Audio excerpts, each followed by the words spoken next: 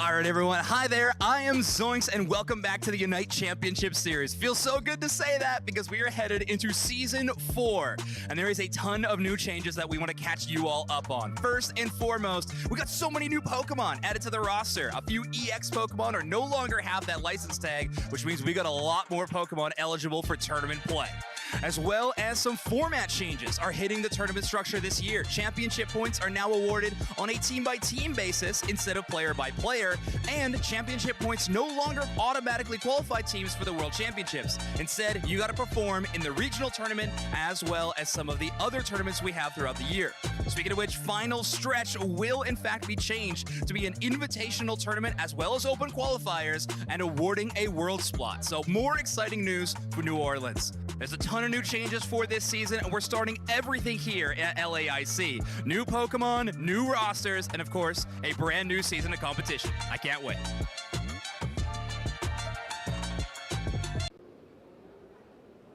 Besides checking out all of the action on the main stage for the Pokemon TCG, VGC, Go, and Unite, there's so much more that you can do here at the Expo Center Norche for the Latin American International Championships. You can play some of our mini games, go fishing, or play the ring toss. You also have an opportunity to check out how to play the Pokemon TCG for the first time through our First Steps program, where you get a chance to learn the Pokemon TCG hands-on in a family-friendly, fun way. If you want to just take a break, relax, we also have our Pokemon Go lounge area where you get a chance to recharge your phone, recharge your own batteries, and also check out the Pokemon Go action. If you want to try out some of the games on the Nintendo Switch, you can do that also. We have a Pokemon Nintendo Switch area where you can play some of the new games like Detective Pikachu Returns, Pokemon Scarlet and Violet, Pokemon Arceus, as well as a couple of other titles. Also make sure that you check out the merch section because we have a lot of great vendors here so you can get your hands on your favorite merch, your plush, or your cards. And we also have a place where you can go take a break, get a bite, and have a quick snack before you get back to competition or get back to watching the action. Thank you so much for taking a look at what else you have to offer here, and casters, back to you. Hello, we are here with Blue Spirit. Thank you so much. So have you played any Pokemon TCG Pocket yet? Yes, I did actually. I did start it a couple weeks ago. And what do you think? What do you like about it? What don't you like about it? Tell us your opinion. I mean, what I did like about it is that it brings me the feeling that I have when I was a child. That is, you having the cards and you're rooting for a good card in a pack. One thing that I think that I miss is that is becoming harder and harder to add the times to having more packs as they. But in regards to seeing the bigger picture, the game is very fun as well. All right, so how would you rate it on a scale of 1 to 10? Right now, I think that we're rated at maybe 8.5. We still have some room to improvement, but it's a very good game. All right, well, thank you so much for letting us know. Let's get back to some Pokemon action.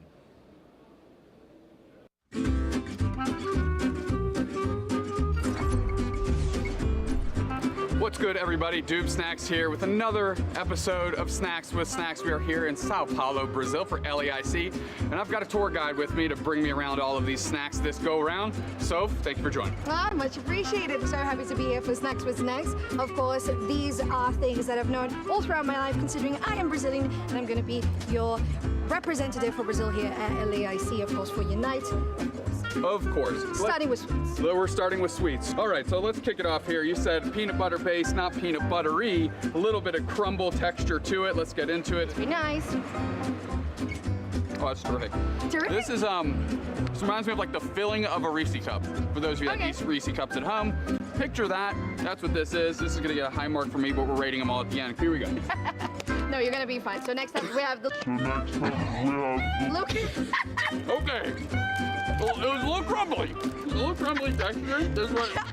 I knew this was a Twinkie. It is what, okay. I knew this was a Twinkie. Okay, childhood memories, nostalgia. This is what this evokes. The vanilla filling. It's a Twinkie, it's great. Okay, good.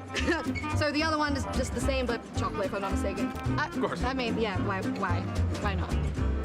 You know, chocolate's fine. I prefer the vanilla one. Me too. That's my personal favorite as well.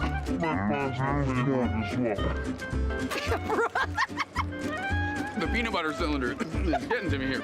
So I'm gonna have you help me open these. Oh, of course, yeah. As I get into these ones too. What are these? Off rip, I like the turtle mascot. Yes. Gotta love the well, there he goes. Got chocolate sandwich cookie all the way through, Oh, there we go. right to the middle. Yeah. You need to pay me for these. Chocolate sandwich cookie. Good. Believe it or not, still fighting through that peanut butter. I do believe it, to be fair. So this one, not sandwich style, but on top. Okay. Also chocolate, but Turtle on the back. yeah.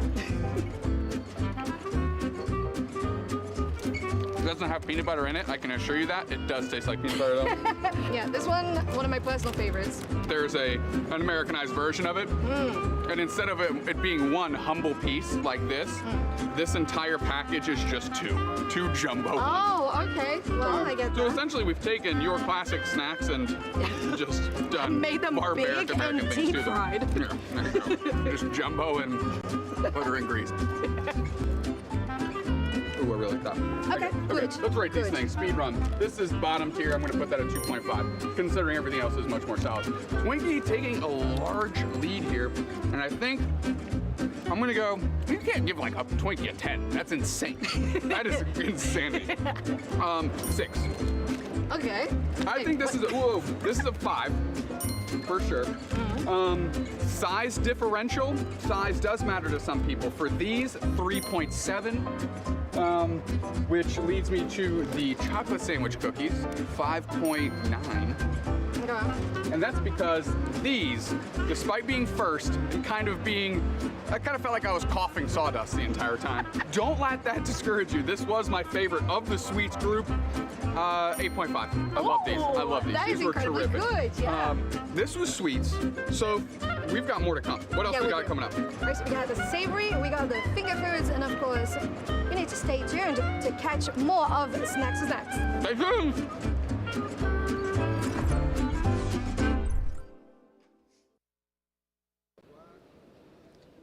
Hello, I'm here with João. Joao. Do you play Pokemon TCG Pocket? Oh yeah, I'm really loving the game. All right, so tell us a little bit about your TCG Pocket experience so far. Oh, it's a very amazing game. Like I started on the launching day and I still play it every single time because it's so fun. Like to open the package, organize your binder because it's the real experience of the on the physical TCG and now online because you can organize your binder, open package. It's so amazing. In the battle, it's amazing. I mean, you look very excited when you're talking about TCG Pocket. I'm glad you like it. Yeah, I really loving the game. All right, well, there you have it. Lots of people getting to experience Pokemon TCG Pocket. They're loving it, and they're everywhere. Yeah. Let's get back to some Pokemon action. Hi, this is Spreggles, and inspired by the incredible chat message, Let's Hide in Pokemon Unite, I'm gonna hide here at LAIC. Will you be able to find me? Let's find out. Can you find me? Do you see me? I'm right there. I'm hiding, but really, really good. Oh, I'm such a good hider. I'm hiding like a real pro. All right, last chance to guess. Oh, did you think I was over here? Okay, maybe you did. Next time, let's make it a little trickier. Can you find me? Oh, I'm hiding so good you wouldn't believe it. I feel like I'm almost the best hider at LAIC. One of the best, for sure. All right, I'm about to show you where I am. Did you see me? Oh, I was right over here the whole time. Could you believe it? All right, it's gonna get harder. All right, this last one's gonna be the trickiest one. Can you guess where I'm hiding?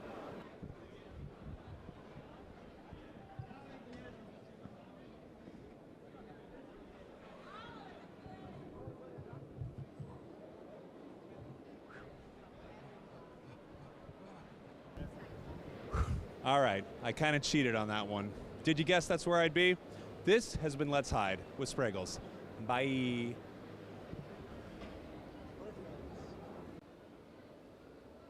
We're here at the Latin American International Championships, and as day one wraps up, we have a lot of trainers moving on to day two. A lot of trainers from different regions. Here I have 3 different trainers from 3 different regions. We have Dunebug from North America, Colin from Europe, and we have Val from LATAM. And This might be the first time ever in Pokemon Go Championship Series history that a region that is not the home region is going to take the crown. But there's only one way to determine that. Literally only one way, and that is by ring toss. Off camera, LATAM was able to defeat Oceania, so that means LATAM does get a bye in round number 1. So it's going to be North America and Europe to determine which region will win the Latin American International Championship. Let's get it started. First up is going to be North America. So Dunebug is going to be throwing the rings first here for all of North America. Also, Dunebug has qualified for day number 2, so this is also real if he can win the ring toss and win the whole competition. It looks like I'll count it. That counts as 1 there. Looks like he's got 1 on the board for North America. At least he's on the board. Can he get 2? He doubles up on the same Pachirisu. Can he get triple on the same one? No. Okay, that's 2. Strong start. Let's bring in Europe. We got Colin. He's already got his rings ready. See if he can tie it up with 2 points here. Immediately gets 1. Oh, clutch from Colin. Looking good to start off. He got 1 point very early on. Can he get 2? He has 1 more shot to tie it up for Europe. And I count it. I count it. That means it's going to be a shoot-off. Dunebug, you get to go up first. And then Colin, you get to go right after him. And whoever hits 1 first wins it all. Go ahead, Dunebug. You're going to be up first here. Can you get 1? Right away. Dunebug with the clutch gene takes it for North America. That means it's going to be North America versus LATAM. LATAM gets to go first in the winners final as the home country. So Val, go ahead. You get to throw your 5 rings here. And no, it comes up a little short. There's all of LATAM on the line. LATAM has won the first 2 Latin American International Championships. Will it make it 3 in a row? Val, can you get 1 on the board? And it's so close on that Bidoof. You have 1 more shot, 1 more ring. Get it on one of the Pachirisu or the Bidoof for all of LATAM. You can do it, Val. Do it. No, okay. That means if Dunebug is able to hit 1 right here, that means North America will make history and win the Latin American International Championships. And can Dune hit it? He instantly hits it. That is absolutely clutch.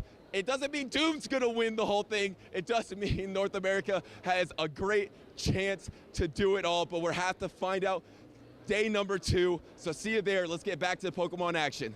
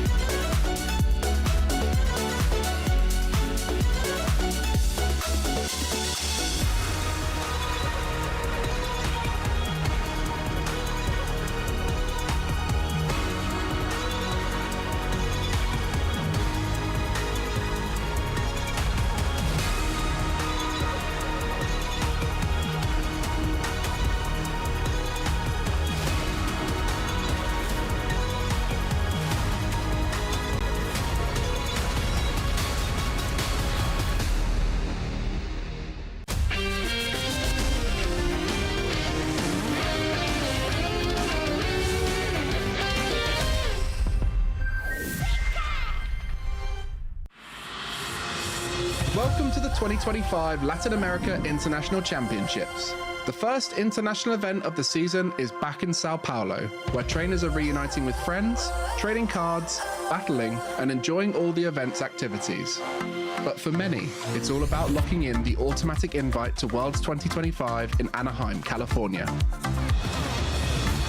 Since 2017, the International Championships have been a cornerstone of the competitive season, consistently attracting the world's top trainers for thrilling high-stakes battles. Last year, Brazil's own LNDS Rajev made history by claiming the Pokemon Go LAIC 2024 championship, securing a second consecutive trophy for the region. That's the best memory I have right now, maybe in my life. It's amazing. Here comes the Ice Punch. Rajev, a smile on his face. He can't believe it, and he is our 2024 Latin America International Champion. And this year, there's something new. Pokemon Unite makes its debut at LAIC. Battle can do whatever they want. They're going straight forward. It's stunned in the middle. Who's going to go for the secure? Race so low. Who's going to get it? It's going to be taken by Fennel. It's going to be taken by Fennel. Our champion. The big question on everyone's mind, who will be crowned the first ever Pokemon Unite LAIC champion this weekend? In the TCG division, Juho Kalama from Finland secured his first tournament win last year, one of the hardest things he's done in his career. This event marks like the first big achievement I've ever made. Like I get confidence from this. And last but not least, Italian Marco Silva beat out the competition to take home the LAIC 2024 VG trophy in a stunning performance. Takes the final KO. Marco Himanta Galadora Silva is your 2024 Latin America International Champion. The feeling of winning definitely drives me the most, since it's probably one of the best feelings in the world. The title of International Champion is a badge of honor, and we can't wait to see who claims the top prize. Stay tuned to find out who. Huge shield to lead through. No! A huge no shield. Whoa! Gardevoir Unite! I'm a basin. Charges up the NTP. That's it. To connect it down onto its target, and Shiyu gets another number one.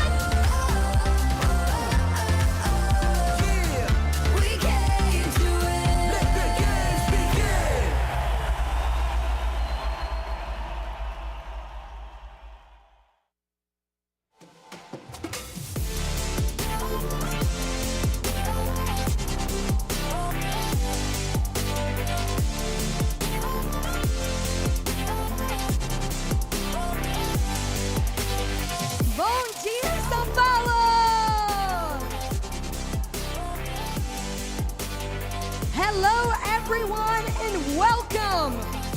This is Championship Sunday! Everything has been building up to this final moment on the 2025 Latin America International Championships here in São Paulo from around the globe. What a weekend it's been, packed with incredible Pokemon battles.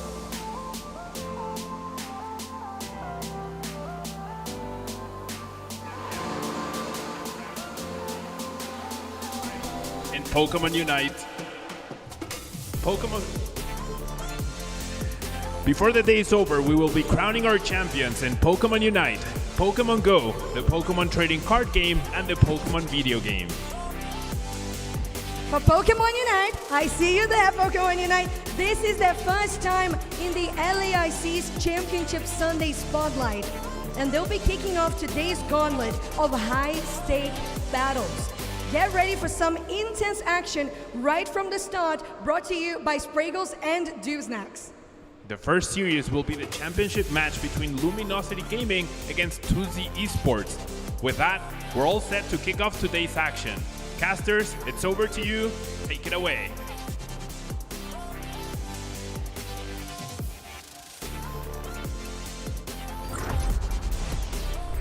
Hello, everyone, and welcome to LAIC, our first stop here for Pokemon Unite on our 2025 season. We are here live for the first time on Championship Sunday, where we will find out who our LAIC Pokemon Unite champions will be. I'm Spraggles, your content cowboy here. Hey-ha, and I'm joined by the one and only Doob Snacks. Hello, Doob Snacks. I am obviously excited. The crowds yesterday for this 2Z Esports squad was off the charts, and when you look at this matchup, Luminosity Gaming versus 2Z, it is literally 5 North Americans versus 500 Brazilians, because the crowd that they had with them, it's 5 across from them on the stage and 495 out in front of it. That's good math right there, Dupes. That's Quick math. Quick math right there. That's exactly right. Now, if you've not seen Pokemon Unite before on Championship Sunday, get ready, because this is going to be some exciting, intense action. What we have lined up for you are the former 2-time world champions Luminosity from North America. And then against them, we have the lone remaining Brazilian team, 2Z Esports, who made a miracle run through this tournament, taking down so many top squads to be here in our grand finals. It is going to be a barn burner. It absolutely is. Luminosity Gaming had an off year last year. Can't go understated. And Brazil has always been on the search for that big finish. And this is the closest a team from their region has come at one of these events. And it all rests on the shoulders of 2Z Esports. But they got to fell a giant in Luminosity Gaming, because they looked like year 2 world champion Luminosity, not year 3 pushover Luminosity. Yeah, this is going to be very interesting. It's going to be a tough challenge for 2Z, but one thing that's going to be hard for Luminosity is having an entire arena cheering against them, because I can tell you from being in that audience yesterday, watching 2Z qualify for these grand finals, I know this place is rooting for them hard. Absolutely. We're going to be walking into a best of 5 between these two squads. We're no longer doing bracket resets here. We're doing a best of 5 for all the marbles. For all the marbles. Whole kit and caboodle. And you know what? We've got a format explainer about how this whole thing went down this weekend and what brought us to this moment right now. Roll the footage. Go.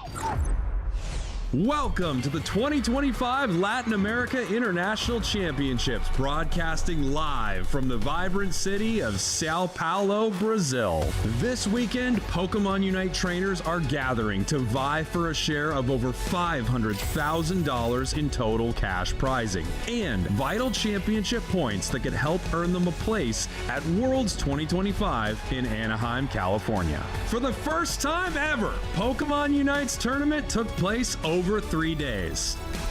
On day 1 was our group stage, where up to 32 teams were placed in groups, and they battled it out until only the top teams remained. On day 2 was the bracket stage, pitting our top competitors in a single elimination bracket until we were left with our 2 finalists. With Pokemon Unite's first official appearance on Championship Sunday, our grand finals match will be extended to a best of 5, and we're in for one heck of a show. Who will take home the title of Latin America International Champion in Pokemon Unite's inaugural LAIC event? You're going to need to stay tuned to find out.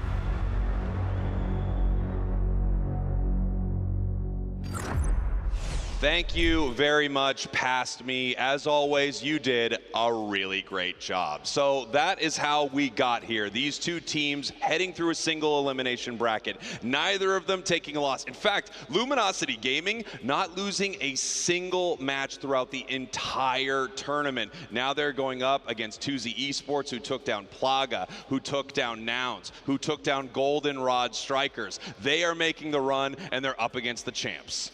Yeah, Luminosity Gaming, you know, this is reminiscent of their World Championship run, that day 2 run where they infamously did not lose a single game all the way through the grand finals, 3-0'd that as well. However, 2Z Esports had a heck of a matchup. Best European team dispatched of Plaga, who dispatched last year's AOS Cup champions Fusion. They swept them 3-0. So both of these teams going to the grand finals, their semifinals were perfect and they have all the momentum behind them, but it's tough to negotiate with the amount of support 2Z Esports is walking into this Sunday grand finals. That's right, 2 teams coming from their semifinals, completely undefeated in their best of 5, and they're going to meet up on the big stage here in just a moment. Not only are they playing for that lion's share of $25,000, also the winner of this will receive an invite to the Asia Champions League later in March. In March, they will be playing in the finals, the one team representing our Western region. So there is so much on the line for these 2 squads. Yeah, to me, that's the biggest prize, because they have an opportunity to go to the ACL, and the winner of that Asia Champions League finals gets a qualification for Worlds. And if they can steal that spot away from the East, bring it back to the West, that means we've got a better chance to dethrone the reigning world champions, which reside in Japan. But there's some prizes for the folks at home. Let's throw it up and let's talk about some codes.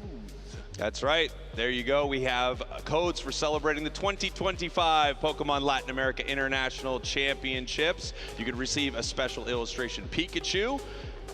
Make sure you're watching /Pokemon TCG for some of these drops here. Of course, /Pokemon for some drops in the video game. Pelipper right there, of course, my favorite Pokemon. That's Wide Guard with an I. Wide Guard with an I.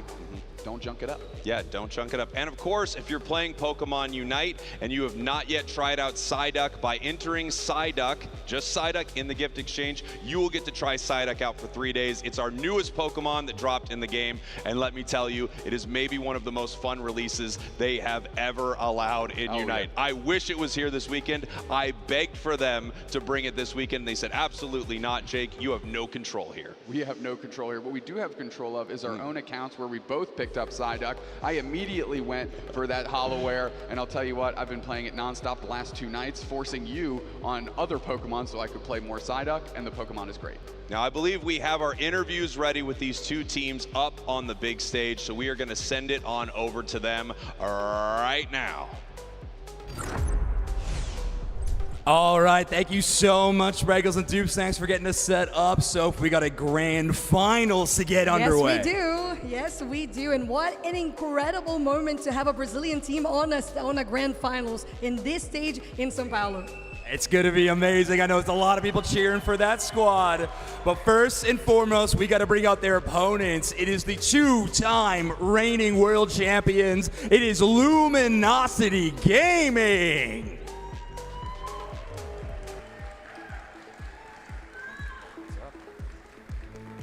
I mean, this LG squad, they have went through so much with a brand new roster for this year, already making it all the way to the grand finals, a dominant way, but they got a tough opponent ahead of themselves. Yes, they do. Welcome to the stage, Tuzi Esports!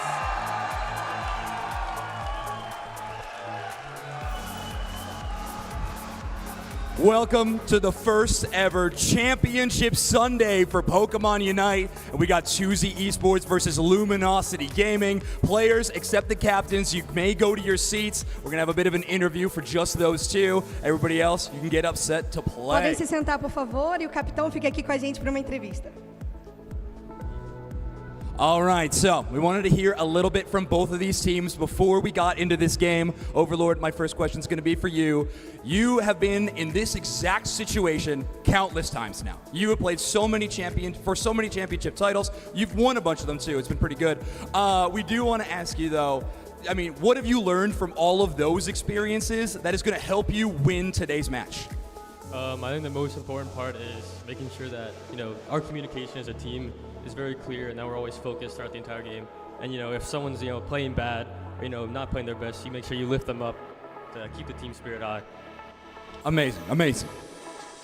And Tuzi, I need to ask you, this has been a tournament for you of incredible importance. You have been called by Zoinks multiple times the Giant Slayer. And that means that I want to ask you, what does it mean to basically meet your toughest opponent in this grand finals? Como é para você ter se tornado durante o LAC exterminador de gigantes e estar enfrentando o seu oponente mais perigoso? Bom, a gente não pensa muito nisso como exterminador de gigantes, né? Mas é incrível chegar na final, enfrentar o Overlord também, assim como eu, Souto e o Falbi, a gente disputou praticamente todos os campeonatos internacionais até hoje, mas é a primeira vez que a gente chega na final, então a gente vai pra cima.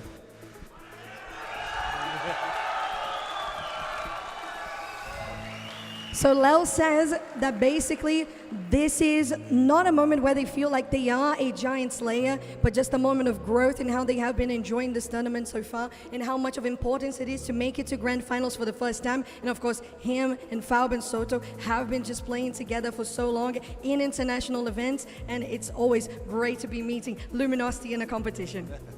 Yeah, I think a lot of teams share that sentiment. That's great. Now, Overlord, let's get honest here for a second. You're playing here on Brazil soil. There's a lot of people out here cheering for your opponents right now. Is there any form of intimidation in that fact when you're going up against 2Z Esports?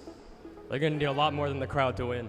Okay, all right, I like that. Okay, very spicy, definitely. My last question for you, Lel, is you've already addressed the fans, everybody, your family, the community. I want to ask you, what do you want to tell your teammates before this grand final begins? O que você quer falar para os seus companheiros de equipe nesse momento, depois de você já ter dado mensagens para os seus fãs, as comunidades e a sua família?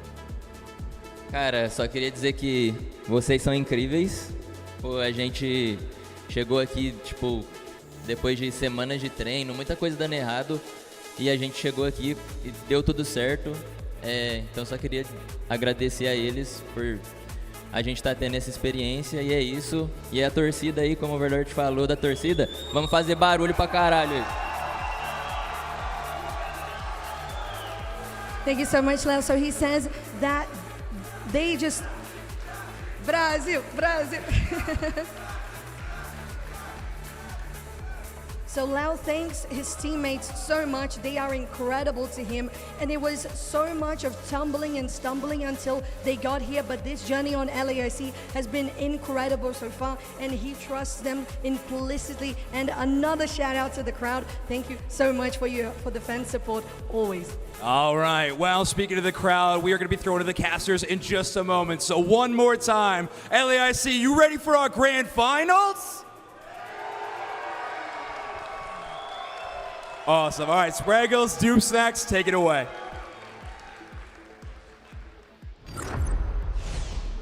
All right, here we are, the grand finals for Pokemon Unite at LAIC. Luminosity Gaming versus 2Z Esports. The former world champs versus, as we've called them, the Giant Slayers. Here at their home crowd in Sao Paulo, playing in front of so many excited fans.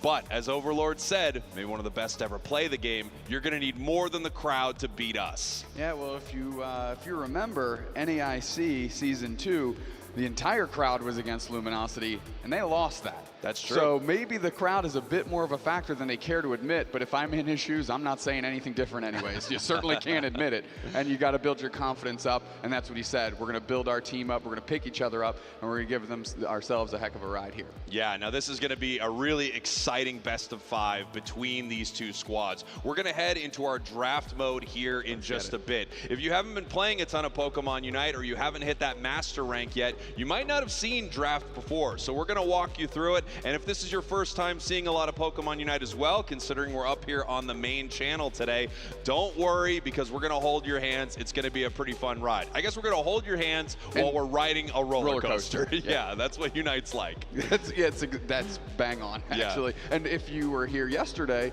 you already know what a roller coaster does. It coasts. That's right. Do I know what a roller coaster does? You already know what a blah is. We got there. We got there. They chose me to speak today, so that's great. Yes, they did. And we're taking a look at our prizing here today. As I said, they are playing for $25,000. And of course, that coveted spot, the travel award, the flight to Japan, the stay in the hotel, and most importantly, facing off against the best of the best at ACL in March. That's, again, the money is certainly the icing on the cake, but for me is that real prize, the trip to ACL, to be able to compete halfway through the season with all the best teams from the East, which normally you wouldn't get any exposure to until that World Championship stage. Yeah, Pokemon Unite truly is a global game, and you see that more and more as we're going through the seasons, right? We didn't get to see a lot of the regions square off until Worlds that first year, but as we've continued going, we have the AOS Cup, where teams from all around the world compete. We have ACL, where we will now see a team from the West and teams from mainland China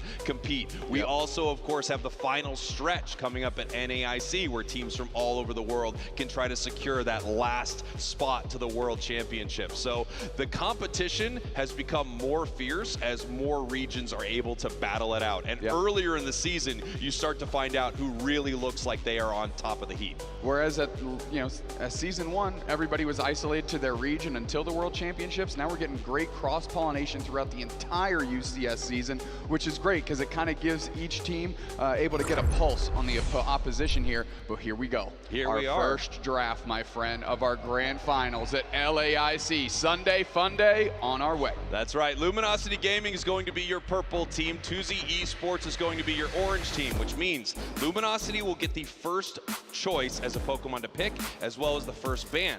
2Z Esports on the other side will have 2 picks in a row. You will not see a Pokemon on both sides of the board here. So if they do end up taking this Miraidon, which Curios just did for Luminosity Gaming, 2Z Esports has no opportunity to grab this. They're going to now pick 2 Pokemon that they would like to either play or also play and steal away from the other side. Quickly as they lock in Blissey and potentially Umbreon, 2 great support core players in the tank and the healer there. I want to point out they banned Greedent. Luminosity banned Greedent, which is something 2Z Esports used all day yesterday to get themselves to this spot. Yeah, a lot of the times when you're looking at these Pokemon that are banned, some of them are because they're insanely powerful, as you can see Darkrai, Leafeon up there. Some of them are just things you don't want to deal with on the other side. That is Greedent. Mean Greedent, the annoying squirrel. 2Z Esports was playing it yesterday to perfection, so they do not want to face down that. Absolutely not. Back on the side of Luminosity Gaming, support Mew. You see it has the experience share on, played by Otter, and Trainer locking in Mimikyu, and going back across the way. Pikachu has been a prime pick all weekend long, and Cerulege as well. Its stocks have risen throughout the last 3 days. Yeah, and as you can see, all these teams have a couple of Pokemon with that experience share on if you're taking a look at their items. On 2Z, it's Umbreon and Blissey. On the side of Luminosity, as you said, it is Mew and Snorlax. Teams often have a defender type Pokemon, something big and bulky that can help the team soak up damage, and a supporter type Pokemon, something that is either healing the squad or something that is helping to disrupt the enemy team. So we have a few options here for both of these teams. Interestingly enough, we're seeing Blastoise get played more and more as this tournament's gone on, Doob Snacks. We were talking about this a lot yesterday. As a tournament goes on, it feels like not only the meta of the game is more defined, but almost the meta of the tournament becomes more and more clear. Miraidon, I think, became a huge factor, and Blastoise became a huge factor. Yeah, Blastoise normally has that defender tag, that defender category associated with it, but it's often taken into the top path you'll see as kind of a top path all-rounder Pokemon, and because it's so bulky, it survives very well early. It can use its stacking items, which actually it's not carrying any, but sometimes defenders carry all stacking items to help boost its stats through the end of the game. Yeah. Now our teams are loading into the match right now. A pick that really has shined on the side of Luminosity has been Urshifu. I think a lot of teams have not been playing Urshifu. Overlord, one of the best to ever do it, 2-time world champion, carry player for Luminosity Gaming, has been playing Urshifu to perfection. And a lot of teams, I think, have not been practicing against it. It feels like it fell off the map a little bit, and they're bringing it right back as we head into game number 1 of our grand finals here at LAIC. Luminosity Gaming from North America is your purple team, and 2Z Esports from Brazil is your orange team. Looking at Luminosity Gaming going to the bottom path, Miraidon and Snorlax is going to be very difficult to contend with, not only because of the caliber of players, but how good those Pokemon naturally are in the early game. Overlord quickly going to use the help of Otter to clear some of this Pokemon. That Cubfu needs to hit level 5 to get into an Urshifu, because until then, it's kind of not great. That's right. Cubfu is a sweet little boy, but he is unfortunately not very good at fighting here in Thea Sky Ruins. And as soon as they can get that to level 5, he will evolve into Urshifu, and that will be huge for them. Obviously, 2Z Esports wants to stop that any chance they get. They're sending a lot of experience with these wild Pokemon over to the side of Luminosity here as we have our first KO. John Deco able to get that K opener with Salto in tow, dispatching of Slash Can, and I'm a bit surprised. Yeah, that's actually a pretty surprising KO here. Look at the plays. They knew he was hiding in the tall grass. Cerulege getting pushed around by the light screen there from Otter. 850 birds is going to lead to a fight because that's a good amount of experience. Moving in is Fob. Actually, nobody willing to scrap, maybe playing a little nervous here, but there's nothing nervous about where Overlord's going, which is straight at you. They're fighting on pad. Look at them darting through. Another KO for Otter as Chansey goes down. Now they're going to get a lot of points in and really start taking over the top path. That's right. The aggression there from Luminosity. As soon as that Kubfu became Urshifu, as we talked about, it started diving onto that goal zone. The main objective here in Unite is scoring points and breaking these goals, and that's what they were looking to do there. Pick up some big KOs on the enemy team. Take that Eos energy that they've gathered and score some big-time points. They are now up 38-2 at the start of this match. Maridon now level 5, by the way, or actually level 6 at this point. At level 5, it unlocks that charge beam, and you can see that crazy amount of lightning damage there. Everybody pivoting to the middle. Another crop of birds have just populated, and we're going to look if they're going to go for each other or the wild Pokemon. Looks like we're going to focus on the wild Pokemon. Overlord going to keep Salto at bay. Moving straight forward with coaching. Otter is moving through, and they're looking to make a push. Now, Jandeko is very low on HP. The Pikachu sitting on pad might have to eat a full charge beam. Nice reposition, and now Luminosity uses that to take a huge amount of KOs, and let's see how much damage they can do to this goal zone. Wow, look at this right here. Leaving this goal zone at 1 so they can take someone who has full pockets of Eos energy, score, and break it here whenever they want. 115-16. Luminosity showing you right now why they are the 2-time former world champions at this game. They are moving very well. No steps lost. Overlord quickly scoring. They want to break this thing and alleviate that opportunity because the first objective is going to hit the map at 7 minutes. Regieleki in the top path and a Reggie in the bottom path randomly spawn. Yeah, they also have the opportunity for Overlord to use his stacking item there, become more powerful as he continues to score. They break the goal zone. They take that bottom objective. Overlord can stay there by himself while the rest of Luminosity moves to the center to get some experience for Maridon and defends this top point. Yeah, they get that Registeel buff just in time for this next fight. They're moving forward. They're jumping on top. Nice Mimikyu Unite. Is that going to end up in a KO? Not quite yet. Fob moving forward, but the charge beam rings true. Able to pick up a couple KOs the other way, make it 2. Kyrios, one of the best attackers to ever play the game, on top of this former EX Pokemon. Now all of the former EX Pokemon, Mewtwo, Maridon, Zashi, and Ho-Oh, all of them are available for play here in the UCS. So if you watched us last season and you've not seen some of these Pokemon, here they are now. They are just fighting Tuzi on pad here. Salto is trying to grab everyone's attention. Maridon Unite just for the Salto knockout potential, and they are able to close the door. They're going to try and get this Regieleki before it completely leashes and gains all that HP back. They're about to keep it at half and hopefully send it down the path towards Tuzi Esports. Yeah, that's their plan. Send it towards this tier 2 goal zone. But you can look here on the side of Luminosity. They actually don't have a ton of experience. Overlord now bullying this Cerulege here. They're actually running back through their own central area as Slash Can, the Snorlax, is chasing them in the center. Yeah, they're just putting pressure all over the map, keeping Tuzi on their toes. Heavy Slam comes in. Hydro Typhoon only keeps up Slash. But we're in the back line. Salto with a nice Unite hits 3, and this is an opportunity to push back. We got the Blastoise looking like 733, using those 2 cannons on its back to get a KO. Now you can't get too confident if you're Luminosity here. Huge counter push from Tuzi Esports. They're making their way to this goal zone. Big time Unite move from that Blastoise, and Umbreon set up a huge fight for them. They're going to try to score, but look at that charge beam, stopping all of it. Mew coming in with the Surf, and now Luminosity's back on the push. Huge solar beam, Cerulege Unite move, but no, picked up by the Mimikyu. Yeah, I mean, that Cerulege darted in, just has a big old sheet put on it. Fortunately, Fob looks like they're going to make it out, which is probably the best result they could have asked for. No, was that a Shadow Sneak across with the sickest pickup ever? I mean, I thought they were getting out scot-free, but trainer said not today. That Shadow Sneak on Mimikyu, if it's moving through the tall grass and it's moving against these obstacles here on Thea Sky Ruins, it increases its range. And Mimikyu can teleport to its location. It was able to catch the Cerulege even after a really impressive evasive maneuver there from Tuzi.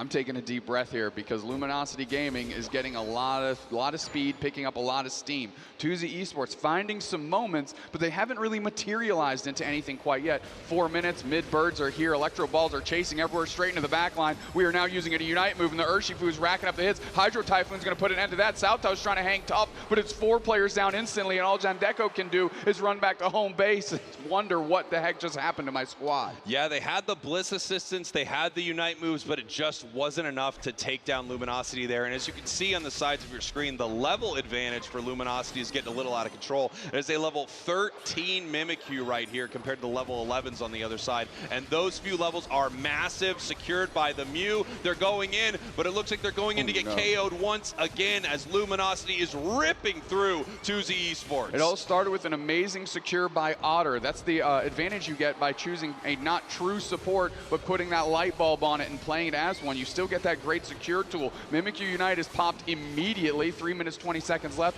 Good chance they'll get that back. They are putting the pressure on. That goal zone's broken. This lead is egregious. And although we're spinning to win and might get a couple KOs, they are fighting forever over here. 2 players down for LG, and if I'm them, I'm getting out of Dodge because you don't want to give back that comeback experience. That's right. There's a lot of experience in Pokemon Unite that comes from KOing these wild Pokemon, but there's even more that you can get from KOing enemy player Pokemon, especially if they are a high level. As we saw Overlord on the Urshifu go down here, that sends a ton of experience over to the side of Tuzi. If you're a higher level Pokemon and you KO a lower level Pokemon, you do get some XP, but not nearly as much as if you were lower level and KO a higher level. You can see Slashcan's positioning here. There's going to be another basement Reggie populating. It's what we call the bottom path Reggie, as Slashcan is literally just going to try and buy a little time so their team can easily take that off the map and not let Tuzi really make a play for it. Immediately a block, just knocking back a couple players. And you can see the rest of Luminosity taking that thing immediately. Yeah, and they took a Reggie steal there, which is going to give them a really powerful special attack and attack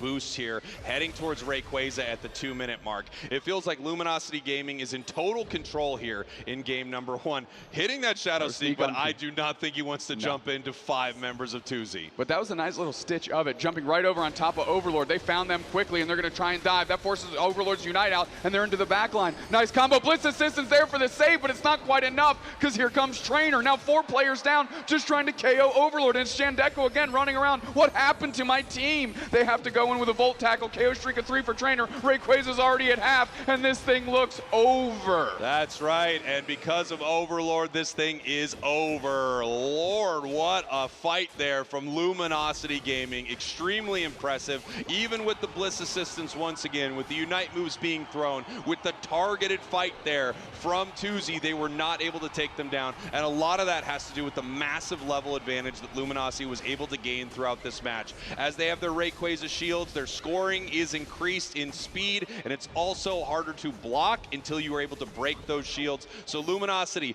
563 to 16 in our first game, an absolute dominant performance in game number 1. Yeah, after the 2-minute mark, all the scores you put in become double. So if you're holding 50, you get 100. Hundo Burger, bang. And of course, you can see how that scoreline crawled up a quick 300. As soon as they got Rayquaza unimpeded, they were able to score 100, 100, 100. Now we see they're still going in for another Hundo Burger right there. And now Tuesday Esports is probably going to use the next 45 seconds, not do much, just chat about that game and give themselves a bit more time to figure out their strategy for the next one. Yeah, if you're this far behind at this point in the match, there really isn't much you can do. You could run to the other side of the map, see if you can get a few points in, but you know it's kind of a fruitless endeavor. It is time for Tuzi Esports to be using their comms to discuss what went wrong in this match, how they can adjust heading into game number 2, and if there's anything they can do to shut down this Luminosity squad. One thing's for sure, I think this Urshifu, this rapid strike, the water bear, if you will, has been slept on by the community.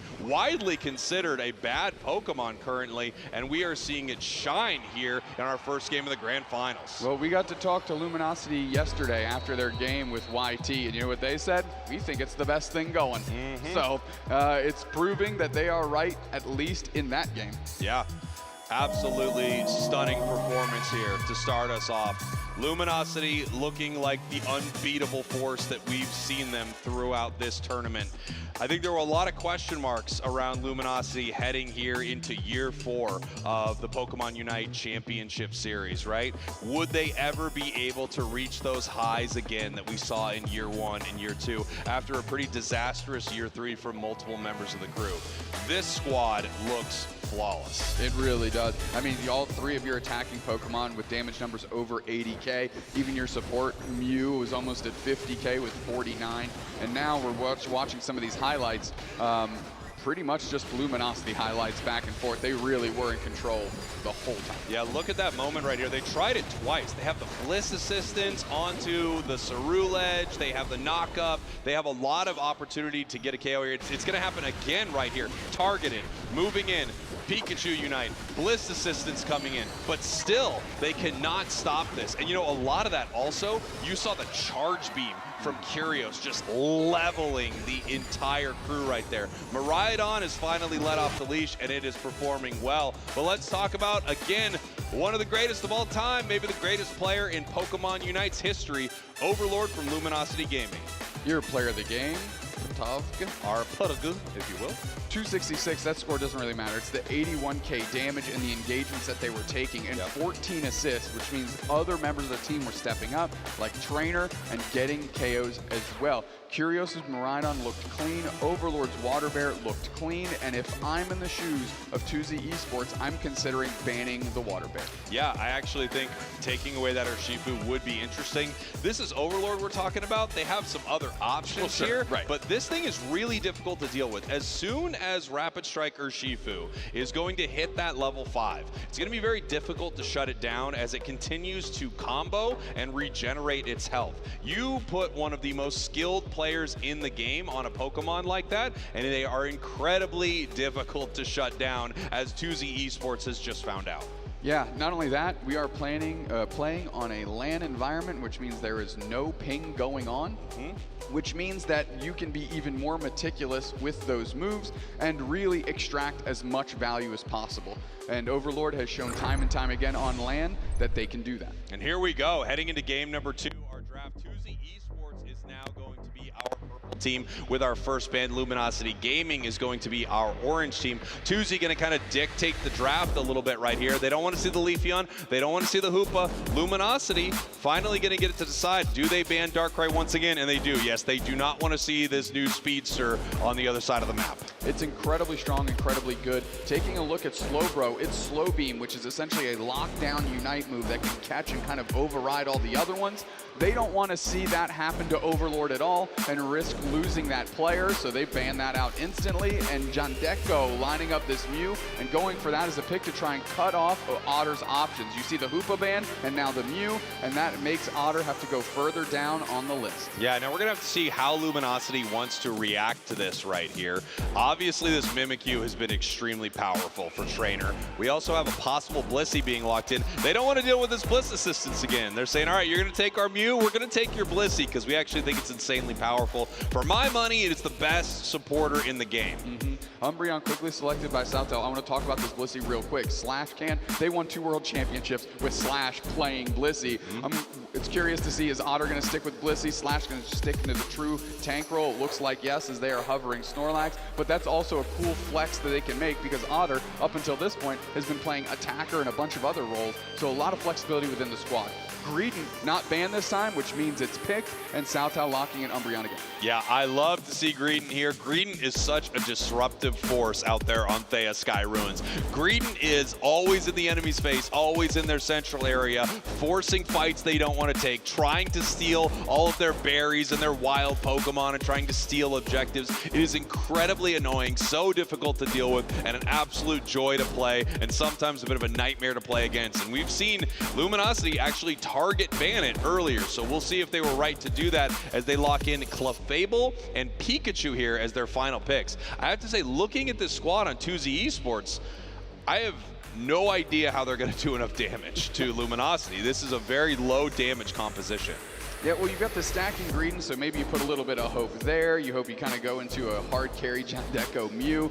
And Kyrios is getting the last pick of the draft and locking in Lucario, which is a bit surprising to me. And I think if Luminosity can at least handle the Greedent, they're going to be in good shape. So Overlord moving over to Lucario, one of his signature Pokemon. In year one of Pokemon Unite, Lucario was just about everything, and some of the best had to be the best on this Pokemon. Kyrios now taking the Ceruledge here, which is going to be interesting to see him kind of play that in a attacker role, right? We have Trainer up on the Mimikyu, and to the other side, as we talked about, Tuzi, they have some great Pokemon here. They have Shutdown with Umbreon, with Pikachu. They have an Annoyance with Greedent. I just don't see where the core of their damage will come from this squad. They can certainly throw a lot of static, pun intended, with Pikachu and crowd control that CC.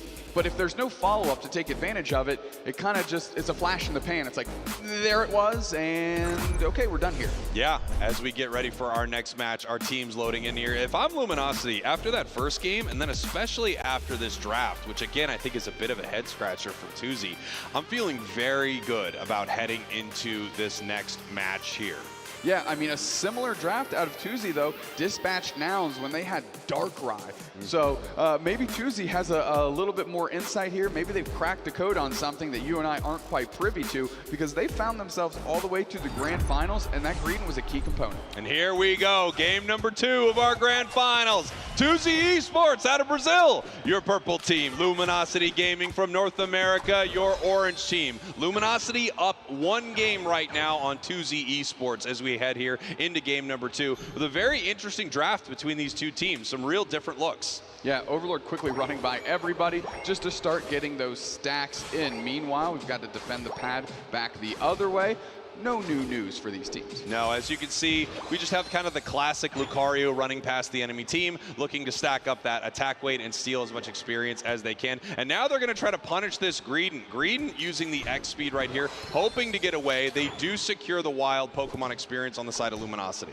Yeah, and that's what's most important. Don't let them take everything from you here. As Overlord is quickly darting through, they might be able to get a Lel as they run through the speed flux zone, and Otter's just on the absolute chase, trying to chuck those big hamburger helper mitts that it carries around. Yeah, and there we go. Heading up to the top path here. Another great secure there by Overlord. Wild fun fact, so far during day 1 and day 2, 2,810 wild Pokemon have been knocked out. That's a lot of experience. That's a wild fun fact. That is a wild fun fact indeed. Nice little push by Overlord to get the experience to their side of the map in the form of those birds. And now they're putting the Trainer's going to go down. Jam coming up his fall with all the pressure. Jandeko's there as well. Listen, we are questioning about how much damage they can do, but with enough persistence, they're able to find one. However, giving one right back the other way is not a great look. They're trapped. Overlord taking a ton of damage, and they go down with the Greedent pulling up. Who was that silly caster earlier talking about not enough damage on the side of Tuzi Esports? I swear some of these people have no idea what they're doing in the booth up there. Oh, wait a minute. Oh, no. Oh, okay, geez. Ceruledge going down in the bottom path as well. So, I mean, it's kind of going rough everywhere for Luminosity Gaming.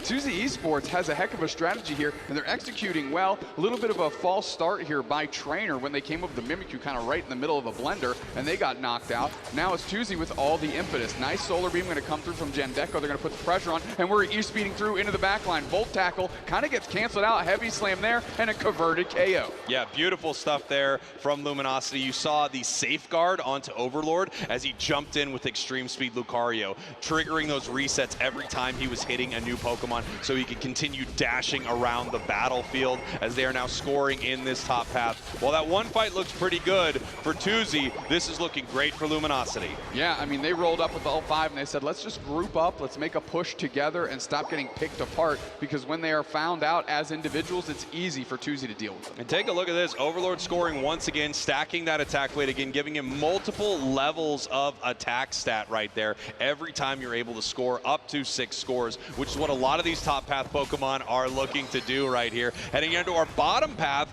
we now see Tuzi Esports possibly mobilizing for this bottom Reggie. Reg Ice has spawned here in the bottom path, and we're going to see if they're going to be able to fight over it. 4 members of Luminosity, 3 members of Tuzi waiting on that Pikachu. Max, nice little belch on top of Regice, getting some space, and here comes Overlord, and here comes Curious going straight into the back line. They're putting on damage. Lining up Regice, it's getting very low. The Secure is there, or a cannon out of Lucario to confirm that. Lel is low on HP. Shadow Sneak on them. Trainer goes in and locks in the KO. We're pushing forward. Southhouse trying to get it, but they're getting blocked back and away from the rest of their team. Overlord is still working through, and they're on the chase. Umbreon gets heavy slammed and has to separate. Electro Ball comes in, but that's just enough to keep the score. Shadow Sneak into the background. Is anybody going to follow through? No. Trainer decides not to commit. Another great heavy slam, another block, and now we're chucking lightning from the skies, Spraggles. And here we go. Lucario jumping in, but not noticing the gravity, and Lucario gets taken down. Beautiful gravity by the Clefable. Lucario didn't have enough information. They jump in and get stunned in that zone. Pikachu moving forward, Mew moving forward as they're looking to fight on this goal zone. We have Curios showing up, but they might be too little too late as we are continuing this fight. Curios in trouble. Unite, move right back to there with Bliss Assistance, and we get a couple of KOs for Luminosity. Nice little save by the Bliss Assistants here on Curious to make sure when they went into deep waters, they had a lifeboat to pull them back to shore, and they were able to get 3 KOs, protect that goal zone, and ultimately feel pretty good about that exchange. Trying to chase this Greedent down is a little tricky. Greedent running through the squad, however, and it looks like the block is going to sort it out. Unite move from the Greedent, trying to get away from this and possibly defend this tier 1 goal zone. 1 point goes in from Slash, setting up a big overcap opportunity in this top path as we see Overlord dashing through the birds in a one-horse open Lucario. That was the thing that you said. I got there. Yeah, well, you did. You did something. Here we go. Regieleki quickly taken by Luminosity Gaming. The pressure is on. You see Southdow half HP. They are gone. Now we have a Thunderstorm by the Pikachu with the engage. Right into a Power Nap back the other way by Snorlax. They're going to pop up Lel, and Overlord's living in the background here. They're living in the back door, and Curios finally figures out how to press some buttons, and they get a KO streak of 2. They are relentless here. These teams want to fight. Yeah, they are brawling here on this top path. The Umbreon Unite move. We have Regieleki walking. Ideally, they don't want this to walk in for 2Z Esports because it means more scores for Luminosity. We have Slash staying here. He does have the opportunity to use Heavy Slam and block and try to position this in a way where Regieleki can walk in. We're going to see if Slash can make the play right now. Here comes the Heavy Slam. Here comes the block. It's not going to work. He's going to have to pull back, but it would have been very fun. Yeah, fun fact indeed. Luminosity Gaming have caused their opponents a total of 18 minutes and 6 seconds of status effects during LAIC. Bring your full heals, folks. Yeah, you're going to need some full heals, everybody. It's going to be tough to deal with Luminosity out here, as here we could have another status effect as that Mimikyu would jump in and cause a fear effect onto the Greedent if they decide to fight. Otter just hanging out. Really, they're just gaining vision so they can position around the rest of the map. Slash immediately goes in, goes for a block to try and pin everybody towards Luminosity. Cerulege Unite for a couple. Thunderstorm back the other way to keep them standing. Slash with the follow-up. Overlord with the pressure. They go in and work right past the gravity. Not going to be held down today as they are getting pushed back. Bliss Assistance just in time as Overlord keeps going deeper. KO streak of 2 for them, and they're chasing more. Finally, they take a deep breath. Shadow Sneak, crosstown shootout, so Trainer can get out of there too. If you look at this match compared to game number 1, 2Z is definitely doing better on the scoreboard, but as these fights continue, it does feel like there are less and less options for them to somehow take down Luminosity. They are a pretty tanky squad. They have some great recovery on their side, and also, again, the damage from 2Z just feels a little underwhelming. We're going to see if they can make some big plays here as we get ready for this next Regieleki spawning in the top path. Slash moving forward, setting up with a block, pushing the Greedent towards the squad. That was a great catch if they could have converted on that. You understand what they're trying to do with that now. Volt Tackle goes in, doesn't quite deal too much to Slash. They're feeling comfortable, but they are peeling back towards their own tier 1 goal zone here, giving 2Z Esports an opportunity on this Regieleki if they want it. Yeah, here we go. 2Z trying to fight near this tier 1 goal zone, but it's going to give shields and healing to the side of Luminosity. Big time Unite from the Pikachu, and they're going to pick up a KO. Snorlax with the Power Nap trying to defend this goal zone, and that's another KO for 2Z. Yeah, they're doing their quick math, making sure they can get as many points in as possible, but meanwhile, while that was happening, 100 points went in back the other way. Mimikyu for 50 and Curios on the Cerulege for 50. Yeah, huge scores there from Luminosity, so they decided instead of taking the fight, they were going to wear down 2Z in that tier 1 goal zone, and they were going to score on the other side. They are now up over 100 points as we get ready for Rayquaza. 10 seconds now until Ray hits the board, and this is the big moment in a match of Unite. You need to be the team that wins near Ray. We have the Shadow Sneak onto Clefable. Obviously, Trainer is he's not going to want to jump in there. As Luminosity turns right on Rayquaza, they look for the rip right away, and they take it immediately. Oh man, just ripping the cloth off the dinner table while Tuzi Esports was sitting there waiting for a meal. They didn't even get a chance to get a sniff. Now they're going to score a ton of points. The burgers have been cooked up, they're being served, but that dinner cloth is gone. These goal zones are gone, and Luminosity Gaming is cruising to a Game 2 win. I mean, if you don't show up to Rayquaza, a team can take it right in front of you, and that's exactly what Luminosity did. Tuzi was not in position for it. They played their advantage. They pushed immediately onto Rayquaza. No one there to stop them, and there you have it. Luminosity taking game number 2. They are approaching the game in new and clever ways. You actually saw Slash expose themselves to get vision on every member of the opposing team. That Shadow Sneak that hit Lel and forced out the gravity means that they didn't have a good way to engage themselves, and right when that happened and that gravity was down and there was no opportunity for Tuzi to go anywhere, because the Snorlax had full vision, of course you just rip it. Everybody else was there but Slash, and it makes it easy work. Yeah, it makes it easy work. You get a lot of information with a Shadow Sneak. Slash knows exactly where they all are, and it's going to be extremely unlikely that Tuzi can get there in time, and it's something that a lot of teams would not expect, right? A lot of teams would not expect that the team that is already ahead is going to put themselves in possibly a dangerous position by going for Rayquaza right away. But Luminosity, they are just, you know, so smart when it comes to a play like that. They are so aware that there's nothing that Tuzi can do because they're in such a bad position. Listen, you and I have cast a couple big grand finals, and I'm really hoping this doesn't square up to be like the other ones, those absolute 3-0 sweeps. Tuzi Esports going to need this Brazilian crowd to hype them up, get behind them, and try to build some of this momentum. Because like LG said, you know, you're going to need more than the fans to get this done, but they certainly don't help. Yeah. Or they certainly do help. They do help. I promise you, the crowd helps. One horse open sleigh, you know, that's what I'm saying. Yeah, we each get one. We each get one. Holy. As we're getting ready here for game number 3, I mean, this is looking like vintage Luminosity, right? It's just incredible stuff here. 11 KOs from Curios, 6 from Overlord, 2 from Otter. You look back the other way, they really didn't have a lot of damage. They just didn't have a lot of ways to actually take down members of LG. I liked elements of their strategy, but it just does feel like they were outclassed time and time again as a squad when it was time to output some sort of KO to the other side. The isolation that LG was able to build is incredibly impressive, and you actually notice it in Lel's recovery line. Clefable is one of the best healers in the game, and sitting at 45k means LG did a great job peeling the players away from where Lel could support them and taking them out, and that's what you got to do with such robust targets, such tanky targets that Tuzi had on their side. You can take a look here on the stage. That is the hardware they are playing for right here. The Pokemon Unite International Championships here in Latin America, and those are your trophies for our 2 teams. Someone's walking home with gold and someone's walking home with silver. Right now, it looks like Luminosity Gaming is marching away with the gold. Tuzi Esports needs to adjust. They need to get the crowd behind them, and they need to build themselves a little bit of confidence. They went back into what has been working for them all weekend long. Luminosity Gaming clearly studied tape. They had a clear understanding of what was going on and how they were going to counterpunch that.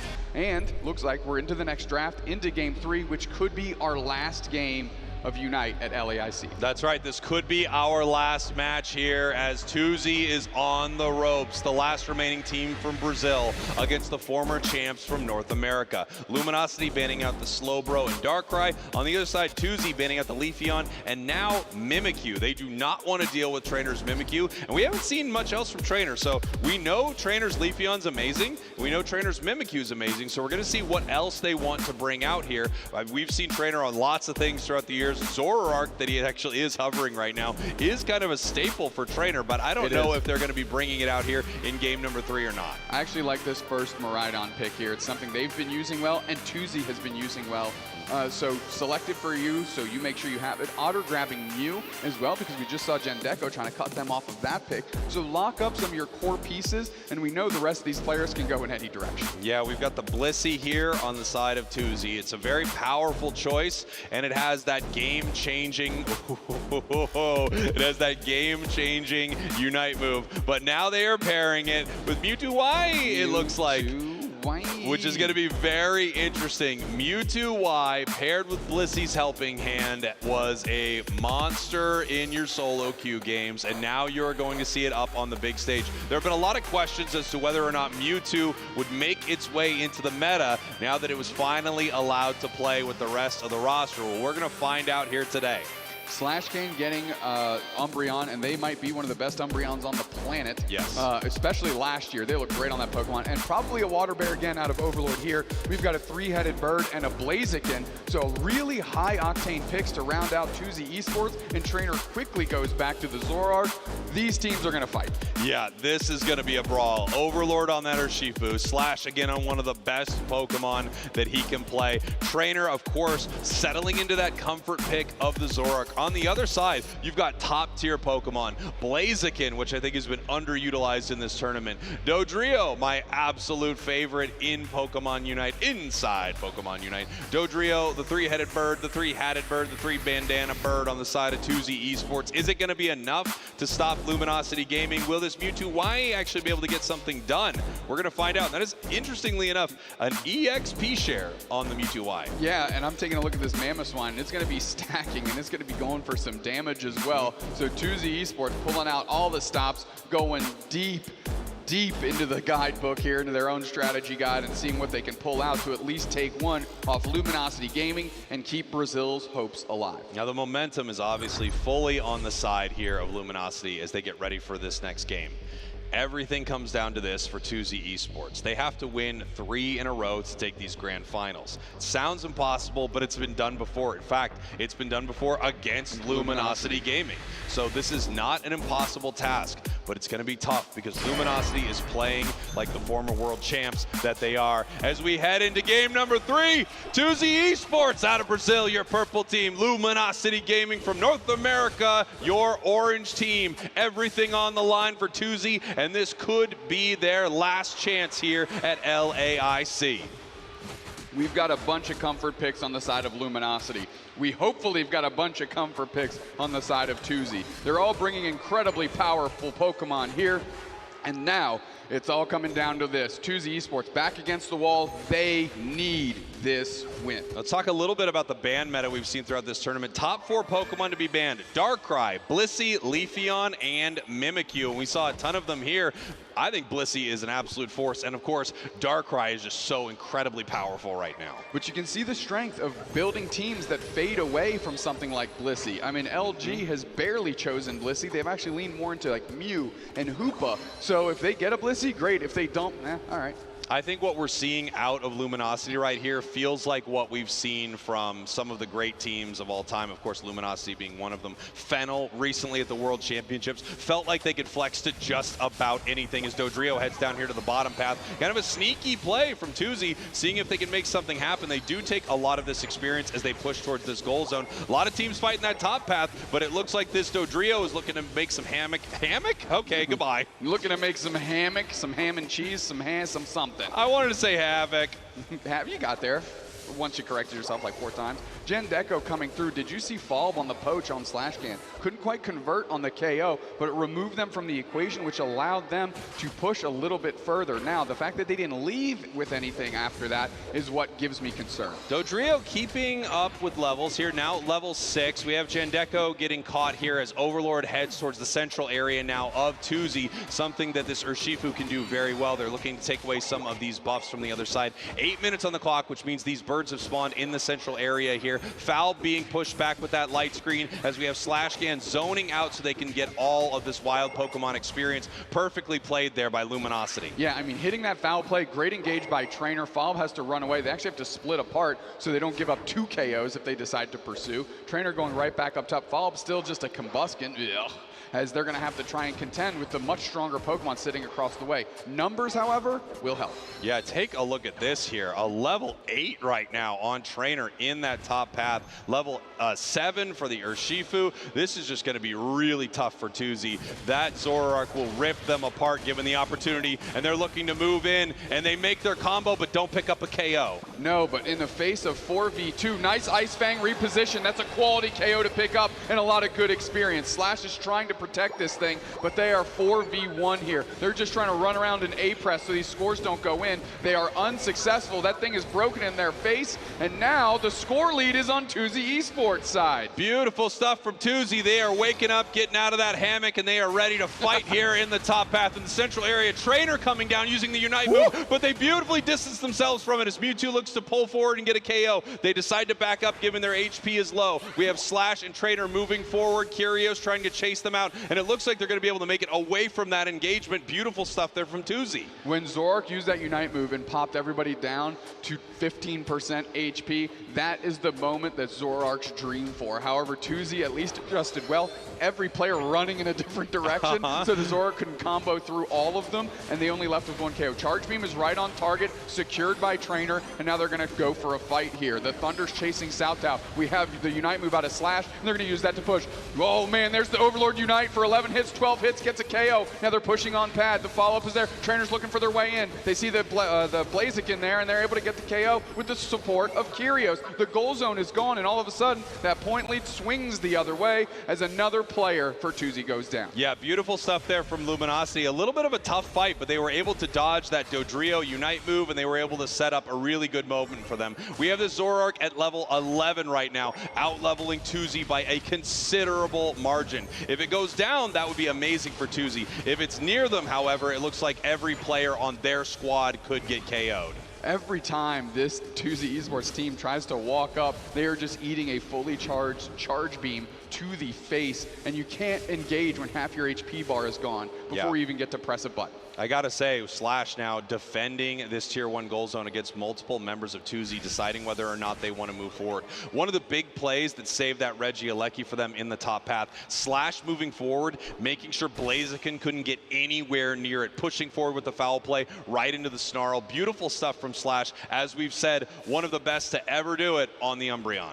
Yeah, one of the best to ever do it, period. Two-time world champion here. They're seeing Southtow taking a ton of damage, and that's actually a damaging Mamoswine, which means getting them put down is actually a source of damage that Tuesday needs. Overlord going to scamper away here. Charge Beam Rhydon is on there. Trainer's working through, and they're going to secure another one. We are just going to put the pressure on here. Mamoswine Unite is popped, and they're trying to go on the chase because Overlord's in the back line. They're going to try and make a difference. Crashing on Earth is the Mewtwo Unite, but it's not really stopping anybody. Otter is down. That's just the support. 2 players down the other way. Now they have Trainer a little low. KO Shrika 2, just kidding. Rack him up for a couple more. The whole team is wiped. This is a game 3 for LAIC Championship, and Luminosity Gaming is making it like a pub. Luminosity looking amazing here. That is a level 13 Zoroark right now. It will be 15 by Rayquaza. If they're able to shut it down, they have a chance right here, but it's so incredibly difficult. When the level lead gets this high, that Pokemon is just so much more powerful than the other side. The KOs, the wild Pokemon experience, the outplays has all put Luminosity in this position right now, and they are so good at keeping their powerful carry Pokemon fed, and you see it here in game number 3. Mew Unite to just go in and find out where Falb is. Electro Ball and a boosted auto is going to bully Falb away from them, and you know, just using that now so they can get it back in time for Rayquaza. Yeah, 3 minutes, 30 seconds on the clock, which means a minute 30 till the possible last Rayquaza we will see at LAIC. We are going to find out if there's anything Tuesday can do to stop the former world champs. And right now, it looks like they're running out of options. Running out of options indeed. Their next option is taking Ray. They're going to need it. They're down by 150 points. Another engagement on Southtow. Ice Fang doesn't hit anything, not a soul in sight. They're charging up an overheat that's not going to find anyone either. Looks like Tuesday Esports is just trying to chuck stuff and see if anything will land. They're able to pick up a KO on Curios. That's pretty good. They're collapsing on the goal zone, also good. They're getting backdoored by Trainer though, and here they come. They're trying to rip through this Mewtwo. They are going to be successful. Peeling to their side of the map is great. KO Shrika 2 for Trainer. They're coming alive. And they're on the chase. They don't care anymore. They think they've got every fight they want to take, and I believe them. Southtow is low. Ice Fang reposition doesn't matter.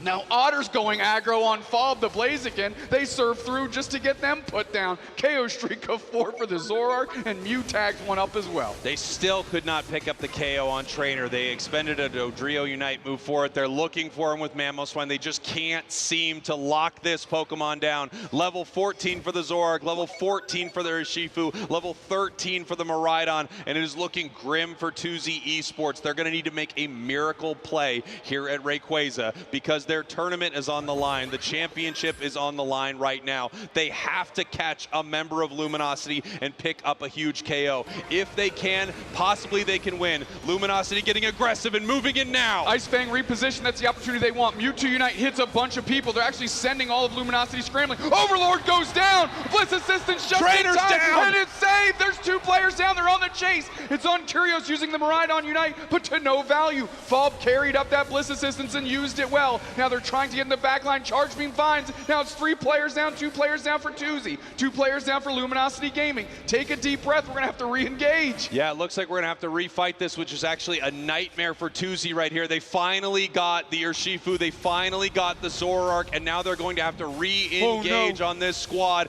Dodrio having to run. Blaziken's HP is very low. Mamoswine looking for a possible way to start this fight. The side strike from Mewtwo. Mamoswine moving in. Luminosity zoning them to this small choke point right here. Overlord still has their Unite move, and I think they're looking for a way in. They see it. They're going straight for him. Comboing up. Dodrio is down, but so is Otter. Oh, Saltao used their Unite move. Didn't find anybody, but Overlord finally hits that Unite button. They're going to try and close it out on Yell, going to Jandeko. Saltao jumps in for the save. Overlord is low again. They have to scramble away. Charged up Overheat doesn't hit anybody. Overlord's going straight to score. Here comes Trainer. He's cleaning up the trash. Call him the Street Sweeper because Tuzi Esports has just been buckled in Brazil. That's right. Luminosity Gaming with 30 seconds left on the clock, taking down every member of Tuzi Esports, doing it in dramatic fashion as only Luminosity can. The former world champs will now become the champs here at LAIC as our last 15 seconds count down. Tuzi with an incredible run, the hope for Brazil, but unfortunately it was dashed by some of the greatest to ever play the game. Tuzi put up a valiant fight, but nothing could stop them. Once again, your former world champs are your LAIC champions, Luminosity! Welcome back, Luminosity Gaming, after what was a year off completely, it felt like. They are back in true form. Otter and Trainer seem to be the last pieces of that puzzle to find their way back to glory here at LAIC and for the rest of this UCS season. What a run for Luminosity. What a return to form for one of the best to ever play the game. Last year, North America didn't show up at the World Championships like we'd see them previously, but now we have Luminosity Gaming. We have the champs looking like the champs again, and they are also going to be heading to ACL to represent the West, and I don't think there is a better team in the world that could do it. I think, obviously, there are a lot of teams that are excited to see Luminosity win this, but all those in ACL might be a little worried. I would have been worried if either of these teams made it. I mean, what a level up by Tuzi Esports. Yes. And not to disparage the run that Luminosity had to the grand finals, but that's why there were the Giant Slayers, and that's why we called them that. Tuzi Esports had challenge after monumental challenge after monumental challenge, and they're almost at the precipice of that mountain and fell just a bit shy, but I would be incredibly proud of this team. They played phenomenal. Yeah, I think Tuzi showed up in a way here today that a lot of people are away here this weekend, I should say, that a lot of teams maybe did not expect. We knew they were one of the better teams in Brazil, but this is the start of our season, right? So you're trying to figure out exactly where all these teams lie. A lot of big moments here throughout this tournament. Of course, we see amazing teams like Nouns Esports and Fusion get taken down on the path to getting here, and Tuzi was an instrumental factor in that. Again, the Giant Slayers, they took down Nouns. They took down Plaga, who took down Fusion. So they deserved to be here in these grand finals. They just happened to run in to one of the best looking Luminosity squads that we have seen in a long time. In a long time, in exactly 2 years, because the last time they looked this good was when they won the World Championships.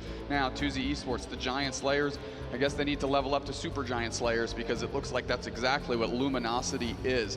I am so proud of this Tuzi Esports squad. You and I got to watch their big matches yesterday against Nouns, against Plaga in the stands with those fans, and I'll tell you what, you get swept right up in it because they were all about that action, all about Tuzi Esports, and I loved that energy. Yeah, the energy here at LAIC has been absolutely amazing. This crowd is incredible. The people of Brazil are so hyped, especially for their teams, which has been amazing to watch, which is why I'm so happy not only to have a great squad like Tuzi, but to have their Brazilian representative there in the grand finals, showing up for Brazil, looking pretty dang good. It's just hard to beat the champs right now. It really is, but to focus on Brazil, you know, what felt like it was dominated by one team year in, year out. Wow, these shakeups have made that a very competitive region, which is going to make these monthlies and the regionals incredibly fun to watch out of Brazil specifically, because now we've got more teams rising to the top, which more going to have to jockey for position, adapt, evolve, get better and improve, and iron sharpens iron. So we can only expect these Brazilian teams to get even better by the end of the season. Yeah, no question. I mean, there are so many great teams out of Brazil. We saw DreamMax exiled, and of course, Tuzi looking incredible. We are going to send it up to the big stage right now for an interview with our champs. Take it away. Thank you so much, Jake. I'm here with Luminosity Gaming, the Latin America International Champions.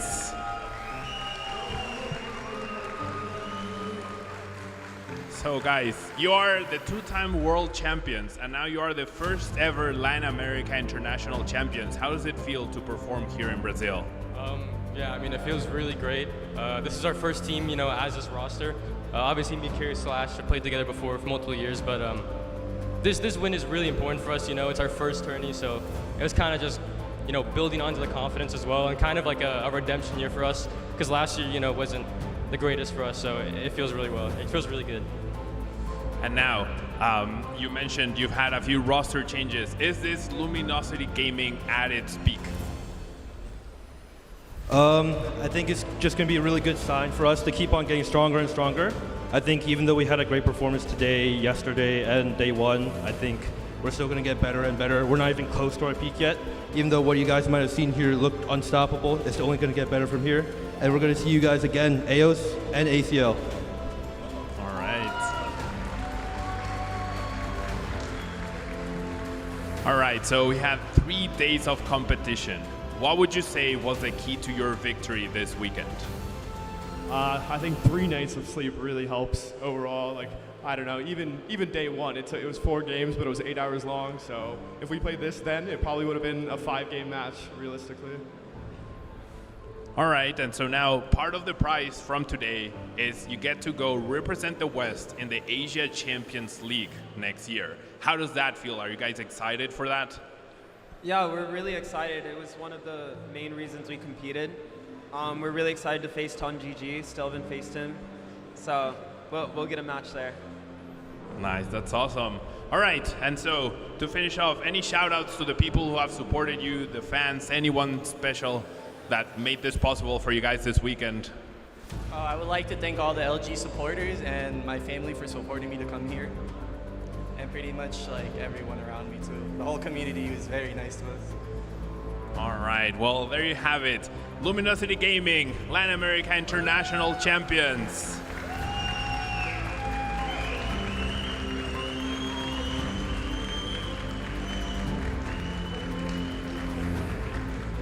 All right, we still have more champions to be crowned, so make sure you stay tuned. We still have plenty of Pokemon action for you.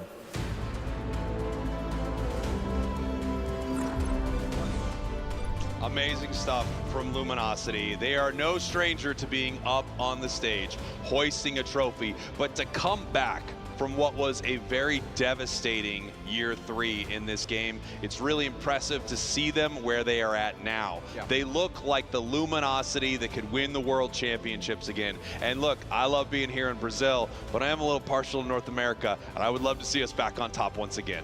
How many times have I said, I'm a pretty big homer? So for me, this was maybe the best finals we could have drawn up, North America and a Brazilian representative in these finals here.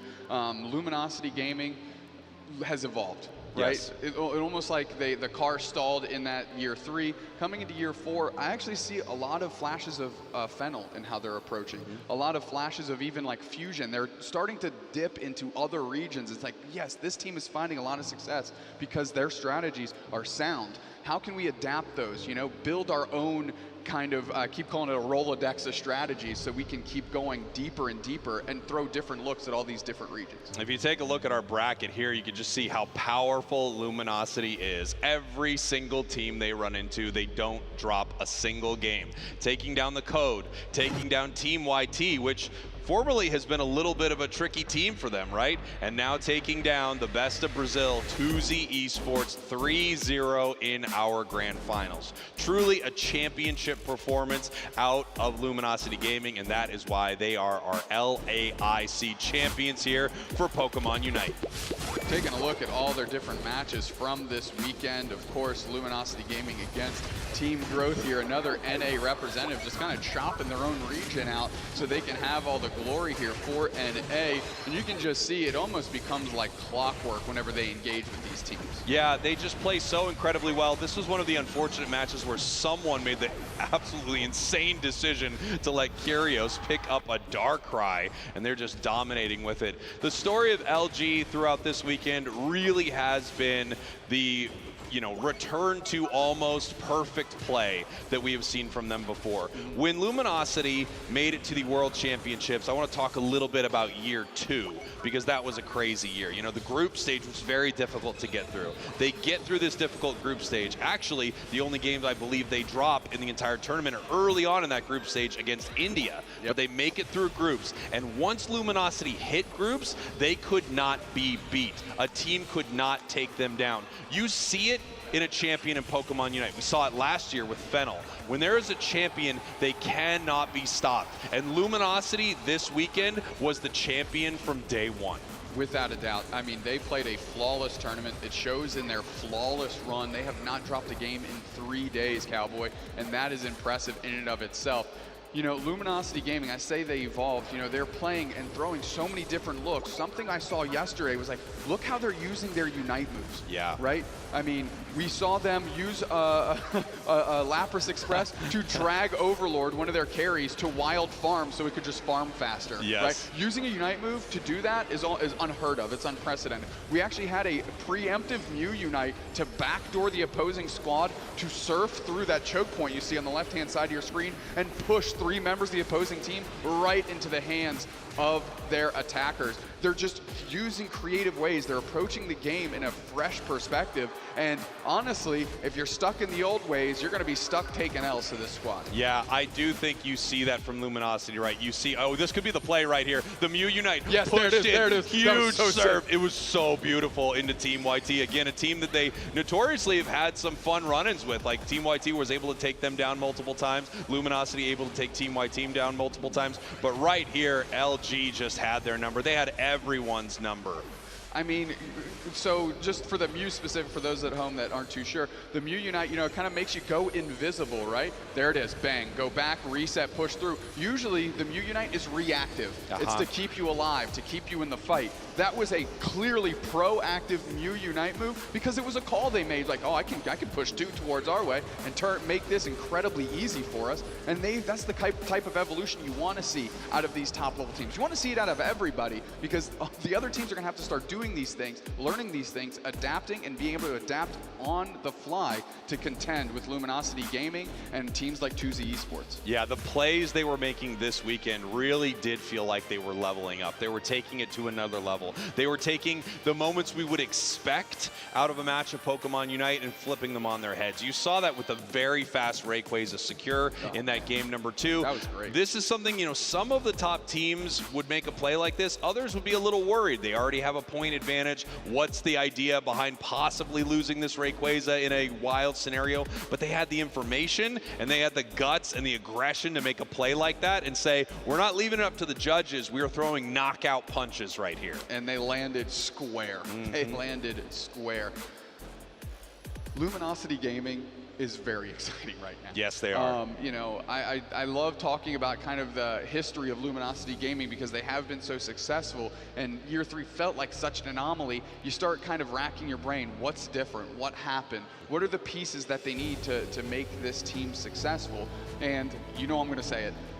In year 1 and 2, they had the best support player on the planet, Elo. Yes, they did. And Otter is filling those shoes incredibly well. Something that was just missing in Season 3. Not that they didn't have great support players. They had some of the best North America had to offer, but they weren't ELO. They weren't playing the game like he did.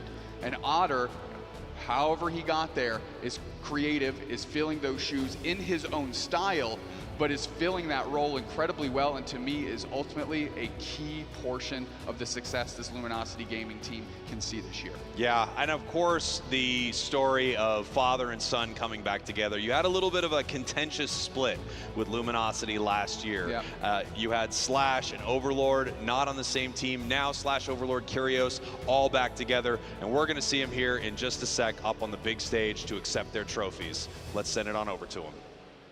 Didn't get a finger. Oh.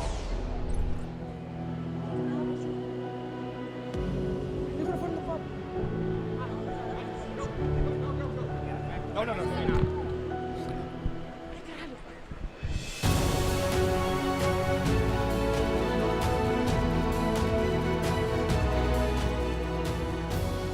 What a way to start off LAIC's Championship Sunday with Unite's inaugural appearance.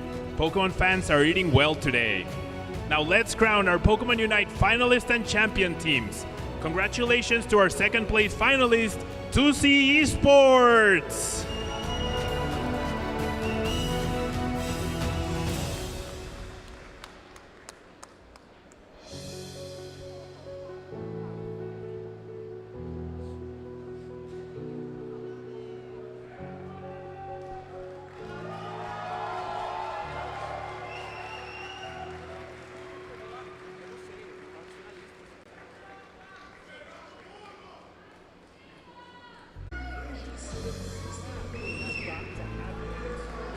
And a big round of applause for the Unite International Champions, Luminosity Gaming!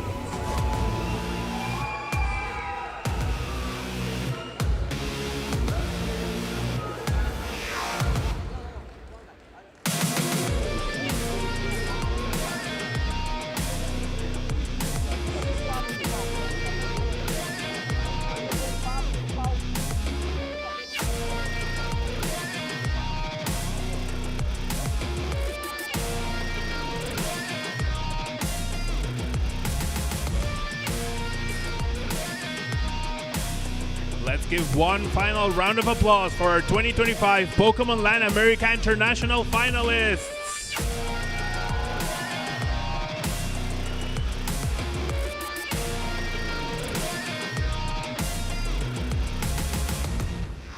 Thank you so much to everyone for supporting Pokemon Unite with us this weekend. Remember to share your favorite moments of the weekend using hashtag PokemonLAIC, and remember to stay connected on all the Pokemon action by following our Twitch and YouTube channels.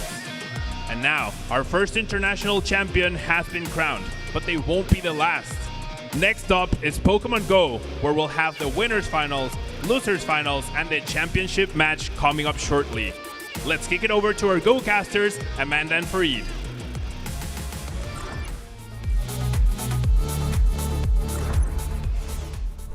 What a way to start our Championship Sunday. Welcome in, trainers. My name is Tomahawk UK. I am joined by Amanda Lundberg, and we have the pleasure, we have the privilege of introducing you to the Pokemon Go Finals here at LAIC 2025. That's right. Buckle up, trainers, because it is literal go time here, and you are in for a wild ride. We've got winners finals, we've got losers finals, and by the time the dust settles, we're going to crown a new champion. If you are new to Pokemon Go, if you are new to international championships, here's a little video that can help guide you as to what we've got. Welcome to the 2025 Latin America International Championships, broadcasting live from the vibrant city of Sao Paulo, Brazil. This weekend, Pokemon Go trainers are here to compete for their share of over $500,000 in cash prizes, exclusive booster packs, and crucial championship points that could help them secure a spot at Worlds 2025 in Anaheim, California. This epic tournament is a 3-day battle, with trainers clashing in a double elimination bracket using the Great League format, until only 3 remain at the end of day 2. On day 3, Championship Sunday, the intensity hits a fever pitch as our remaining trainers face off in the final matches, where only one will emerge victorious as the Latin America International Champion. Matches are best of 3, except for the high-stakes Winners Finals, Losers Finals, and Grand Finals, which will each be a best of 5 showdown. Every match follows the Bring 6, Pick 3 format, where trainers must craft a team of 6 Pokémon but can only bring 3 into each game, making every choice a game changer. Who will take home the title of Latin America International Champion? Will last year's champion defend their crown, or will we see a new victor rise? And who will secure their spot at Worlds 2025 in Anaheim? Stay tuned all weekend long to catch every electrifying moment live. First international championship of the season. Over 200 competitors here for Pokemon Go, but as it goes on and on, we have only 3 remaining. Now, all 3 are already qualified for the World Championships in Anaheim, California, but all of them want that crown. And these players that we have here in these winners finals, Richie and Marto Galde, they are friends, they are teammates, but they need to put that aside today. This Championship Sunday, the winner of these winners finals will go through to the grand finals. The loser of this, since this is a double elimination tournament, will face off in the losers finals, another best of 5 against 12 Vitorello, a hometown hero of Sao Paulo, looking to make his way up to that grand finals bracket. 3 LATAM players in this Championship Sunday. All of them have trophies to their name already, but only one will get gold. Yeah, that's right. They've already got the points. They've already got some prestige. They're also playing for these fantastic prizes here. Check this out. First place going home with $5,000. That is a lot of money. Let's take a quick look at what we're going to get here on the Pokemon Go finals. We've got the winners finals first. Richie against Marto Galde. And then after that, whoever loses that will face off against Vitorello to see who will then go into that grand finals. Now, if the person from the loser side of the bracket happens to win that first best of 5, we are going into another round, and we will see who will be crowned the 2025 Latin American International Champion. Now, there's not just prizes for these players, there are also prizes for you. Make sure to take full advantage of the Twitch drops that we have available just from watching the stream. That's right, we got you guys at home as well. You guys can pick up a Feraligatr and also an Elite Charge TM. An Elite Charge TM is such a brilliant reward to be able to get. Make sure that you can redeem these, but there are also prizes and redemptions available for the other games as well. We got TCG drops too. Now go ahead, look at that code on the corner of the screen there. Gonna make sure to enter that in to be able to get one of those cards. It's cute little cards with the Pikachu on it in the corner. Yes, make sure you are watching on Twitch for these drops. They are great to get. Make sure to tune in. We also have video game Twitch drops as well. Yeah, go ahead, use that code, get all of the different prizes against all of the different games. We know that Pokemon Go is what you're here for. Let's face it, that's what we're here for, but we want to make sure that you guys are all involved with all of the different games. Take full advantage of all of these prizes. Make sure you are watching. Use hashtag Pokemon LAIC as well if you want some of your posts featured. We've enjoyed so much of your interaction, but make sure you get in on all of those Twitch drops. Chat, let us know, who are you cheering for in this Championship Sunday? Who do you think is going to take home the crown? We know that there's a lot of different trainers who are ready and vying for this new title. There are so many players that have been in this competition, so many massive names, but we are down to our final 3. And these players have performed so incredibly this weekend. We are going to have some electrifying battles. Now, the 2 that we talk about at the very beginning, we've said it before, everyone knows that these 2 are teammates and friends. They've scrims against each other. They know each other's playstyle. Chances are, they've even practiced against each other for this very specific tournament. But a lot is on the line now. And one of the nice things about Pokemon Go is that you get an opportunity to see Pokemon being used that you might not see in some of the other Pokemon Pokemon games. We've seen Pokemon like Jumpluff emerge. We've got a Jumpluff in our winners finals. Will it go all the way? There's a lot of different Pokemon that are used in this max out meta. Not only that, we have a new engaging 50-second switch timer instead of the 60 seconds that has been in the previous seasons, making those swaps a little bit faster, making the energy management a little more careful to take care of. And we also have an immense crowd here in Sao Paulo, Brazil. They will be cheering. We want you cheering as well. Let us know who you are rooting for. These players are here to win. That's right, Clotsar isn't the only thing that's using Earthquake. I don't know if you've been checking it out throughout this tournament, but the ground has been shaking from all of the different trainers jumping up and down, cheering for their teammates. Who do you think is going to take it here? Is it going to be Richie or is it going to be Marto Galde? These players are so close to competing in these winners finals. Take a look at their teams here. Look at all of the different Pokemon that these players have available to them. Richie there with Annihilate, one of my favorite Pokemon, recently received access to Rage Fist following a Mankey Community Day, and also a Galarian Moltres, one of the most powerful Pokemon we've seen so far this weekend. Galarian Moltres is one of the most recent additions to this series, and you know what? It has climbed up the meta. It is almost one of the meta staples. Not surprised to see it here in these winners finals brackets. As a reminder, because this is the winners finals, that means neither of these players have actually lost a round yet. Now, if you had to ask someone, what is the best Pokemon in Pokemon Go right now? I think many would say Feraligatr. And both of these Pokemon, both of these players have this Pokemon on their team. They have the Shadow Feraligatr. It has been the story of the show here in Sao Paulo. Now, it's funny that you say if they're talking about the best Pokemon, a lot of people would say Feraligatr. If you're asking about the best player in the world right now, a lot of people would say Marto Galde. He's coming off an amazing winning streak here. He is hot. Everyone knows his name.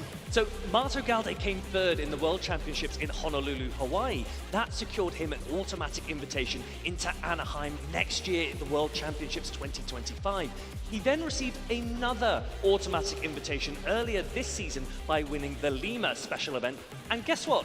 He's earned a third automatic invitation already here at LAIC. But Richie is also one to be keeping an eye on. He was actually the first trainer to win a championship outside of his region, winning earlier on in the 2023 season. He's a regional champion. He's ready to make a name for himself this season. So let's take a quick look at how this works for Pokemon Go. Each of these Pokemon will have one fast attack and access to 2 charged attacks, and you bring a team of 3. You get to look at your opponent's team of 6, but each battle a team of 3, and there are best of 5 games. Now, for those of you who maybe tuned into the broadcast a couple days ago, you know that we've been playing in a best of 3 tournament. Best of 5s are a little bit of a different beast. And Tomahawk UK, you're one of the best competitors we know. What is the mindset you have to go into from the difference between a best of 5 matchup and a best of 3? Sometimes in a best of 3, you know you only need to win 2 games. You can opt for a cheeky strategy, try and catch your opponent out.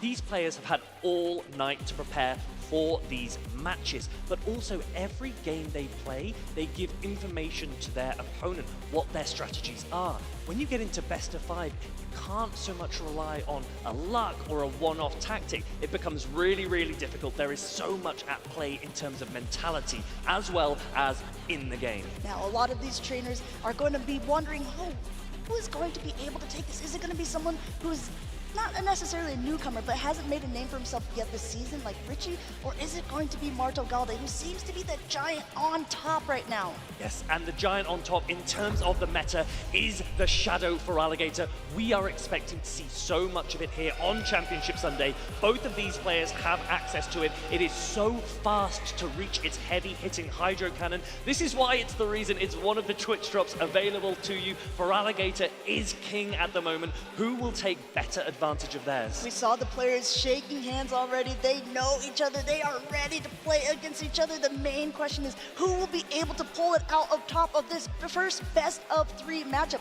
Looking at the team compositions, is there anything that really sticks out to you in these? Well, we talked about Feraligatr, and of course, Marto Galde has Jumpluff, a grass flying type Pokemon that can really threaten the water type Feraligatr. The thing is, Richie also has an Alolan Sandslash, an Ice Steel type Pokemon that has such a dominant matchup against Jumpluff that it could put Marto off bringing it. Now, that is a really good point. You also brought up Annihilate, which recently had a Mankey Community Day, getting that they attack Rage Fist. Now, in the beginning, there was a lot of Annihilate and Primates that made it through that day 1 usage, but as we got into day 2 and now day 3, it seems like there is still at least one in the series. Yes, Annihilate is here. The question is, when do you bring it? Mato has lots of answers to Annihilate. He has Malamar, he has Azumarill, he has more. So it could be a case of Richie timing it to perfection as to when is to take advantage of Mato's team compositions. We're gonna have to see. It looks like both of these trainers are getting locked into the battle. We're getting started. This is Championship Sunday. Make some noise for these two trainers as they are jumping into the battle here. We got Shadow for Alligator up against Malamar. Team game number 1 is beginning. Shadow for Alligator, we've talked about it. It's up against Malamar. Going ahead and just getting a little bit of fast attack damage here. Now going through, it's usually going to be a little bit in favor of going first for the Shadow for Alligator. This will hit so heavy and no Protect Shield used by Marto. Marto knows that he can hang on. He doesn't want to give shields away just yet. He's going to reach an attack on this Malamar. He's about to throw it now. He gets to it. Foul play is going to come through. This will threaten the Alligator. Richie might want more value. He might opt to shield this. This reduces all of the damage just to 1. Now 1 shield has been used already at an attack. Going for that superpower. This is going to be something that could knock out the Alligator. Both shields used by Richie here in the very first part of the matchup. Richie's Protect Shields are gone. Marto still has 2 available. He comes in with this Azumarill. Azumarill is extremely bulky, and Richie immediately counter-swaps it with Superior. Marto brings in the Alolan Sandslash, a dominant matchup incoming. Oh, not only is it dominant, look at these charge attacks from that Superior. These are both grass-type attacks. They're not going to be doing too much damage to the Sandslash, going ahead and just doing as much chip damage as possible, but this Alolan Sandslash is gaining some speed. Alolan Sandslash, access to the fast attack Powder Snow, that is doing super effective ice-type damage. It also has the charge attack Ice Punch, super effective damage. Again, this will threaten a knockout once Marto chooses to throw it. Here it comes, he's charging it up, he's going to go full power. Going through it, you saw a Leaf Tornado go through, didn't get the attack drop that I think Richie was hoping for with that. Gonna go down now to this Ice Punch, and there's still energy loaded here. Gonna go ahead, but guess what? Charge attack priority going on. That means that Fur Alligator is gonna go first, get that first shield off of Marto. That is a knockout for that Superior. Marto still has his Protect Shields. He's using 1 here. He sees so much value available for this Alolan Sandslash. Drill Run coming through now. Hard-hitting ground-type attack. Marto goes ahead, knocks out that Fur Alligator. Spirit is gone, and in comes a Sandslash of his own. But there is an energy advantage, there is a shield advantage, and there is a Drill Run coming through. Richie is actually using Shadow Claw as the fast attack on his Alolan Sandslash. This is a Ghost-type attack. It means it isn't resisted in the mirror. It got some damage off. It tanked that Drill Run well, and now Marto has come in with the Azumarill. It's reached a Play Rough now. Play Rough coming through, usually not that effective against a Sandslash, but when it's this low upheld, when there's no Protect Shields remaining, it looks like Marto is going to go ahead and take game number 1. What a way to start things off on Championship Sunday. Marto Galde with the momentum takes game number 1. Alolan Sandslash goes down. Azumarill showing just how impressive its bulk is. A lot of trainers, when you talk to them, say, who do you think is going to win this matchup? A lot of them say, Marto Galde. Look at him. Look how strong he has been this season. And I think that game 1 showed an incredible dominance in his play and position. But Richie has been doing incredible plays throughout this weekend. We've seen so many catches. We've seen so many heads-up plays. I wouldn't be surprised to see a comeback from him right now. So Marto opted for the strategy of taking 2 shields from his opponent very early. Malamar charges to its attacks very quickly. It was able to tank this Hydro Cannon here and still reach 2 attacks.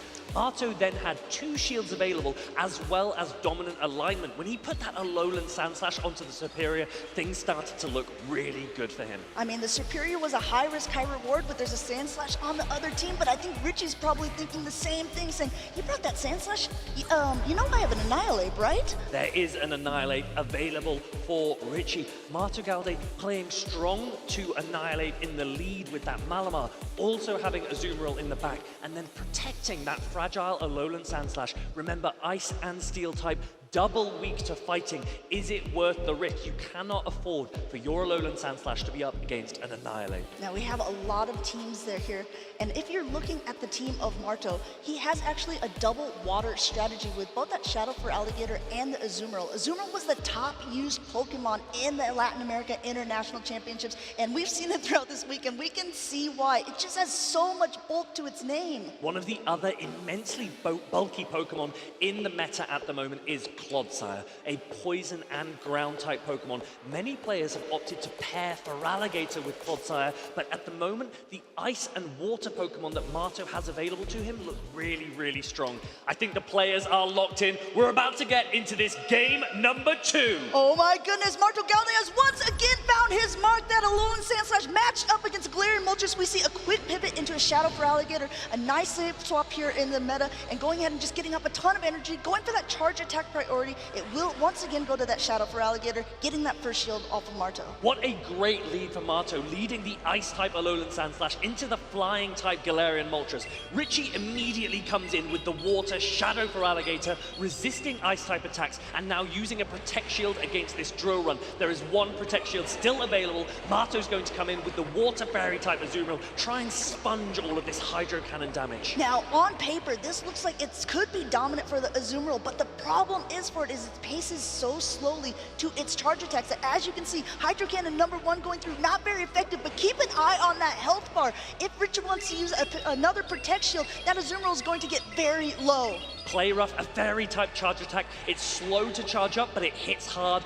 Richie is going to use his second Protect Shield. Shields are down, and he comes in with that Clodsire. Clodsire is a ground-type Pokemon. It will take super effective from these bubbles. It will also take super effective from this Ice Beam that is about to land. No Protect Shields remaining for Richie. Richie was in this position before. He used both of his Protect Shields earlier on, but he knows this time the Clodsire can take it. Wants to get a little bit more energy, and if you're Richie, he's going actually for the Stone Edge. Now, this doesn't do as much damage, but I think he thinks at this range, plus the Poison Stings, he's going to come out with some energy to throw at whatever comes back in. Super effective Poison Stings available to that Clodsire, but Stone Edge was not enough. Marto Galde reaches this Ice Beam. This is massive for the Argentinian. Going ahead, letting that go through. Ice knocks out that Clodsire, coming back in with the Feraligatr. There's a lot of energy, but there are no Protect Shields remaining. We still have that Galarian Moltres that's still going to be faced up against that Alolan Sandslash as the next Feraligatr takes the field. Richie wants to draw Marto's last shield away. Marto knows that he has a dominant matchup with Alolan Sandslash against Galarian Moltres in the back. He's going to use his last Protect Shield, and now the Galarian Moltres comes in. The problem is, Feraligatr has access to Ice Beam as well. Is Marto going to throw it? Here it comes. This is going to do a massive amount of damage. Counting right before the Ancient Power was going to be ready to go. This has been unleashed, and the Moltres falls from the sky. One-hit knockout! Galarian Moltres goes down. The Feraligatr returns. Marto Galde is in a great position here. Richie trying to do everything he can. He wants that Feraligatr out of the way. There's no energy on the Alolan Sandslash. We actually know that the Feraligatr wins charge attack priority. This is a Shadow. He is going very low at this point. Is this Hydro Cannon enough? Richie begging. He needs this Hydro Cannon to knock out. That is his only chance of victory. He waits. He gets the knockout! That is massive! Richie takes game #2! Richie, with his back against the wall, says, don't worry, for Alligator is on my side. That Moltres did all it could, absorbed all of the energy from both that first and back Pokemon, but Richie going ahead, taking that game with Hydro Cannon after Hydro Cannon. That was an incredible battle. Both trainers doing everything they could, holding on to the very end. Taking a moment now, they're going to consult with the judges here. They're just going to check that everything that happened in that game happened according to plan. They want to ensure that the game operated entirely correctly before they proceed. These are the crucial stages of this competition. Everything needs to go correctly for both of these players. They know how much is on the line. Now, and every time that you use, every turn is a half a second. So basically, if you end up not getting your fast attack through or something didn't happen the way you wanted to, it could go down to a very split-second thing. So I don't blame them, for taking a moment or two to just make sure everything went according to plan. But let's go ahead and talk about the plan of Richie to be able to go through that hard team composition. You have a Galarian Moltres in the lead. There's an Alolan Sandslash and an Azumarill on that countering team. Well, what we can see is that Richie is really relying on his Shadow for Alligator. He is letting his Clodsire go down. He is letting his Galarian Moltres go down. And he is hoping saying that Shadow for Alligator can sweep every game. The reason that this match is under review, as Amanda said, every half second in Pokemon Go is a turn. And if a player misses a turn, then that could prove crucial. So the judges are just checking, was there a turn missed for either of these players, and to what extent did it impact that game? If they felt that it did impact the game, then there will be a rematch. But regardless, both players have elicited more information from each other. Marto is recognizing, look how much my opponent is leaning into Shadow for Alligator. And I think it makes a lot of sense. So what do you do if you're Marto in that situation saying, okay, I think I played everything, basically right. I called the lead. I had a great backline against it here. If that Feraligatr is so strong, what am I going to do to counter it? Is it Jump Bluff time?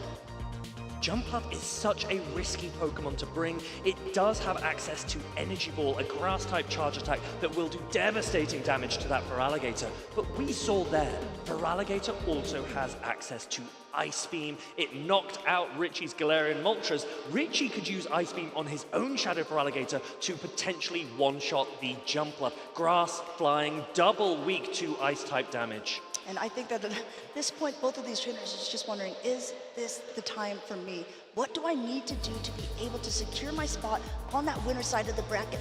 Marto Galde needs 2 more games to be able to stay, to go into the grand finals, and Richie looks like he has tied up the series as both of these trainers are going to go into that game too. These players are focused. They are locking in. This is a best of 5, as we've said, so there are still so many games to play. And at this point, think of if you're a teammate and a friend, I know that you've been in this position before, Tomahawk. What do you think you do when you're faced off against someone that you know so well, that you've played against so many times? Do you try new strategies in this sort of format, or you say, okay, no, I need to rely on what it took to get me into this position, to get into this winners finals already? Sometimes you need to invite your opponent into bringing certain Pokemon. You can use certain lines of 3 in your first couple of games. Say, hey look, I am leaning into this Feraligatr. You need to consider bringing an answer to it, and then suddenly changing strategy to try and predict that in advance. Okay, so we actually have an update here. It would have been a rematch between these two trainers, but like we discussed before, these trainers know each other, they know the Pokemon that they're using, and Richie knows that he would actually lose that charge attack priority between the Feraligatrs, so he's conceding the match there, and the game number 2 will go to Marto with the 2-0 victory so far. So just to clarify there, when 2 Pokemon choose to throw a charge attack at the exact same time, the Pokemon with the higher attack stat will get charge attack priority. It will get to throw the attack first. The judges reviewed and determined that Marto Galde lost a turn, which meant that he wasn't able to throw on charge attack priority, and it did impact the game. What that would normally result in is a rematch. Richie, as we've said, they are teammates. He said, well, hold on a minute. If my opponent would have been able to throw on charge attack priority, I know that he would have won that game. I am willing to give him that game. The score is now 2-0. Marto Galde needs 1 more game to win these winners finals. Let's go ahead and also give a really heads up and applause to Richie for that, because that's not something that is necessary to do. This is because he got that rematch. He could have just gone for a rematch. It would have been still a score of 0-1 at that point. But Richie, knowing, okay, I would have lost that matchup, saying, okay, fair is fair. Go ahead, give that game to Marto. That's going to make my comeback even sweeter. Richie knows that if you want to win, you need to win in the right way. This is why Richie is such a popular player in the community. He invites so much respect, so much support. Both of these players have so much support in the crowd, and that is a great show of sportsmanship here. Everyone's been saying that Richie is the most positive person that they've seen in this tournament so far. That's why we were joking around that he has to use Annihilate with Rage Fist just to counterbalance out how nice he is. But even though he's nice, I think he's going to start playing a little bit mean here against Marto Galde. Yes, we know that Richie recognizes the potency of his Shadow Feraligatr, but he's also seeing that Marto is really leaning into that Alolan Sandslash. How do you balance the two? Now, at this point, too, since there is that Superior on the side, we saw it faced up against that Alolan Sandslash. Is it too risky to bring it in? If you've seen that both game 1 and 2, Marto Galde's bring it in, but no, we don't even care about that anymore. We're going straight into game number 3. We got Shadow for Alligator against Malamar.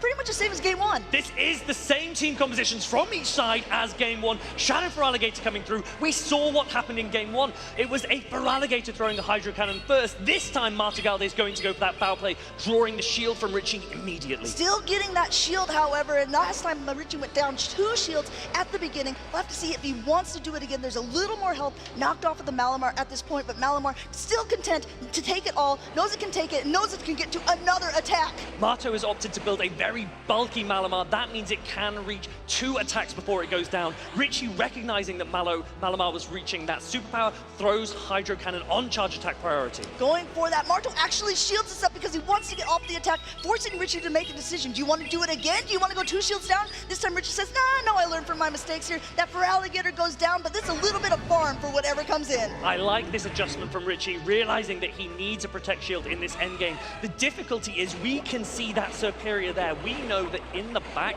Superior is going to have a really tough time against Alolan Sandslash. Superior is a Grass-type Pokemon, taking super effective from Ice, but for now, we've got Alolan Sandslash for Richie up against Marto's Azumarill. Still 1 Protect Shield on each side. Drill Run coming through. Azumarill still in the green. Now, neither one of these charge attacks are really going to do that much damage to the Alolan Sandslash. No shield used by Richie at this point, but I don't think he knows how valuable that Pokemon actually will be.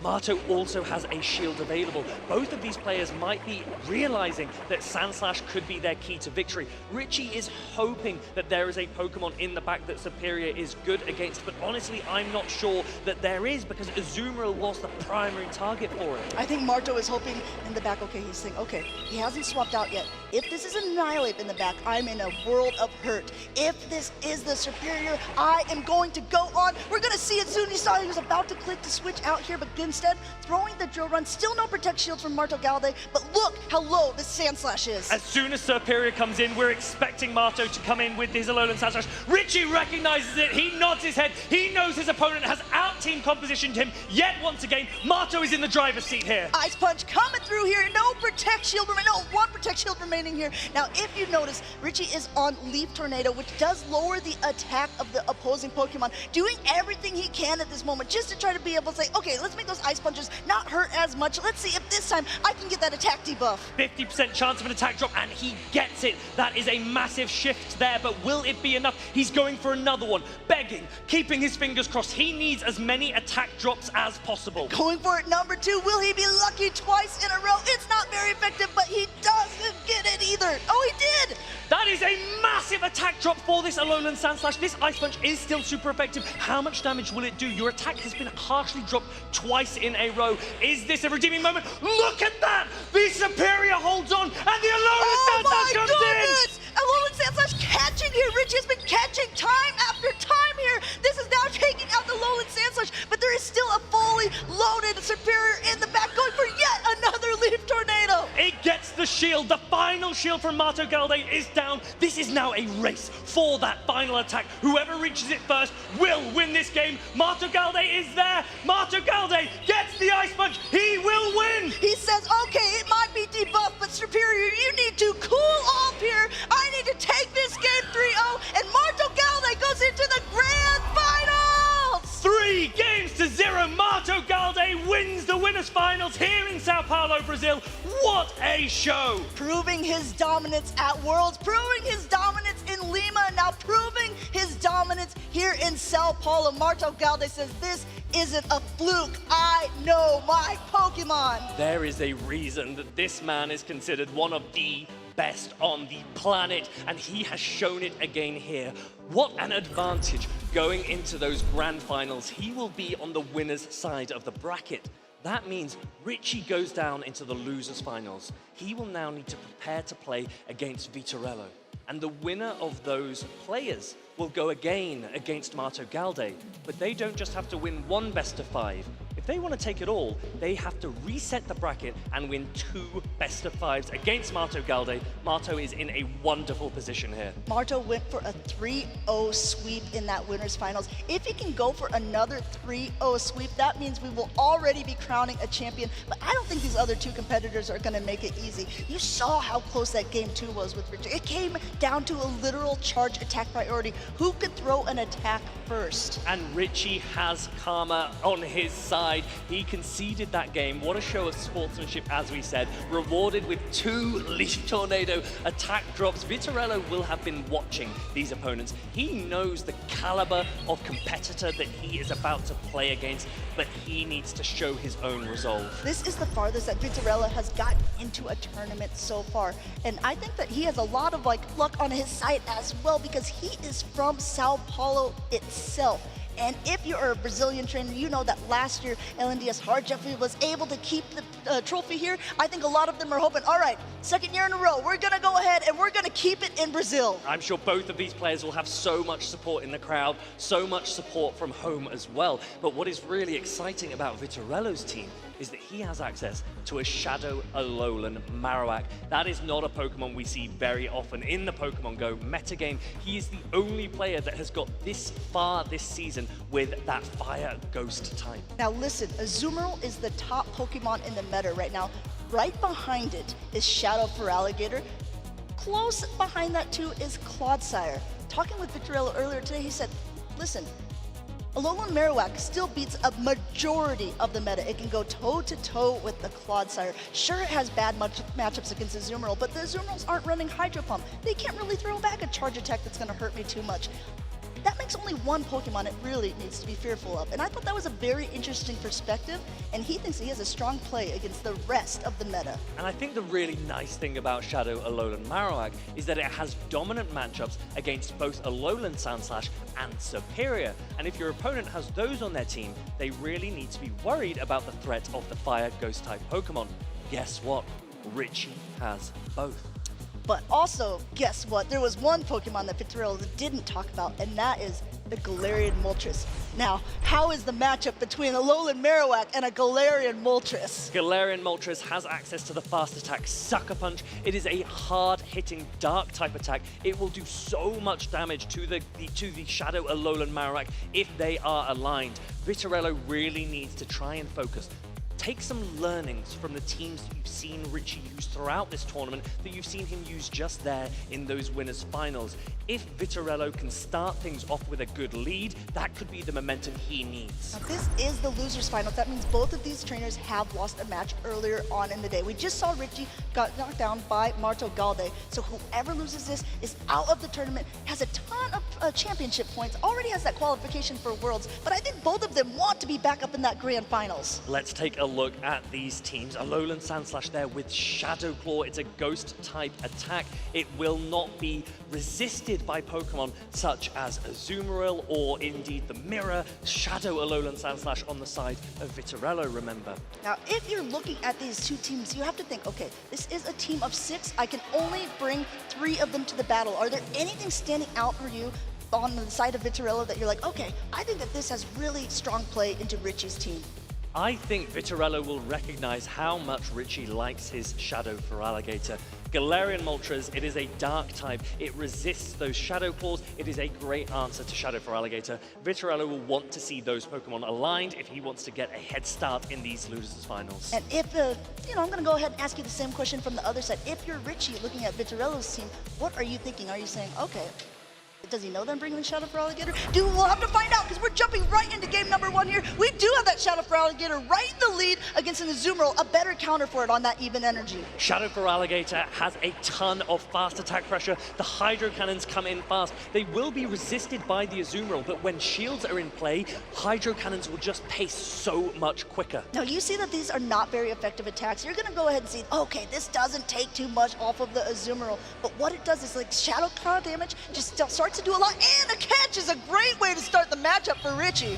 What a catch by Richie, catching a play rough. That is a fairy type attack resisted by the poison ground Clodsire. A huge momentum shift already so early in this game one. Not only that, you're taking a bunch of energy. Azumarill, just all of the energy swaps out into a Lowland Sandslash. A nice counter, and it looks like Richie is actually baiting. This will still do a ton of damage, and a complete no shield. What a call by Vitorella. This is a great call. It's a neutral attack. Stone is super effective. Stone Edge is super effective against ice, but resisted by steel. Earthquake would have been super effective. It would have done massive amount of damage. A great shield call by Vitorello. Going for that charge attack priority. The Lowland Sandslash definitely winning it. Definitely knocking that Clodsire out of there. We'll have to see what Richie wants to come back in with at this point. Still 2 Protect Shields remaining on both sides. Still a ton of energy on that for Alligator. Richie is in a great position. He's going to throw this Hydro Cannon just before the Alolan Sandslash reaches its drill run. This will knock out. We would then expect to see Vitorello come in perhaps with his Galarian Moltres and start to put fast attack pressure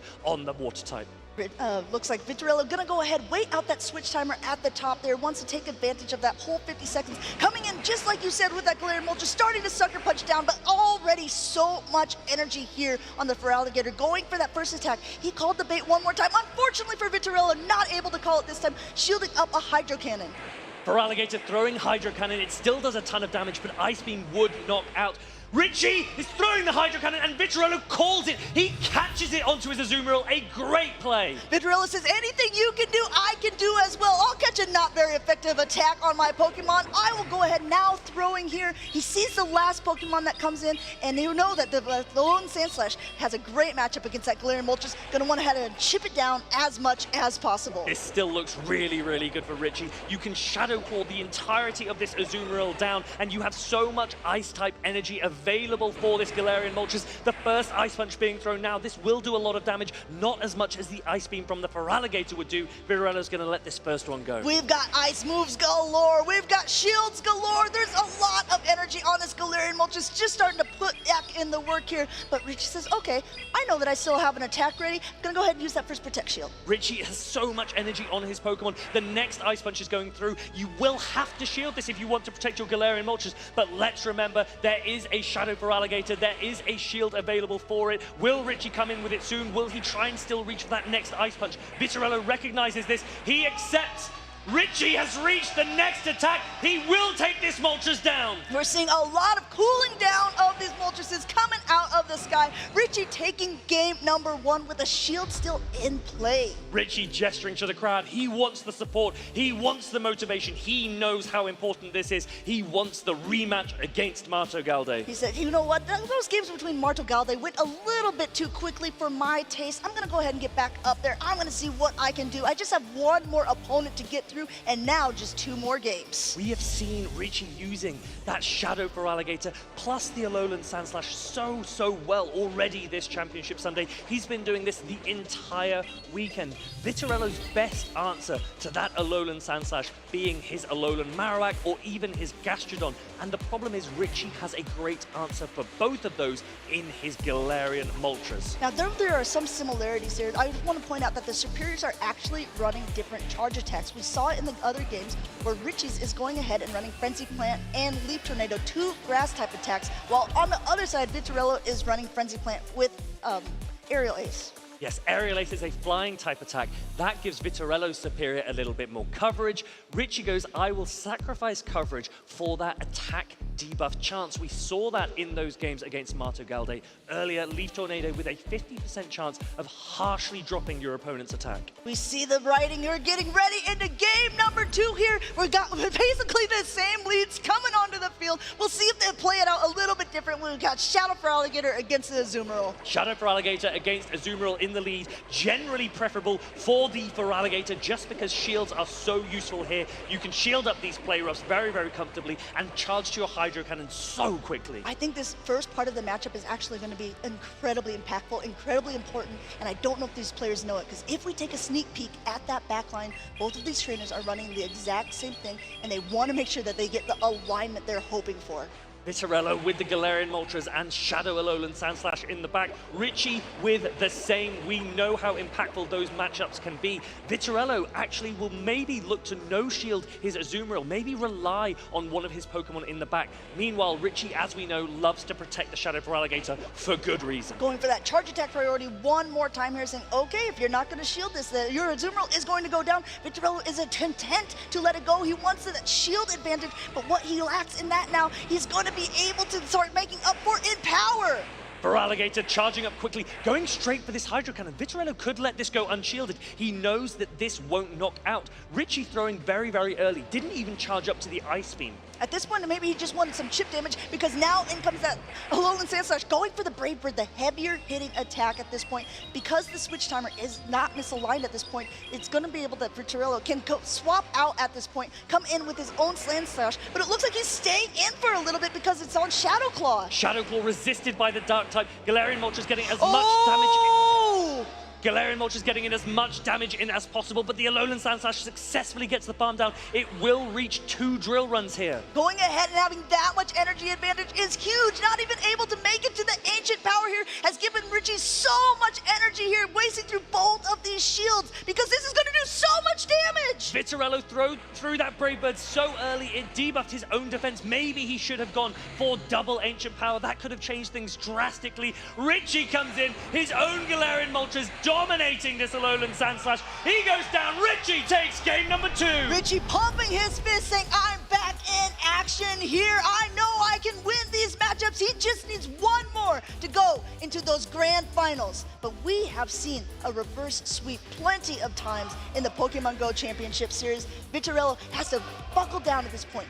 He's got to take a breath, and he's got to say, what can I do to get past that Shadow Feraligatr? Vitarello really needs to break this Shadow Feraligatr Alolan Sandslash core. The question is, how do you do it? You've been leading Azumarill in the front, but we know that Feraligatr is just so powerful with shields. Do you try and call it? Do you try and hard answer Feraligatr in the lead? Or will Richie be expecting that? The mind games at play are critical. Vitarello needs to get some points on the board. Richie, on the other hand, one more game. Let's go ahead and talk about the thing that we just saw on the screen. Because Shadow Claw doesn't do that much damage to the Galarian Moltres, I think Vitarello was hoping he would be able to get to an attack. But because he had already debuffed himself, he was unable to. Do you think at that moment, after you throw the Brave Bird, it would have been more impactful for him to swap out into his own Alolan Sandslash? I think once you've thrown the Brave Bird, Vitarello was in a tricky position. It's hard to know exactly how every matchup plays, particularly when you've already lost some health. I think Vitarello will think back and go, if I had thrown Ancient Power first, I would have reached another Ancient Power.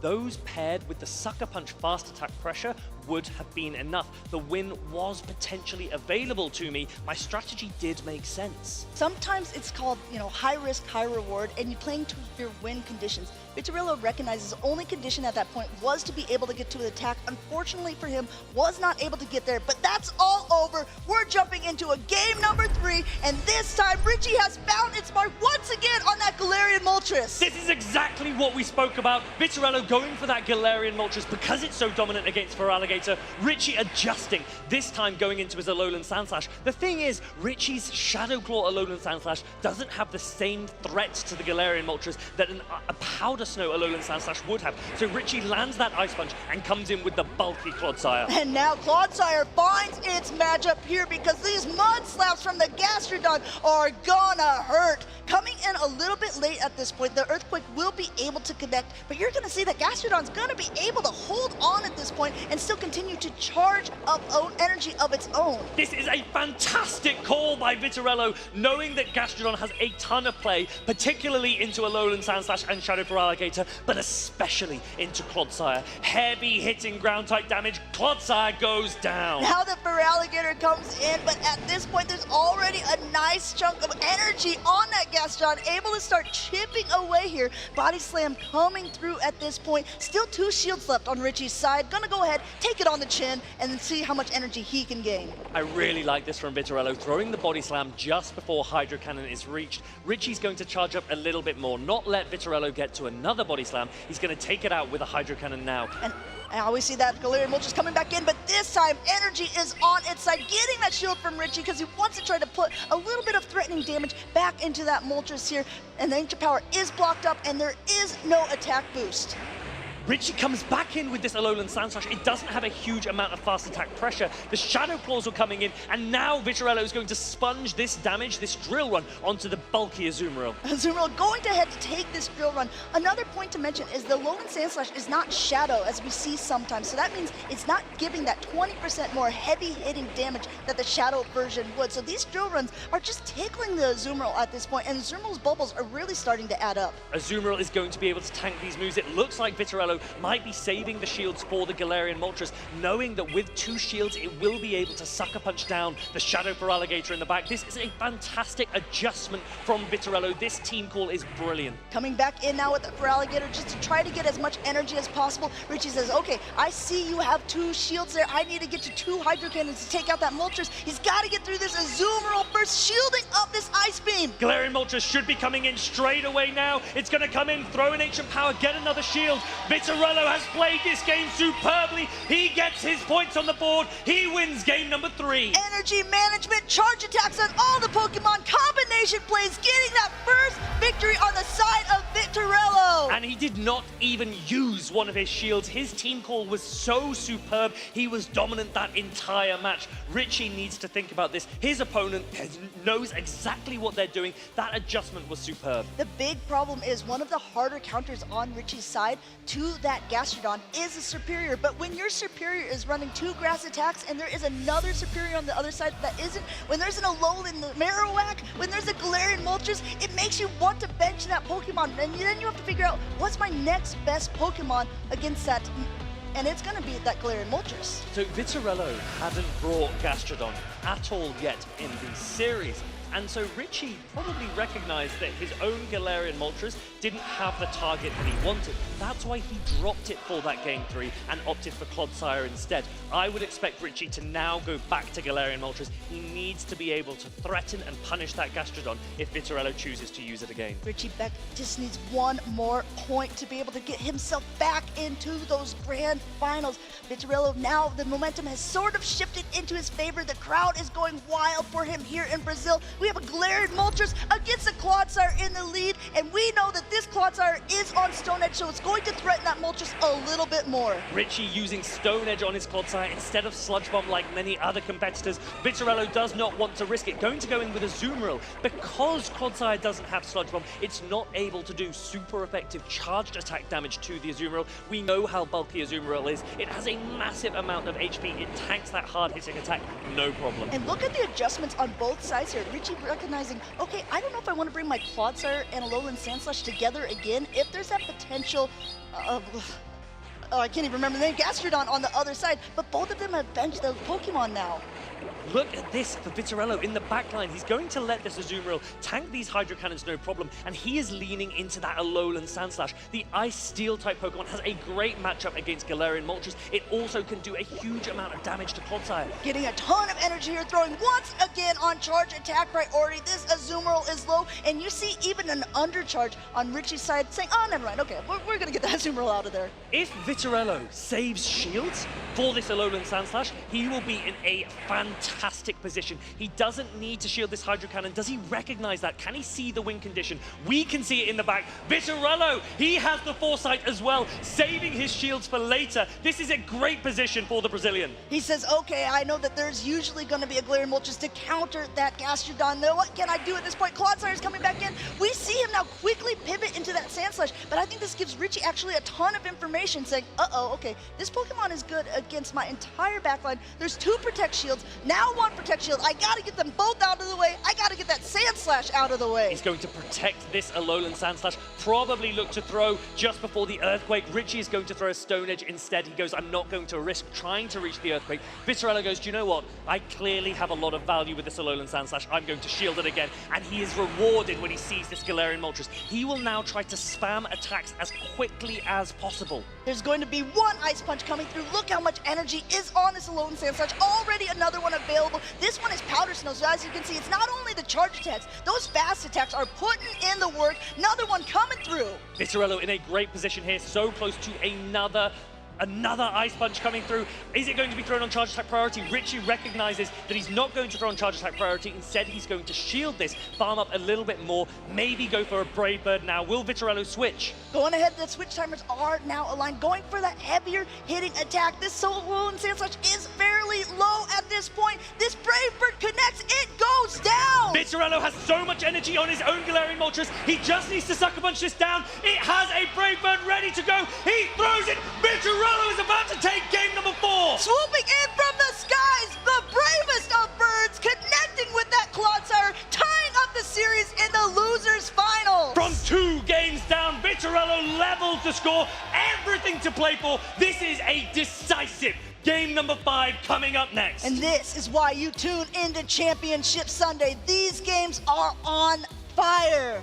Richie has put so much investment into his Feraligatr. Vitorello now recognizing the strategies of his opponents. This is exactly what we mean about a best of 5. Let's remember, if this were a best of 3 match, Richie would already have won. Best of 5 means Vitorello has time to adjust, time to learn, and time to re-navigate and take himself forward to those grand finals. Richie does not want to let that happen. Whoever wins this next matchup gets to play in the grand finals against Marto Galde in another best of 5 matchup. If they win that matchup, they can crown themselves the 2025 Latin American International Championship. This game is very important to both players. There is so much on the line. There's so much to play for. One player is locked in already. The other is taking a couple of moments. They know how critical this is. They will be leading a Pokemon in a team of 3 and be hoping. They'll have their fingers crossed. They will be praying to see a certain lead for their opponent. You want the advantage in the lead. It doesn't mean the game is over. The game is just beginning. Coming onto the field here, we see a mirror matchup. Now we have to remember Richie's is on the Shadow Claw, which means the fast attacks are going to be doing more damage to the Sand Slash. But at the same point, those drill runs are the thing that both trainers are going to want to watch out for here, getting that first Protect Shield off of Richie. Drill Run would do a lot of damage. Ground type attack against the Steel type Pokemon would be super effective. Richie investing shields, and now Vitorello gets that shield, coming in with the Azumarill. Azumarill here to sponge all of that damage, all of that energy that Richie has now been taking. Wellzone throws one Drill Run, what we call a little bit of chip and dip strategy perhaps, getting a little bit of health off of the Azumarill before swapping into something else. But it looks like Richie's actually wanting to stay in this, get the Azumarill nice and low. Richie has a really nice matchup here as well. Alolan Sand Slash with Shadow Claw and Drill Run can do neutral damage. It can spam attacks into this Azumarill, and it resists all of the charge attacks available to the Azumarill. The Azumarill basically at 100 energy here, but basically taking 3 different charge attacks as it came in. That Alolan Sand Slash still nice and healthy, saying, I know that neither one of these attacks are even gonna come close to knocking me out. Thanks, it's good to see you, Azumarill. It really is. Azumarill landing this play rough. Alolan Sand Slash will be able to hold on. Vitorello now needs to think, how am I going to take this down? He's going to go into a Galarian Moltres. He's probably going to let this Ice Punch go through. He knows that it is a non-Shadow Alolan Sand Slash. Although it's super effective, it doesn't do as much as an attacks from the Shadow Feraligatr or indeed a Stone Edge would from this Clodsire that comes in now. Clodsire coming in and saying, okay, I know that if you want to go ahead and take some health off of me, you've got to go for that Brave Bird, that heavy-hitting attack that also ends up not doing so well for you. So it's your choice here, Vitorello. Are you going to go for that heavy attack, or are you going to go for an Ancient Power? Vitorello will be throwing this first Brave Bird now. This wouldn't maybe not knock out the Clodsire, but it would do a ton of damage if it lands. Richie will be hoping that he is able to hold on. Yes, comfortably able to hold on. Reaches that Stone Edge now, waiting, doesn't want to allow on a catch. Vitorello, you saw him there trying to switch out into the Azumarill. The switch timer was not up. It takes 50 seconds. That wasn't quite reached. Galarian Moltres goes down, but Clodsire has little to no health available. Vitorello still has a shield and now a little bit of energy. I wouldn't be surprised if Feraligatr comes in here for Richie. Richie hasn't shown the Feraligatr yet in this game. He's waiting on a switch timer. There it comes. It's taken to the field. Basically his most valuable Pokemon this whole time so far, ready to start chomping away at the Alolan Sand Slash here. Gonna go ahead and take an Ice Punch. This is a bait. Vitorello wants to get that last Protect Shield, and he is successful in doing so. Vitorello might need to try and catch on his Azumarill. Richie will not be looking to let that happen. Throws the first Hydro Cannon now. Vitorello so close to a Drill Run. Richie so close to the last Hydro Cannon. These last couple of moments could be key. It's going ahead. He's at the drill, and he's going to go one over. He does get the catch. This is absolutely huge for Vitorello. Vitorello makes the catch. All of that energy is lost for Richie. What a play! Coming back in now with that sand slash, just gaining a little bit more energy. Wants to get up to 2 drill runs. Throwing this first one here. He is hoping. He is pressing all of those buttons. He wants to make sure this drill run knocks out the Feraligatr. This is doing a ton of damage. The Feraligatr goes down. Who has energy left? Vitorello has energy left. He reaches the Ice Punch. He's throwing an Ice Punch, but it's also onto a regular Alolan Sand Slash. The real question is this enough? And yes, it is. Vitorello wins losers finals. He is the winner. He will go through to the grand finals. What a series. He has picked up a broom. He has reverse swept here in the losers finals. He says, Marto Galde, I will see you on stage in a few minutes. What a player. He has come through and taken out so many incredible opponents this weekend. Players that have won so many titles. And now he has taken out Richie as well in the most desperate of moments, making that catch.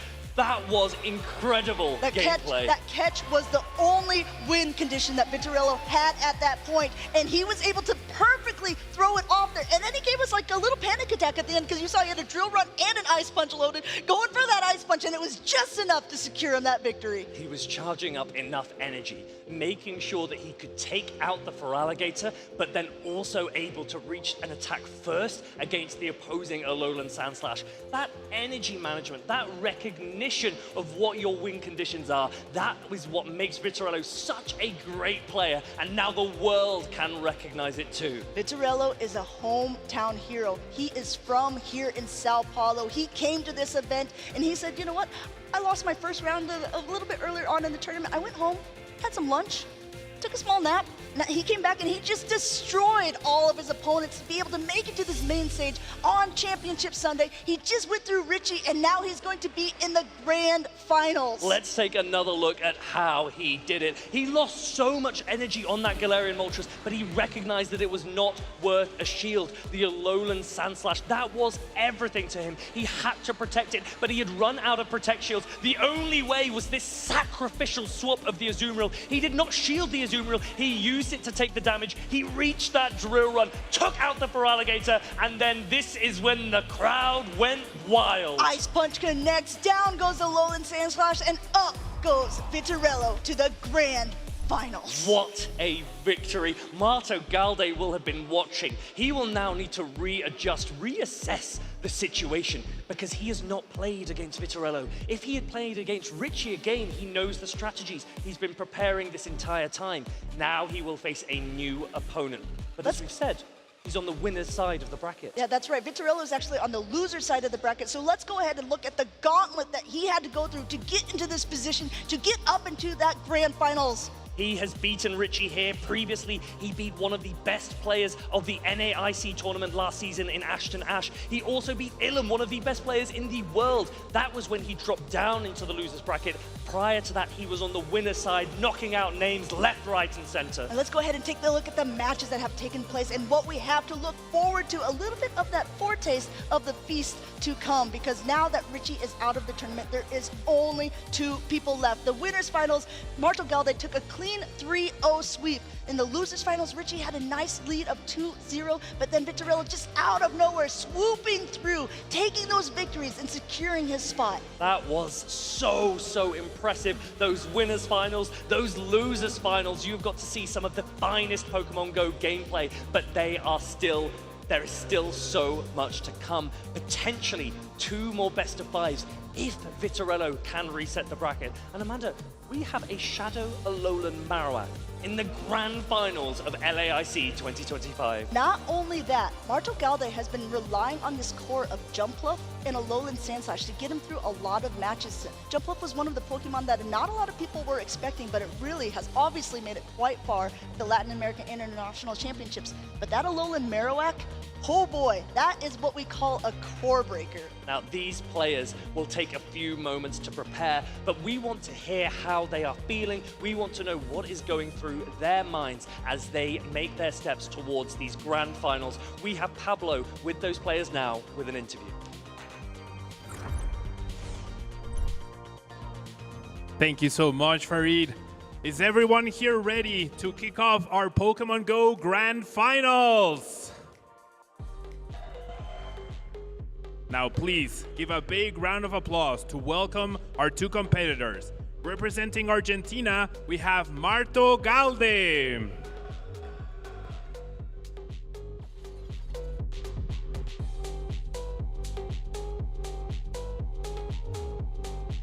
And representing Brazil, we have Vitorello.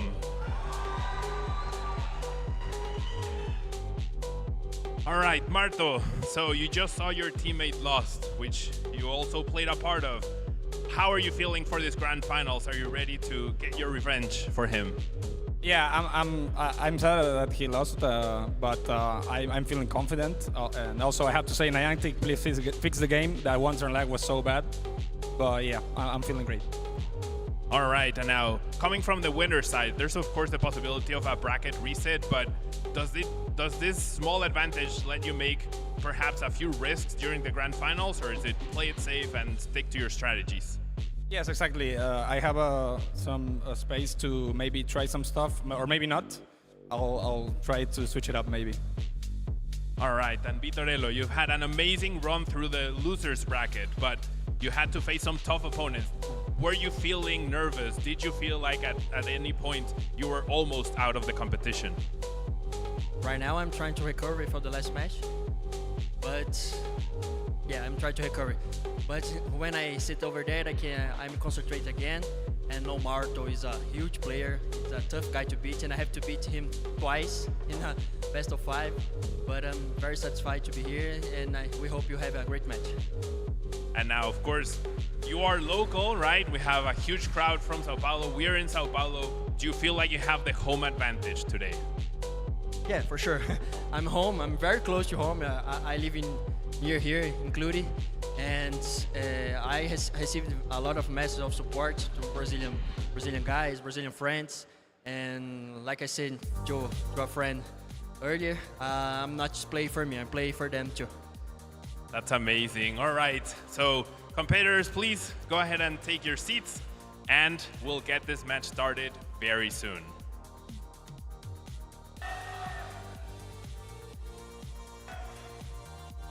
I hope you are as ready as we are for this amazing grand finals between Marto Galde and Vitorello. My name is Inadequate. I am joined by two brothers, and we are so excited to watch these finals with you and witness history made at the 2025 LAIC International Championships.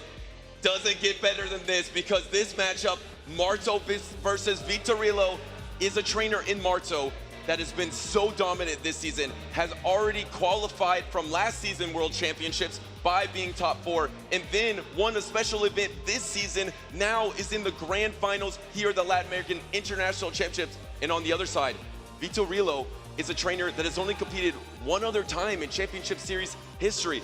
In 2024, he played in Sao Paulo, he placed 9th. That's a great first attempt, but a grand finals on your second tournament ever, that is insanely impressive, and he has all of Brazil on his side. Can he secure 3 straight years of Brazilian victories at LAIC? The hometown hero is the only one to stand in the way of Marto Galde. A second place is a great place, a great step from that 9th place for Vitorello, and we'll see in this matchup if he can do it as these battles are getting ready. Yeah, and it really is a story of David versus Goliath here, because you have Marto, who has been so dominant, so consistent, versus a new trainer and using his signature Pokemon of that Shadow Alolan Sandslash. How about a triple Alolan Sandslash finals? We definitely did not expect that coming into the tournament. There's going to be a lot to see, but let's hear first from the friends and family of these players. Amanda, take it away to the interview.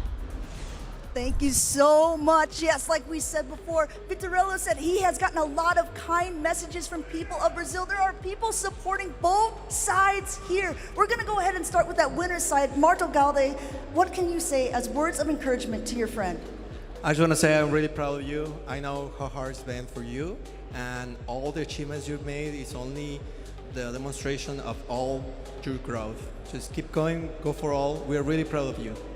Yeah, you could hear the crowd cheering for both of these trainers before. How about you? Is there anything that you want to say to Vitorello? Yeah, he's a great player. I hope he can reset the bracket and he do the best plays in this match. Well, those of you who have it, 2 nice words from trainers, some friends. While these 2 trainers on stage get ready, we're going to get down to the action. We're going to get ready. We're going to kick it back to the casters because we're going to crown a champion. Thank you, Amanda. And we know it was fitting that there is one on each side here supporting them because we know the crowd is separated. We know there is a lot of crowd support for 7-Eleven Gaming and, of course, Marto Gaude. And on the other side, the hometown hero.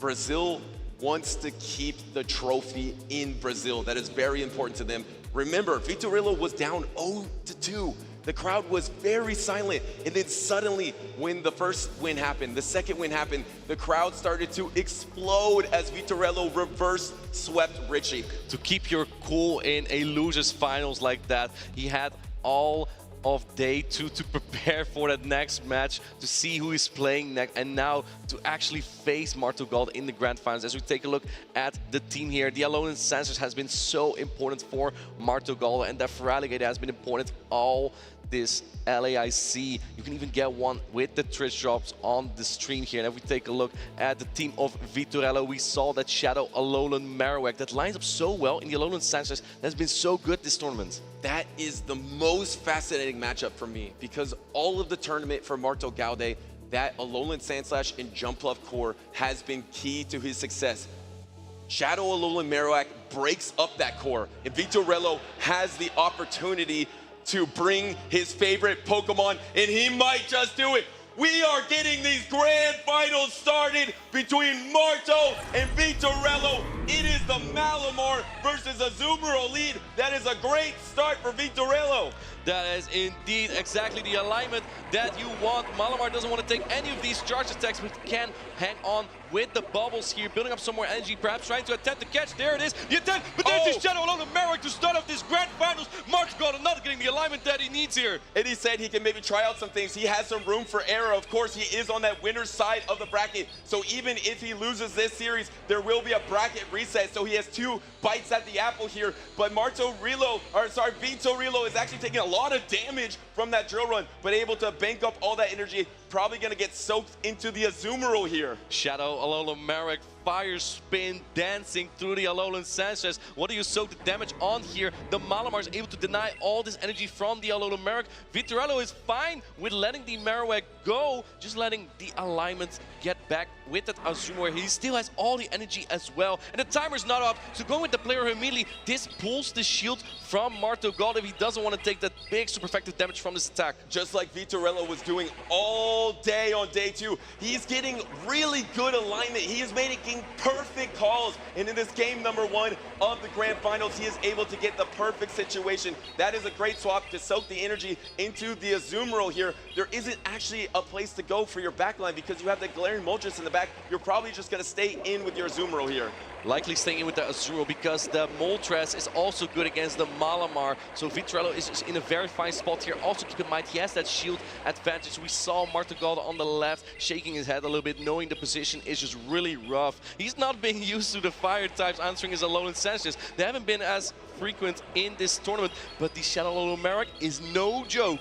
I don't know if he's seen a single fire type in this tournament yet, and that Shadow Alolan Marowak just shredded that Alolan Sandslash that has probably been the MVP all tournament long for Marto. Throwing the resistant Ice Beam probably is going to secure the knockout anyway, but this Azumarill actually comes out with a little bit of health. Can you threaten this Moltres enough, get some Protect Shields? The problem is you're the one down a Protect Shield here if you're Marto. And I think that all the energy from this Azumarill is definitely going to get shielded, knowing that Malamar's access to Superpower, which is neutral on the Dark and Flying type of the Galarian Moltres. It would do about 50% damage. So I think for Vitorello it's just crucial to stay above that health. But the Azumo's almost being sucker punched down there, going for the first Ancient Power here. And he has 2 loaded already. And the thing is, you're so high on energy. You're going to land this Ancient Power here. Can he grab the boost as well? But Malamar maybe isn't out of it yet, because Malamar is also loaded with energy. Look how much energy Malamar has. I think Marto has a shot here. And he calls the foul play. He calls it. What an incredible play by Vitorello. And this makes him in such a good position. There's still so much energy on the Malamar, but Vitorello is 1 sucker punch away from 2 Ancient Power. Can the Malamar outpace the 2 attacks here? And he is almost at that second superpower. Can he reach it in time before the next Ancient Power? Doesn't look like he's going to make it there. Wait a second. Hold up. Does Marto have double? I believe he might be 1 side wave away from the double. We're going to find out after this Protect Shield. Does Marto Gaude have the double? No, he does not. And Vitorello is able to throw the Ancient Power. The hometown hero takes the first game against the Tercero del Mundo. And that is a great step here, but you have to win 2 more to reset the bracket here, and then Marto still has another chance in another set here. So an incredible start to this first set here. Vitorello with that Shadow Alolan Marowak and just being so strong into the Malamar, recognizing from his previous set, Marto Gauda versus Richie, that Marto was really relying on those 2 Pokemon, the Malamar and the Alolan Sanchez. Marowak did so well there. Let's break that down real quick. If you are new to the Pokemon Go Grand Finals format, Marto Gaude is coming in on that winner's side of the bracket. That means that he has an opportunity to win here, become champion, or if Vitorello wins this series, there will be a bracket reset because we have double elimination, and that would be Marto Gaude's first loss of the entire tournament. And that means after the bracket reset, whoever wins that next series is going to be your Latin America International Champion. But we still have some games to get through first. Of course, Marto is only 1 point down, still can get 3 back here. Both players are thinking and getting ready on what to bring here. One player already locked in, the other still thinking on what to bring. Do you go with the same lines here? Do you want to safe switch that Alolan Sandslash again? Because it wasn't as safe there against that Alolan Marowak. I mean, what a bold choice. Marto said in the interview he can take some risks because he has that room for error, but that was a huge risk. A safe swap on the Alolan Sandslash here. It hasn't been polarizing all tournament long, but now it is polarizing in this one matchup, and this one matchup is the Grand Finals. We are in matchup into game number 2. It is grass versus grass. Vitorello instantly pivots out of his superior to an Azumarill. ABA weak to the jump up. That is not an answer at all. Azumarill's quite bulky though, so can't hang on with this energy ball. Maybe Marto wants to swap out before taking an Ice Beam here, but because that is double super effective. Going into the Feraligatr here. Feraligatr doesn't take much damage from the bubble, but the player from Azumarill is not gonna take it well. Yeah, it actually, he puts up the Protect Shield here, trying to endure this health on the Feraligatr, and now it's going to have the opportunity to probably knock out with Hydro Cannon plus Shadow Claw, but you have to do that before the player up, and I think Marto is shaking his head a little bit. I think he miscalculated. He thought maybe he could get enough reach to knock out the Azumarill, but I don't think he has it. And now being able to Shadow Claw down though, this player is going to do a lot of damage, but Marto Gauda doesn't want to put up 2 Protect Shields here because then he won't be able to shield any other attack, and it may be crucial for the remainder of this battle, especially considering the Superior, even though it doesn't have a great matchup into the jump love, still has access to Aerial Ace as well, which would be super effective. But this Ice Beam going to do a lot of damage. That's going to be a boom! Wow, that chunk there, and now suddenly you can get the Powder Snow down. You have so many good answers for the Superior, and now is this going to be the Leaf Tornado here? No, it's actually the Frenzy Plant, and it's going to be landing into the Alolan Sandslash, but it really doesn't do much at all. You get the full farm down. But Marto Gauda gave up switch advantage here. That means that now Vitorello with the shield advantage can bring in his own Alolan Sandslash, and it will be aligned later against the jump up. He can be able to win this matchup. Going for the Ice Punch base. Wow. Oh my goodness! Vitorello is out of his mind with that call. It is double resisted into his Sandslash. And going for another bait at this point. I don't think you need to take any risk as Vitorello puts up the Protect Shield here. What a risky call there from Vitorello, but it is the exact plays you need to win a championship like this against a player like this. And doubled down with that Ice Punch bait, so went 50-50 with those Ice Punches, so it's not terrible for Marto here. Now putting up the Protect Shield against this Drill Run because you really have no answer for this Alolan Sandslash, and this Alolan Sandslash has the energy, was so patient here, and now is going to get the farm down the Feraligatr as well, the patience. He tried to catch Marto Gallo, wasn't able to. Vitorello way too patient there, and in comes the jump bluff. But this is the worst matchup you can imagine for the jump bluff. All the energy is walled, and the ice smash is double super effective.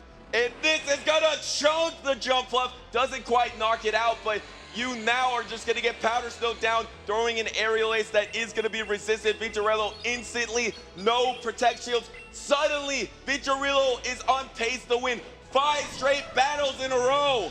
No shooting at aerial ace makes sense. Here comes another ice punch. The drill run would have definitely gotten the knockout there. So naturally, Vitorello preserved his shields for all the energy from his alone session. He is almost at 2 drill run here. He's gonna throw this drill run. That's gonna be super effective. And now suddenly he knocks out Marto and has taken 5 straight victories. Wow, what a play there by Vitorello. He is 2-0 up into Marto Gallo. What a crazy match that we had there. Wow, the hometown hero. 1 victory away from resetting the bracket here for Vitorello. He has a Brazilian crowd on his side. You can hear them cheering.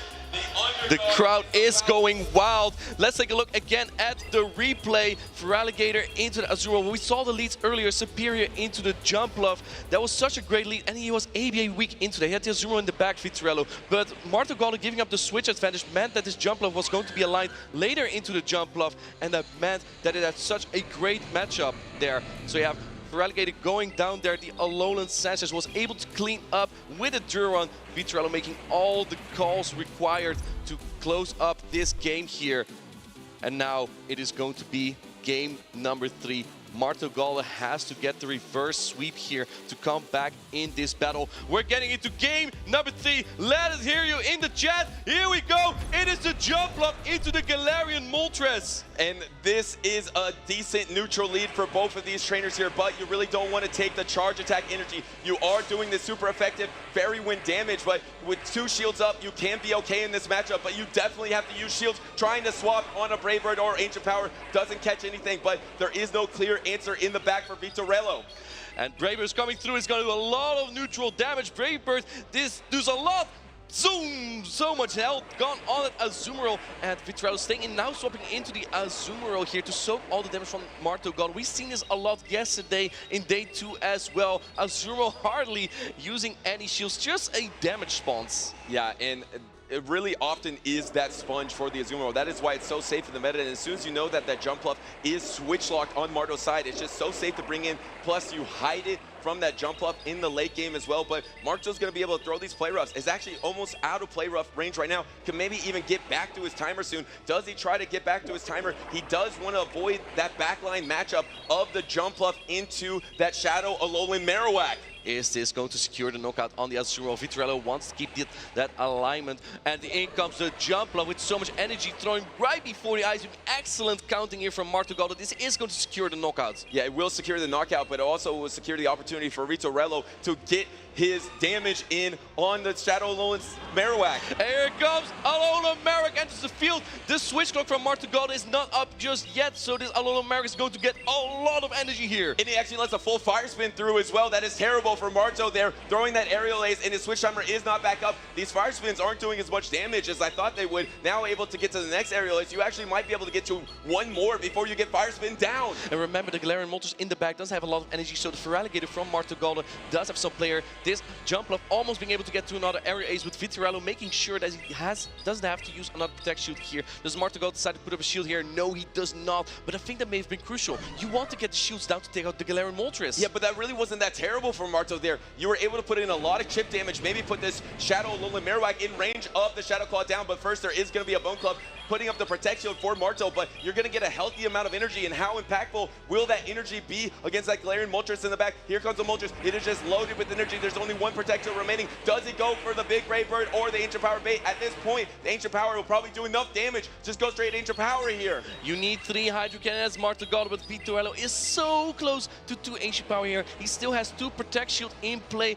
This is the place to use them in the second game, the end game of this grand final matchup. The first this protect shield is going to take away from Marto Gallo. He's no shields anymore, and Vitorello's building up energy. Oh, the patience from Vitorello. He knew it was happening, and Vitorello is victorious. He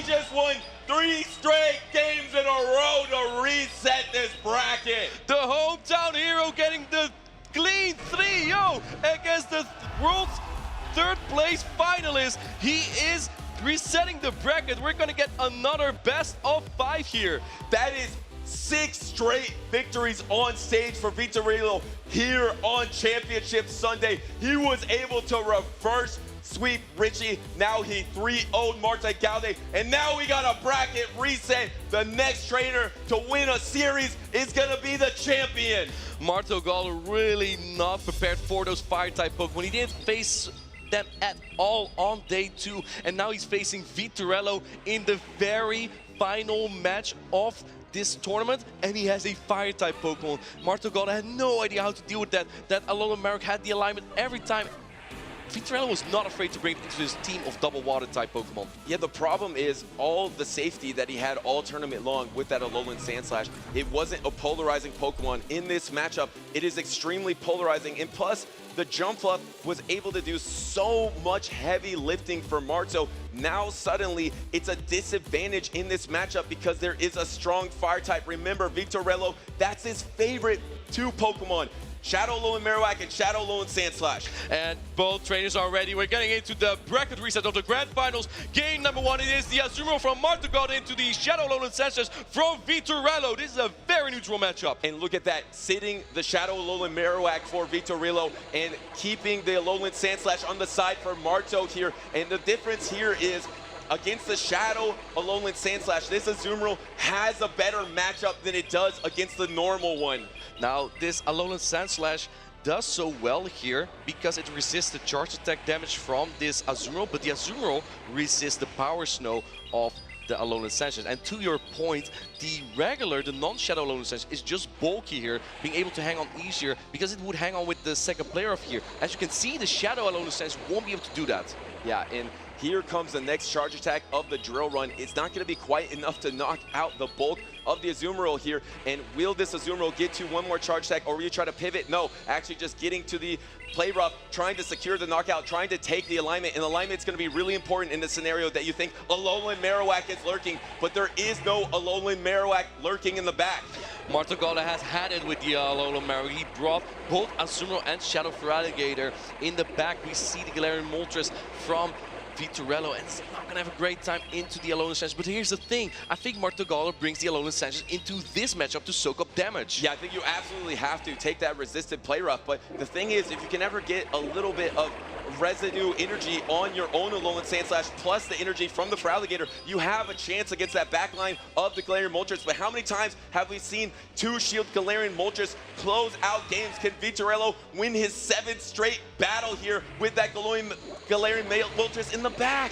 And there we see the Alolan Sandslash come in. Marto Galde did not want to swap out earlier because he really is just frightened by the Alolan Marowak now. And because Alolan Sandslash is quite the alignment-dependent Pokemon, he wants to ensure that it is going to take all the damage that Vitorello built up on this Azumarill. Going for another player off here, but not before the Drill is going to land. This is not going to knock out, but 2 of them will take the Azumarill off this stage. And this is going to be a really tough decision for Marto here, because as soon as he sees that Moltres, he has to decide, does he want to give Sucker Punch down energy for Vitorello, or does he want to instantly pivot to the Feraligatr? It is going to be a tough choice here. When is Vitorello going to unveil it? There it is. There's the Moltres, but maybe a little bit early because he didn't soak the energy on the Azumarill. He is swapping into a loaded Alolan Sandslash. Is going to deal some punches here on the Galarian Moltres, and if you can get those shields away, then maybe the Feraligatr can close up this game because it has access to Ice Beam. Vitorello realizes it could be the Feraligatr. He doesn't put up the Protect Shield because an Ice Beam would do way more damage. Now do you even swap? Yes, you do swap, but Marto is regretting it because this Shadow Claw energy or damage is not going to be that impactful. Suddenly, you're giving the opportunity for Vitorello, but no! Going for the Hydro Cannon first, have to throw out the Protect Shield. I think this was charge attack priority. This is going to get super close here. It wasn't charge attack priority. Vitorello is at 2 HP power. He is going for the Brave Bird. Oh my goodness, is he going to call this? He's gonna land it! Oh my goodness, there's a no shield! Okay. The Brave Bird lands, knock out the Feraligatr. In comes the Azumarill, trying to bubble down this Alolan Sandslash. There's still a shield on Marto Galde's side. There isn't on the Azumarill. This is going to be a fast attack down. Yes, and you're going to be able to get this knockout right here. It's going to be Powder Snow versus Sucker Punch here. Which Pokemon can do it? 1 Powder Snow, 2 Powder Snow. Marto wins it. 1 HP in a dream. Vitorello tried throwing the charge attack there, but wasn't able to. There was still a shield on Marto Galda's side as well. What a really close game. After 3 consecutive losses, Marto Galda is finally able to take a game from the hometown hero. He puts a point on the board and stops the momentum from Vitorello, able to stop the streak of 6 straight victories. Now he is 2 wins away from becoming the Latin American International Champion on the back once again of Alolan Sandslash. Do we see the adjustment to the Alolan Marowak from Vitorello in game number 2?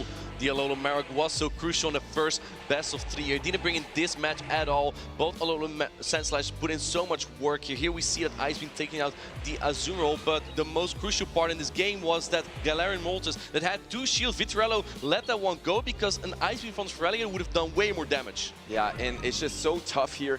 Once you debuff yourself as well, you're taking more fast attack damage. You have to pivot out, and then you gave that opportunity, and looks like there is going to be something underway in terms of a review here. So we're going to let you know as soon as we know about that. It looks like it is going to be a rematch because Vitorello missed a sucker punch there that may have led into a potential tie. So we're getting into an actual, again, game number 1. We have the trains locked in. It is going to be the Alolan Sandslash into the Gastrodon. And Gastrodon is so much better against Alolan Sandslash than Shadow Kanto Marowak is, so you have to instantly pivot. And here comes the Moltres, the best answer for the save swap of Shadow Feraligatr. Vitorello has all the answers here for the Pokemon of Marto Galda. We don't see the jump love in the back from Marto Galda, so he doesn't even really have a solid answer into that Gastrodon. And now you got the bait with the Hydro Cannon. When do you throw the Ancient Power, or do you just try to shield through? No, actually throwing that Ancient Power after 6 Shadow Claws, and there was no charge attack priority from Marto Galda like we saw so much in day number 2. Putting up a protection and getting the boost! He got the boost, and now he has his defense has rose. Does he try to protect shield? Yes, he's going for it. He's gonna go for the Sucker Punch down. Vitorello has Lady Luck on his side, getting the Sucker Punch down. Alolan Sandslash, yes, can come in and try to clean this up, but you may have to put up a Protect Shield because this does more damage now. And now the Brave Bird is gonna land. Usually the Brave Bird does less than half, but when it's boosted, it is gonna put a dent in this Alolan Sandslash. Wow! What the hell? That does so much damage. Ice Punch coming through now. This is going to finally get rid of this Galarian Moltres, but it almost took out 2 Pokemon from Marto Galda. It pretty much did. There is a 1 Protect Shield advantage for Azumarill, but Azumarill has a lot of work ahead of him. I don't know how Marto's going to do it. A little peekaboo from Vitorello, knowing that he's going to have this backline matchup of the Alolan Sandslash and Gastrodon into the Azumarill. Remember, this is a rematch. Vitorello has still won 6 straight battles. Can he make it 7?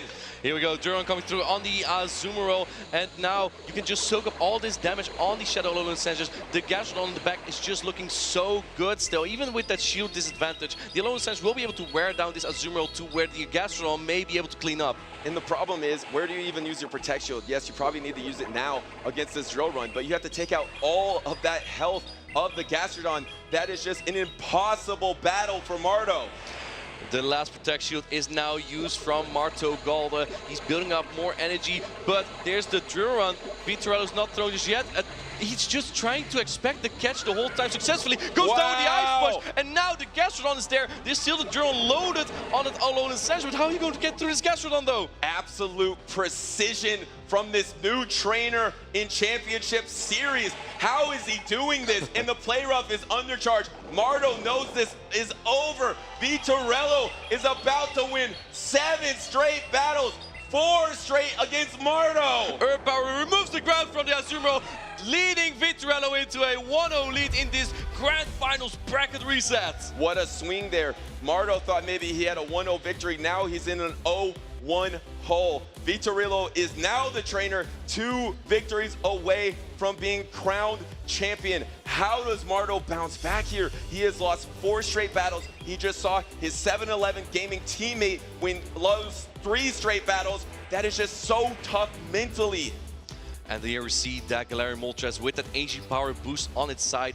It's, I believe, a 1 in 10 chance to get that boost with an Ancient Power usage, and then it put in a dent into 2 Pokemon of Martogolda. The Azumarill couldn't hang on there. Vitorello just expecting all the catches from Martogolda. He basically is just not throwing his charge attack until, because he's just waiting for Martogolda to swap. The problem is, Marto's strategy is just not that good in this matchup. Alolan Sandslash and Jump Bluff Core is not good against the Shadow Alolan Marowak. And then the Alolan Sandslash that's been so safe is not as strong against Gastrodon. One of the few Gastrodons to make it to the finals.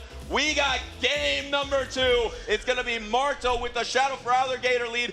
Oh my goodness, Vitorello is making every call. He has a family, Vitorello. In comes the Alolan Sandslash, but on the contrary, the Alolan Sandslash regular hangs on here. Shadow does get knocked out by a single Earthquake. And you got the double Poison Sting energy advantage here. You're gonna be able to soak up this drill run. Looks like there was an Earthquake registered on charge attack priority. Stone Edge, but it was a Stone Edge. Wow! Vitorello does everything. Oh my goodness! This is just local. And look at, it makes sense because if you look at the back line, Vitorello is double strong into the Feraligatr, going for the Stone Edge. Again, does Vitorello even shield this? He doesn't! Wow, he doesn't even need the Alolan Sandslash, just needed to get this Clodsire low enough to then get an energy advantage here. What does he go with? He's gonna go with the Moltres here. He's gonna get the full Sucker Punch. He is ABA weak into the Alolan Sandslash, weak in the front and weak in the back, but in comes the Feraligatr. Martogolda, even though this isn't a great matchup, he knows where to put the alignment now because Vitorello revealed all his cards. Yeah, and that is huge. Marto is now in this battle because of the strength of that Alolan Sandslash. He is not out of it yet. He can tie up this series here. The Ancient Power is available, the Brave Bird is available, but going for the Ancient Power bait, it's not even a bait because this could even knock out the Feraligatr here. I think at this point Martogolda is not... Oh, he is going to shield this up. Really wants to get rid of that. And catching the Hydro Cannon on the Superior. This is resisted damage. That is huge. But now Marto can go straight into his Alolan Sandslash and he can dictate the tempo of this matchup. He can bank up as much energy as one. We know there are 2 Protect Shields remaining, but that Moltres is incredibly low HP.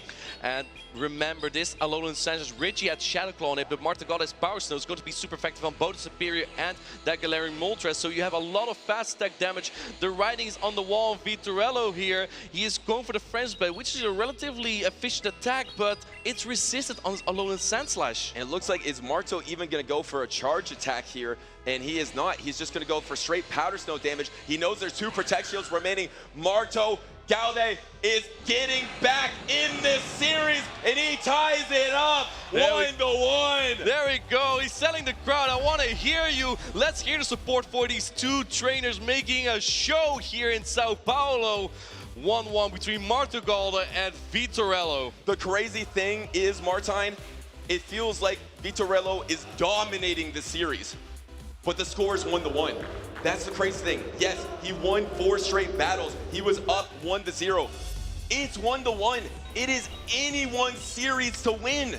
I love this set and how these players are making all these calls. Vitorello was confident. He was countering the Feraligatr so well, but he realized if I use a Protect Shield here, a potential Alolan Sandslash is going to be trouble. And there was that Alolan Sandslash in the back. So even though Vitorello was double strong into Feraligatr, he was also double weak into the Alolan Sandslash. And what a call from Marto to just keep doubling down with that Alolan Sandslash, bringing it in the back. There has been no Shadow Alolan Marowak this entire bracket reset. Do we see that in this game number 3, which we have right now? It is tied 1-1 with the 2025 LAIC Championship on the line. Feraligatr into Gastrodon. Now this is a very, very neutral matchup. We know Musab has been buffed, does a lot of damage now, and Gastrodon is so solid now. It should win most scenarios here. If this Feraligatr has a very high defense and HP, Martogolda will be able to force the switch fed into 2 shields. But look at that, look at this. Let's go. But look at this though. Look at the backline. He brought the Moltres to be the answer for the Feraligatr. There is no place for this Moltres to go. There is an Alolan Sandslash and a Azumarill on the backline for Marto. And in comes the Moltres. Martogolda swapping immediately into his Alolan Sandslash. But I think that the Azumarill may have been a bit of a better place here. Martogolda was shaking his ass a little bit. He responded quickly, but did he put in the right answer? I think he's worried about Superior in the back.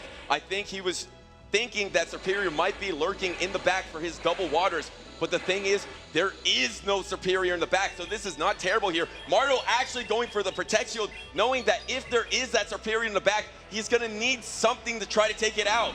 And down goes that Moltres. Now, you do have the Gastrodon, but it's so low, it might not even be able to take out the Alone Sense anymore. You come with your own Alone Sense, but you're in an energy deficit. And is he gonna go for it again? No, he went for it so many times in that first series, and now Vitorello calls it. Wow, he just knows everything here. Protect Shield's on that drill run, but if he was wrong, he would probably lose the game, so it's a really smart call.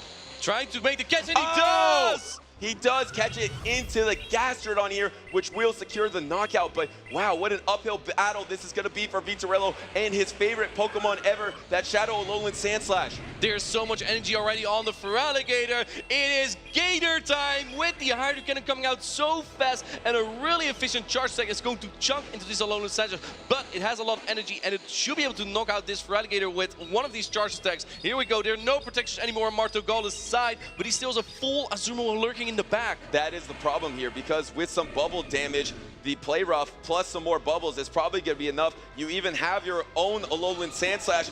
Marto was in an 0-4 hole, and now suddenly he is the trainer with all the momentum. He is on pace to win 2 straight to take an advantage in this series. He found the ingredients to come back against the hometown hero Vitorello with that double water strategy. The Alolan Merrick nowhere to be found anymore from Vitorello.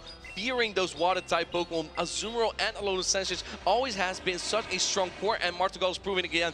Can he get the knockout with the player? This is still going to get really close, because I think the next Drone will knock out, but you need 2 Drone though as Vitorello. Yeah, and you're going to need another one for that Sandslash, like you mentioned. So now you are at that Drill Run. It is going to be able to get really close to the knockout here, but even if it doesn't, there's just too much health on the Alolan Sandslash. Can he secure the knockout? He doesn't secure it. We get the swap, we get the Powder Snow down, and suddenly we got a trainer with 1 victory away from becoming champion. Marto Galda 2-1 now against Vitorello. So many losses in a row, and now he has 2 consecutive wins here, making all the plays he needs to win the LAIC. He has been in the grand finals so many times in so many tournaments, and he's showing that the experience is now coming up here as we see the crowd cheering for him. He's in a great spot right now. Let's talk about the resume of Marto. He said this season has been a dream come true for him. He has won a special event. He's got 5th place in Joinville.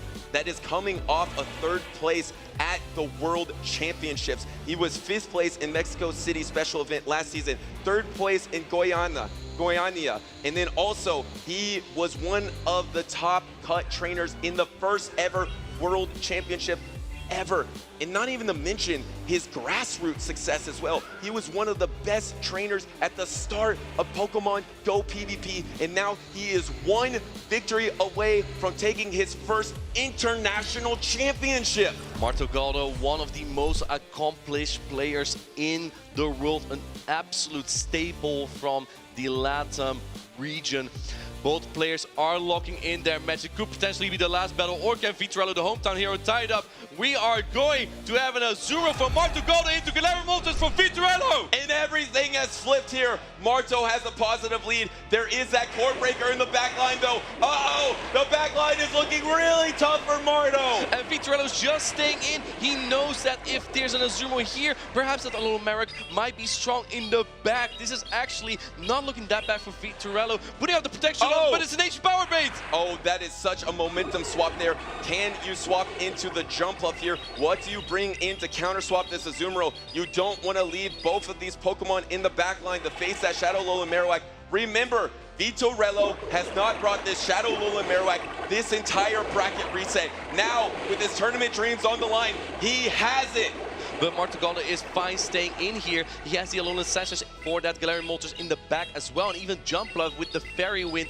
Fast attack doesn't do terrible there either, so I think he's just going to stay in. And no, he's now going to the Alolan Sandslash to soak up all this damage from the Azumarill, but the switch clock is so misaligned here. At some point, we might see that Alolan Merrick enter the stage. Yes, and there is a Protect Shield disadvantage here as this Play Rough is going to be landing into the Alolan Sandslash. The timer is just seconds away from being available here. Do you try to hold on to this energy if you're Vitorello? Maybe you try to soak a Drill Run before you unveil that Shadow Alolan Marowak. Here comes the Drill Run into the Azumarill. Azumarill. This is just so well played from Marto Golden, keeping all that energy, There allows it him is. to get to another Duron against his Alone Merrick before he gets the fire spin down. Incredible play from Marto Golden and letting it through as well. Yeah, but suddenly the biggest threat for your backline is almost going to be knocked out with that big chunk of damage. The problem is your timer is not available, so the fire spin down does happen. Here comes the Azumarill. The Azumarill is already loaded with the Ice Beam, throwing the resisted Ice Beam into the Alolan Marowak. This is a resist that might not knock out, but I think the next bubble will kick it. Oh, he might actually be able to get to the Shadow Bone, and he does get to the Shadow Bone, but it's against the Jump Bluff! It is swapped into Jump Bluff, knowing that he needs to save the shield for that Brave Bird or Ancient Power, knowing that he needs a little health on the Azumarill to get back to that Ice Beam. That was a magical play from Marto. And now farming up energy on this jump, going straight for the aerial ace. If you let them all through, then you are threatened by the fast attack of two Pokemon. So naturally, Vitorello has to put up one of his Protect Shield here, and now you have to knock out this jump up and then the Azumarill. But there's still a Protect Shield on Marto Golden's side. Going on the Charge Attack priority, I think this super effective Ancient Power will knock out the jump bluff. And it does go through. I don't know if it's enough. Jump Bluff is not so thick, and he holds on. And this is key chip damage into Vitorello here. And now suddenly it's going to be Azumarill versus the Galarian Moltres play. It's just not low enough to get bubbled down. You need to get the double charge attack, but Vitorello has his own Azumarill. He has Azumarill, but the Azumarill from Marto Golden has so much energy. Vitorello, I don't remember how much energy there was on the Azumarill, but he's gonna need to pull through with that. He swaps it in. There's the energy here, and now Marto Golden has a chance to manage his energy perfectly here, throwing the player right before the energy from Marto Golden. Perfect counter by Vitorello. And Marto has the opportunity here. If he can get an Ice Beam knockout into this Azumarill and get to one more Ice Beam before the Ancient Power is available, he can win. Will he go for Charge Attack priority? He doesn't go for Charge Attack priority. And now suddenly this Play Rough is going to be landing into the Azumarill. Can Marto endure the Play Rough? He does. He does barely, but the Ice Beam is going to be coming through. The problem is you can't hold two Ice Beams. The Sucker Punch might knock out this Azumarill from Marto Golden. And yes, you get the farm down. Does Jump Bluff have energy? No! Vitorello ties up the score! And we have a Game 5 here in this bracket reset. I think Marto had an opportunity there to close it out, maybe with an Ice Beam thrown onto the Azumarill before you got hit with the Play Rough, and then getting to another Ice Beam into that Galarian Moltres. Of course, maybe that Moltres could have gone to an Ancient Power, but it would have been really close. Butters, I think what allowed Vitorello to excel in this matchup is, again, the Shadow Alolan Marowak. There was no Feraligatr this time from Marto Golden. He ran ABB weak to the Alolan Marowak. As you can see, the Azumarill lead to counter it, but he had the Alolan Sensors and the Jump Bluff in the back. And it doesn't get any better than this. You don't bring the Shadow Alolan Marowak all 3 games. You bring it to Game 4, and will Vitorello bring it to game number 5? Both these trainers have 2 victories. This is the bracket reset. The next trainer to win a game will be your 2025 Latin American International Champion. The stakes are high, the pressure is high. We are almost getting ready for the decisive game number 5. Marto Golden, I think if he threw the playoff earlier in that matchup, may have been able to be in a better spot there, but now he has to keep his cool. Both players have to lock in. Chat, audience, I want to hear you here. We're getting into decisive game number 5. It is going to be the Feraligatr from Marto Golden into the Galarian Moltres from Vitorello. Here we go, and it's a tough alignment for Marto here. If he is able to pull off this game, he will be able to pull off a miracle because he has a backline matchup of an Alolan Sandslash versus a Shadow Alolan Marowak if he loses this lead. Here we go, the Hydrocannon coming through. Vitorello shields it, wants to keep that switch advantage. He knows that if there's the Alolan Sensor in the back, is the Alolan Marowak, but in comes the Azumarill. Now going for the Ancient Power bait. Does Marto Golden call this, or does he shield this bait? This won't do as much damage as the Brave Bird. And Marto Golden puts on the Protect Shield! Oh no, just like he did in the game before. And now suddenly there is a Protect Shield parity in this battle here. But this is all lurking to be a backline matchup of the Alonelins. the Sand Slash versus the Marowak. If that is Marto's destiny, I don't know how he can win it. It's gotta be the Feraligatr show one more time for Marto Galdo as Vitorello charges up energy. That makes it so difficult for Marto Galdo to swap out at some point, because if he were to catch an attack on Alolan Sanders at some point, then the Alolan Marowak will say peekaboo, and it will fire spin it down. The huge thing here for Vitorello is he was ABA weak to the Azumarill, and he baited out the Azumarill, but the Azumarill is now out of this matchup, so that actually gives an advantage back to Marto. That Azumarill is looking really strong against the backline of Vitorello. The clock is up. In comes the Alolan Marowak. No, building up more energy, perhaps soaking damage here, because the Alolan Sensors does have access to Duron. Looks like Vitorello does not want to have any of that, but you need to use your Alolan Marowak somewhere, because there are two water types in the back for Marto Galdo, and you've seen this as Vitorello. And I think Marto knows that the Alolan Marowak is in the back. That's why he didn't throw his energy. He didn't want to become energy dry, and now throws the back-to-back. Super effective. A fire spin does come through there, but that's going to be super effective damage into the Alolan Marowak, and it's just going to shred this Sand Slash. The switch clock is almost up, but it looks like you get fire spin down. This Alolan Marowak has energy, but so does this Feraligatr now. You can get to the Bone Club. This is not doing as much damage as that Shadow Bone, but I think we'll almost start a knockout, so Marto Galdo puts up the shield. Feraligatr needs to take care of that Galarian Moltres that has been so important for the Brazilian hometown hero. This end game is going to be so close here as Feraligatr secures the knockout. The Azumarill throws a charge attack priority. What a call from Marto! And it is no shielded by Vitorello. No shielded. Azumarill goes down with all that energy. It is all in the hands of the Galarian Moltres. Now it has some energy. The problem is there's also the Azumarill from Marto Galdo. In comes the Hydro Cannon. This opens the door to a potential Play Rough or Ice Beam later, because he puts up the last protection. He shields, and is the Azumarill in range of the Brave Bird? I don't know. It is gonna be coming down to this. The whole championship comes down to this Brave Bird right here. Azu holds on, and Marto has just reached Azumarill status. He might be the greatest of all time. Marto Galdo is your 2025 Latin America International Champion. Give it up for the Tercero del Mundo. He has come from far, and he's been doing so well. His list of accolades is only growing. A big congratulations, and also Vitorello for an incredible best of 5, resetting the bracket and making it all here to the decisive game number 5 that came down to almost 1 HP. He's just overcome with emotions. It all came down to that. The Azumarill is the perfect way to describe Marto Galdo. It's been good since the beginning. It is always reaching the top. And once again, it is #1. And that's what Marto is here in 2025 Latin American International Championships. Congratulations! The trophy stays in South America.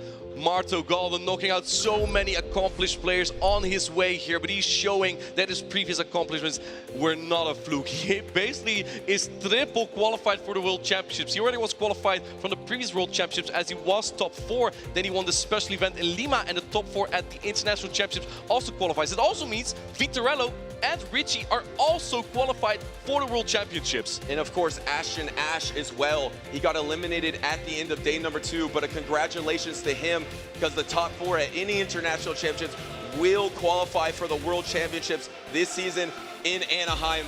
It doesn't get better than that. We got a bracket reset. We got a game 5, and it came down to literally the last 2 charge attacks from the last 2 Pokemon. What an epic series. Vitorello looked so locked in from the start, taking 3 consecutive games from Marto Galdo in the first best of 5, and then in the last best of 5, Marto Galdo was able to lock in, focus, bring this water-type Pokemon to take care of the Alolan Marowak, and just that energy management was so well. Because of that, Vitorello couldn't just swap in that Alolan Marowak every time, because even though Alolan Sand is so weak to Alolan Marowak, it does have access to Duron, which is super effective. The brilliance of Marto to never let his Alolan Sandslash be energy dry.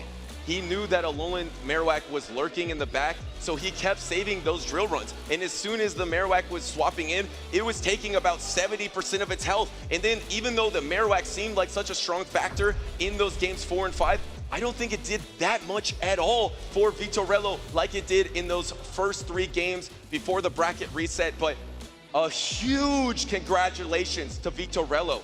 This is his 2nd tournament ever, and he took Marto Galdo maybe the GOAT of Pokemon Go PvP, to his absolute limits. And Marto Galda is also his first international championship that he's ever won. A big congratulations to him. How about we hear from him? We have Pablo ready for an interview. Take it away. Thank you so much, Martin. I'm here with Marto, who is very emotional. What does this win mean for you, Marto? It's everything to me. It's all I can dream. After I couldn't get the world champion, I felt a bit mad or sad, and this is like the second best thing you can get after world champion. So it's something I never expected. I didn't feel I was prepared for this, but I somehow got it. Now, during the matches, it felt like Vitorello was predicting every single thing. He wasn't shielding when you needed him to shield. How was that making you feel? The bracket reset happened. Were you feeling the pressure? Yeah, so I'm gonna say it. I think he deserved to win more than me. The way he played was something I have almost never seen. It was one of the best finals that I have seen someone play, and I feel like I made some mistakes, but I got a bit lucky at the end. I'm so happy. I don't know. Yeah, you seem very happy. And so, is this win extra special because it's in your home region in Latin America with the whole crowd here rooting for you? Yeah, I didn't even expect to win it, so I don't even know. I didn't think about that, but I'm yeah. We can tell you're very happy, and it means a lot. All right, so to let you go, any special shout outs, anyone you want to mention who helped you get here and helped you with this win? Yeah, first of all, I will say 7-Eleven, my team. They have trusted me since 2022, and we have grown so much as a team. You can see Richie as well getting the trophy. It makes me so happy. And we all did this together. We grew together, and I feel like everything is going up. I would like to thank my girlfriend for all the support, my family, which is watching me. They're probably so happy. Lo quiero, bye, mama. And my friends, my community on Twitch is probably very happy as well. So thanks everyone for being with me. Let's give a big round of applause for our champion, Marto. All right, we're still in for our trophy ceremony, so don't go anywhere. We'll be right back with that. Thank you so much, Pablo, and an emotional Marto Galda. Congratulations once again. And I also want to echo the sentiment that he just said about Vitorello. The fact that he was able to win 7 straight games in Championship Sunday, get to game number 5 on a bracket reset, which we don't usually see as often recently on Championship Sunday. It was an amazing performance. And we've not seen as much from Vitorello, right? We've not seen him in previous championships, so you can't really prepare for an opponent that you don't know as well. And then he just plays out of his mind. But Marto Galda being able to barely overcoming, writing his legacy.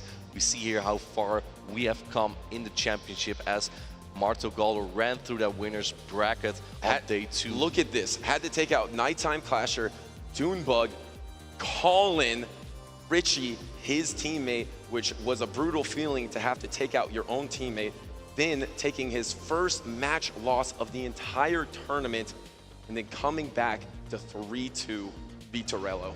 And if we take a look at where Vitorello came from, because Richie was the person he initially lost to.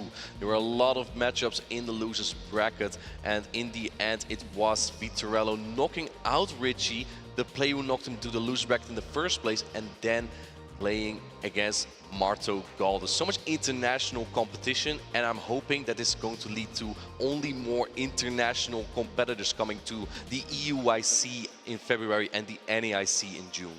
No, it absolutely will, because an important thing is, after this tournament concludes, which it already just did, those points will be added to the total that qualifies you for the travel award for the European International Championships. I know trainers like Colin, Out of Pocket, even Elam, I think, was able to get #1 in North America because of his performance here at LAIC. And even if you didn't win the championship, you won all those championship points. All the winners, the competitors at this tournament got so many championship points to qualify for a potential next travel awards. We see here the champion Marto Galde, and all three teams had an Alolan Sandslash. I think that may have been the most valuable Pokemon, the most notable Pokemon in a meta where we expected to see more fighting type Pokemon in Annihilape and Primeape. And it was all Alolan Sandslash and flying type to protect it, or grass type.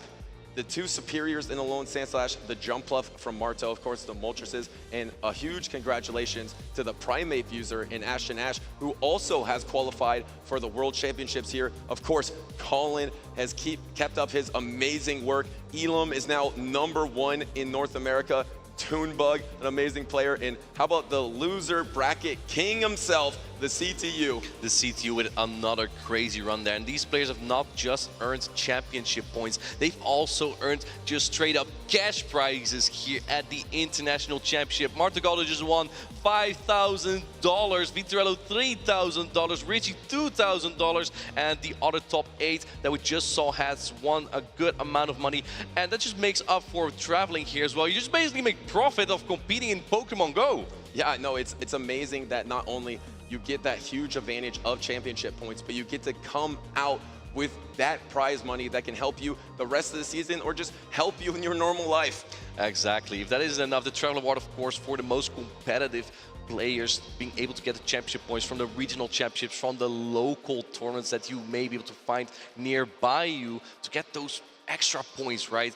And the international championships, even wanting more championship points. I think the Travel Award is one of the most important assets that has been added here as one of the most important prizes to this season's circuit for Pokemon Go. It really has raised the stakes at these international championships because so much is on the line. Not only your placement to get further travel awards, but your end of the season placement. If you are in the LATAM region, like we are right now, you need to be top 50 in your region to qualify for the World Championships. So that means if you don't win a competition in a regional or a special event, or place top 4 in an international championship, you need to consistently do well all season to be the top of that leaderboard to have a chance here in Anaheim. So it not only raises the stakes for the international championships, it raises the stakes for the entire season. And I think Marto Galde is actually #1 in the world right now. He got 500 championship points from this tournament alone. Even if that doesn't give you an extra prize, the accolades that come with it are also amazing. Actually, I say there doesn't come an extra prize, but there's also Travel Award for the World Championships. No, yeah, exactly. And I think he's #1 in the world for multiple reasons right now because of what he's been able to do this season, winning a special event, coming off last season, 3rd place at the World Championships, only losing to Martine himself over here, and then now becoming the Latin American International Champion in the way he did it. It's just breathtaking. It's a trainer that's been around since the first World Championship here in the Championship Series. It's a trainer that's been around since the beginning of Pokemon Go PvP. He was dominant then, he's dominant now. And just the sentiment that comes with it, right? He got emotional. He knows that there are so many viewers and in the audience, in the chat, supporting for him. He streams on Twitch, as he said, and just has so many people watching. I'm sure that many of you are waiting for him to be crowned to be the LAIC champion with that trophy. That is one of the coolest prizes to earn at these championships, in my opinion. Marto's been making trophy moves for a long time now, and so have these other trainers though. How about Richie, his teammate in 7-Eleven Gaming, being able to make it to this stage when yesterday he was down 0-1 in the series and then tied game #2 to just have a chance to make it here. And then with his persistence, his positive energy, able to make it to Championship Sunday. And Vitorello, just an epic journey from a trainer that just started. And speaking of trophy moves, I think it's time for one last trophy move. Let's award our players. Pablo, take it away. Thank you so much, Martine. And so, thank you so much to all the Pokemon Go trainers who competed at the 2025 Pokemon Latin America International Championships this weekend. Pokemon Go never disappoints, and this crowd has been fantastic. Remember, this weekend's top 4 competitors have earned themselves a World Championship invite in Anaheim, California. So let's give them a round of applause, please.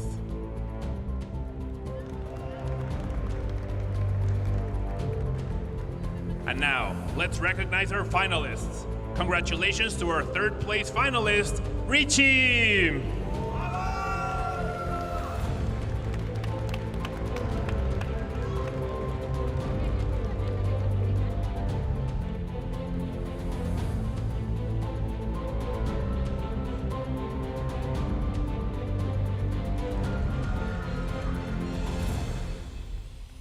And congratulations to our second place finalist, Vitorello!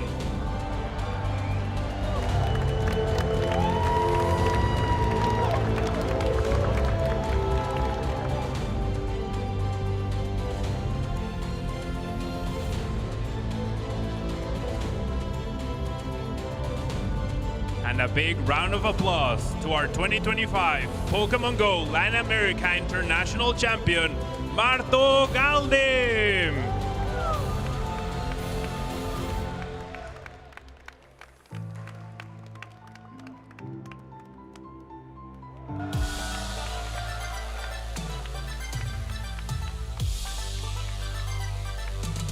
Please, a big round of applause for all three finishers at the Latin America International Championships.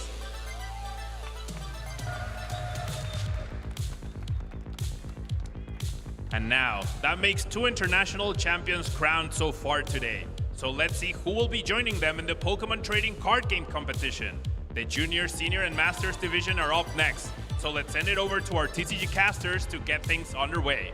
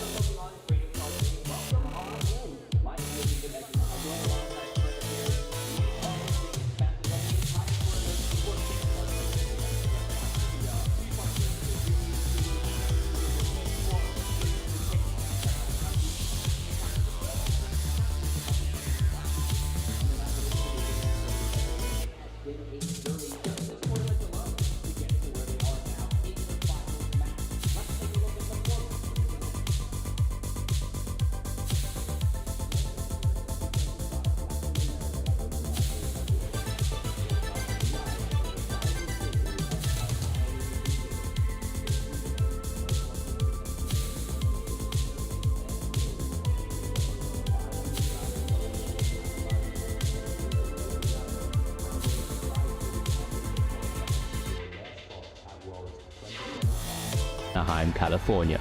This tournament is a 3-day event that kicked off with Swiss rounds, where every match is a best-of-3 battle. Trainers who earned total match points to exceed the threshold for their division advanced to Day 2. On Day 2, trainers continued to face off in further Swiss rounds to determine who advanced to Top Cut. After all Swiss rounds were completed, the top 8 competitors, plus all competitors with the same number of match points as 8th place, advanced into an asymmetrical Top Cut single elimination bracket until the final 2 players remained. Today, on Championship Sunday, those finalists from each division will face off and compete for the LAIC trophy and title of International Champion. Congratulations to those competitors who gained points towards Worlds 2025 in Anaheim, California this weekend. Now, with every TCG division ready to battle, who will take home the title of Latin America International Champion? Let's get this underway.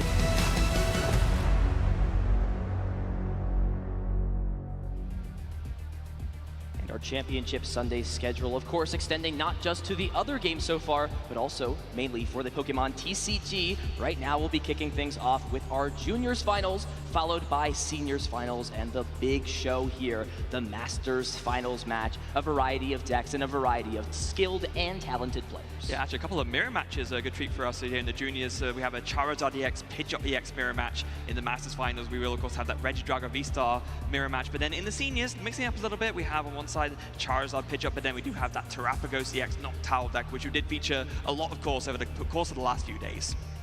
And of course, these players are not just fighting for the glory of becoming an international champion, but the prizes on the line for all of these trainers. The juniors and seniors fighting for $7,000 for that first place finish. At the least, they'll still walk away with $5,000, and the masters, that big $25,000 coveted first place prize. Yeah, it's not bad, right? Even if you end up becoming a finalist, not a champion today, it's hardly a low consolation prize for second place in both instances. But of course, they're all going to be hungry for that champion title regardless. So we're starting off our action today with the juniors finals, our youngest age division. These players had to battle through 2 days of Swiss rounds and the asymmetrical top cut to get themselves to this spot. Both of these players having very different routes, and it is going to be a matchup, as you saw, between Sergio Lopez and Henry Cuninari. Both these players had a very different route to get in. Sergio actually had to play in an asymmetrical top cut match to make it into this place, where from there he was able to take down a 2-0 top 8 match and get through a 2-1 semifinal match to make his way to the finals. Yeah, very impressive. Now on Henry's side, not as much of a struggle, so it would seem, so he didn't have to play a play-in match at all, and then was just able to make it through pretty easily. 2-1 against the fellow Brazilian there, Antonio, and then going to, in the semifinals, 2-1 against Lucas Lima, and then making way to the finals as well.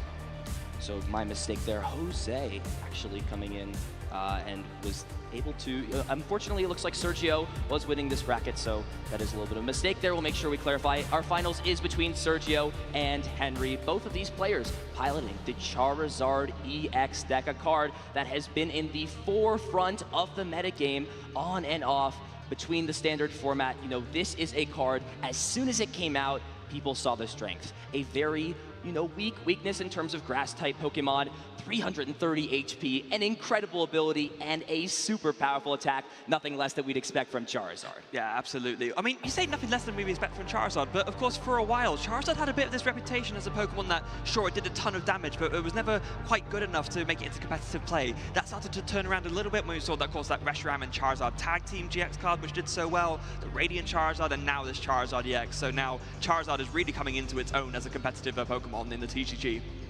And don't forget, if you're a fan of the TCG and other games that we have featured on our Championship Sunday stream, there are drops going on available for you to make sure you get in the action by supporting the stream and checking things out, starting of course with the Pokemon TCG Live, where you can receive some in-game rewards for some cosmetics, including a coin, sleeves, and deck box. Make sure you guys are checking the stream out so you can be a part of these limited time drops. Yeah, I'm not gonna lie, Ethan, I had the stream going on my phone to make sure I could get those drops as well. So if I can do it, you all can do at home and watching along. So make sure to tune in on Twitch, get those Twitch drops for those awesome Half-Flame Ogerpon accessories on the game.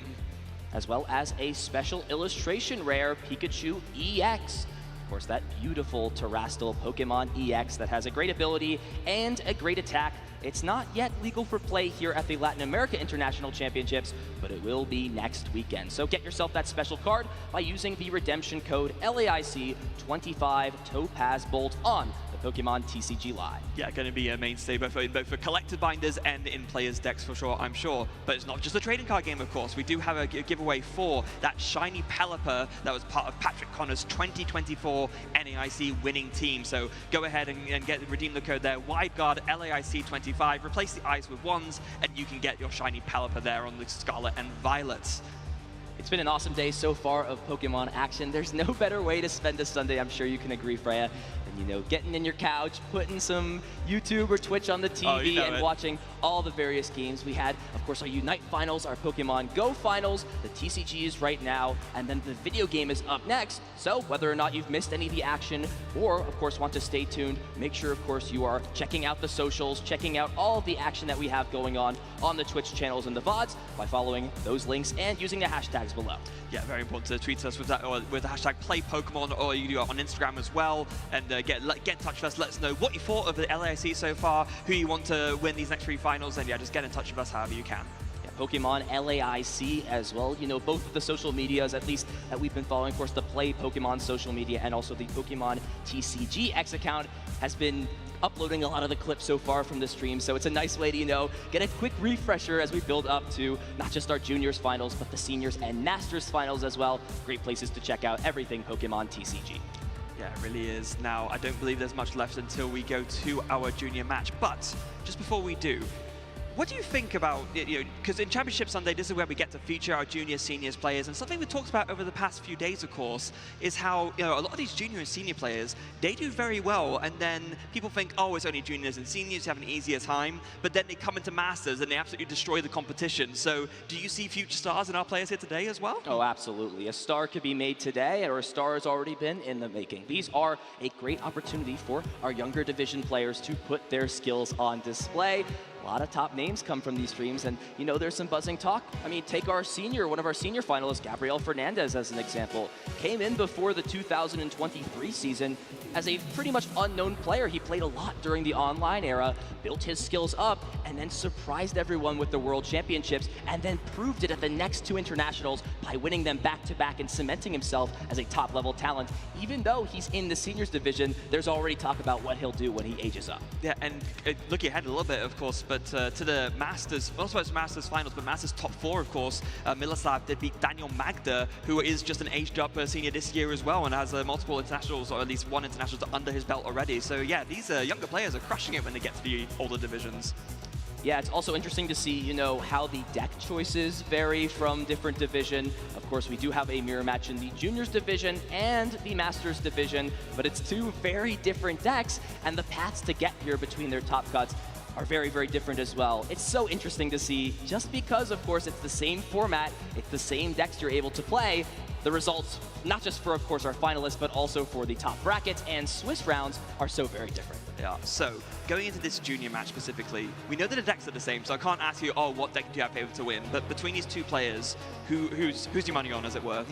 It's tough to say. I think Henry definitely has the crowd behind him, of course, as, being from Brazil and having a little bit of a home field advantage.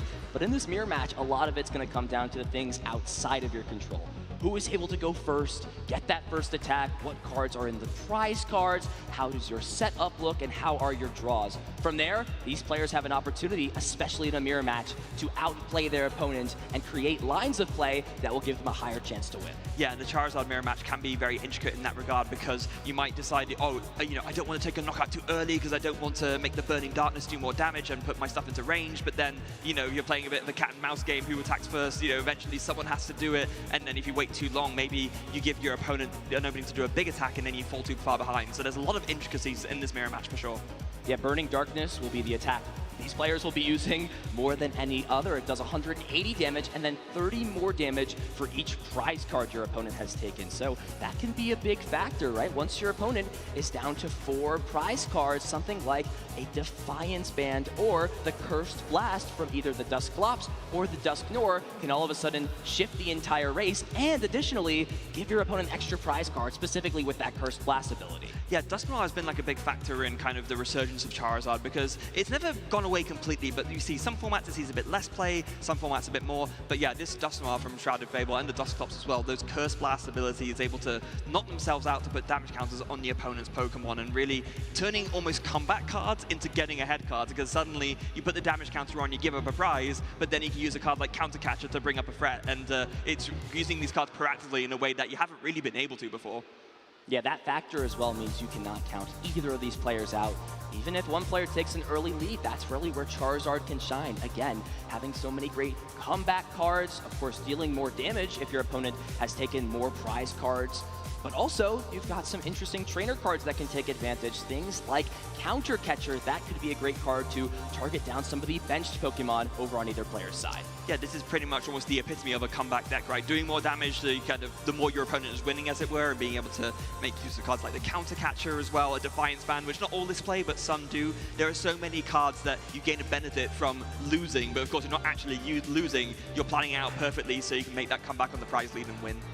There are a few list changes, of course, or list differences, rather, between both of these players, but we'll wait for them to, lock in, focus up, and then we'll get into the nitty-gritty details of, some small card differences that could give these players an advantage. But one thing's for certain, Freya, this is going to be a great way to kick off the TCG for Championship Sunday. Yeah, it absolutely is. And like you were just saying, between these two players, hard to put like an inch between them even. They both have fought fearsomely to get to this point in the tournament. They're both going to be hungry for that victory, I'm sure. And I'm sure they have a lot of folks supporting them, both of them, to get this far as well. The anticipation is building up, and it's finally ready to introduce our 2 juniors finalists. Let's throw it down to the stage.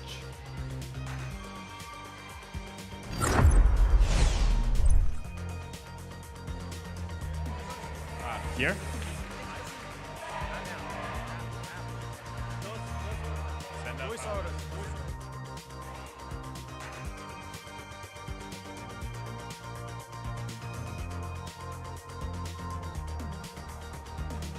All right, so we are in for our TCG Junior final match now for the Pokemon trading card game here in Sao Paulo, Brazil. So please give a big round of applause to our first finalist, Henry from Brazil.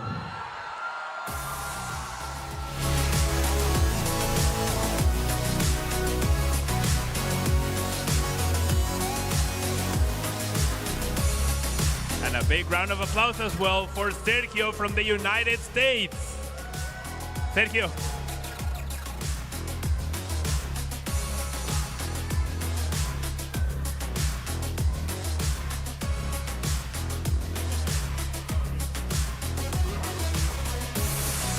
All right, so Sergio, you've traveled very far from the United States to be here. Did you expect it to make it all the way to the final of the Latin America International Championship? No. How does it feel to be in the final? Are you excited? Yes. On a scale of 1 to 10? 10. All right, awesome. And now, heading to Brazil, how did you prepare for this tournament? Did you do anything special? I practiced with my team and my dad. All right, well, that practice clearly paid off. And now, Henry, how does it feel to play the final in your home region? Henry, como você se sente jogando a final na sua própria região? Eu me sinto muito bem, porque eu estou representando a minha região e tem meus amigos torcendo por mim. I'm feeling great representing my region, and I'm very happy that I have all my friends cheering for me. All right, we can tell that they're out there cheering for you. And so, Henry, did you do any extra special work to prepare for this tournament today? Você fez alguma preparação especial para o torneio de hoje? Eu treinei bastante com os meus amigos e com os meus treinadores. I played a lot of games with my friends and my coaches. All right, well, looks like both players are ready, so please go ahead and take your seats at the table, and then we'll get this match started at the Latin America International Championships.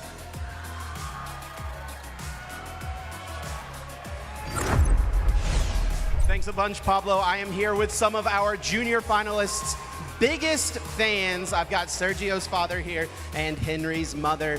Before we get into this match, I just want to ask, what are some of the words of encouragement that you gave to your son before this game? So I told Sergio, just go out there and have fun and keep it simple.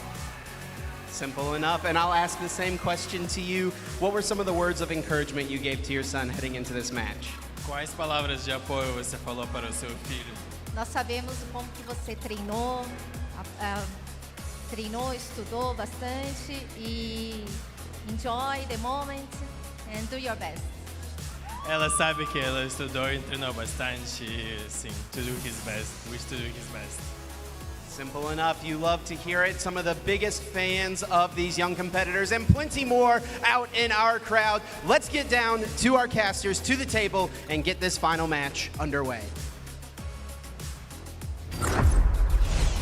It may be a little bit early, but I can tell this crowd has some energy behind them, and we are going to have an exciting first match of our TCG finals. You can tell, Freya, these two competitors, they may be young in age, but they are fueled with excitement to be ready to play this finals match. So I tell you what, let's play to the crowd a little bit. Let's have a little bit of fun. So everyone listening, if you want Sergio to win, make some noise.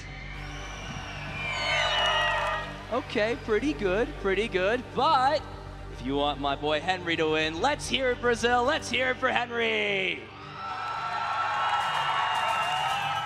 Okay, you know, I could see both players. We got a little bit of support, of course. Speaking of support, you know, these players have had lots of support from friends and family to get to this spot, whether it be through practice, preparation, or of course, travel. These players have been to many tournaments, getting themselves ready for this big match. Henry, a seasoned player from Brazil, a finalist at a regional championship, multiple top cut appearances, and has traveled internationally before for the NAIC last year. So another solid finish, looking to make that champion added to that list of accomplishments. Yeah, very impressive already with the thumbs up ready to go. But Sergio, of course, no slouch either, with a top 16 at Baltimore just recently and another top 16 in Orlando. So, you know, both of these players with accomplishments in their own right, but Sergio especially with a big breakout accomplishment here. So now that we're here, now that both players have their headphones on, we can talk a little bit about the list differences. There's really a couple of cards that stand out. Both players have, of course, chosen to play an A-Spec card, the same one playing that unfair stamp. But the big difference between both lists is that Sergio does play that one copy of Briar, allowing him to take extra prize cards if Henry is at exactly 2 prizes. That could be a big difference maker for him. Yeah, absolutely could. We saw yesterday how in the game with Otavio, of course, he had to play differently, even just considering the possibility that his opponent might be playing the Briar, and that kind of ended up becoming his own doing. So it's something that both these players will have in mind going into this match, I'm sure, because it is a card that Charizard can and often will play. So another big thing, as we mentioned, of course, the coin flip. The player that does get to go first does have an advantage in being able to, you know, evolve their Pokemon before their opponent. They are limited in the fact that they can't attack or play a supporter card, but, you know, this is an interesting factor. There's a little bit of advantages to going first and going second. Of course, when you win the coin flip, you get to choose. If you're in this position, Freya, if you're winning the coin flip, is it automatically going first, or does this matchup maybe change some of that dynamic? So it's a little bit tough because a lot of these Charizard decks, and I'm looking at the way these two are built specifically, they are focusing heavily on this Arven, right? So I feel like a lot of the time, if you're focusing on this, even though it's a stage 2 setup deck, someone's going second is honestly just better because you can go ahead and Arven first, you can always get like a better bench setup a lot of the time, and you're not vulnerable in terms of having to bench that Rotom V for the early draw, which can be a very easy 2-price pick-up in the early game. Absolutely, many factors that are important in this matchup. Mainly, though, another big factor, Pidgeot EX is the support engine for this Pokemon, allowing you to use Quick Search once per turn. And with Quick Search online, if one player has it and the other player doesn't, that's another big factor in this matchup. Yeah, it really, really does. We've seen so often on those stream matches that normally if there's 2 Pidgeot decks going, the one that sets up Pidgeot will often win, and the one who don't will lose. So I'm sure both of those players want to get it out as quickly as possible so they can have that advantage of searching once per turn for any single card in the deck. One of the strongest abilities we've ever seen printed in the trading card game.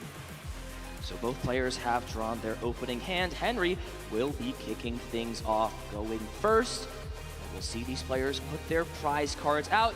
We'll be looking for some important cards to note in this place. Of course, you know, naturally, putting your prize cards to the right is normal, so we'll have to make sure everything gets adjusted. A couple of key pieces right away for both these players. Ooh. Both Pidgeot EX in the prize cards for Sergio. That is not what you want to see whatsoever. Not what you see in any match, let alone the finals of an internationals. That's horrendous prizes for Sergio. And while there are some pieces, of course, that Henry would like, those prize cards are definitely very manageable. So I'd be very interested to see, Freya, how Sergio maybe, you know, adjusts his strategy now that he knows both Pidgeot are in the prizes. Yeah, okay, but saving grace here, we did see those 2 Pidgeot work towards the lower end of the prizes. Most players do tend to take their prizes from the bottom to the top, so if Sergio follows that, then you should be able to take them pretty quickly at least. And here we go. We are getting into it. The Juniors Finals match here at the Latin America International Championships. Let's get this action kicked off, starting, of course, with Henry. He will look at this hand, see what cards are available, and right away does have that Play Pokemon stamped Buddy Poffin to set the board up. Yeah, already a great start. This has become, ever since it released, a staple in every single setup deck. Does let you, when you play it, search your deck for up to 2 basic Pokemon with 70 HP or less and put them onto your bench. So you can go ahead and use that to grab your Pidgey, grab your Charmander, grab your Duskulls, grab all your setting up basics.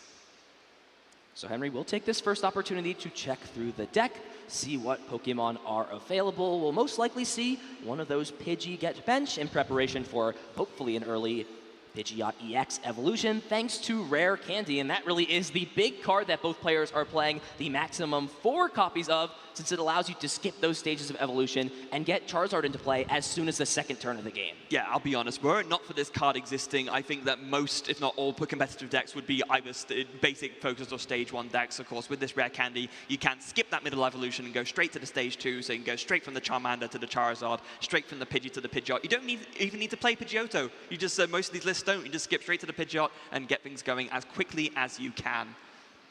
So you see Henry immediately grab the Pidgey. That's sort of the gimme choice. It now becomes what that second bench Pokemon will be. Things like Duskull are very solid to have down to, put pressure on your opponent with that Cursed Blast ability from the Dusclops or Dusknoir. We do, of course, see that one Dusknoir is in the prize cards, so we'll have to rely off of just the Dusclops' Cursed Blast ability if he would like to use that. So even knowing that, we'll still grab the Duskull, put it onto the bench, and now from here, we'll see if Henry has something like a Rotom potentially to draw a few more cards. Of course, Instant Charge is super solid on this first turn, but that's not the case. We'll just pass things over to Sergio, where immediately with this Buddy Puffin, he will get the bad news that Pidgeot EX is prized. Don't quite grab that Pidgey yet, Sergio. You might want to rethink things once you see what you've got in the deck. Yeah, I guess he might think, even after looking through the deck and seeing that both are prized, he might think, I don't want to give away too much to my opponent. Maybe I'll just put it down, make my opponent think that I have access to it still, and then my opponent might still target it down when it actually ends up working out better for me because I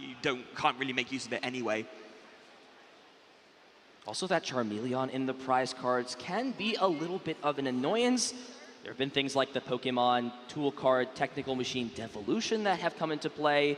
Things like that, of course, can disrupt the strategies a bit, but of course, anytime that you can save one of those Rare Candy and slowly evolve a Charmander on the bench, it becomes a little bit more useful as Arven gets played, and of course, Sergio wanting to use this card as much as possible early in the game to search out a Pokemon Tool card and an item card from his deck. Yeah, and this goes back to what I mentioned, of course, right at the start of the game, which is it's really nice if you are going second that you can play that Arven on the first turn, and it means that Sergio, even though he's going second, is going to have a much sort of like stronger and more reliable board setup in this game here. Be able to get out that Cleffa, draw a bunch of cards, get out not just one but 2 Charmander, and the Pidgey and a Duskull for good measure. Yeah, I'm not sure if Sergio grabbed a tool card off of that Arven. That could signal that there's things like Forest Sealstone in the hand. Yeah, we see it there. It is in the hand, so that is a good card to have. Of course, both players utilizing that one copy of the card, Star Alchemy. When you attach it to one of your V Pokemon, like Rotom or Lumineon V, you can use your once per game V-Star power to search out any card.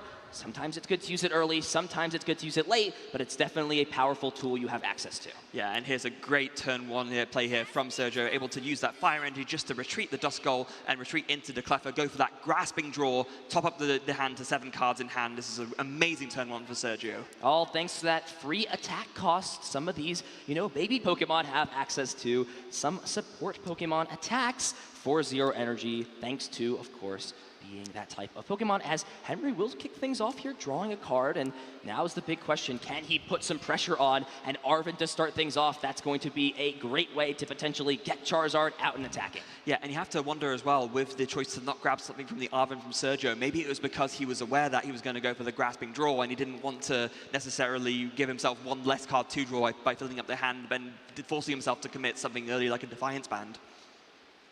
So this is the big question here for Henry. Now, of course, Cleffa is a great support Pokemon, but it only has 30 HP, so maybe there's a world here for Henry where he can get a Charizard into play and also use something like the Cursed Blast ability to knock out a more desirable Pokemon on the bench, in addition to this Cleffa as well.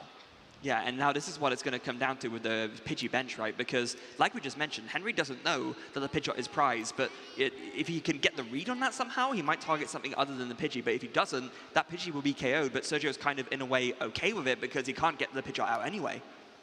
So Rare Candy and Defiance Band, the 2 choices off of the Arven. And with the deck not being shuffled, I'm sure we have something like an Ultra Ball to potentially go back into the deck, or Henry is considering using this Lumineon and its Luminous Sign ability. Now, of course, only one supporter card can be played per turn, but you now have a target to attach Forest Seal Stone to, so that you can potentially get out Rare Candy Pidgeot and Rare Candy Charizard this turn. Yeah, but of course there is a little bit of a risk here. As you can see, that Luminion V has 170 HP. So we mentioned at the start of the game, if you wait to the point where you can take a 2-prize knockout as your first knockout, you don't mind taking first blood, as it were. And if Sergio is able to get a Charizard out and go ahead and KO that Luminion, that prize trade starts to look a lot better for him all of a sudden.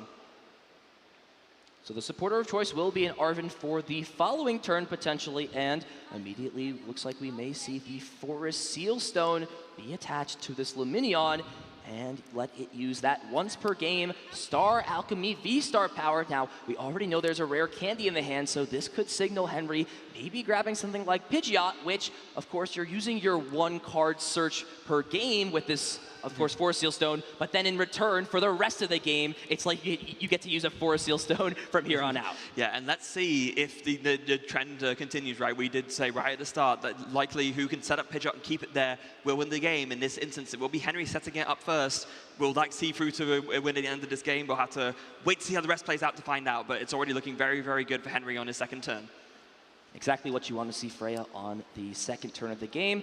You get to go before your opponent in terms of taking actions. You get to evolve before, so using that powerful attack is exactly what you want to do. So there it is. Rare Candy Pidgeot Quick Search is now up and running. And there's another rare candy in the hand, so if Henry chooses to, he could find something like Charizard EX from the Quick Search, and Rare Candy Charizard means that thanks to that Infernal Rain ability on Charizard EX, there's no need to attach those 2 energies from hand. You can accelerate them straight from the deck.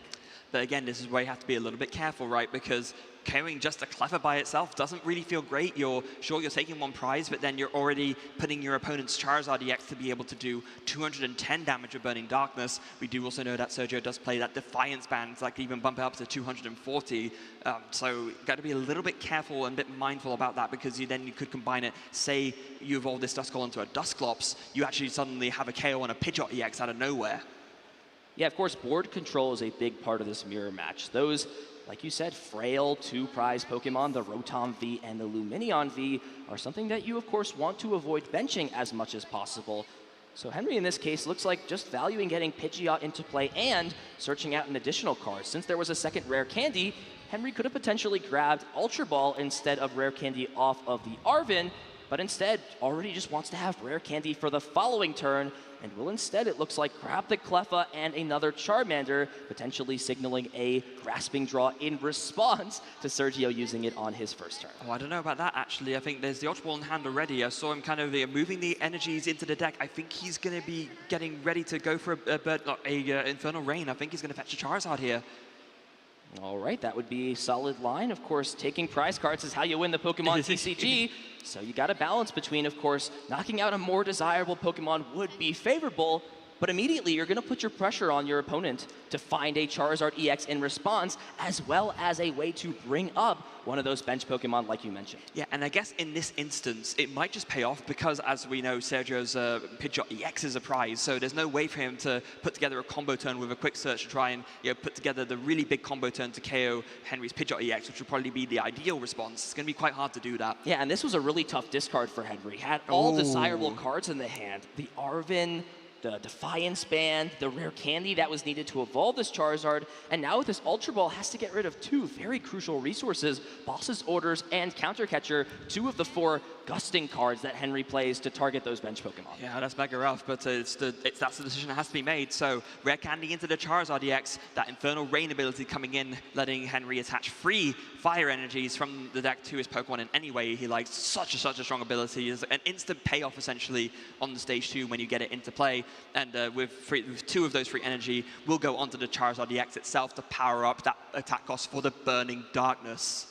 It does also put the energy on the Charmander. There's good and bad when it comes to that. Of course, you get some energy ready onto it. It's going to want energy to attack at some point down the line. But if your opponent ever targets that down, the Charmander and all cards attached to it will be discarded. So Henry strikes first, taking the first prize card here of game number 1. Let's see how Sergio can respond. And this is looking like a pretty solid hand. I see rare candy and a Forest Seal Stone, which can be used in return by Sergio, since that Luminion has now used Luminous Sign to fetch any supporter out of the deck.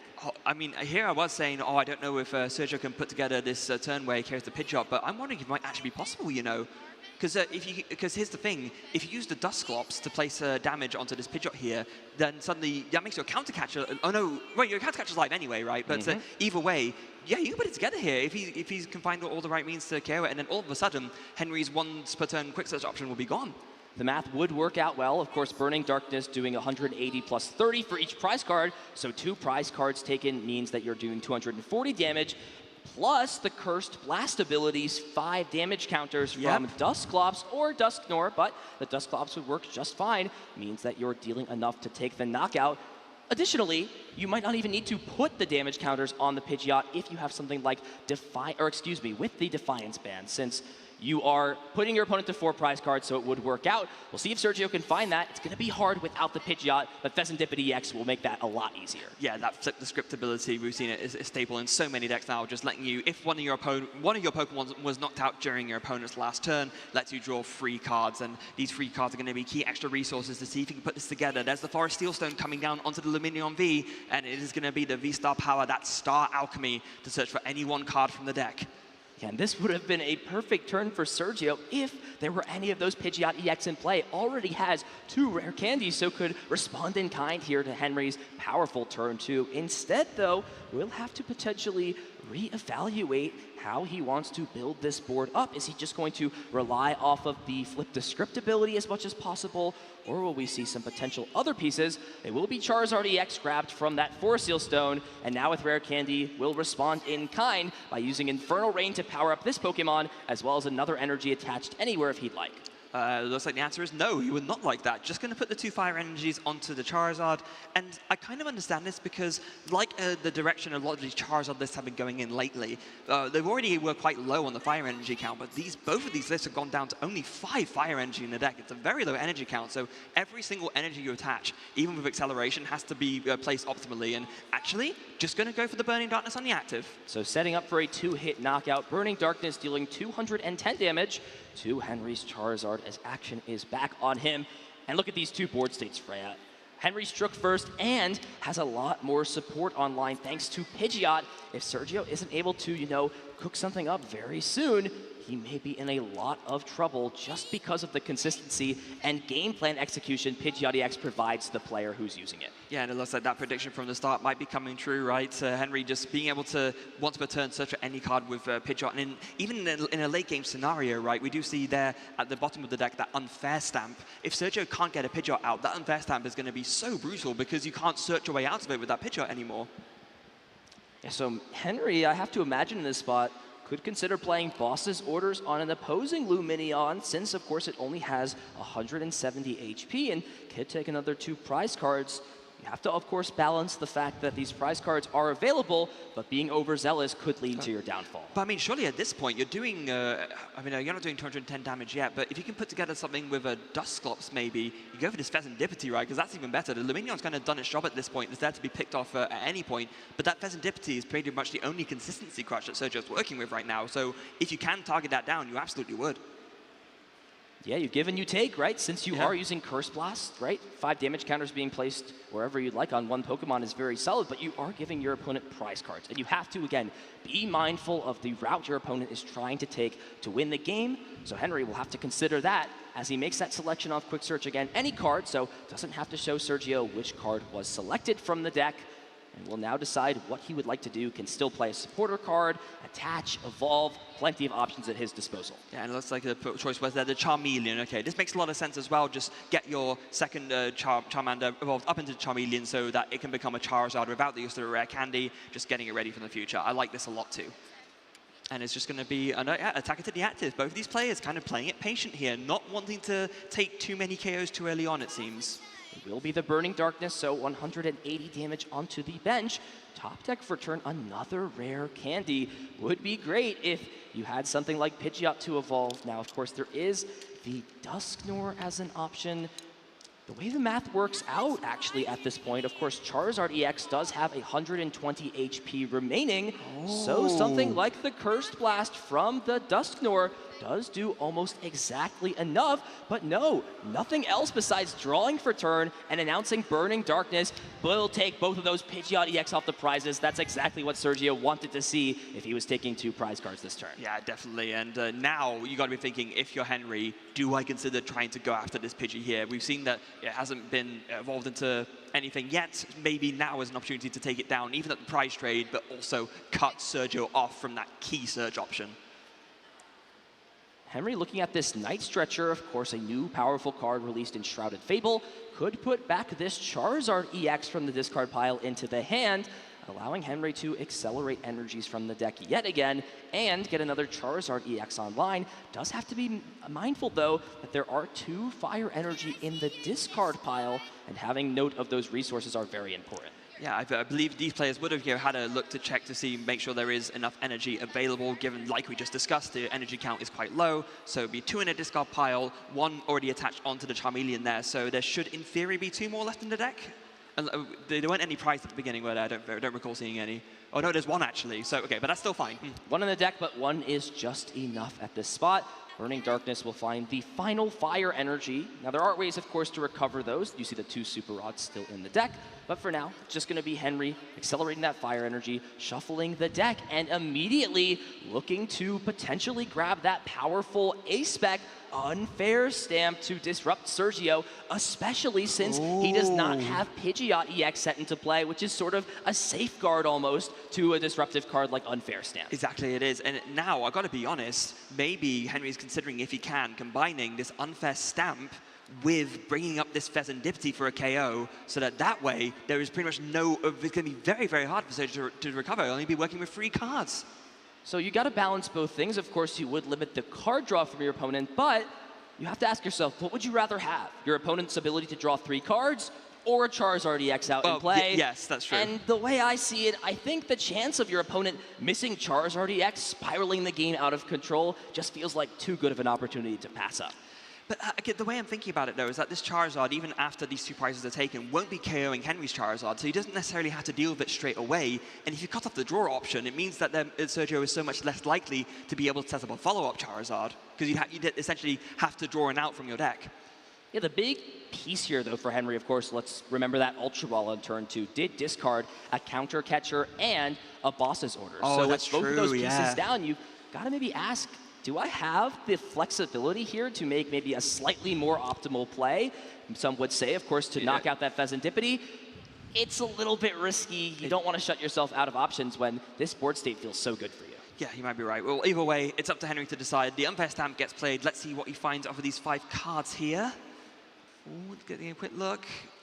Looks like a few pieces, something like Defiance Band, another rare candy. I think the only remaining piece that would be nice here for Henry is getting down another Charmander, of course, to make it so there's no risk in terms of getting a follow-up Charizard in case Sergio has, you know, a strong combination of cards, something like Rare Candy Dusknoir, Curse Blast, Rare Candy Charizard. It's always good to have a backup option, and Henry does have another Charmander, and I think that will be the choice here for Nest Ball. Yeah, very, very sensible there. Given that there's only 1 Charizard in play, make sure you can follow up with another Charizard EX when you want to, and so a really good find there, that Nest Ball off of the Unfair Stamp.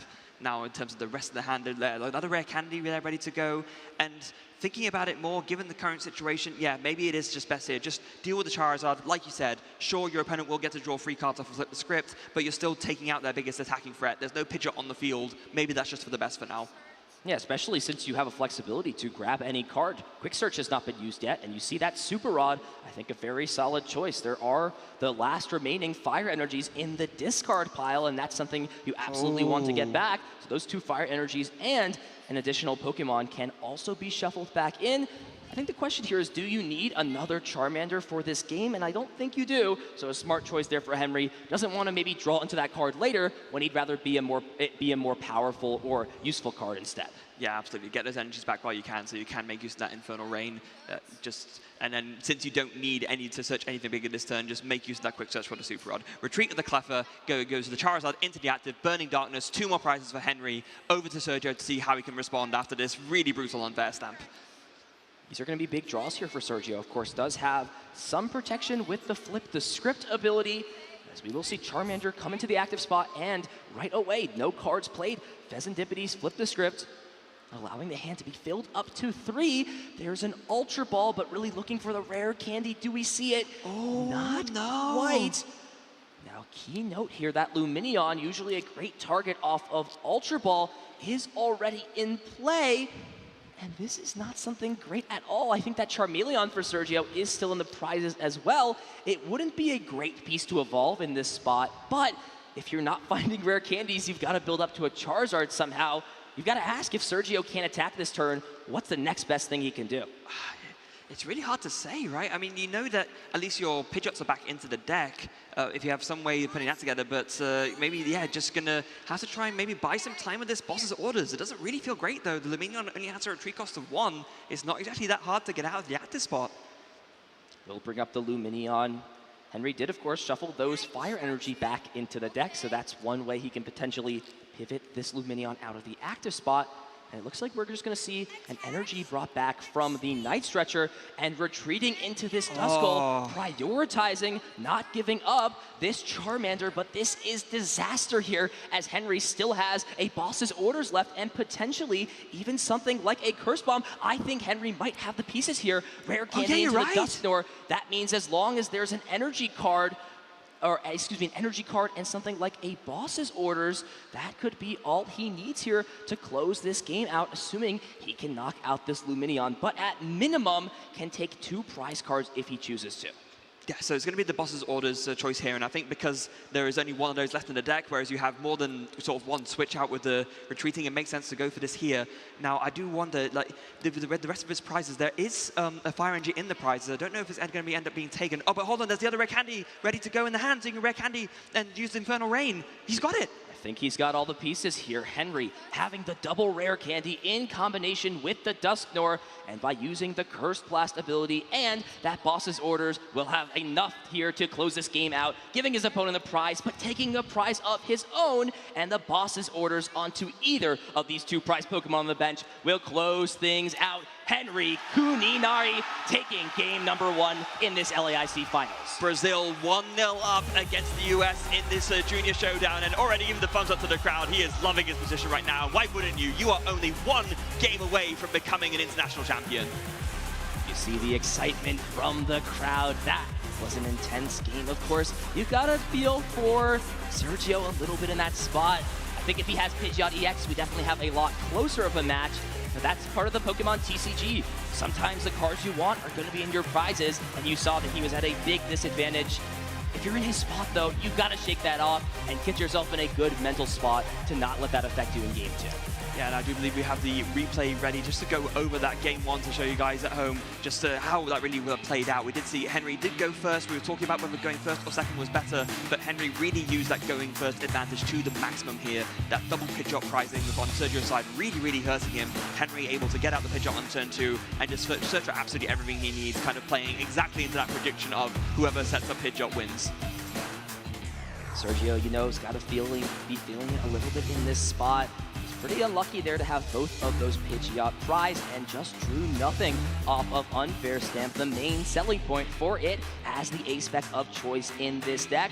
It's doing exactly what it's meant to do, disrupt the opponent, slow them down, and just one missed beat is all it can take sometimes to win a matchup, especially a mirror match. Okay, now, if you're Sergio here, what are you thinking? You're thinking, okay, I'm a game down. Doesn't feel amazing, of course, but you know you have to keep your head clear, right? It's very hard to kind of, or very easy to kind of lose sight of things. Maybe think, oh, you know, 1 game down, this is it. But you have to keep your head in the game, right? You've got to keep focused, brush it off, and think I can win the next 2 and can make the comeback. Yeah, and Sergio opting to go second here, it seems. Wants to, you know, get the advantage of playing a supporter card, maybe using an attack like Cleffa's Grasping Draw. As we talk, there's pros and cons, but that's what Sergio feels more comfortable with. You've got to prioritize comfort over, you know, what else maybe other people say is optimal or think. You got to trust yourself in a spot like this. Yeah, you got to trust yourself. You've come this far already. You know you are a strong enough player and that you are a deserving finalist, so you have to brush it off and know you can make the comeback in the next 2. But here we go. Henry going first, per Sergio's choice, and off to another very strong start with a Charmander, a Pidgey, and a Buddy Puffin for good measure. Absolutely what you want to see, getting all of these basic Pokemon set up into play, threatening a lot of pressure with rare candy on turn 2. Looking at these prize cards, nothing super relevant. Of course, a rare candy Candy combined with Pidgeot and Charizard. Those are cards you play multiple copies of to avoid them both being prized. From there, though, it seems like Henry's going to be able to execute his strategy as well as possible, pending, of course, the other cards in his hand are strong enough for him to execute his game plan. Yeah, this is something we have seen sometimes where you almost get a false impression of a really strong start, right? You go first, you have the Buddy Poffin, you have all your evolving basics, and then nothing to follow it up with. So we'll have to get a good look at the rest of Henry's hand to see, oh, I do see, oh, you know what, actually, now that you mentioned it, I see a couple of rare candy, but I'm not sure if I see any way to search out evolutions or anything like that. I think it's 2 rare candy and a couple of Night Stretcher. As of right now, it will not be a necessary problem, but that's definitely something to think of as you're going through this Buddy Poffin search. It may be better to grab a Duskull in this spot, but because your hand is so weak and there are not a lot of top decks necessarily that could help you out, giving yourself Cleffa as a choice off Buddy Poffin now extends a few extra cards in your deck. Of course, those 5 Fire Energy and even something like Professor Turo's Scenario, albeit not a great card, of course, it's just there to pick up a Pokemon, but by picking up this Charmander, you could allow that Cleffa to come in and use that Grasping Draw attack. Yeah, and this is so smart and a heads up from Henry, right? Because you know that you're ahead, but you don't want to get greedy. You can take an honest look at your hand and you realize, okay, my setup is decent here, but I haven't got a great follow-up. So, for a worst-case scenario, let me just get the Cleffa out so that I can, if I really need to, just do that Grasping Draw. Like you said, even give myself more outs to draw out of this bad hand if my top deck isn't that great. See if there's anything else here for Henry. As it is, pretty good turn 1, as action will be passed over to Sergio, and he as well having a great hand to start things off. Buddy Poffin to follow, and also that Arven supporter card, which is exactly what you want to play in these first few turns to solidify your setup. Yeah, once again, showing the advantage of going second, being able to play that supporter, and unlike Henry, of course, if Sergio decides to go for a Cleffa himself, being that he is going second, he'll be able to attack and you make use of that Grasping Draw straight away to refill his hand to 7. I'm sure he'll be more than happy to see these are the 6 cards that are prized. Nothing super relevant. Now that Fezandipity EX we saw was useful for Sergio and is a great card in this matchup and in practically every single matchup with that Flip the Script ability. But from there, it seems like both players' prizes will allow them to navigate the game as intended, as we'll see Buddy Poffin grab both Charmander and also has a Nest Ball in the hand. This time, Sergio looks like is going to prioritize Rotom V, not just for that instant charge ability, but also since it's a great Forest Seal Stone user. Yeah, it makes complete sense here. And with that Arven, of course, you will be able to go ahead and grab that Forest Seal Stone along with another Buddy Poffin. So Sergio is absolutely ready to go for turn 2. This is not going to be like game 1. There will be a Pidgeot setup here. His bench is going to be perfect. He's going to probably end this turn on an instant charge for good measure as well. So yeah, not even needing to put down the Cleffa. Really strong turn 1 from Sergio. Yeah, an excellent turn 1 here for Sergio. Will be able to end things off with that instant charge, a super powerful ability that allows you to draw 3 cards. However, it does end your turn, but there's no better time to use that than on a turn where you're choosing not to attack, because of course attacking is the last action you do in the Pokemon TCG. Yeah, and of course, unlike with Cleffa, which does draw cards until you have 7 cards in your hand, doesn't matter how many cards you have with Rotom, you can just, whenever you want, just use the instant charge ability and draw 3 more cards, top it up to a huge hand size, and really strong turn just ending there on the instant charge, not even going to use the Forest Seal Stone yet. And wow, it's just a Radiant Charizard top deck for turn for Henry. Oh, no! Has to just pass the turn back. This is absolute disaster. Pending Sergio can set up his board from this point. Does, of course, have the Forest Seal Stone, Charmeleon getting evolved right away. And I think there's a solid combination. Having the Ultra Ball and the Forest Seal Stone along with that Charizard EX means that this Rotom can grab 1 rare candy to evolve into Pidgeot, and a 2nd rare candy means Charizard and Pidgeot can both be online turn 2. Yeah, and that's so brutal, right? You give yourself the best chance possible to give yourself an out to a draw by putting down this Cleffa, but then the top deck just does not help you at all, and Sergio is probably going to be able to run away with this game here, honestly.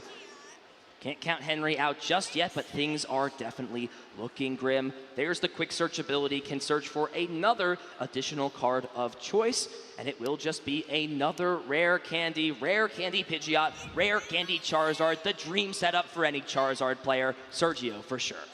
Yeah, rare candy, Charizard, Infernal Rain, 2 energies going straight onto that Charizard, no questions asked. Made possible with the use of that Forest Seal Stone and with the Star Alchemy, with the quick search, just setting up the absolute perfect board. What do you do if you're Henry here? Just hope you top deck into something better, right?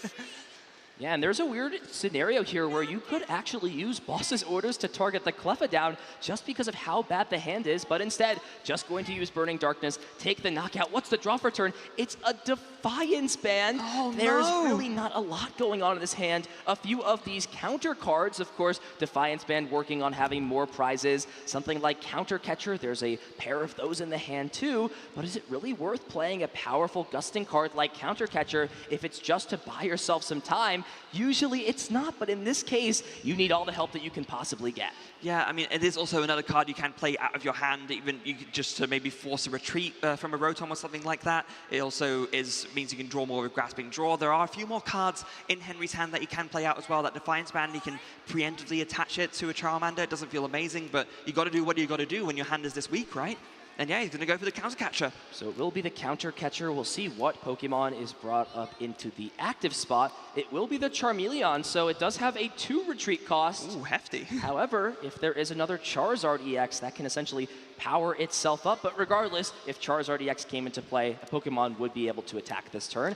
As we see Defiance Band come down, and even going to bench a Pokemon that's good in the later game, the Radiant Charizard, just to try and draw more cards off the Grasping Draw attack from Cleffa. Yeah, and exactly like you said, maybe Sergio could have thought if it might have been worth just bringing up that Cleffa and then attacking into it just to stop this draw out. But, you know, as it stands, Henry been bailed out a tiny bit here, although, oh, that hand still doesn't look great, though. Not great for cards to draw. He may need help again from this top deck, as Sergio will immediately use the Quick Search to start this turn off, and I'm sure we'll be seeing some way for either Charizard to come into play or something like Professor Turo's Scenario to evolve this. The big thing, however, is there is a Fire Energy in the prize cards and one in the discard pile. So because of that, you can't evolve straight into Charizard, and instead, Sergio will have to commit his supporter for turn to that Professor Turo Scenario, allowing him to pick this Charmeleon up and move in a new Pokemon to the active spot. Yeah, a little bit unfortunate because it means, of course, you can't play that boss's orders, which could have been nice to bring up that Pidgey, for example, if you wanted to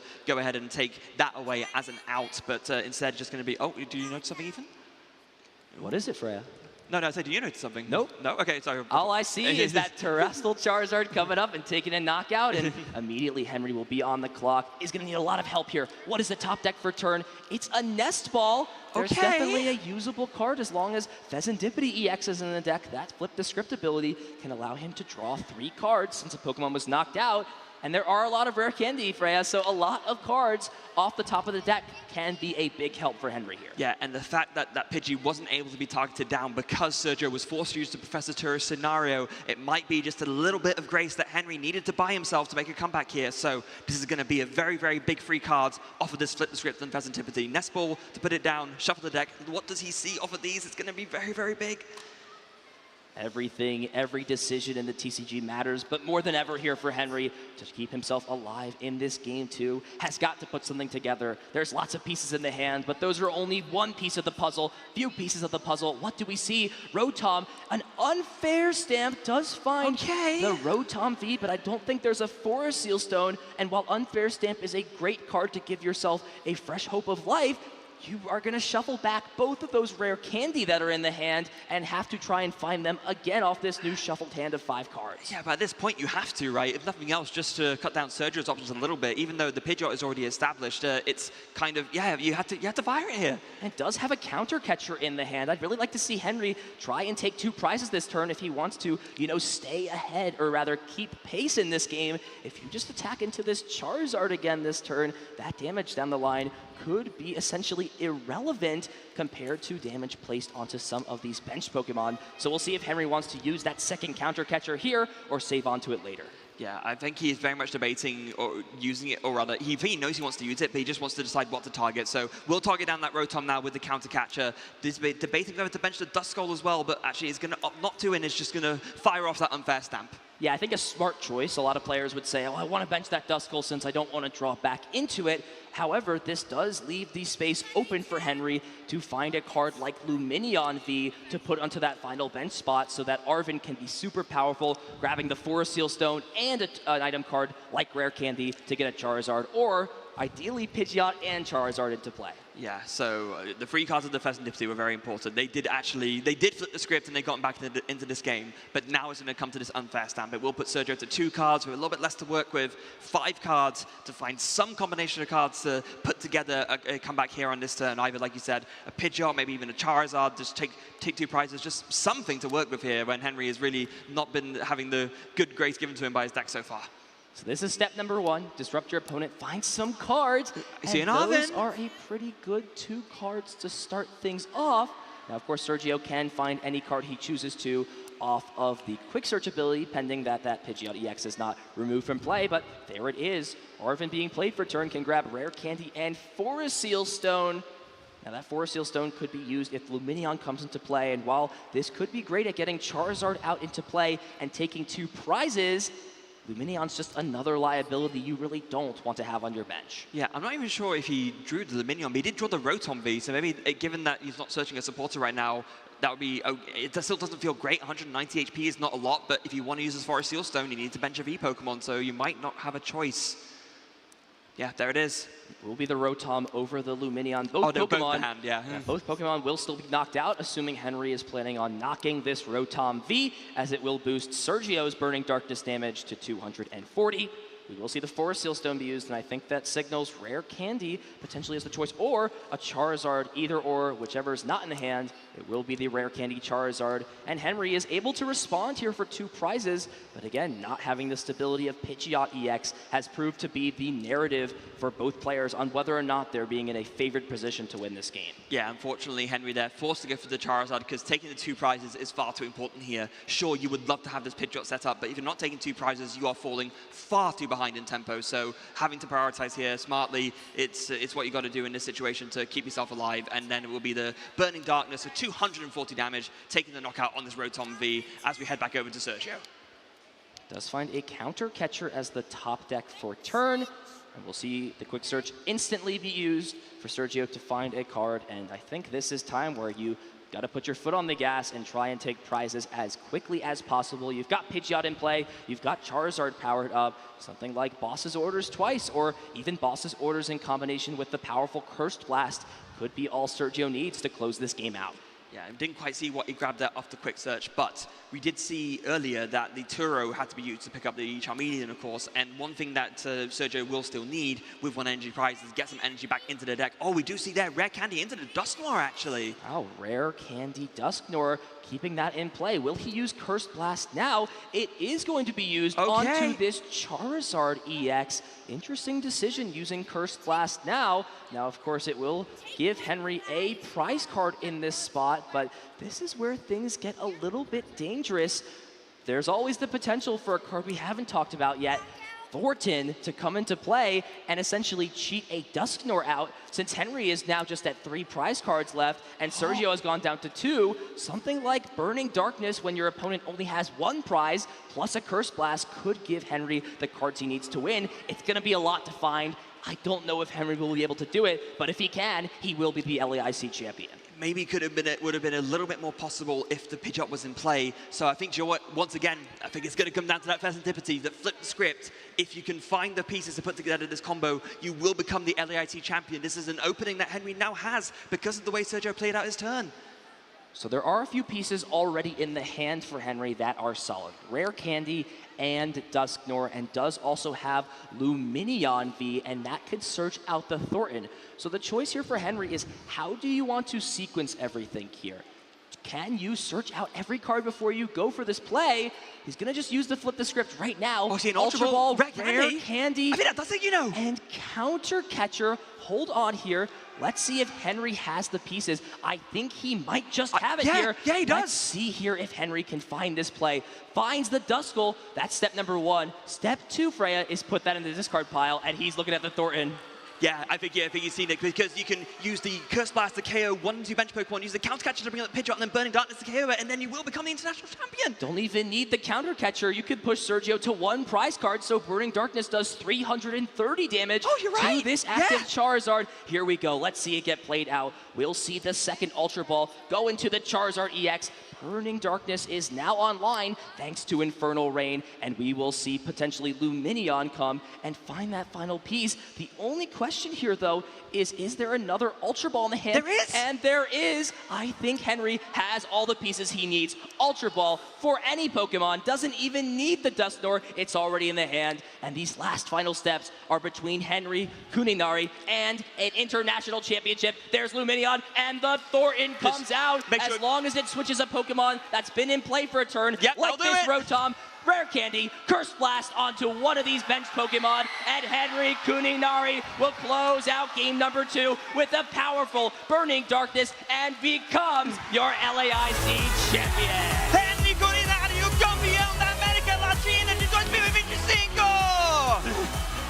Congratulations to our junior division international champion. Just when things looked extremely grim, flipped the script as Serendipity EX came in clutch, and Henry was able to put together the combination of cards to close out game 2 and become an international champion. What a comeback from Henry there. Just saw the opening that was offered because Sergio decided to use that Curse Blast and then taking the free prize turn by using his own Dusknoir, swapping it in with the Fortin to make it happen. What a phenomenal play from Henry to close out our junior finals. It doesn't get more exciting than that. What a display of power between both of these decks. How strong Curse Bomb is, of course, the Charizard EX as well. And Sergio put up a great fight. He was very close to having both that game 1 and the game 2, and will now become an international, is not quite there as an international champion, but Henry will become your international champion from Brazil. Yeah, absolutely right. Absolutely fantastic. You could not ask for more. Like, what a match for the junior finals as well, because it's not often that you see such a high level heads-up play from these junior players. Well, actually, I say that seems like a little bit harsh to be fair, but to have like that level of foresight to put it together with the Fortin, with the swap over, and to be able to swap the Dusknoir. Yeah, wow, I am beyond impressed with how this went. Brazil starting out TCG strong, now has an international champion, as you see, hoisting up the Brazil t-shirt. What an excellent display of representation and bringing home an international title to Brazil. Absolutely well played, and congratulations again to Henry. You can hear the chants in the crowd. Oh my goodness. I hear it. We got some noise coming in here. Let's go. Absolute spirit. And again, congratulations to Sergio. Second place as an international champion. He came into the stipend race at around 50th place. And with this finish, of course, these international championship points, international championships provide so many championship points. He will lock up a stipend here in the juniors division and get a travel award to the next international championships in Europe. So we'll have a chance at revenge potentially for that EUIC in February. Fantastic stuff. Tell you what, why don't we go back over that game? Let's have a look at the replay just to see how that series played out, because I was convinced that we were going to be going to a game 3, but no, just Henry just hipping it right there. Just absolutely phenomenal stuff. But I want to go over that to just relive all the key highlights. I mean, that game 1 was all Henry, and that was because of course, the 2 Pidgeot EX being in the prize cards. That was the narrative for game 1. We thought it would be the same for game 2. That was not the case. Of course, Burning Darkness early on was able to, allow Sergio to take 2 prize cards in response, but it was really just the board not being stabilized, and thanks to that disruptive power of Unfair Stamp, meant that Sergio was just not able to find those final pieces, and with the boss's orders, Henry closed out game 1. Yeah, just that was all she wrote. And then going into game 2, we saw that Sergio chose to go second and had such a good start, such a much better start than Henry. Henry's start was so rough.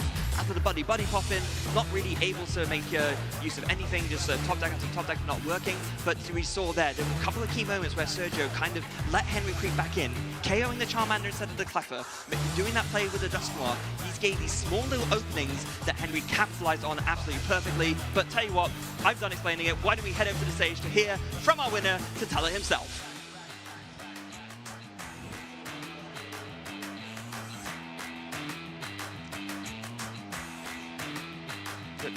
No, you're not quite there ready yet. Just getting our players ready. I'm sure he's excited. I'm sure he's ready. An international champion, Henry Kuninari, winning for Brazil. I'm sure he's got a lot to say. So let's throw it down to the stage and hear from our newest, most recent international champion.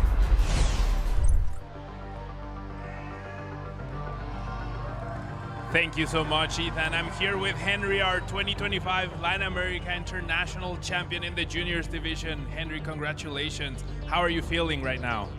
Como você está se sentindo agora como novo campeão?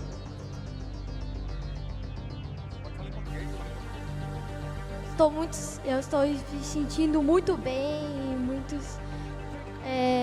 por estar ganhado no meu continente, na minha região e tal, e ter meus amigos me apoiando.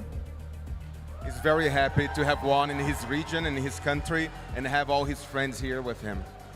Yeah, we can tell the crowd is with you, Henry. So, Game 1 went pretty well for you, but Game 2 was looking very difficult. What was going through your head? How did you manage to stay calm in that situation? O primeiro jogo foi muito bem para você, mas no segundo as coisas pareciam muito difíceis. Como é que você conseguiu se manter calmo e o que estava passando pela sua cabeça naquele momento? So I am thinking just viewing my camp and my opponent. So like I don't think like anything and the place. Perfect. And now that Thornton play at the very end, yeah? Have you been doing that throughout the tournament? How useful has Thornton been for you in your run to become champion? E aquela última jogada, uma grande jogada de Thornton, você está acostumado a fazer aquela jogada porque foi a jogada que garantiu o seu campeonato? Eu normalmente penso em todas as jogadas, as possibilidades. Aí eu vi que isso era uma possibilidade e quando eu comprei a outra bola eu me certifiquei disso. Eu tento pensar em todas as jogadas e aí quando eu... I try to think of all the plays. And when I drew the Ultra Ball, I realized that I had that line of play accessible to me, so I just had to make sure and go for it.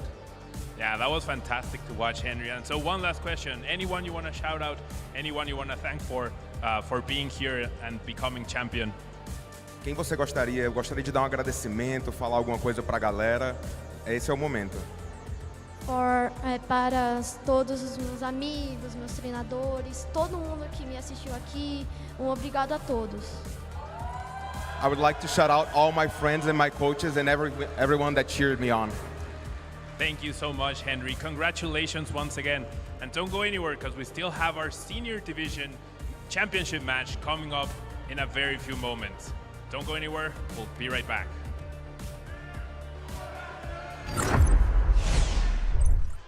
We'll be right back. We're here already. We're ready here to go. Not quite ready for the seniors yet, but we thought we'd throw it back here just to go over the bracket again and just to warm you guys up for that seniors match coming up soon. Yeah, what a bracket and what a finals match that was. We'll recap exactly what happened, of course, in the juniors division through this tournament. Henry coming in and taking things down 2-0 up against Sergio, becoming an international champion for Brazil. Excellent performance. Yeah, and it was a very Brazilian stacked field. You see half of the field is there representing Brazil, and then 3 from the US, 1 from France, but Brazil taking the home title here at the Latin American Championships, and you just saw how much everyone loved that. The crowd, the fans, but also the friends and family who came to support him, and you really love to see that. And we could see a back-to-back Brazilian international champion Gabriel Fernandez is trying to make that happen. Of course, his match and more happening this Sunday on the Pokémon Twitch and YouTube channels, where there will be plenty of coverage for the rest of our Sunday schedule. Let's take a look at what else we have going on here for our Sunday schedule. Yeah, it's of course not just the TCG going on. We've already had Pokemon Unite, we've had Pokemon Go, we just had our juniors finals for the trading card game. We then also have our senior division match coming up right now, and then after that, of course, the most of the star of the show, the Masters finals, the showdown against 2 star-studded players, Brent Tonneson and Miloslav, playing that Reggie Drago V-Star deck. That first match was intense. These 2 matches are going to be super exciting, starting of course with that Charizard EX versus Terrapagos matchup. We've got, of course, Gabriel Fernandez looking to defend his title after winning LAIC last year, as well as Justin Templer making it all the way to finals. And speaking of finals, we of course throughout the weekend have been hosting a community choice bracket where we are down to 2 of the most underrated decks according to Twitch chat, so do take this bracket with a grain of salt. I have my own thoughts, but regardless, it's down to Golden Go, EX, and Cloth. What do you think, Freya? Do you think Golden Go or EX is the more, or Cloth, excuse me, is the more underrated deck of the 4? This is hard because I had to fight for both of these to get in the final. Both of these were my doing. Okay, here we go. I'll have to back the corner. Sorry, Ross, I love you lots, but I'm going to have to go with my husband. I'm backing Golden Go EX. It literally just got top 4 at this very tournament in the hands of Ilya. What more can you say about, underratedness of a deck? It has, considering how powerful it is in its ability to just draw cards, do a ton of damage, the consistency there, I really think that now more than ever, it has cemented its position as an underrated deck with such a big finish as it had just now. You know what? I agree with everything you said, but if I asked you a year ago if Cloth would be a good card in the TCG, would you have told me that Cloth would have top 16 this event? Top 16 in International Championship? No! You do make a good counter There's argument. probably 10 people that would have said yes, and to those people, I respect it. I respect it. 10 of those people, 9 of them would have been Ross Gilbert as well. Love you, Wassy. Would have been a high percentage, but Cloth just has a surprise factor and is the strongest underrated deck because people don't know how to play against it. It is strong, it has plays, it can adjust the math however you'd like to win different games. So go ahead and vote. Go ahead and, on Twitch, we have that poll running right now. Show us your support. Golden Go versus Cloth. What do you think? I don't know. Why don't everyone in the crowd, why don't you give us a little sort of noise vote? If you're spawning Golden Go ahead, make some noise. Nobody likes that deck. I know Latin America loves Cloth. Yeah. Come on, are there any Cloth believers? Any Cloth believers out here? No. These decks are terrible. Nobody likes these decks. We tried our best. We did try our best, and speaking of 2 players who have done their best and are looking to become champions, of course, Gabriel Fernandez and Justin Templar are ready on the stage. Our seniors finals match. Let's get into it and meet our players.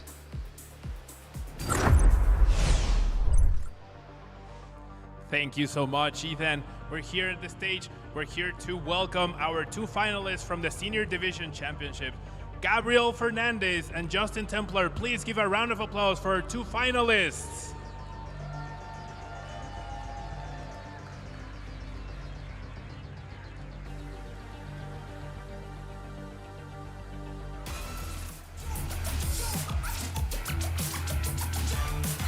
All right, now Justin, it feels like you're up against the Seniors Division final boss today. How are you feeling? Are you confident? What did you do special to prepare for tonight? I'm pretty confident. I tested the matchup a lot last night. All right, and now you're representing the United States, all right? You traveled very far. Are you feeling the sensation from the home advantage, or are you cool with that? I think it's going to be pretty even. All right, perfect. And now, Gabriel, clearly you are here in Brazil, right? You've won this tournament before. You've been here plenty of times. Are you feeling a lot of pressure to keep up that momentum going into this final match? I mean, getting used to this now, so no pressure. No pressure. I like the confidence. All right, and so being here in Brazil, does it feel extra special, or is it just another tournament for you? Yeah, it's definitely special, especially with all this crowd from here. All right, perfect. Well, there you have it. Players, please go ahead, take your seats. We'll get this match started very shortly. All right, casters, back to you. Before we get to our casters, we're going to talk to some of the friends and family here of the Seniors Championship players. First I have with me is Benny Billinger, a friend of Justin. Do you have any words of encouragement for him before he goes into the game of his life? I mean, me and Justin have known each other for a while. He's my teammate, but not only, he's my friend. I mean, good luck, Justin. I know that you've been here before, and you're gonna do it. All right, and now we have that brotherly connection here. Vinny, you're out here supporting your brother. Do you have any last words you want to say to him before he goes into another championship game? I mean, I love my brother. I know he tested a lot for this tournament, and we tested a lot this matchup too. And I think I'm very confident that he's going to take this win. Well, it looks like we are in for a fantastic match here between Gabriel and Justin. Let's give it up one more time as we throw it to the casters. This is going to be a good one. Justin Templar playing this Terrapagos Origin Form Palkia V-Star deck up against Gabriel Fernandez. Did win this tournament last year in the Seniors Division with a very different deck. Of course, the Iron Hands with Miraidon EX.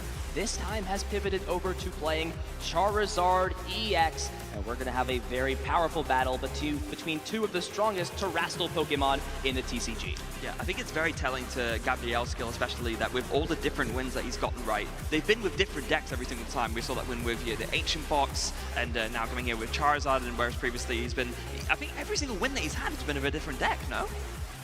He has had a very different expertise for his decks that he's won with. It's been Lugia, then of course the Ancient Box deck, Miraidon, and now Charizard. So he's not a one-trick pony by any means, knows how to pilot these very well, as you see in his multiple accomplishments. Did get top 4 last year at Worlds, the World Champion in 2023, and over on Justin's side, has made a top cut at 2 international championships. So he is looking for a super solid finish. He is looking to become an international champion and add that to his list of accomplishments. Yeah, Gabriel's already working with 2. Justin looking for his first one, and he's got to get through a fearsome opponent to do it. But honestly, the way I'm seeing this play out, I can see either of these 2 players taking it home. And this is definitely a matchup that we haven't gotten to feature too much. We saw a deck very similar to this in terms of card inclusions. Caleb Rogerson playing, of course, the same strategy, using cards like the Glass Trumpet and Energy Switch to power up Pokemon. And of course, all thanks to that Noctowl's Jewel Seeker ability to find those trainer cards you're going to want throughout the game. Yeah, I'll put my foot down on this and say I think that Noctowl, the Jewel Seeker, is one of the strongest abilities that's been printed in a very, very long time. Reminds me, of course, of the Drizzle and Italian line, of course, that with those Shady Dealings abilities did similar, that you search trainers from the deck.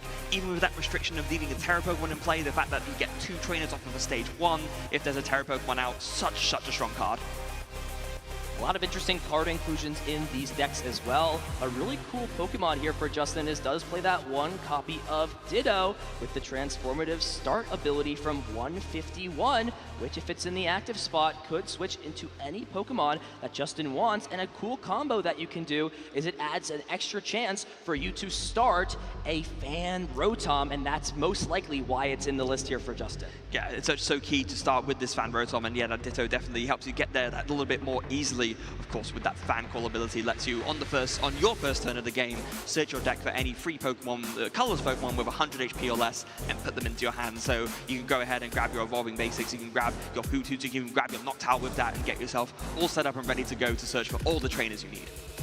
There's going to be a lot of cool combos both players can put on. Now, only Gabriel is playing that Dusknoir. We see Dusknoir paired a lot in terms of being with Origin Form Palkia V-Star, and we see it a lot paired with the Terrapagos deck, but it's instead going to be Terrapagos and Palkia coming together, joining forces, and leaving Dusknoir behind in the shadows. Yeah, so this is really going to be a deck focused around, building the bench up to as high an amount as possible. So you put down that Terrapagos, you put down that Area 0 under that stadium, you go real wide on your bench. Your opponent will try their best to not bench down too many Pokemon, but maybe you can bait them into doing the same, and you just hit so hard with both that Unified Beatdown and that Subspace Swell. It's all going to be about the bench. Mainly, of course, Justin will have ease in building up his bench size. It's really going to be on Gabriel to, again, limit how many Pokemon he has to put in play. Does he limit it to just, 2 Charizards and a Pidgeot? Does he put down that 3rd or 4th Pokemon? We'll most likely see him not overbench past the normal 5 bench size, though he can do that thanks to Charizard EX being a terrestrial Pokemon. Absolutely. But he's got a lot of choices and a lot of navigation to do in a matchup like this. Yeah, and I'm sure he won't want to fall victim to a very easy Subspace Swell KO by benching too much, so he will bear that in mind, I am sure, as this game goes on and progresses, as both players are now almost ready to go, just the last few shuffles being done. Of course, in tournament play, it's always a good courtesy, well, not just courtesy in the rules, to give your opponent your deck to give a shuffle or a cut. So both players have done that, and now the opening 7 cards being drawn. Let's see how both these players start off this game. And more importantly, who will also go first? Oh, yes, very Gabriel important. deciding he is going to start things off after winning the coin flip, so we'll have that advantage as an evolution deck to have a powerful attack at his disposal on the second turn. Let's see the prizes. There is a prime catcher in the prizes for Justin. Ooh. That's a super powerful card. You, of course, want to have as your one inclusion A-spec card. Besides that, Radiant Charizard can be a little bit annoying to have in the prizes. Besides that, though, I think we're going to have a good game here between both these players. Yeah, the Radiant Charizard as well, a prize for Gabriel, which can't be that great for him as a great late-game finishing attacker, of course, but maybe that's fine because you'll take it in the prizes and then you'll use it when you actually need to, which is later on. But here we go with the fist bump and the handshake.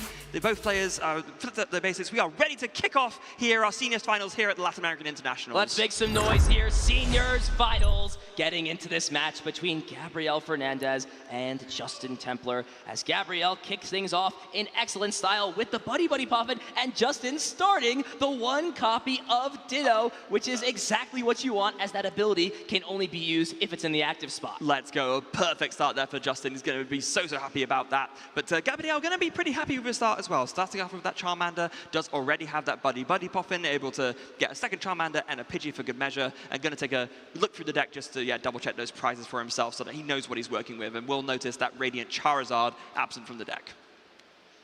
Of course, I'm sure Gabriel, as an experienced player, is going into this matchup with a game plan. Immediately knows how many Pokemon he wants on his bench and what Pokemon he wants on his bench. Has that already figured out. And on that note, it will be interesting to see if cards like Cleffa or Rotom come down into play, as they're great at allowing you to set up, but Justin can just choose to not target those Pokemon, keeping a passive extra 20 damage in play from something like Subspace Swell. But also important to note, Justin might not necessarily notice, but Gabriel is actually not opting to play the Cleffa in his Charizard list. We saw how effective it was for both the players in our junior division, but Gabriel deciding that he wanted to cut it to make space for other things. So no Cleffa, no Grasping Draw in this game.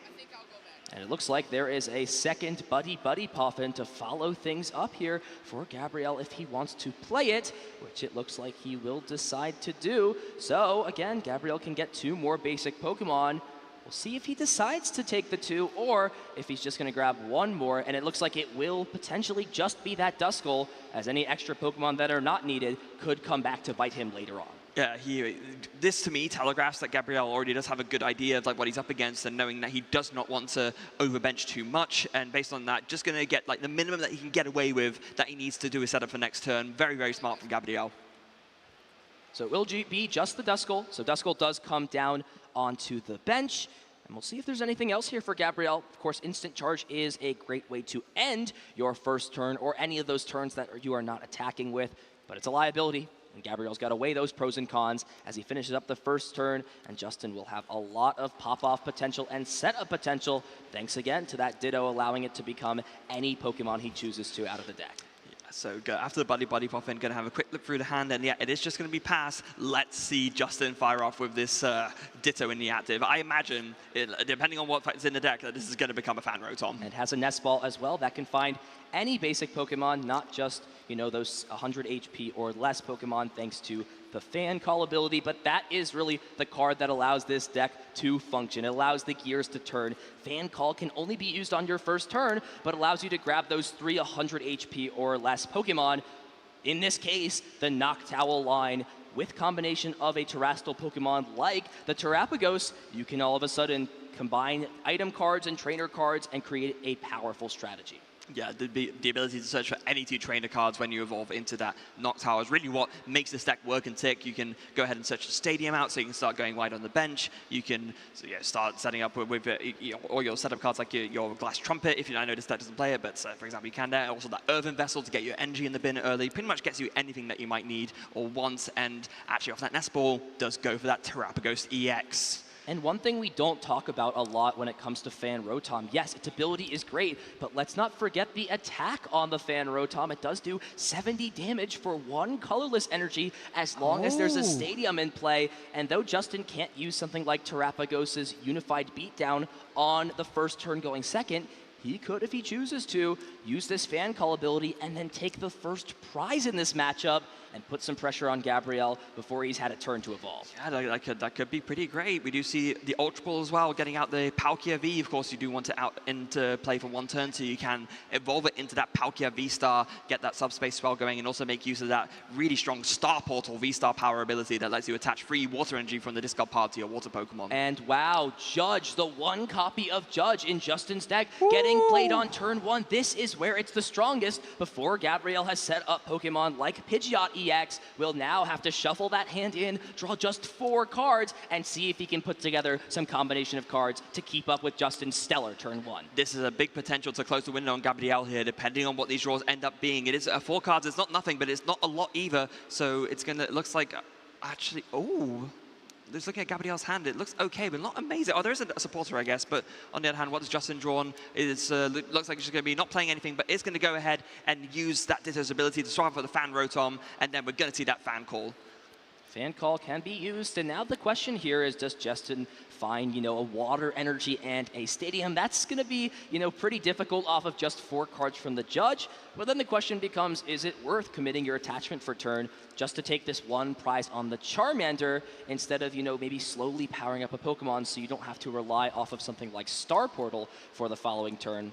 We're now just going to see the Fan Call, so we'll grab that Hoothoot and 2 of those Noctowls. So if Gabriel is not able to disrupt the hand on Justin's side, he will have access to, if he chooses, Tool Jewel Seeker abilities and can search out 4 trainer cards from the deck. Yeah, and if Justin is able to get away with that and make use of both of those, that is going to put a lot of hurt onto Gabriel. It's going to be very important for him to find a disruptor supporter. Although I do believe I saw the Ino in Gabriel's hand, actually. That could be good. That could be very powerful. Justin will go ahead and bench the Hoothoot and has a lot of great cards at his disposal for the following turn, is content to just pass things over. Let's see what Gabriel has, starting things off with a Nest Ball, so can search out any basic Pokemon he'd like. We could potentially see something like Rotom come down. Would have been great the previous turn. Of course, the cards would have just been shuffled back in, but it is, of course, there as a Forest Sealstone user to use that Forest Sealstone tool as your once per game V-Star power to get your combos up and going. Yeah, very important to have a V Pokemon in the deck to make use of that. And of course, we see usually the small package of the Lumineon V to search out supporters and the Rotom V to be able to draw extra cards, even though it does end your turn in the early game where you don't mind at all. But at this stage, yeah, just put it down so you can make it a Forest Sealstone target, and then you can use that Star Alchemy power to search for any 1 card from the deck. Another choice here for Gabriel is it worth playing this Ultra Ball when the resources you'll be discarding seem to be a little bit important or too important to get rid of? We'll just play the Iono, not playing the Ultra Ball. Both players shuffling their hands to the bottom of their deck, and we'll draw a card for each of their prizes, so 6 apiece for both of these players. Yeah, one of only 2 copies of Ino in the entire deck, so we'll have to be mindful of that if he ends up having to use or burn another one, so that he can still disrupt at a later stage if he wants or needs to. But off of this, finds the Forest Sealstone off the Ino here, as well as a Charmeleon. So it does have some options from this point going forward. However, the supporter card has already been played, so we may have to see Gabriel take this turn off, unless, you know, maybe there's something like a Charizard EX in the hand as well.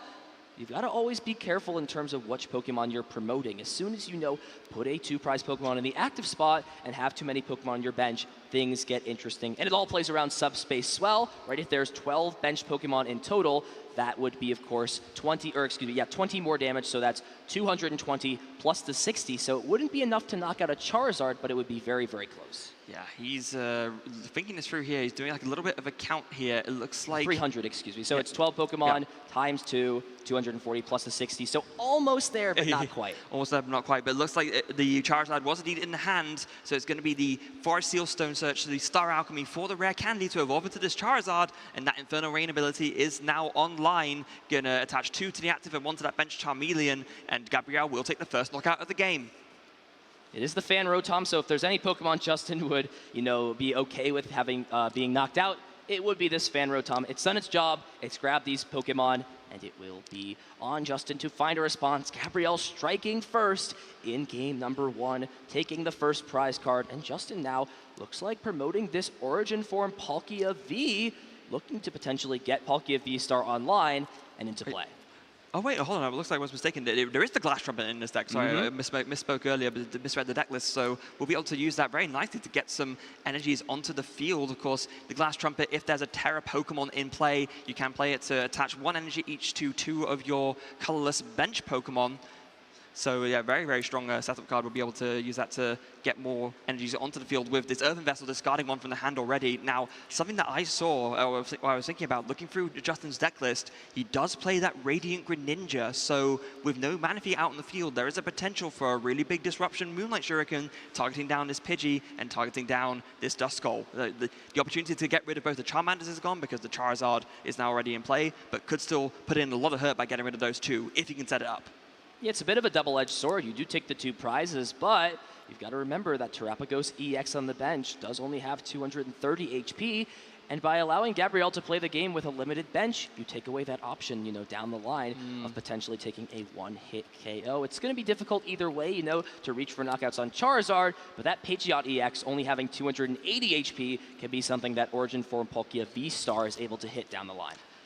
Yeah, the Origin Form Palkia V-Star is your big hitter here. Your Terrapagos really caps out at 240 damage, even if you do have a full bench, whereas the Origin Form Palkia V-Star does factor in your opponent's bench as well. But here we go, the first Jewel Seeker of the game. So coming in and going to be searching for that Irida, which it's, well, wait, hold on, you need to search for 2 trainers here, right? So yeah, you got to do the sequencing right. Finish the Jewel Seeker, get your 2 trainers from that, and then play the Irida to get 2 more.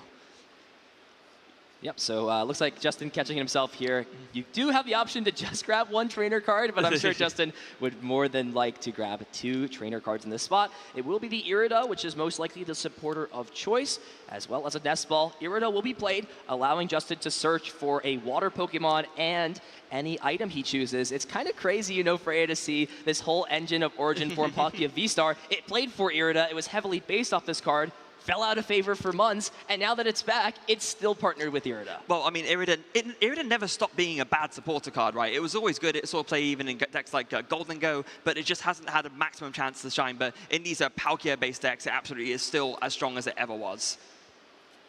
So it looks like Buddy Poffin is a potential choice here for Justin. Can go ahead and grab another basic Pokemon with 70 HP or less. It will just be the Hoot, as now Radiant Greninja comes down into play thanks to the Nest Ball. So Justin is currently capped out at 5 Pokemon on the bench. However, with the Area 0 under depths, it could extend the bench to 8 and allow Justin to, of course, put more Pokemon into play, which is always good. Yeah, it always is. So I'm not sure which one are we going to see just here. The Star Portal, the free energies are there, ready to go. So yeah, here it is, Star Portal. It's going to be 2 onto the active and 1 onto this Radiant Greninja. So just going to be setting up a little bit of damage on the active for now, and then maybe a follow-up Radiant Greninja later on. I like the play.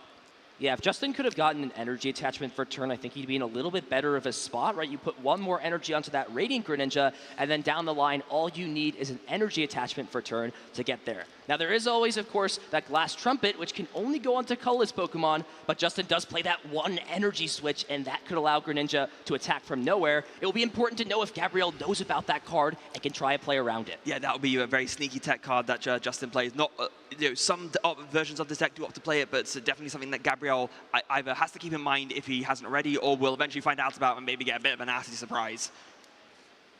So Charizard EX now has 90 HP left, which Freya is a perfect number to be knocked out by Moonlight Shuriken. Of course, it does have to be active, and you see Gabrielle understanding how powerful an attack like that would be down the line, using Boss's Orders as the supporter of turn to bring up this Radiant Greninja into the active spot. And with this knockout, Gabrielle will go down to 4 prizes left, maybe mapping to knock out these 2 rule box Pokemon to finish the game out. Yeah, and it's a bit deceptive as well, of course, because, you think, oh, it's a Charizard, it's weak to water, but no, of course, it is that Terra Dark type, so it actually is weak to grass, which means that it's really only Ogerpon that can prey on it, so very heads up there from Gabrielle, recognizing the potential for the devastating play with the Moonlight Shuriken, and we'll just bring it up for an easy KO with the Burning Darkness, going down to 4 prizes left.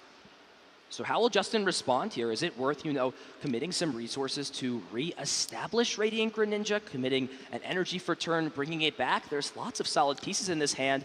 Night Stretcher and Glass Trumpet. There is only 1 water energy in the discard pile at this point. Of course, with that Radiant Greninja being knocked out, as well as some other pieces. You know, Iono is a great card. Your opponent still does not have Pidgeot EX into play, so putting your opponent down to 4 cards will hurt more when they don't have any stability on their bench in terms of support. Yeah, I'm definitely considering hand disruption here. I'm considering getting back that Greninja, if nothing else, just for the extra draw with the concealed cards, of course. You always want to be going through as much of your deck as you can. It will set up your discard pile as well for that Glass Trumpet. There's a lot of different things to consider, and I think Justin is considering all the options here, but it's a little bit tough to reason through. There is the Glass Trumpet coming in, only 1 energy in there, so it's just going to be the 1 energy attachment to that Terrapagos EX. Of course, with its Unified Beatdown attack, can do a very good amount of damage, but would like to get out that Area 0 under depths to go even wider on the bench to do even more. And then it looks like, it's going to be the Rescue Stretcher for the Noctowl, of course, we saw discarded earlier, so we'll be able to Jewel Seeker again. Jewel Seeker number 2, Justin playing the full 4/4 line of Noctowl, wants to use Jewel Seeker as much as possible, as he will be able to search out 2 more trainer cards from the deck, and even with Iono in hand is considering possibly just grabbing Professor's Research, and that could attest to the fact that while Gabriel is at 4 prize cards, he hasn't really done much in terms of, playing supporter cards, setting his board up after playing that Iono on turn 2. Yeah, so this is going to be the play. It's going to be using Jewel Seeker to grab the Area 0 Underdepths and the Professor's Research, and then just going full send. Discard your whole hand, set up the rest of your board, go as wide as you can, and really put a bunch of attacking pressure on Gabriel. So it looks like a Hoot Hoot will come down into play. Of course, Star Portal has already been used, and there is the Area 0 Underdepths. Now both players, as long as they have a Terrestrial Pokemon in play, can extend the bench to 8 Pokemon. So Justin will get 7 more cards, see what he can put together. There's a lot of pieces, that 1 copy of Energy Switch, as well as some trainer cards like Nest Ball to fill the bench up. Yeah, Nest Ball here, probably going to think about grabbing either another Palkia V or, of course, that Serendipity EX with that Flip the Script ability. It did get knocked out last turn, so we'll be able to make use of that and, just putting the bench on the back row, as it were, for the extra free. Oh, there's a Mew EX there ready to go in hand for later as well. Flip the Script comes in, draws 3 more cards. What does Justin see off these? Looks like, it's not a state, it's a Glass Trumpet, a Noctowl, and a Nest Ball, just to really extend even further. Another Nest Ball. I wonder, though, if Justin has any more Pokemon he'd even like to grab out of the deck. Doesn't at the moment, and will respond with a Subspace Swell. Charizard EX goes down. Let's see what Gabriel has now that Justin is at 4 prize cards. The big thing here for Gabriel, can he take 2 prize knockouts back-to-back, or find a way to close this game out in 2 turns? It's essentially a 2-turn game from here on out. Yeah, it is. So it's going to be Nest Ball here, and I do believe, yes, so Gabriel is also playing that Serendipity EX, and he really needs to find something off of this here. There is no Pidgeot set up currently, so you can't quick search to guarantee what you need. It's going to have to be these 3 cards to find a way to take a 2-prize knockout this turn to keep up that tempo. Maybe, again, like we discussed before, thinking about taking out that Serendipity EX on the bench. It doesn't have a lot of HP compared to the rest. It's an easy knockout, and it will stop Justin from digging even further into the deck, but you also have 2 attackers to deal with as well, so it's a very hard choice. Hard choice indeed. Looks like we may be relying off this Flip the Script to find some important pieces. We'll draw the 3 cards. Does find, it looks like, a pair of Arven. That's not a bad supporter at all. Of course, can search out any item card, as well as a tool like a Defiance Band. That can allow him to, have a little bit of a punch to take the knockout. Now, the way the math works out is Defiance Band is not a super relevant card at this point, since 30 more damage would mean you would be 10 short of knocking out this Origin form Palkia V-Star, but we'll still play this Arven and find a tool and an item card from the deck if he chooses. Yeah, sadly, with 280 HP, just works a little bit above the mass required in terms of how it works with Burning Darkness, so won't be able to take up the Palkia, so I imagine could be considering, yeah, we mentioned the Serendipity, or you could, of course, take out that Terrapagos and then force Justin to discard down to only 5 Pokemon on the bench. That could be a good choice as well. The Night Stretcher, the item of choice, and immediately Justin's going to see which Pokemon are in the discard pile. Mainly, it's that Charizard EX. Of course, this Charmeleon was evolved the previous turn, so no rare candy needed. You can go ahead and just play the Night Stretcher, grab the Charizard, evolve it, and use that Infernal Rain ability to power your Pokemon up. Yeah, now, much like a lot of these decks we've seen, there are only 5 Fire Energy in the deck list for Gabriel. So are there enough energy left in the deck? I mean, there is 1. I guess that's all you really need, and there is 2.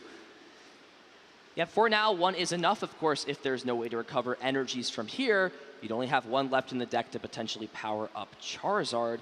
And now the question here for Gabrielle, can you maybe get something like Pidgeot into play? Interestingly enough, is going to go and discard Briar off of the Ultra Ball. That's a card that can always swing the tempo in certain matchups. However, here, since you are at 4 prize cards, you have a pretty solid line to close a game like this out if you can just take 2 prize knockouts and this, or 2 prize knockouts, excuse me, and this is one way to do it.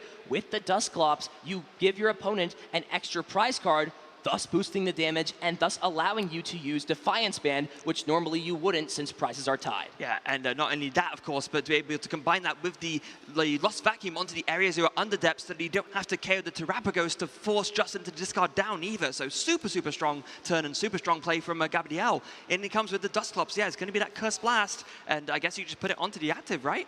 Don't even need to. No, don't need to. No, the damage boost, of course. Don't even need to with Defiance Band. I think the only, positive aspect is you could put the 50 onto this Palkia and then save the Defiance Band.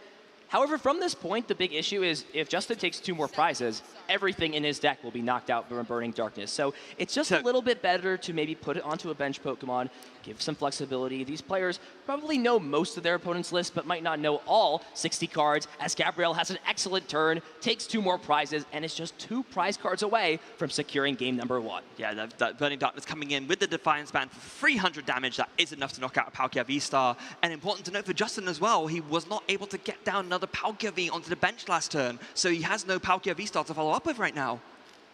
Even if there was an attack from Palkia, the way things work is, if you're not taking a knockout, or even if you are taking a knockout, a Charizard coming back up is dealing enough damage. And with the way that Gabrielle has limited his bench, even if Justin played something like that 1 copy of Kieran in his deck to boost damage by 30, it would still not be enough because Gabrielle has only benched 3 Pokemon. Yeah, absolutely brutal. Going to be very tough going for Justin here to try and find a way to pull this back in terms of Gabrielle. What Gabrielle's done massively here to kind of close the door on any opportunities that Justin might have to try and make a comeback here. There goes Nespel coming down. Only a Fan Rotom left in the deck in terms of Pokemon. I mean, you're going to want to put that down anyway because you want to just boost the damage that Terapagos can do as much as you can, but make no mistake, it is not good news for Justin right now. And this was so smart from Gabrielle too. These 3 Pokemon are all 2 prize Pokemon, and they are not going to be knocked out from a Pokemon's attack like the Fan Rotom, which could poke for 70 damage. That could have been Justin's way back into this game.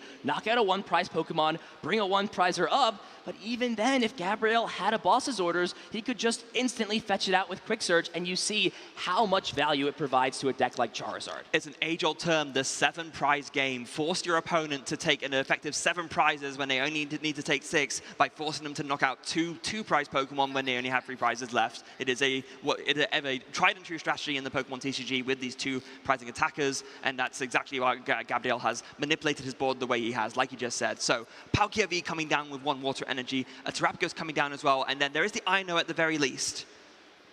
Yeah, and was wondering here if Justin played a card like, the Briar we talked about on Gabrielle's side, could have potentially put something together with Prime Catcher, though we know that Prime Catcher is in the prizes, will instead have to just opt for the Iono, shuffle his hand to the bottom, same with Gabrielle, draw 2 cards, but the biggest issue here is that Gabrielle doesn't matter how many cards are in his hand, he can just find the boss's orders here. We'll see Justin go through the motions, hit with this Fan Rotom for 70 damage, but as long as Gabrielle has another boss, this game is over, and with him using this Quick Search, I think it's here. Game number 1 going to Gabrielle.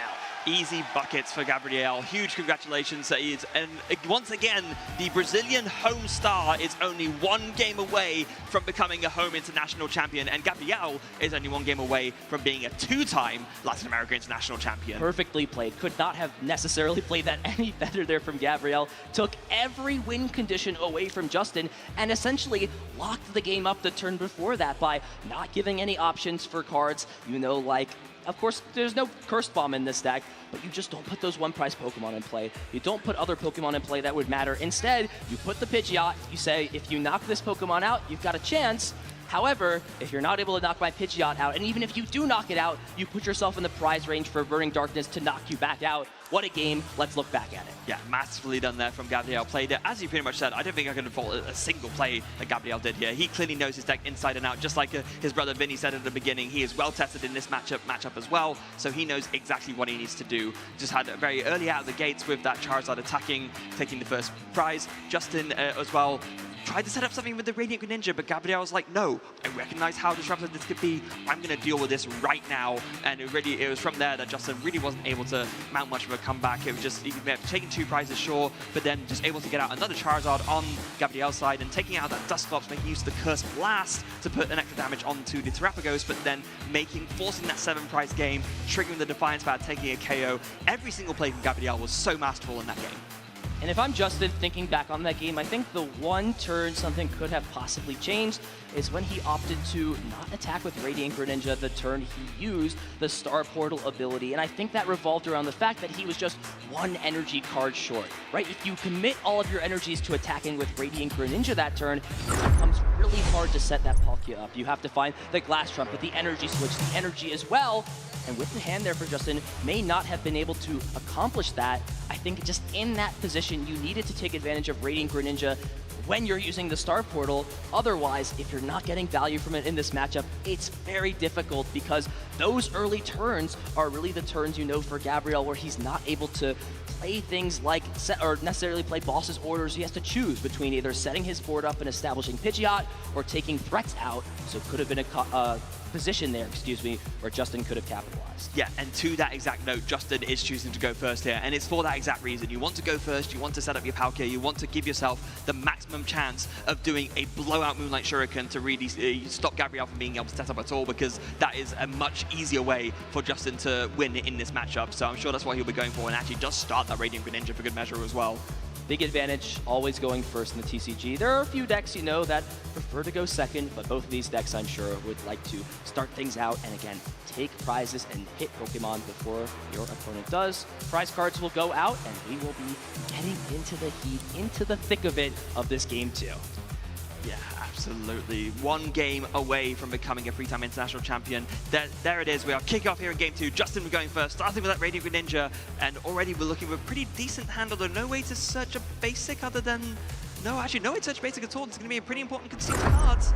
Okay, there's a couple of Hoot in hand already, so no way to search a basic, but still got a few basics in play, but no way to get a Palkia, though, is really, really rough. And no Palkia and no Fan Rotom. That is just always a piece that you want to have down to get more Pokemon in play, and just has to pass the turn over. So Justin going first will really have no threat in terms of attacking the following turn, besides something like Fan Rotom's Assault Landing, but that's really not an attack you want to be committing your energies to and powering up, as Gabriel has an excellent start already with 2 Pokemon in the hand and a Forest Seal Stone and and Buddy Poffin grabbed from this Arven. Yeah, no time wasted here. Just hard open with the Arven in hand, grabbing the Buddy Poffin to get the Duskull and the Charmander. The Forest Seal Stone ready to go with that Rotom to search for anything with that Star Alchemy power. Wow, could not be more of a contrast between the turn 1 here. And this is the strength that Charizard sometimes has going second, of course. It's the fact that you can play your supporter, you can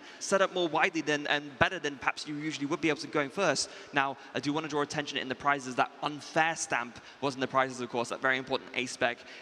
Might not mean that Gabriel needs it, but still important to note for the future turns. We saw a disruptive aspect of that in our juniors final earlier. Could be another key card for Gabriel if he's able to find it off the prizes and use it at an opportune moment. Everything from here is just a cherry on top to the sundae that Gabriel has already created this first turn, can end the turn off with Rotom, has Forest Seal Stone. In fact, Gabriel could safely attach the Forest Seal Stone to Rotom. Justin is not playing any cards like Lost Vacuum in his deck. Oh, there is a Lost Vacuum, excuse me. So that is a risk technically for Gabriel. He's just got to decide, do you think my opponent is going to find that Lost Vacuum on turn 2? Do I want to guarantee if an Iono is played, I have that card? If not, maybe I hold on to it and see what happens next turn. I think given that you have a Lumineon V in hand, maybe it's okay to not put it down right now because, I mean, I say that, right? But if you get Iono, it doesn't matter either way. So, Exactly, yeah, maybe you do consider it. I think in the grand scheme of things, it probably is worth going for. It's tough because you're going to most likely look to play another Arven the following turn. So I think I like Gabrielle just holding on to it, since you can just re-find it out of the deck again if you're playing an Arven on the following turn. There's just a lot of risk to losing that powerful V-Star power when your opponent just plays a single item card from their hand and shuts that effect off for the rest of the game. Yeah, so after the Buddy Puffin, just, really deciding how best to approach the rest of this turn one. Your turn one board setup is absolutely fine. There really isn't much else that you need here. You have a Fire Energy that maybe you want to consider whether you want to attach or not. As we mentioned, there is that Forest Seal Stone, the debate over whether to put it down or not. It looks like he's going to just commit a Fire Energy to the active. He's thinking about it.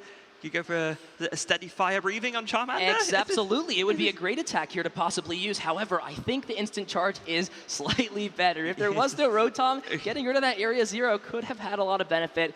But I agree with Gabrielle here. 3 cards is better than getting rid of the Stadium. As Justin top decks the Buddy Puffin, that would have been a great card to have on the previous turn. You do still get some more Pokemon out, but the big missing factor I think here for Justin is there is no Terrestrial Pokemon in play yet, which means while he does have, I believe, 1 or 2 of these Noctowl in hand, that Jewel Seeker ability only works if you have a Terrestrial Pokemon in play for you to use it. Yeah, going to have to get down that Terrapagos EX somehow. He wants to make use of that Jewel Seeker, but in the meantime, he's just going to do that first deck search and see what he has access to and what he doesn't. He's thinking about maybe just going ahead and grabbing, you know, a couple more for good measure. And we do see there the prize now. Oh, that one of Irida is prized, which is a bit unfortunate. Van Rotom kind of a little bit late for that, so not as concerned. But then one of the 2 Palkia V-Stars prized as well. Instead of that ship has sailed, that fan has sailed, I guess. that fan has blown. That fan has blown. It's gone in the wind at this point. Yes. Rotom, I'm sure not a concern at this point here for Justin. Gabrielle waiting patiently and sitting on a very solid hand after that instant charge. He's going to have a lot of potential plays that he can make. Justin, though, is going to have to put something together, and it starts by getting these powerful V and EX Pokemon down into play to threaten attacks on the following turn. Yeah, that's going to be what it's all about. Now, that Buddy Puffin was a great top deck, but is there anything else to follow up with? I don't think there is. Is there research? Potentially a Professor's Research. Now, something that Justin could do is play the Night Stretcher and Concealed cards, but instead is just going to take his losses where they're at, having to discard, 2 of these Night Stretcher and a Noctowl, filling the hand up to 7 cards. What does Justin find here? It is that Origin Form Palkia V. Is there a Terrapagos and a Noctowl to follow things up? It looks like with Ultra Ball there could potentially be. However, for this Terrapagos to attack this turn, it's going to require a lot, Freya. Yeah, you'll need the Glass Trumpets, you'll need the Energy and Discard, and actually the Energy and Discard is probably why the Night Stretcher wasn't opted to be used to either attach. I guess you could have concealed cards, but maybe there's a worry that you end up discarding more stuff you really don't want to, so that does explain the Night Stretcher choice quite well. There's a Hisuian Heavy Ball getting played. We'll fish out that Fan Rotom, of course, the only thing you can fish out. At this point, it's just extra bench fodder to boost the damage of either the Terrapagos or the Origin Form Palkia V-Star. But and then also it could even be good discard fodder for this Ultra Ball here as well. Indeed, really not going to get too much use out of that card besides, like you mentioned, some extra damage. And I think the consideration here for Justin is, do I just hold on to these Ultra Ball? There's so many Pokemon I want to find. Is it worth putting another 2 prize Pokemon in play? Doesn't think it is, and here we go. Perfect setup for Gabrielle. Playing the Arven can get Rare Candy and a Tool card, and if he's got the correct combination, can get Pidgeot and Charizard into play and remove this Radiant Greninja if he's got all the pieces. Not only removing the Radiant Greninja, do you have the pieces to put together a KO on the Origin Form Palkia V-Star? Unfortunately, there are no prize cards taken yet. That can, of course, always change with the Cursed Blast ability. Exactly, That's right? a lot you need. Rare Candy Pidgeot, Rare Candy Charizard, Dusclops, and a counter catcher. That is a lot. I don't know if Gabrielle's got all of that. If he does, more power to him. But I think even just Rare Candy Pidgeot, Rare Candy Charizard is enough for Gabrielle on this second turn. Yeah, it's already pretty good going, right? We did see how threatening the Radiant Greninja could have been if it was allowed to carry on. So yeah, just deal with that threat, force it at least for it to come back. And especially given that you already saw that Justin has been through so many Night Stretchers, maybe you get rid of this Radiant Greninja and it actually is just gone for the rest of the game. There's only 1 Night Stretcher remaining. Oh, and now there are going to be multiple targets because don't forget that Noctowl was discarded off Professor's Research. So essentially only 3 Jewel Seeker can be used for Justin in this game. As of now for Gabrielle, we'll go ahead and use the Infernal Rain to power up Charizard and take the first prize cards despite going second in this game too. Yeah, and I mean, if you're going second and you're taking the first prizes against a deck like this, you're already feeling pretty good. You know what I mean? Whether it's 1 or 2 prizes, we saw that Gabriel took the first KO in the first game, and he ended up winning that game pretty handily. So yeah, I think it is just going to be after the attachment there, a Burning Darkness onto this Radiant Greninja to KO it. Just going to look at the discards quickly first, just to make sure that there's nothing else important that he's missing, nothing else that might change his line of attack here. We do see the Defiance Band ready to go in hand, as well as maybe considering benching another Charmander, but you don't want to overextend your bench too much. So yeah, I like this. Just take the KO on the Radiant Greninja, take the first prize of the game, onto Justin to respond. And how do you respond in this spot? You've got 1 water energy in your discard pile. If you want to attack, you're going to need either some combination of trainer cards like Energy Switch, Glass Trumpet. You don't even have a Terrestrial Pokemon in play yet. That can always change, of course, with a card like Nest Ball to search some Pokemon out. But even then, what do you attack with? What do you go for?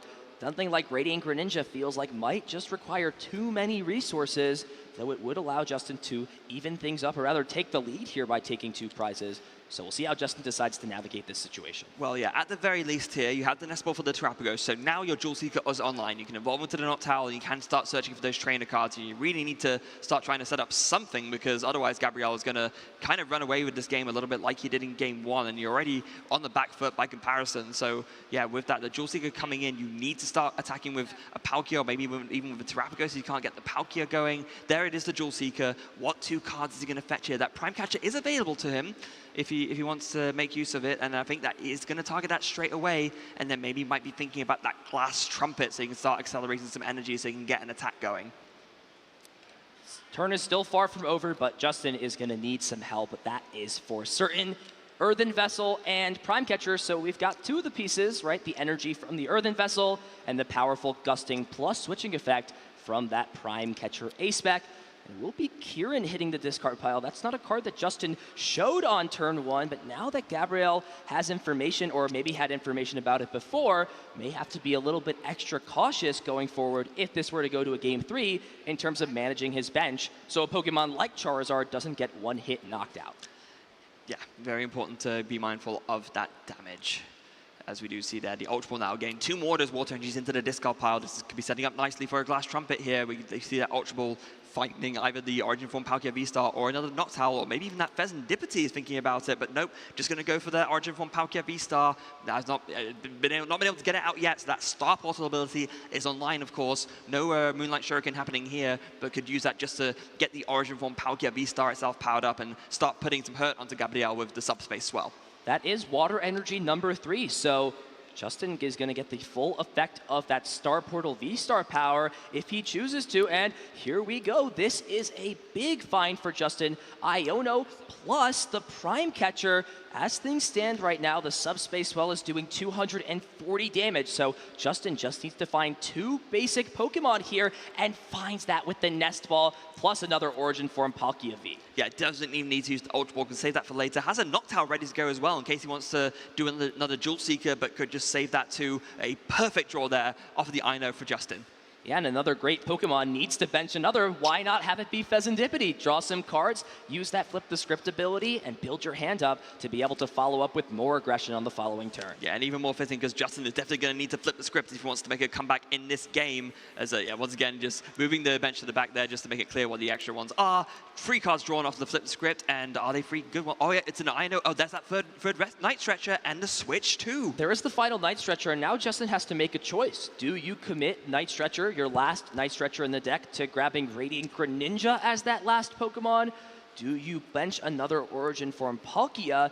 I think the big miss here, though, for Justin is I'm not sure he found a Water Energy to commit for the turn, and that would have been something that could have been very strong in a situation like this. You could put the energies on the Palkia and the Greninja and have that be a threat later on.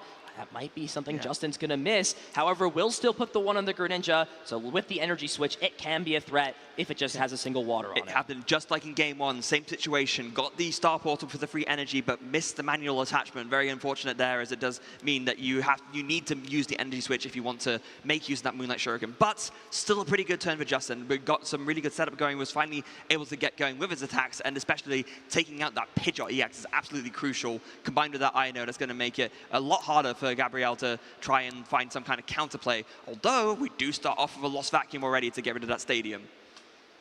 So the benches will be removed to 5 Pokemon.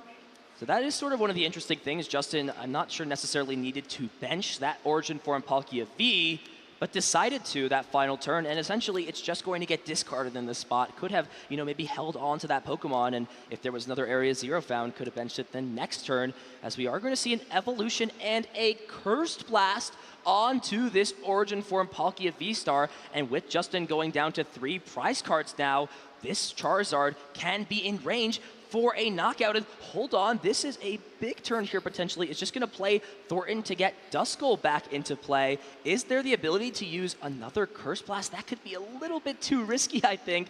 Is instead going to consider maybe trying to reestablish Pidgeot in a single turn. I mean, that's the great thing about Thornton, right? The Pokemon it swaps out does get treated as having been in play for a turn. So yeah, get that Pidgeot back. Oh, he's umming between the two. I think it's a tough choice, but actually no, he's going to commit to the Duskull.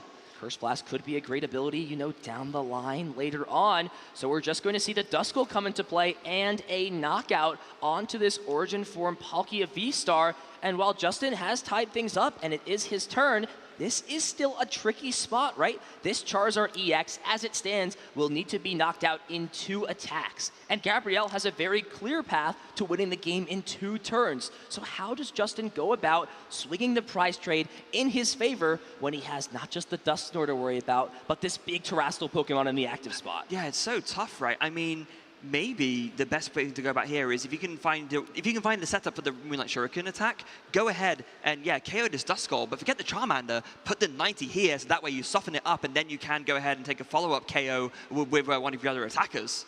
I think that's the best option for Justin. It's the best of both worlds, getting yourself 1 turn closer to winning the game while also attacking into this Charizard. And like you said, softening it up. But it's going to come down to if Justin has enough Jewel Seeker abilities at his disposal to find these one-of trainer cards. It looks like we'll use one here and does find the 1 copy of Energy Switch and already has the Glass Trumpet in hand. So as it stands, Justin can attack here with this Moonlight Shuriken, thanks to those combination of trainer cards. Yeah, the only thing that is a little bit rough here, of course, is that with the Palkia V getting discarded because of the Stadium Bump, and then the Origin form Palkia V-Star getting KO'd, there is no potential for a follow-up Palkia anytime soon. The night stretches are gone. It is going to have to be Terrapagos or bust in terms of attacking for Justin here. The only tough thing at this point is there is the Energy Switch in the Trumpet, but I'm not sure there's a manual attachment yet. I don't know if Justin has the energy card here. Of course, that would be pretty easy if the Earthen Vessel was in the deck, but it's not yet. So we'll go ahead and play this Trumpet, has the Energy Switch as well. From here, though, it's really just going to be on how much Justin can dig through the deck, while also, disrupting Gabrielle would not be bad. Iono could help with that, but he'll only be drawing 3 cards off the supporter. Yeah, he only will. So it's going to be an Ultra Ball, and I imagine this is going to be for another Nox Howl if he has access to it. Oh no, it's going to have to be a Mew instead. Just to get an extra Pokemon onto the bench. Okay, maybe you could attack with the Terrapagos first. You have a switching card, but then if you don't, then you end up having to retreat the Radiant Greninja, and the plays are kind of not open anyway. But maybe is that? Oh wait, there's a switch in hand. Okay, so maybe you just go ahead and do the attack with the Terrapagos first, and then on the next turn you go ahead and attack with the Greninja. It's so risky to attack with Terrapagos because if your opponent has Rare Candy Dusknoir, you lose the game. They use Cursed Blast and then knock out your active, and that's all she wrote. You will lose LAIC. So Justin's going to make that as hard as possible for Gabrielle. Shuffling, drawing 3, and finds that's the water. A big find. Finds the water energy. Now, of course, can still dig through the deck. Has access to flip the script, so we'll draw some more cards. Does find another Glass Trumpet, but yes, as you mentioned, that water energy, a big find, means that Moonlight Shuriken is online and can also target this Duskull down potentially to make it so that Cursed Blast is not an option going forward. Yeah, this is absolutely as good a turn as Justin could have asked for. That Duskull is the key for Gabrielle to win, no matter which way you look at it. So taking it out and then softening up the Charizard is absolutely where you want to be. Going to go for a concealed card for good measure as well. Could go ahead and preemptively do the second Glass Trumpet just to get more energy onto the field. I don't hate that either. It definitely could be an option. Of course, you're going to have more water in the discard pile once you use the Moonlight Shuriken attack.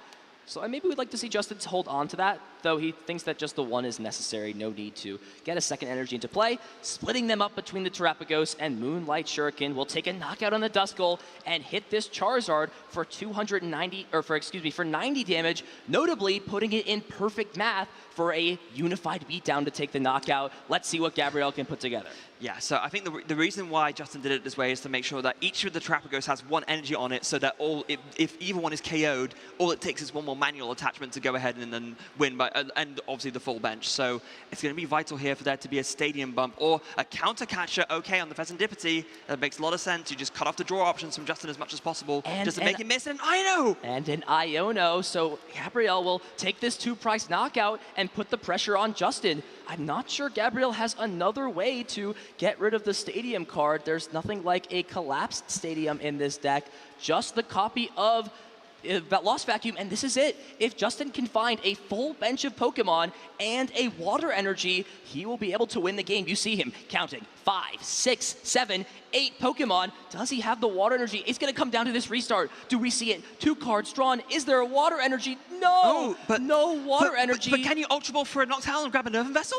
I'm not sure. Oh, there is. There is a Noctowl, and I think that, oh, but the problem here is, do you have an Earthen Vessel? Oh, there you is. do, and the card to discard as well here from the Jewel Seeker. Justin, getting just enough cards here, can go into Terapagos and unified beatdown with 8 Pokemon in play. We'll take the knockout. Freya, we're going to a Game 3. Wow, and again, from both sides, we saw there in Game 1 what a good player Gabriel was, but Justin as well, just finding right at the end there all the resources needed. Gabriel doing everything he could with the disruption, with the Ino, carrying the Pheasantipity, but then coming in with the Noctowl right at the end, just the clutch Jewel Seeker to get the last Earthen Vessel, to get the last energy to attach and unify beatdown for the game. What a play there from Justin. Of course, Gabriel had an excellent, powerful start, but you see Pidgeot EX is great, but if it goes uncontested, there's a lot of things that it allows you to secure up, and I think Justin identified how strong Pidgeot was in Game 1 and immediately made it part of his game plan to target down early, and from there, Gabriel just struggled to keep up the early game aggression because Pidgeot was offline. Yeah, that was how to play that, and we can go over that again as we go ahead and look at this replay, of course, to see it as it did play out. The Pidgeot getting set up early on, we saw Gabriel had such a strong start, really was able to search for everything he needed, setting up well, getting the attacks in, but like you mentioned, Ethan, Justin recognizing how fearsome that this Pidgeot was, how much it did for Gabriel, targeting it down very early, had the means to do it, took that really big first knockout, but the very first big important knockout, and really from there, Gabriel was struggling to get any kind of counterattack going, had to force him to get out a Duskull, and but in the end, even with the attacks that he had, and even with the Ino that he played, Justin was able to put it together with the restart and with the Jewel Seeker to do the unified beatdown to finish things off. It came down to that final card off restart. It did. Boss's orders, the underground, and then found the Ultra Ball, and luckily saved one of those Noctowl. You see, having that last Noctowl available gives you what you need as an extra out to close things out. As we head into Game 3 here, Freya, if you're Gabriel, you just won what looked like your game to lose early on in those turns, came back around, Justin found a strategy. What's going to be going through your head? What do you have to be telling yourself in this spot to mentally be locked in for this last game? So one thing that helps you a lot is that you've lost, so you get to choose who goes first, and no surprises, Gabriel will be choosing to go first. So can feel pretty content that even though it didn't come into play more until later on, that you're not worried about your early basics being KO'd by a Moonlight Shuriken. But I mean, more importantly than that, maybe you consider if it's possible to try and set up a backup Pidgeot EX. You don't want to go too wide on the bench, but we saw how detrimental it was to not have access to Pidgeot. So maybe you can find some way of getting a backup one going at the same time. You don't leave yourself as vulnerable to a big KO as we saw there in Game 2. It all comes down to this one final game between our two seniors finalists. Every resource matters. Every card drawn can make the difference. This is what it all comes down to. As Gabriel will go first, you can hear the crowd chanting his name. they want him to take it home yet again, but Justin Templar stands in his way as the final opponent for Gabriel Fernandez. Yeah, and oh god, we've got the view here. Gabriel's start was bench of Duskull, attached to a Rotom Bee and go for an instant charge. That was it. That's it. That's not what you want to see. No Charmander. We are into it here in game 2, and a big advantage for Justin. Starts the Ditto again. 2 games out of this set, starting the one of Ditto. That is exactly what you want to see. A perfect starter. It's going to have so much value in Justin getting this board set up. Yeah, wow.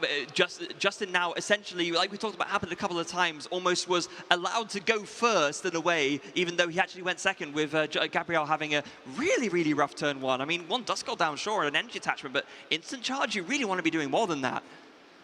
And has a nest ball as well, so Justin's going to take a look through the deck. There is that Thornton, as well as a couple of energies and a pair of Iono, but those are more than fine for Justin. Will be able to essentially execute his strategy as intended, pending the rest of the hand, of course, is solid and useful. So checking the deck, making sure he knows all resources and can choose any basic Pokemon to bench, and we've still got plenty to go in this turn. Yeah, now it'll be interesting to see the choice here for Justin between, it looks like maybe eyeing up the Mew, but you probably want to be getting down either that Origin Form Palkia V or, of course, that Terapagos EX to make sure that your Noctowls will be working as quickly as they can. So we'll see what the rest of the hand looks like. It seems that there is a Hoot in there, as well as it looks like potentially a Boss's Orders. Now, the question is, could you have an energy card to attack? Instead, it looks like that and the Lost Vacuum will be the targets for Ultra Ball. So yet again, Justin's going to get another Pokemon out into play and can end this turn off by also using that Ditto to turn into a Fan Rotom. Instead, actually, going to just bench the Fan Rotom itself and can change this Ditto into a different Pokemon, maybe even something like that Origin Form Palkia V. Yeah, I mean, maybe if you feel more confident with it, you know, as it is currently in the active, maybe if you find a Water Engine, you can, you know, go ahead and use Rule the Region to search for that Area 0 Underdepths. I mean, you know, it's not amazing, but it gets you to Stadium, right? And of course, Star Portal and Energy Switch are both options to make it so that you can still attack with that Palkia V if it does evolve, of course, into that Origin Form Palkia V-Star. So just that transformative start ability for Ditto. We'll see what that choice is. Luckily, though, with that Terrestrial Pokemon in play early, Justin's going to be able to use that Jewel Seeker ability with ease through this game. Yeah, and actually, I stand corrected. It looks like the it's actually already in hand, the Area 0 Underdepth, so it doesn't even need to rule the region. And this looks like it's going to be a really, really strong turn 1 from Justin, because I think the hand is literally just all birds. I think it's just all Hoothoot and Noctowl at this point. It may be the daytime, it may be the middle of the day, but Justin is getting nocturnal this game. The owls are out, and he is ready to search for all those treasures within his deck. That is a great combo, and even going to bench the Stadium, really just forcing Gabriel to commit that Lost Vacuum early on in the game to get rid of that Area 0, which is always something that you're going to want to consider. Of course, Justin will have a pretty easy time winning the Stadium War, pending he can find everything. Gabriel does have an Ultra Ball, so that must have been, you know, the top decker to draw off of Instant Charge. Can now at least get some more Pokemon into play. Yeah, so he's going to go ahead and fetch that Charmander. Does opt to discard the Minion, interestingly enough. To me, that telegraphs that there probably is some supporter in hand already that was found off the Instant Charge. Looking at the prizes, that one of Fortin and one of Lost Vacuum is prized, actually, and one of Charmeleon as well. A little bit, not unworkable, but a little bit annoying prizes for Gabriel. Yeah, the Lost Vacuum being at the top of the prizes means that Justin's going to have this Area 0 Underdepths in play for essentially the entirety of the game. Will not have to worry about getting more Stadiums, and Gabriel will really be unable to limit damage, Justin's output in terms of damage, besides, of course, benching less Pokemon like he has done in the past. Yeah, which he did use to great effect in Game 1 and in Game 2 as well, to be fair, just not quite able to do it all the way, especially considering, of course, that Terapagos EX. It doesn't matter how many you bench or not, it's all based on what your opponent benches in terms of the Unified Beatdown damage, but it's going to look through the deck with this Ultra Ball and figure out what he wants to go for after this. I do see, is there an Arven there already in hand ready to go? I think that's what I saw. It was either that or it could be an Ino, actually. Yeah, Iono could be great because you do have information that your opponent is holding on to at least one Noctowl in their hand, and any way that you can, you know, shut your opponent off from having easy access to that Jewel Seeker ability could 100% be a plus. You can't deny, though, the effect of just guaranteed getting something like a Buddy Puffin off of a card like Arvid. Yeah, so let's see what he goes. Oh, he's actually just the INO there in hand, so he's going to go ahead and roll to the Dusclops, had that in hand, ready to go already. Is he maybe doing a Curse Blast? Nope, just going to go for the INO now, because there is, of course, a debate, of course, as to whether you do the Curse Blaster first or not, because if you go for it first, you can put your opponent on one less card, but deciding in this instance would rather just wait to decide what to put the damage on until after the INO draw. Yeah, it's tough when you're not combining that with an attack, right? Yeah. Since you would put 5 damage counters somewhere, you're not even taking a prize card, you know, you're putting the damage somewhere that could be essentially irrelevant depending on what Justin does on the following turn. So, of course, you always want to, you know, give your opponent less cards when it comes to disruptive supporters like Iono, but in this case, I think Gabriel understands that card's going to be better saved for a little bit later. Yeah, and does find off of the INO a Buddy Puffin, so we'll be able to get out that Pidgey. We did see how important it was for that Pidgeot to stay in play and how the game kind of fell apart when it got KO'd. So it may be in an ideal world to get a second one down, but at this point in the game, maybe you just think to yourself, getting down 2 Charmander is way more important because, because if you don't get 2 down, then one you get KO'd and then you can't attack. Yeah, the thing I just thought about this is, you know, this Rotom's probably not going to want to stay in the active spot, so what do you retreat into? And the other big thing as well is, with there only being 2 Charmander into play, the Radiant Greninja is going to have an absolute field day, especially since Gabriel has prized, or does he have access to the Thornton? If he doesn't, then that is going to be tough. No, and it yes, is prized, that yeah, Thornton being prized is a big deal. Of course, Justin does not know that, but that does mean that if Radiant Greninja uses Moonlight Shuriken to knock out both Charmander, Gabriel Fernandez is unable to establish Charizard on the following turn. Okay, so here's the opportunity then. I'm sure that Justin sees, you know, he's stepping out in the water. He sees there's only 2 Charmander out in play, and if he can, he will absolutely go for this play with the Moonlight Shuriken, checking the discard pile just to see what's what. And we do see there the Ultra Ball, and there's 2 Origin Form Palkia V-Star in hand, so one of them you could probably discard with no sweat, but then what is the other discard here? Maybe thinking about that Fan Rotom, doesn't really want to bench 2 of those if he can avoid it. And now we start the Seeking Jewel Seeker. With this Ultra Ball, could find one of those Noctowl, and from there, it starts to get out of hand for Justin. We'll have to switch this Palkia V out of the active spot. Does have that Prime Catcher, but you'd rather be using that 1 copy of Switch, I feel, if you're going to target 2 Pokemon, regardless of wherever they are, be it the active spot or the bench. Yeah, and here, I would really like to see a grab of both Earthen Vessel and Nest Ball. Get the Earthen Vessel to grab you 2 energy, or I guess Irida to kind of continue to chain even better. Actually, this is even better, right? Because if you grab the Irida and the Earthen Vessel, you can then grab a Water Pokemon for free and then another item. So, yeah, this is absolutely the right move to make here. Yeah, and this is sort of a tough spot on what item you want to grab in this position, since there are currently no water energy in the discard pile, and you still need to play the switch if you want to hold on to your Prime Catcher. So Justin has it guaranteed at this point, but would have to burn his Prime Catcher. However, I think that might be worth it in this spot if you're knocking out both of the Charmanders. Well, we want to get the energy in the discard pile, right? We have the Earthen Vessel there, so yeah, I think off of this, you grab the Ultra Ball and the Radiant Greninja. You can use the Ultra Ball to grab another Noctowl, so you can go ahead and grab the switch, whilst also getting those 2 water energy in the discard pile to set up for your Star Portal. And don't forget about concealed cards. Can still use that ability to draw some cards first, and maybe even find a Noctowl or some energy cards, and save some of those trainers from being grabbed from another Jewel Seeker ability. It looks like with how Justin has things lined up, he is in an excellent spot to put himself in a strong position during this game. Yeah, the chain is going here, and actually not going to opt to go for the concealed cards just yet. Just going to Ultra Ball away those 2 water energies, and then instead going to go for a Noctowl to grab another Earthen Vessel, and of course that switch. So it's all set up here. I think he's basically got a guarantee at this point. Yeah, I think just thinking right now, is there a better card to grab than Switch, since technically the Prime Catcher is granting that switching effect. Of course, if you are in dire need of another piece, it can always be better to grab that instead, but does have the flexibility. The hand is just what he needs it to be. We'll grab Switch and Earthen Vessel, and I think we are getting close to a potential Radiant Greninja, Moonlight Shuriken on turn 2 for Justin, just as you'd like it. Yeah, unfortunately, we'll have to be the discard of the Glass Trumpet here. It pretty much is the only card you can afford to discard to make this play happen, but I think you're still fine with this, right? You still have 1 more Glass Trumpet left in the deck, and this play is going to be so devastating, it might not even matter.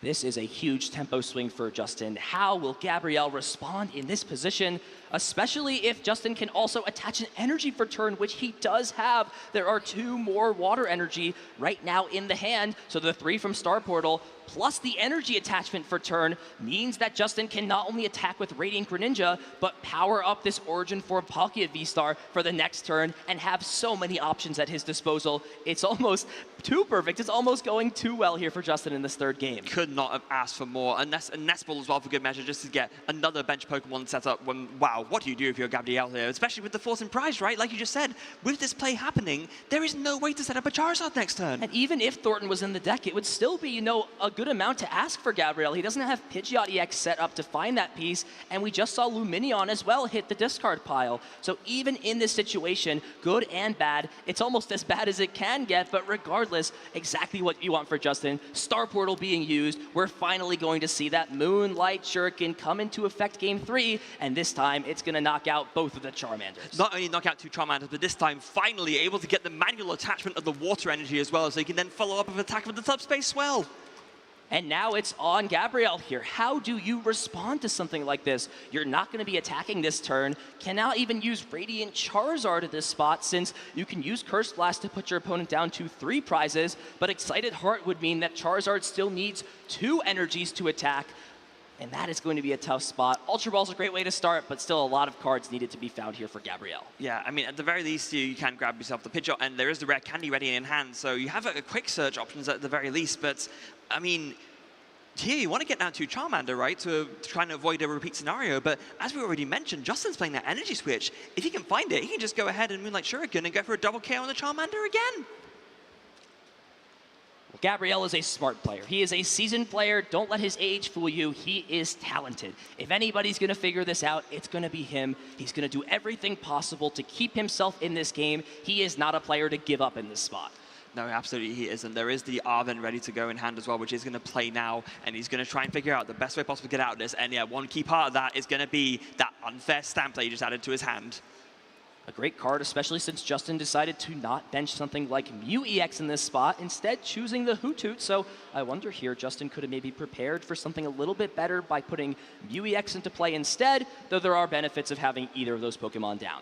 Yeah, so here comes the Night Stretcher, gonna go ahead and find that second Charmander. So one more, so both of them down again, giving that a little bit of protection, but you really want to get 3 down if you want to guarantee yourself a Charizard next turn. And the unfair stamp is going to be the best way to stop Justin from being able to do a really vicious counterplay, as we do see as well. Another potential stopper, the counter catcher coming in on this Terapio CX to force another switching out too. It does have a 2 retreat cost, and don't forget that Glass Trumpet only attaches energy to the benched Pokemon. So it will be a bit of a hassle here for Justin to either A, move that Pokemon to the bench, or B, power that Pokemon up, as Gabrielle will unleash the stamp, unfair stamp. Gabrielle will shuffle and draw 5. Justin shuffling and only grabbing 2 cards. And Justin, off of these 2 cards, if he can continue to find pieces that are needed, will put himself in an excellent spot to close this game out. I didn't quite see what he grabbed there. He hid it from us a little bit, but I'm sure we will see when it comes to his turn. Meanwhile, from Gabrielle's side, 5 cards drawn. There's another rare candy in hand, so could be ready to go with a Charizard next turn if both these Charmanders survive. But now he's going to have to decide what he wants to leave in the active, and I guess it's going to have to be this Dusclops, right? You can't leave the Pidgeot active. You can't leave the Pidgeot active here, surely. It's tough. If you could get another Charmander down, I wouldn't hate retreating into the Charmander. If your opponent has the combination of cards to go Energy Switch, Prime Catcher, Attach for turn, and they have the knockout, yeah, you're stuck anyway, right? Boost the game regardless of which Pokemon comes to the active spot. And Gabrielle does have another Charmander, and I think that's got to be what you promote here. If one Charmander gets knocked out, that's fine as long as there's another Charizard or Charmander to evolve into Charizard in the spot. You could also consider discarding the Stadium, actually. With that steady fire breathing, there is a Fire Energy in hand. It's tough. You could definitely go for something like that, but I feel like Gabrielle in this spot maybe just has to value the instant charge instead, to just put more cards together. Sorry, steady fire breathing is the attack. Blazing Destruction, that's the Stadium discarding attack. I got it mixed up there. Blazing Destruction, and we are going to see the Fire Energy committed, but it is going to be the instant charge, and here we go. What did Justin find off of these 3 cards? Of course, 2 from the unfair stamp, and 1 card for turn as the draw. Terapagos, as of right now, can't attack, can't retreat. What does Justin have access to? Looks like not a lot. Does, however, have a Thornton in hand, so that is a potential, and does find Nest Ball, so if Mew EX is in the deck, which it is, restart is now a potential option for Justin to fill the hand up to 3 cards. Yeah, now the thing is with this Fulton is that you could just use it if you wanted to swap the Terrapagos for just a Pokemon that has less retreat. But then, of course, if you do that, then your Area 0 Underdepths will stop working and you will have to discard down to 5 on the bench. And I'm not sure if that's necessarily worth it here for Justin. No, I mean, even in either. this spot, if Justin, at the worst case scenario, would even just pass this turn, he's still in a very good spot. He took the first 2 prizes, and there's a lot of liabilities on Gabriel's bench, mainly that Rotom V and the Pidgeot. Of course, if Justin can just take another prize card this turn, he is in an excellent spot. There's the concealed cards. Doesn't draw into anything necessarily that he'd like. It looks like another supporter and another Area 0 Underdepths, and now comes the question. We'll look through the discard pile, see if there's any basic Pokemon in there, and choose whether or not it's worth it to play the Thornton when removing this Terrapagos really limits your options and availability. Yeah, it's tough, right? I don't know, if I was Justin, I would have maybe considered if I wanted to attach the Water Energy instead and go for the restart, because now the hand's in clogs and now just has to pass the turn. Wow, just has to pass the turn, and this is now a big opening here for Gabriel. Has the rare candy Charizard, and let's not forget about the Dusclops on the bench. Since Star Portal has been used, Justin's ability to attack with a powerful threat like Origin Form Palkia V-Star is going to be very difficult to use, so let's see exactly what can happen. If Gabriel can make use of something like Defiance Band, Justin right now, having taken 2 prize cards, a third with Curse Blast, means that the Defiance Band plus the 270 damage could knock out this Origin Form Palkia V-Star. Gabriel's got a big hand. He's got Quick Search. We'll see if he decides to do that and if he can make it possible. Yeah, if you can go for it, he absolutely will. And that's the Professor Turo scenario as well, to take the easy 2 prizes off the board from the Rotom V. This works too, you know, limit your options for your opponent to close this game out. It takes a Pokemon off the bench, and that Pokemon is a big liability. Gabriel could even things up, and Justin now may struggle to route these last 4 prize cards to win the game. Yeah, of course, with the Turo scenario, you do have to discard the cards attached, so yeah, just go ahead and make sure that Forest Sealstone is in the discard pile. Now, you do still have access to Quick Search here. You've not made use of that yet, but you already have your Charizard going, so yeah, what do you even grab here? I mean, there's a few different routes you could go. Do you still have access to a Counter Catcher? Because I think there were a few used and discarded, right? So that's the question, right? Do you have the cards to Counter Catcher and knock out this Palkia? Or do you value just knocking this Terrapagos out? And to be honest, Freya, I think I'd rather take this Terrapagos out of play. You then limit your opponent from using that Jewel Seeker ability. Absolutely. Unless they can get another Terrapagos down. And with how weak Justin's hand is, it's just one more card he's going to need to find when he's already struggling to find resources. Yes, so the choice of the Quick Search is actually going to be this Dusknoir, which does get evolved straight away from the Dusclops, so that is a 130 damage that's being threatened at any point, even better than the 5 from the Dusclops, of course. And then there's going to be a Super Rod shuffling in some key resources back into the deck, get those energies back, make sure that you can sort of clean up the game with your last few attacks. And is there anything else going on? There is a Nest Ball maybe ready to be played as well. Gabriel wants to make sure that he does not throw this opportunity away. He has been given a chance to get back into this game, and he just want to make the most out of it. So it is just going to be an attack with the Charizard, and that will be a 240. That will be exactly enough for a knockout.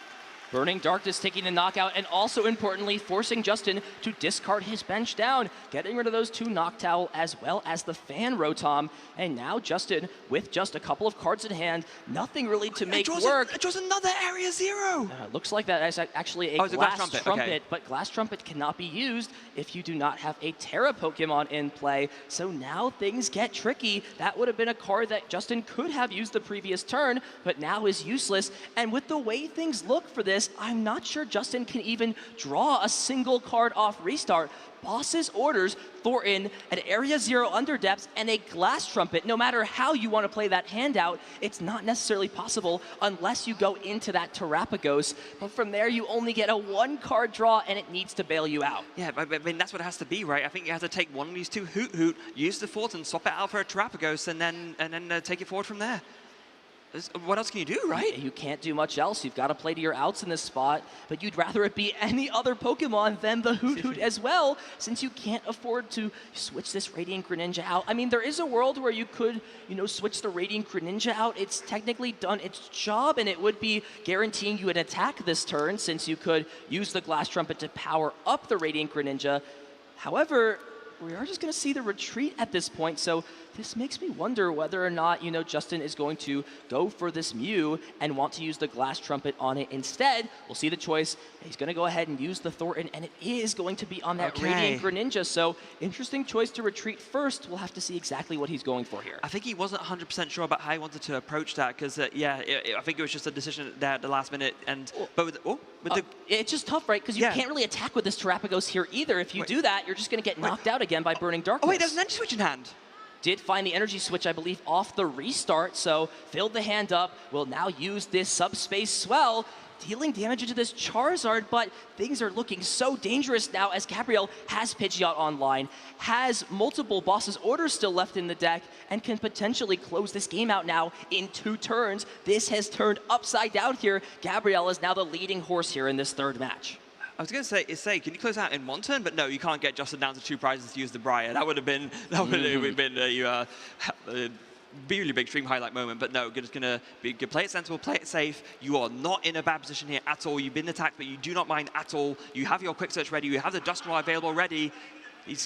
He's just going to consider how he wants to approach this here because he knows that he is in a very good position to become a 2-time Latin American international champion, a 3-time overall international champion, but he does not want to throw this away. Well, the biggest issue right now is you only have 1 boss's orders left. So if you want to take 2 knockouts and more importantly, take that final knockout with boss's orders, you've got to find a way to take 2 prizes without using that boss. And I think it could potentially revolve that Dusknoir's Curse Blast ability, since by putting Justin to 3 prizes, you don't give him any opportunity to win the game on the following turn. Yeah, that would be absolutely fine in terms of setting it up to make sure to close the winner's opportunity for Justin to make a comeback, but he is going to consider this very, very carefully indeed. There goes to the quick search, grabbed it so quick, didn't even see what he grabbed there.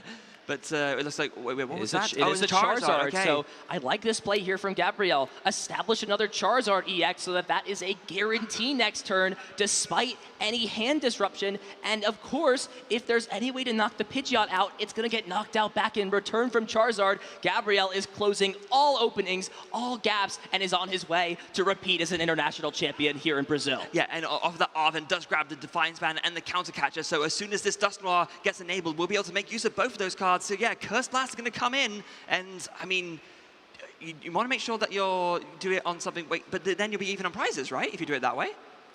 Let's take the knockout. Oh, hold on. This is a tough situation. Looks like signal towards the Hoot Hoot, and if that's the case, then things go upside down. This is a situation that we're going to have to get confirmation on. If he signaled towards that Hoot Hoot, Freya, that means that, like you said, both players would be even on prize cards, and from there, Counter Catcher is not an option, Defiance Band is not an option, and now, all of a sudden, while Gabriel was filling up all the openings, he may have just smashed the wall down and given the opportunity back to Justin. Yeah, so I think he's just trying to explain like the way that he was gesturing, as if he wasn't confirming what he was doing. He was just kind of deciding what to go for. But I mean, I can see the confusion, right? I can see how Justin might interpret it as, he just realized that it was a mistake to go after it and is trying to like take it back. This is such an awkward decision. But and has to stay with the decision to knock out this Hoot Hoot. This now changes the entire trajectory of Gabriel's turn. He's not out of it, though. The one saving grace for him could be that Briar now, the card that you mentioned, to keep himself at a chance to win this game. This all of a sudden completely changed. Now Justin's got to be thinking about, what can I do here? And is bailed out with this Origin Poor and Palkia V-Star hanging on with just 10 HP remaining. But Briar won't make a difference. You knock out this Charizard and then the Briar turn skipped. Exactly, it would skip at this point, and it also means that you would no longer be able to use Curse Blast since your opponent would be at just 1 prize card, so there's no way to add any damage, meaning that if you want to get through this Palkia V-Star, you have to attack into it. There's no other path. And with that mistaken Curse Blast on the Hoot Hoot, Justin might have just been afforded the bailout opportunity he needs to take this game back from Gabriel. Oh, this is so heartbreaking, Freya. Justin now has been given an opportunity, and no matter how you feel, you've got to take it. You've got to pounce at it in this spot. Justin is down a lot of resources, so nothing is guaranteed in this spot. We'll go ahead and play the Buddy Buddy Poffin and see what pieces he still has available. There's no Pokemon left in the deck with 70 HP or less to grab off this item. Yeah, so how much will this power game be doing? It won't be a lot, right? It'll be, what, 160 right now? That would be enough, though. There is 200 damage onto this Charizard EX. But from there, Justin would have to find a way to take this last prize card, and with there only being one bench Pokemon in play, with that being the Pidgeot, no matter how you design it, it's not going to be enough to knock out the Pidgeot since that Kiernan has been discarded early on. Yeah, so as mentioned, that is the saving grace here for Gabriel. So, does find a knocked out Jewel Seeker, though. We'll be able to search for any 2 cards from the deck here. Will this be the difference maker as he does look through?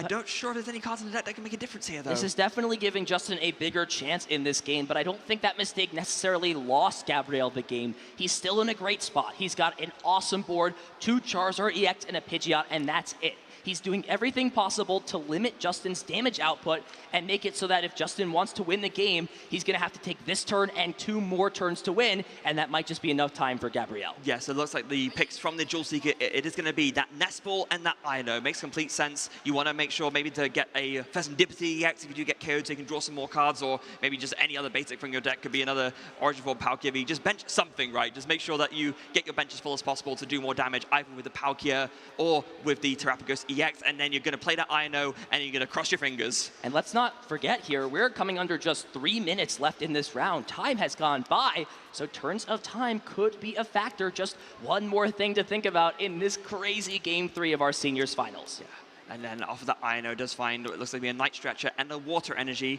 We'll be able to attach that to the Origin Form Palkia V if he so desires, get another attack ready to go, but I believe that second Origin Form Palkia V-Star is in the discard pile along with both the Glass Trumpet. I think at this point it's just thinking, should I be retreating this Origin Form Palkia V-Star and not giving my opponent free prize cards? The issue with that is no matter what Justin promotes, it will be knocked out. It is no difference, so maybe just attack with this Origin Form Palkia V-Star, take the knockout, but the biggest issue is from that point, no matter what Justin sends up, Burning Darkness will knock it out, and I'm not sure after this turn he has what it takes to close this game out. No, I don't think so, and even though we saw maybe that slight mistake from Gabriel giving Justin the opportunity, like you said, even, it might not matter. Gabriel might have just still set up the good enough board to take the win regardless. There's the KO, the Subspace Swell onto the damaged Charizard. What does Gabriel draw? It looks like an I know a couple of other bits, but I mean, here you just announced the KO, right?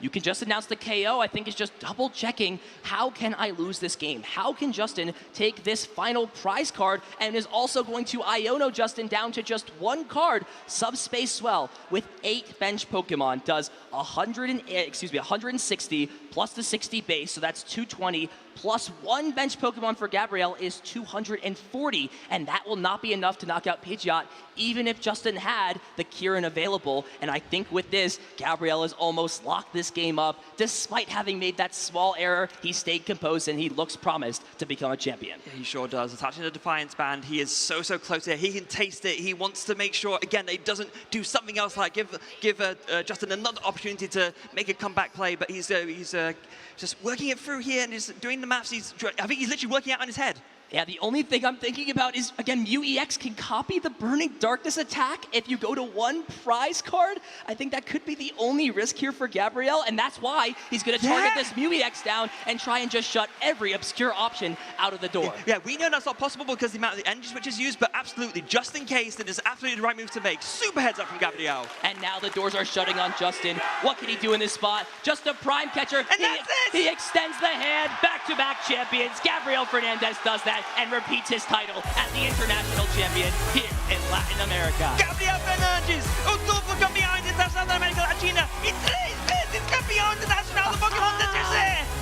Let's go. You hear the crowd behind him. A home favorite, Gabriel Fernandez, again becomes an international champion back-to-back in Brazil. What a game. What a match. So back and forth. That was an absolute treat. And a finals we'll be looking back on for a while. I think I might have just blown my voice out screaming there, but that was so worth it. 2 Brazilian champions in the juniors divisions and the seniors divisions, and what 2 matches that we got to see there, Ethan. My goodness. That was a pleasure. You know, absolute honor as always to be able to cast these matches for our younger division players, showcase their skill, and they did exactly that. They don't get a lot of chances to go on the stream. It's usually just for finals, and every time, you know, Gabriel Fernandez comes on this screen, him and his opponents, they put on a show. They did it last year with Benny, and they did it this year with Justin. Great matches.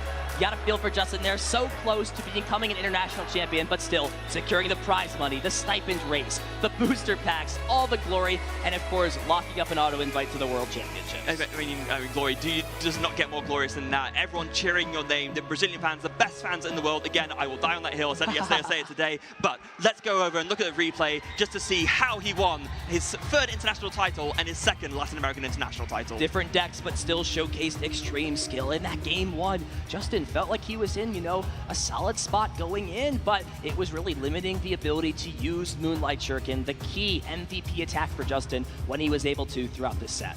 Yeah, and really, in that game one, we did see that Gabriel just was really able to put the hurt in a lot, right? He was able to use the boss's orders at the right time to bring things up and just really take a commanding lead super quickly. With a dominating performance in game one, Justin locked in and focused. It seemed a little shaky early on. There was no fan Rotom, but was able to put pressure on, hit with this Origin form Palkia V-Star, and that big turn in game two, using the Moonlight Shuriken to go ahead and take the knockout onto the Duskull, and also going for the active hit as well. Yeah, really smart there. Exactly what he needed to do to close things out, to recognize the right two targets at the right time, and then in the end able to bring up the Terapagos and finish it off with a unified beatdown, the exact right maths to knock out that Charizard EX. And then going into game three, we saw that Gabriel had a really good start. It was not good. Oh, no, You're sorry. being a little bit sarcastic here. Just Rotom and the Duskull, but it was that boss's orders. Absolutely. It was that boss's orders to buy just one turn, and that one turn absolutely made the difference. Bought a turn, established the board thanks to Rotom, allowing Gabriel to take a turn off and build the hand up, and from there, it was just too little too late. One missed opportunity for Justin, and the boss's orders, or rather the counter catcher, knocking the Mew out, sealed the deal, and Gabriel Fernandez repeated as an international champion. We're down at the stage, standing with our two-time back-to-back international champion. Let's hear from Gabriel. Thank you so much, Ethan. I'm here with Gabriel Fernandez, the Senior Latin America International Champion. All right, Gabriel, so tell us a little bit about the match. That was a Palkia Terapagos deck, but usually it's Palkia Dusknoir that you're up against. What were you thinking about heading into the match? I mean, it's a pretty close matchup, but game 3 I just played awful. I mean, I Dusknoir the Hoot, which was supposed to be the Terapagos, and I forgot to use Sealstone, but it should be a little bit favored for Zard if we both draw well. All right, yeah, you look like you were a little upset with that play, but I mean, you're here, you got the win, all right? So what's next for you? What keeps you going for the rest of the season? I really want to win another Worlds, so that's my goal. And I'll go to EYC and AIC, so hopefully I'll win those two. All right, now, as you mentioned, you have 3 international championship wins now. Yeah, you have the Worlds wins now, all right? Are you looking forward to becoming a Masters player? I'm looking forward, but first I want to get that NAIC win so I complete the 3 internationals. And yeah, I'm happy that this is my last seniors year, and I'm looking forward to be a master. All right, and now, any special shout outs or anyone you want to give a thank you for after your win? Yeah, I want to give a shout out to all my friends and my family. They always support me, and yeah. Perfect. Well, thank you so much. One more round of applause, please, for Gabriel.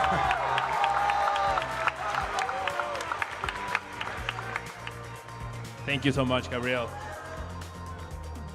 All right, and the action doesn't stop. We have our Masters match almost ready to go. Please welcome our 2 Masters players, Brent Tonneson and Miroslav Posledny.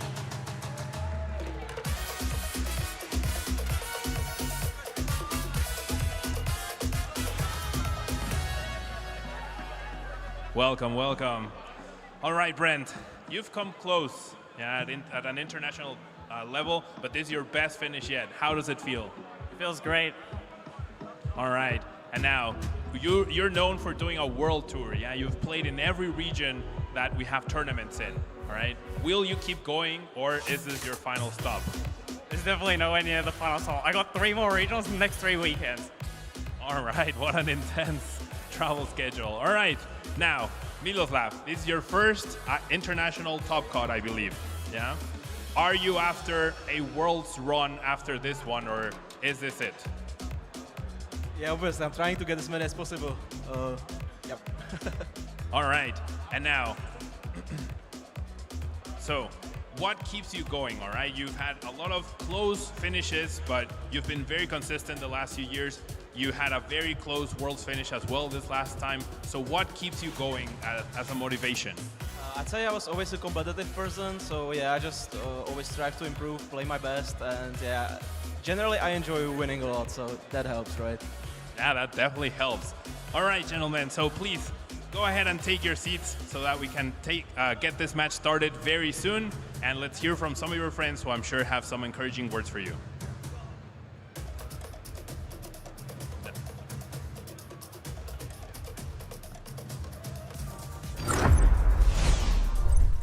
Yes, indeed. I am here with Raz Wolp and James Cox. So, Raz, Miloslav in the finals. You, of course, no slouch yourself as a player. Well, neither of you, to be fair.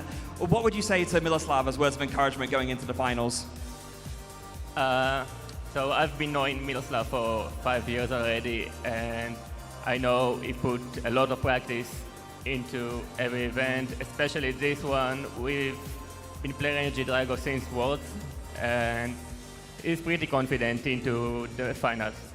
That sounds very good to me. Now, James, same question. Again, you're a recent regionals winner in your own right, but you must know how much this means to Brent. So what would you say as words as encouragement to him too? Yeah, it's definitely a long time coming for Brent. He's been playing for so long, and yeah, I'm sure he's so happy to be in the finals. Yeah, I wish him the best of luck. Wish him the best of luck, yeah. Absolutely awesome. Well, thank you both very much for your words of kindness, and I guess good luck to both of your respective companions. Let's kick it over to the stage and the casters to kick off our Masters Finals here in the trading card game. We are here, we are ready. It is time for our Latin American International Championship final match for the trading card game Masters Division. These players have worked so hard to get to this point. They have played through 2 days of competition, over 1,800 other competitors, but now only 2 remain. But only one can earn the title of champion. Both players well deserving in their own right to get to this point, but now we will crown our champion here. It is a battle of the Regi Drago players fighting it out, trying to find out who is the very best here today. That's right, only one will be able to hoist the trophy. They've earned so much to get to this point, an accolade they should both be extremely proud of. But these are some of the best competitors in the game. They want more, they want the glory, they want the title, they want to be the one to hoist this trophy. You mentioned, Kyle, this is a mirror match. Regi Drago V-Star was dominant in our Masters Division. 4 players using it in our top 8, 2 of them making it to the finals. While it is a mirror, there are quite a few differences here that are a pretty big deal. Yeah, we'll be excited to get into that, but first, look at the talent that we have here. Brent Tonneson with that regional championship just this year, and along with that top 16 at NAIC, looking to continue to build on some incredible results. We know that this all culminates in all those travel stipends, that first place overall in all of the ranking system, but it means nothing to him unless he has that championship to go along with it. Over on Miloslav's end, he's had some incredible performances at all levels of events. 2 top 16 finishes at the World Championships in the last 3 years, a top 32 this season at the Lille Regional Championships. He did have to defeat his friend Daniel in the top 4. They were playing the exact same 60 cards to get to this point. So from that semifinal on, we were guaranteed to have a Regi Drago mirror here in the finals. Yeah, we saw that strategy, the dive, and roll, or the roll, and dive. It feels like a fire drill almost. We'll see if that's going to be the plan this time around against Brent Tonneson, or do you have to mix it up a bit? A lot of differences in the deck, as you mentioned. Even though it is a mirror, we could see a plethora of attacks from either player. Plenty of options, plenty of attacks, and a lot of decisions to be made as well. I've been very impressed by both of these players thus far on the weekend. Extremely high level play, which of course you would be expecting to see 2 players get to this point. See which of these players gets to go first. That was also a big point of contention going into the top 4 matches. What do you think here, Chip? Do you think Miloslav wants to go for that second again, or? That's what he was going for in that true 60-card mirror up against his friend and testing partner, Daniel. Now, he did hint to us in his interview yesterday that he believes a huge part of that decision to go second was because it was the exact 60-card mirror. They knew exactly what each other had. And I'm sure Miloslav is well aware of the different options that Brent Tonneson has on his side that are a bit different from what Daniel had in the top 4 match. So it definitely could be something that Miloslav decides to change up. I do think that Radiant Charizard on Brent's end is something that is going to be very important in this match for him. Yes, paying attention to the prize race, trying to map out those prize cards optimally is going to be very key in a matchup like this. You know, both players are thinking about that as they are preparing for one of the most important matches they've ever seen. So much has led to this point for both of these competitors.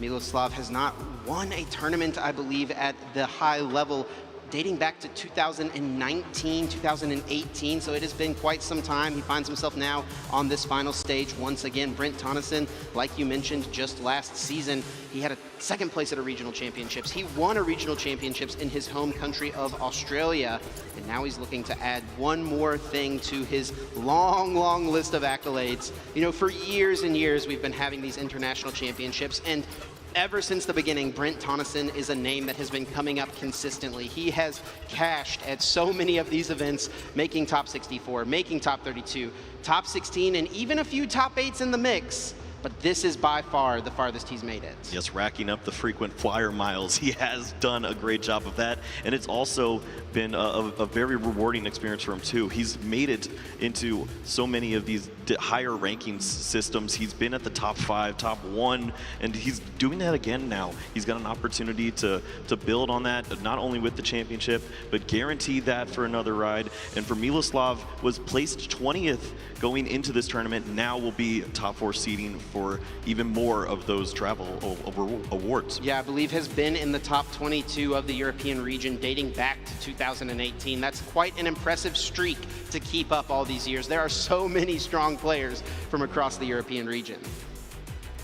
I don't know if we've seen the flip of the die just yet, but it has to be something that both players are thinking of. Does Miloslav stick with the strategy here, or does he mix it up as we get into this mirror match? And the question as well for Brent, after seeing Miloslav's top 4 match, does he want to go first? Brent had to make the choice.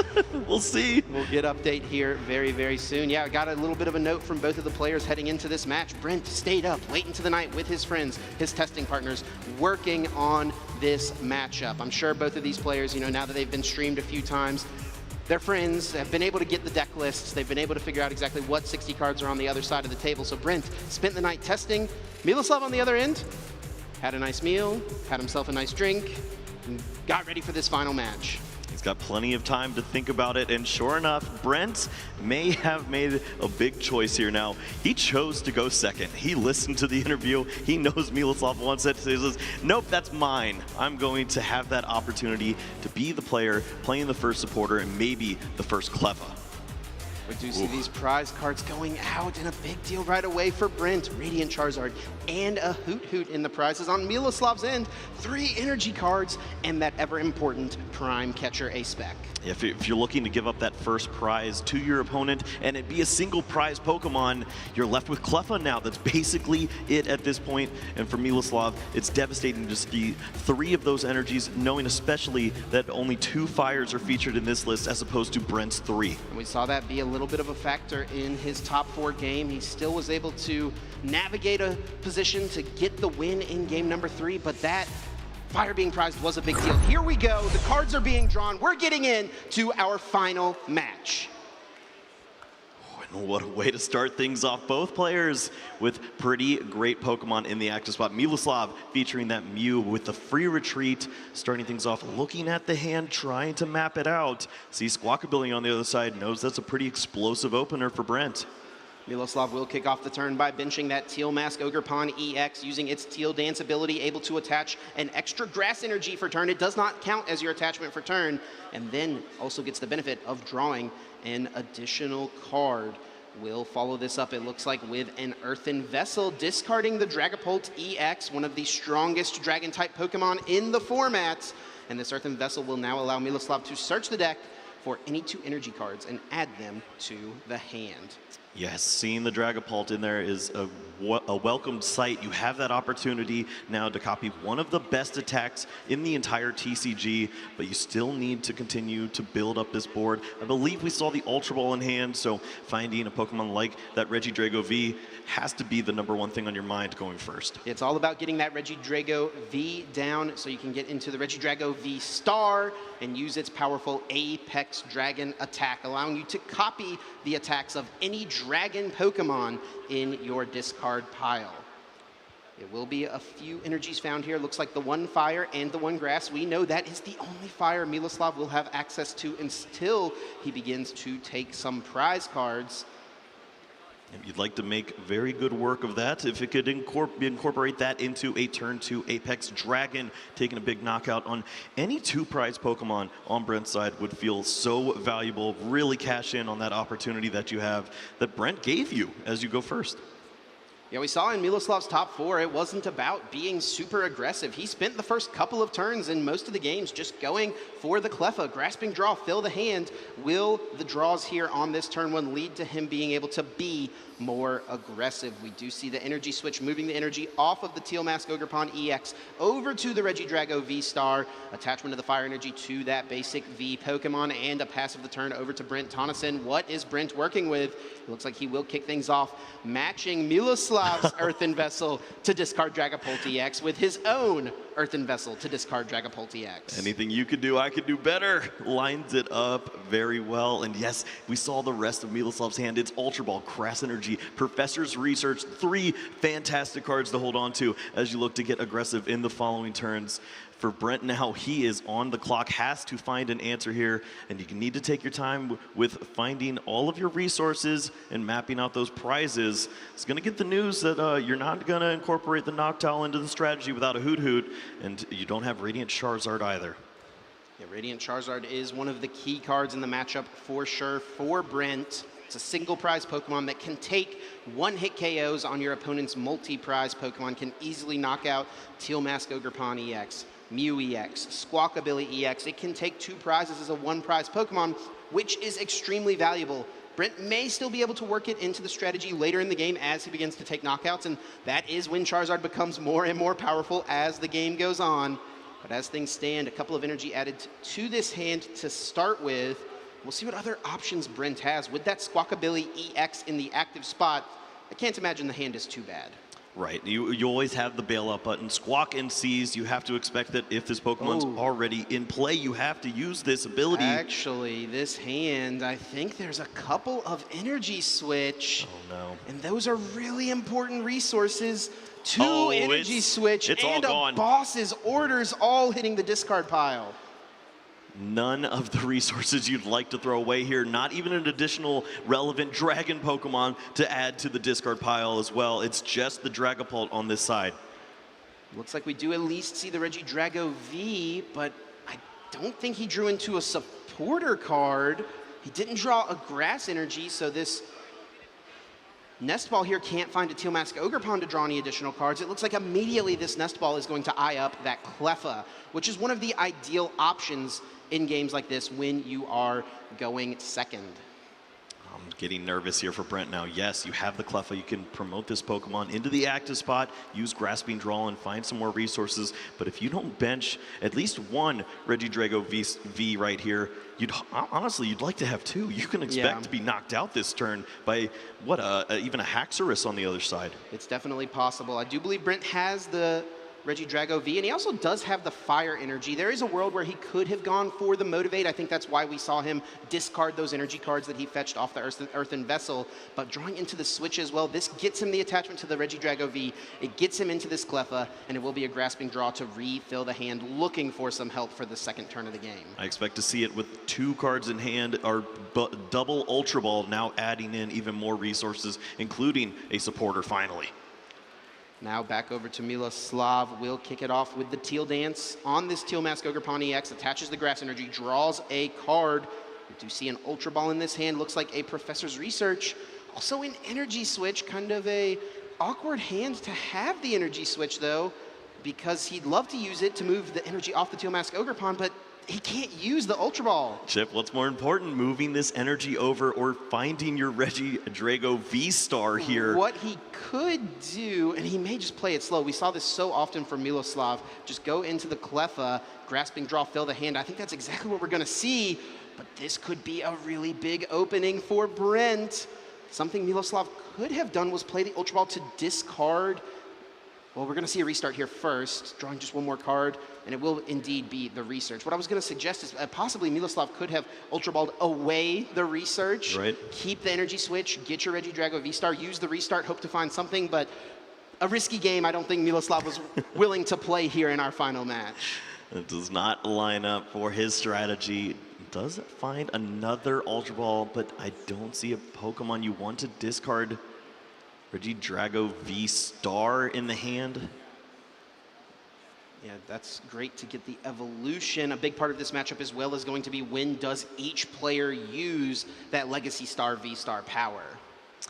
Yes, it's typically something that you need to incorporate when you're missing that attack. You're trying to incorporate the energy switches so that you can come out of nowhere and have that big Apex Dragon attack, maybe remove a big threat on the opposite side from your opponent. But we saw a resource battle in the top 4 from Miloslav. Yeah. It really could go either way. Yeah, the general rule of thumb, I feel like, with Legacy Stars, you want to hold off using it as long as possible until, like you mentioned, you're going to miss that attack. If you can get to the end game with just 2 prizes left and you still have access to Legacy Star, it almost feels unlosable at that point. We do see an Ultra Ball from Miloslav. Does have to give up a pretty big resource in that energy switch, but felt pressured to go get down another Reggie Drago V. Yeah, is that number 3 now at this point? It's so many of these vital resources. Yes, you can bring them back with the Apex, or with the Legacy Star, but is that really what you want to do right here? Looks like a Grass Energy will be attached for turn to the Reggie Drago V. Evolution on the bench to the Reggie Drago V-Star, retreating into the Cleffa. Grasping Draw filling the hand up to 5. What did the Grasping Draw yield for Brent on the last turn? He'll now kick off this turn with 8 cards in his opening hand, and things are looking much, much better. Yes, finally an opportunity to maybe find that Teal Mask Ogre Pawn, start to accelerate some energies to the board, even discarding another Dragon Pokemon in that Kyurem. And off this Ultra Ball, it looks like the Giratina V-Star is being eyed up. That's another massive attacker, another attacking option in this matchup. Yes, that's the attack we typically expect to see in the matchup. When there isn't the Rolling Iron, reducing the 80 damage, you walk right into that Lost Impact over and over again, just dealing these huge blows back and forth for 280 damage and taking big knockouts. That's when the resources really start to dwindle away. If Brent can find the pieces to KO Miloslav's benched Reggie Drago V-Star loaded up with 3 energy cards, that could be a huge swing in Brent's favor. He does have to make sure he's continuing to establish his board, however, and he will do just that with the benching of this Reggie Drago V. He does still need quite a bit to pull that off. It looks like Research is going to be the supporter in hand. There is, of course, always the potential of that A-Spec Prime catcher to get into the mix, the A-Spec that both of these players have chosen to play. Yeah, we'll see. Maybe if there's an opportunity for Brent to only play a 1 Teal Mask Ogerpon match. It moves around from the Miloslav strategy of placing the damage on these 2 Pokemon that will always stick around and then cleaning up with the Dragapult. And I think this is telling of Brent's strategy on this turn, attaching to the Reggie Drago V, not attaching to the Reggie Drago V-Star. He knows that it's very unlikely for him to get everything he wants. He's going to play the slow game just like Miloslav. We will probably see yet another Grasping Draw. A few more resources to calculate here as we see. A Nest Ball, Ultra Ball, a few more ways to find Pokemon or get those Pokemon into the discard pile for the Apex Dragon. But yeah, you've got to use a few of these resources if you want to make the most out of Grasping Draw. We do see the Nest Ball will be played, searching the deck for any basic Pokemon, putting it onto the bench. We have yet to see a Teal Mask Ogerpon EX found on Brent's side of the board, and he's hesitant to use it here. And I actually think, is that a fail of the Nest Ball? I guess so. This might just be the move. You slow down here.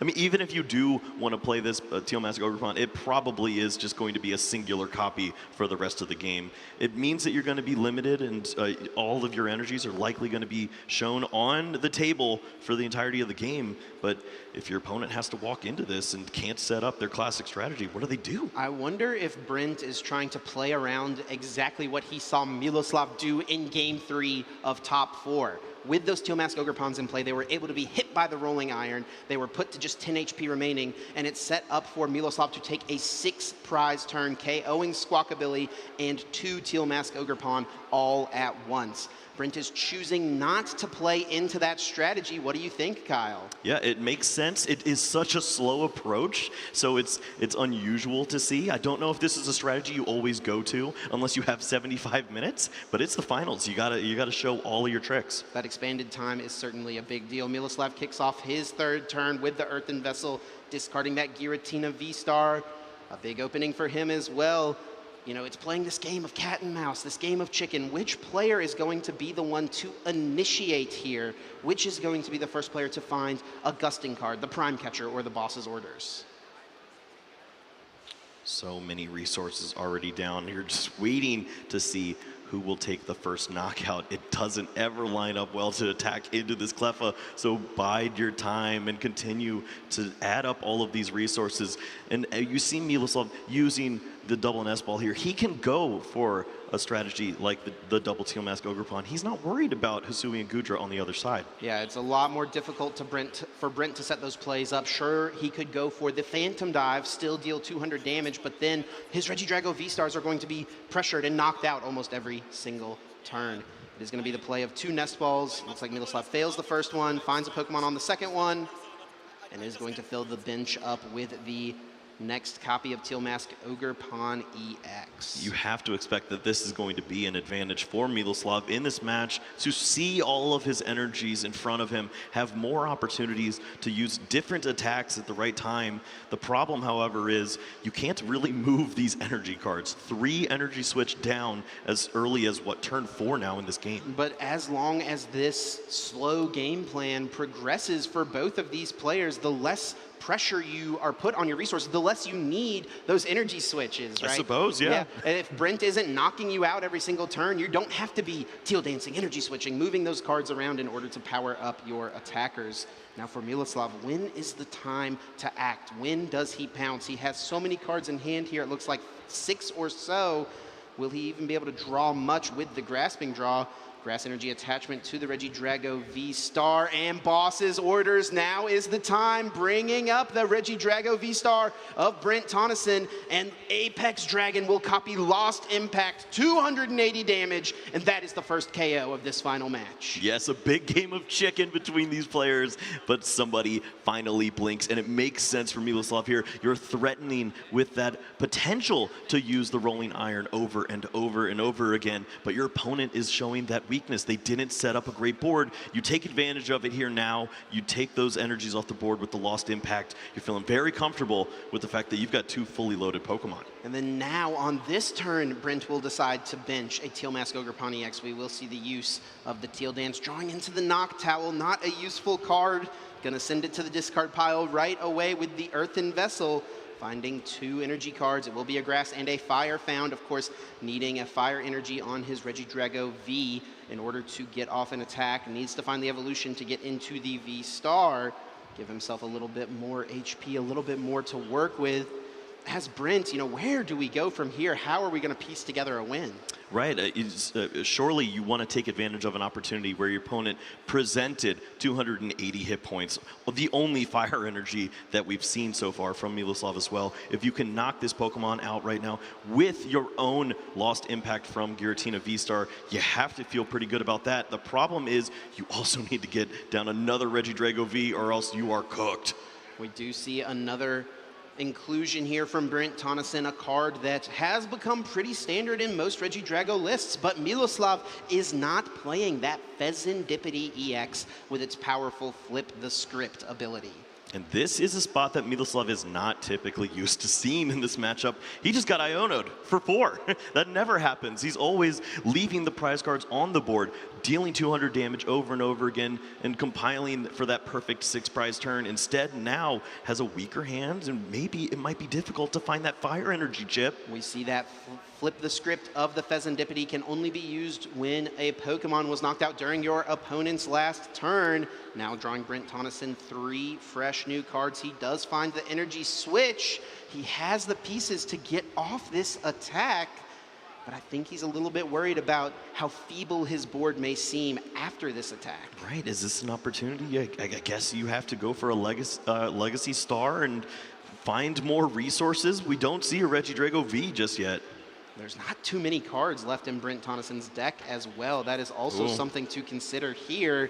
Sure, he can use the Legacy Star, but then he'll be really running on fumes through the end of this game. He's got plenty of powerful cards in the hand. I do see that Prime Catcher. It's not going to be useful right now. We got to deal with the active more than anything. It looks like it's right around 8 cards. Yeah, in the deck left at this point.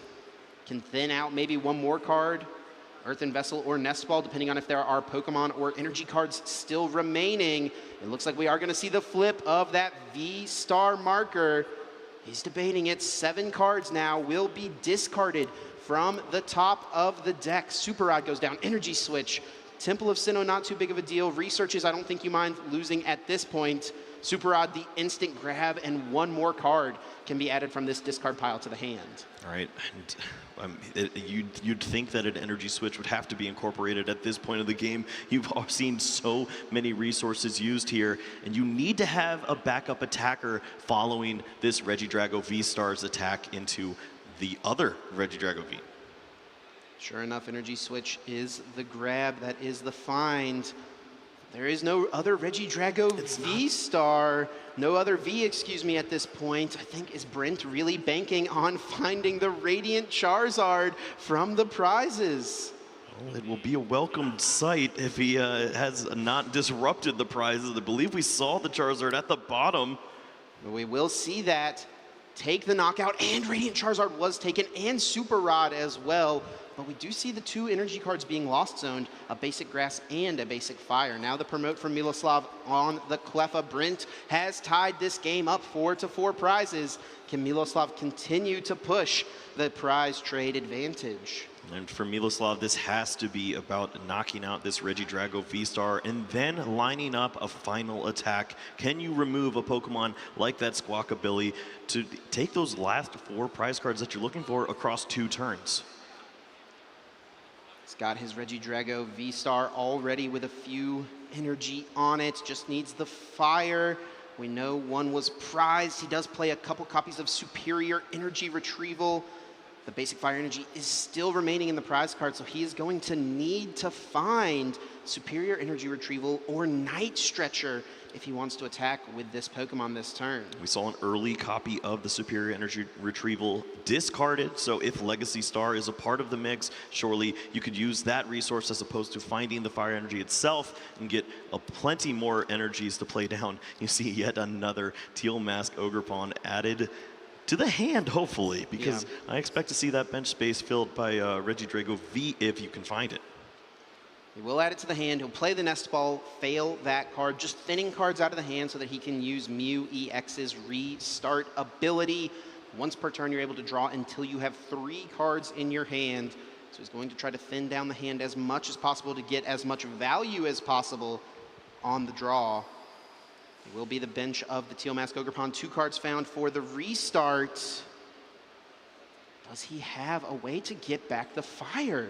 Does he have a way to pull off an attack this turn, or will the advantage be pushed back over to Brent Tonneson's side of the board? Yeah, Chip, this starts to look like a player who's eyeing up a play with a boss's orders, a prime catcher, a rolling iron on to one of these Pokemon. And that was a huge teal dance right there from Miloslav. Attaches the energy to the Ogerpon, draws a single card, and the single card hit was Professor's Research. Wow. That's going to breathe some life into this hand. I do think he discarded the 4th and final energy switch there, but off the research, he's able to find the Night Stretcher.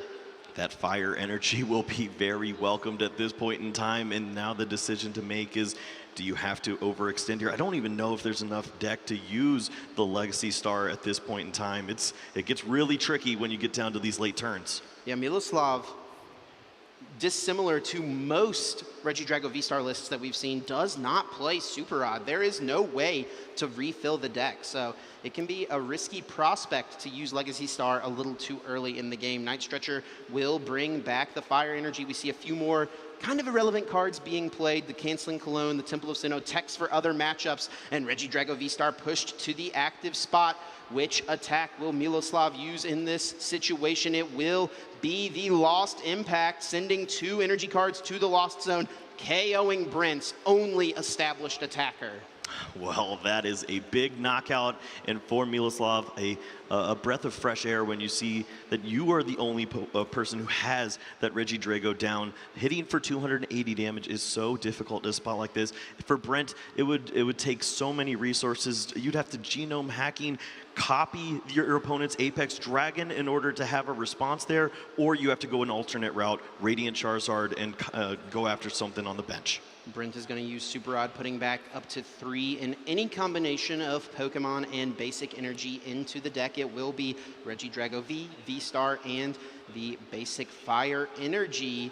Yeah, what does Brent need to set up here? What is the play? How does he take 4 prizes before Miloslav can close out this game? Yeah, the incorporation of Radiant Charizard feels pretty important at a stage like this, unless you're trying to set up for a 4-prize turn. And just how do you do just that with these limited resources here? It seems like ending the turn with a 2-prize Pokemon in the active spot is game over.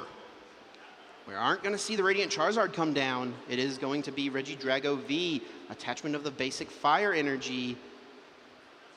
Debating benching another Pokemon, Jamming Tower just to bump the Temple of Sinnoh. Again, cards that are really not relevant for this matchup. Both players playing them for the other matchups in the formats, just burning cards out of their hand that they don't want to see anymore at this point in the game. Looks like Iono is in the hand. That's a great option when your opponent's down to just 2 prize cards remaining generally. But Brent has to find a way to get through this Regidrago V-Star, find a way to take some sort of knockout, put on some sort of pressure this turn.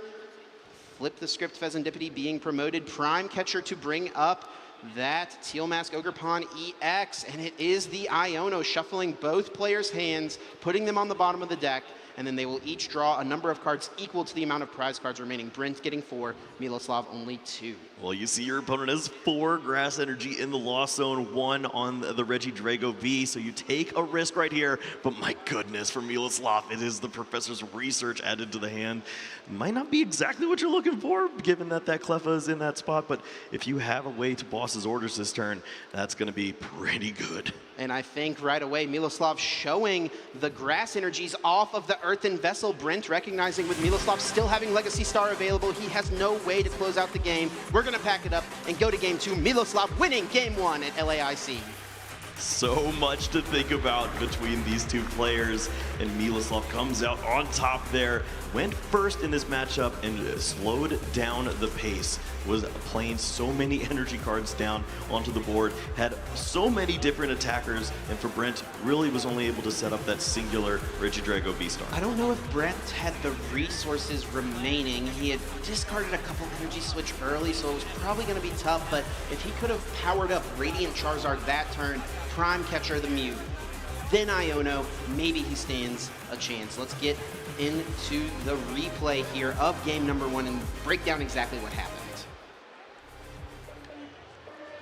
As we saw from our players, it was a back and forth trying to establish early on what was going to happen in this matchup, as you have 2 completely different strategies that typically take place here. For Brent Tonneson, it's been all about that aggression with the Giratina V-Star, and on the other side, we've seen that Rolling Iron, but that's not the case this time around. Steals the old strategy back and starts using Lost Impacts. Yeah, if your opponent tries to play the same game as you when you are sitting on Miloslav's side of the board, sometimes you get to be the one to be the aggressor, and we see the tech cards that Miloslav is playing really paying off here. That Hisui and Goodra V-Star, we didn't see Rolling Iron attack one time, but just the threat of it, the potential of it, changed the way Brent had to play, and because of that, Miloslav was able to capitalize.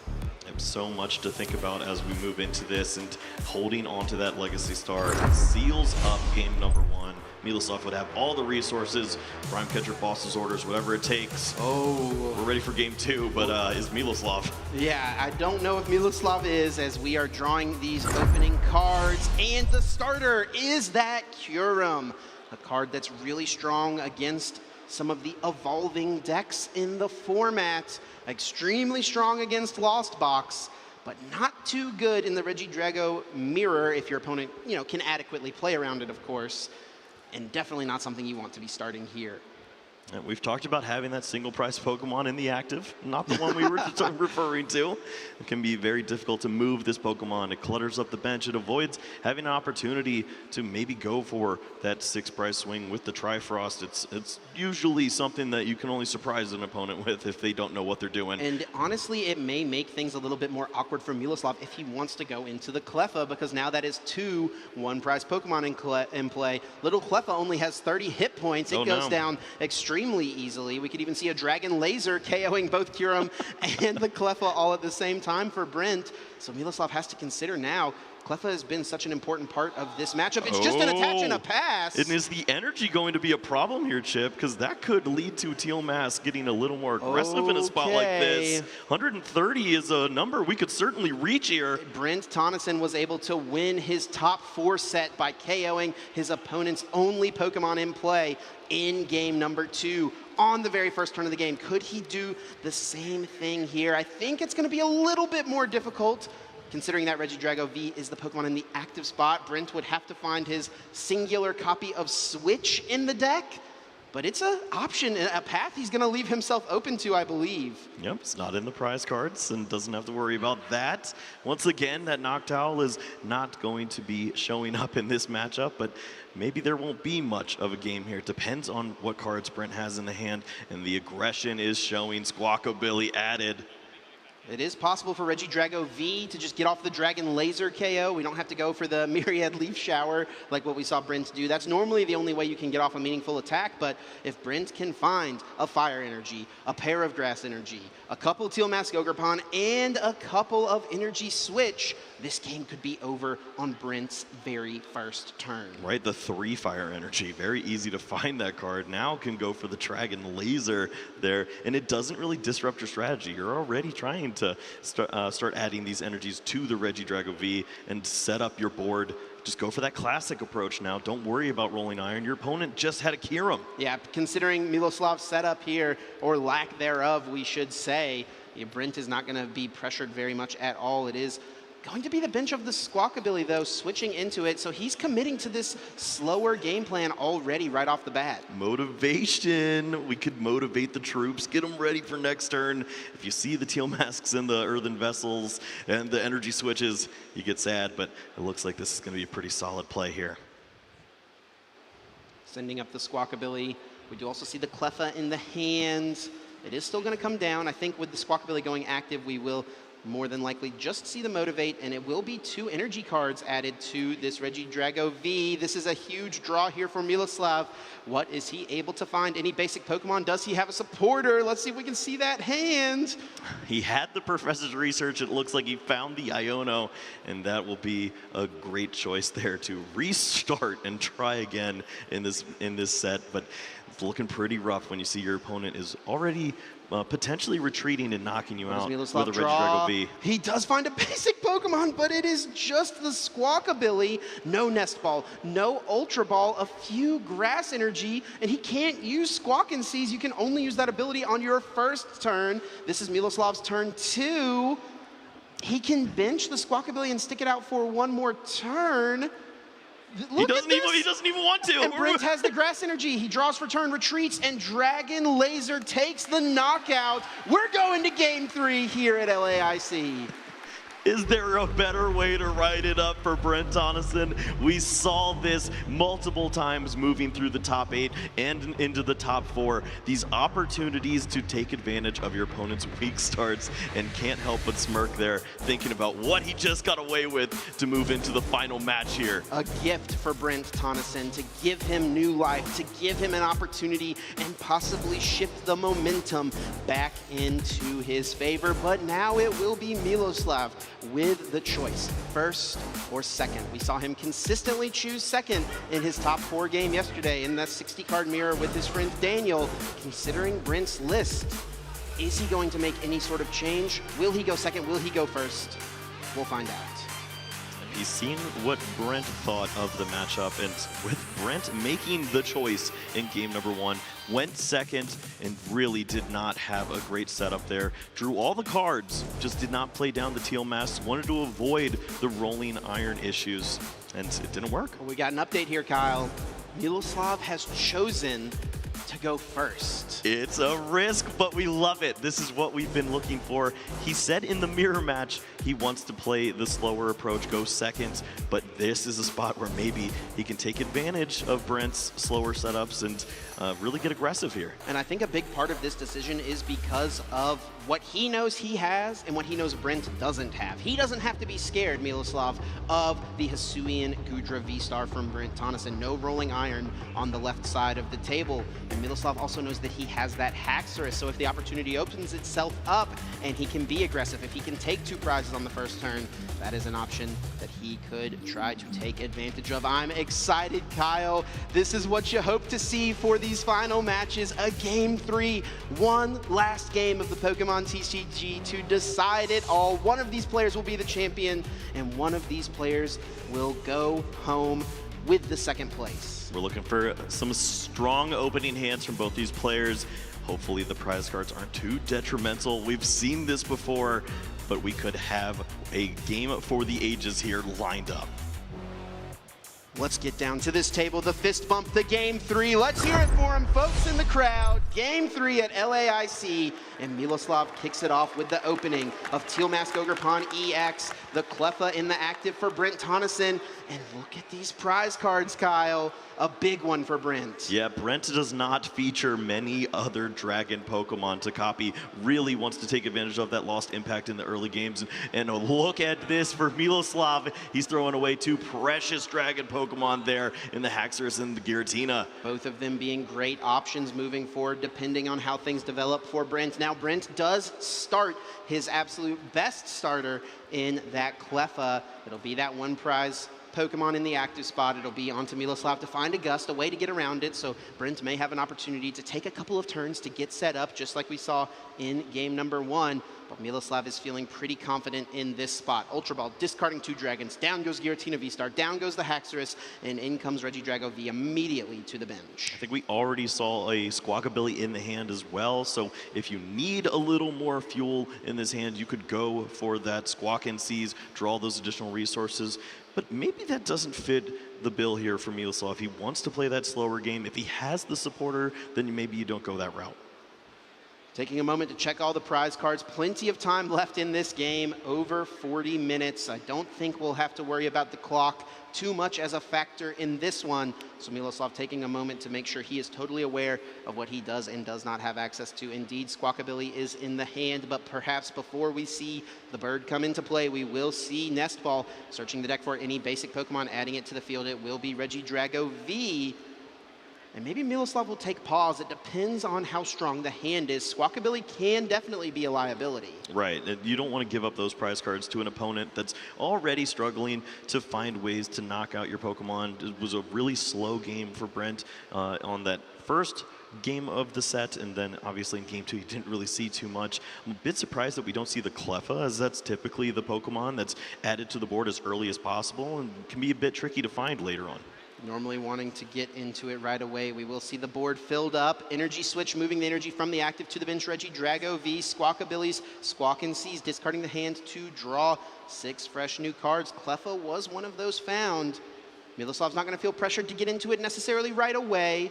It's pretty unlikely Brent would ever go for a turn 1 knockout. I don't even know if he has the pieces to do so. And we will see another Teal Dance here, drawing a card. It is that basic fire energy. We've not seen the attachment for turn. Right, we've seen both of the Teal Dances now, and the Fire Energy, one of the 2 copies, means that this Regidrago V is just 1 energy away from potentially threatening that Evolution and Apex Dragon on turn 2. This is more likely the strategy that we've seen from most of our Regidrago players, and now it's fully charged. An extremely strong setup to kick things off here for Miloslav. a fully powered Regidrago V, the bench of the Cleffa. And I think that is going to end this turn here with a pass over to Brent. Let's see what else he has available. Started the Cleffa. That's your best option. I don't see a supporter. I don't see any searching cards. No way to get a Squawk ability to bail him out. The Earthen Vessel, Grass Energy, a few more energies in the hand there. But yes, you're right. There needs to be a bit of help now. Take the opportunity to see what you're working with. You're going to find out that your team is prized. But if you don't have a setup, it's all for naught anyways. Checking the prize cards off the Earthen Vessel, discarding the basic grass. Will take note of any Pokemon or energy cards that are prized. Also looking through to try to figure out what other supporters are available. You want to check for your boss's orders, your energy switches. Is the pink card in there, your Prime Catcher a spec? Do you have access to all that you need? We'll get some fairly good news that at least this game has the opportunity to be competitive for Brent, so long as he finds a few of these basic Pokemon on this opening turn.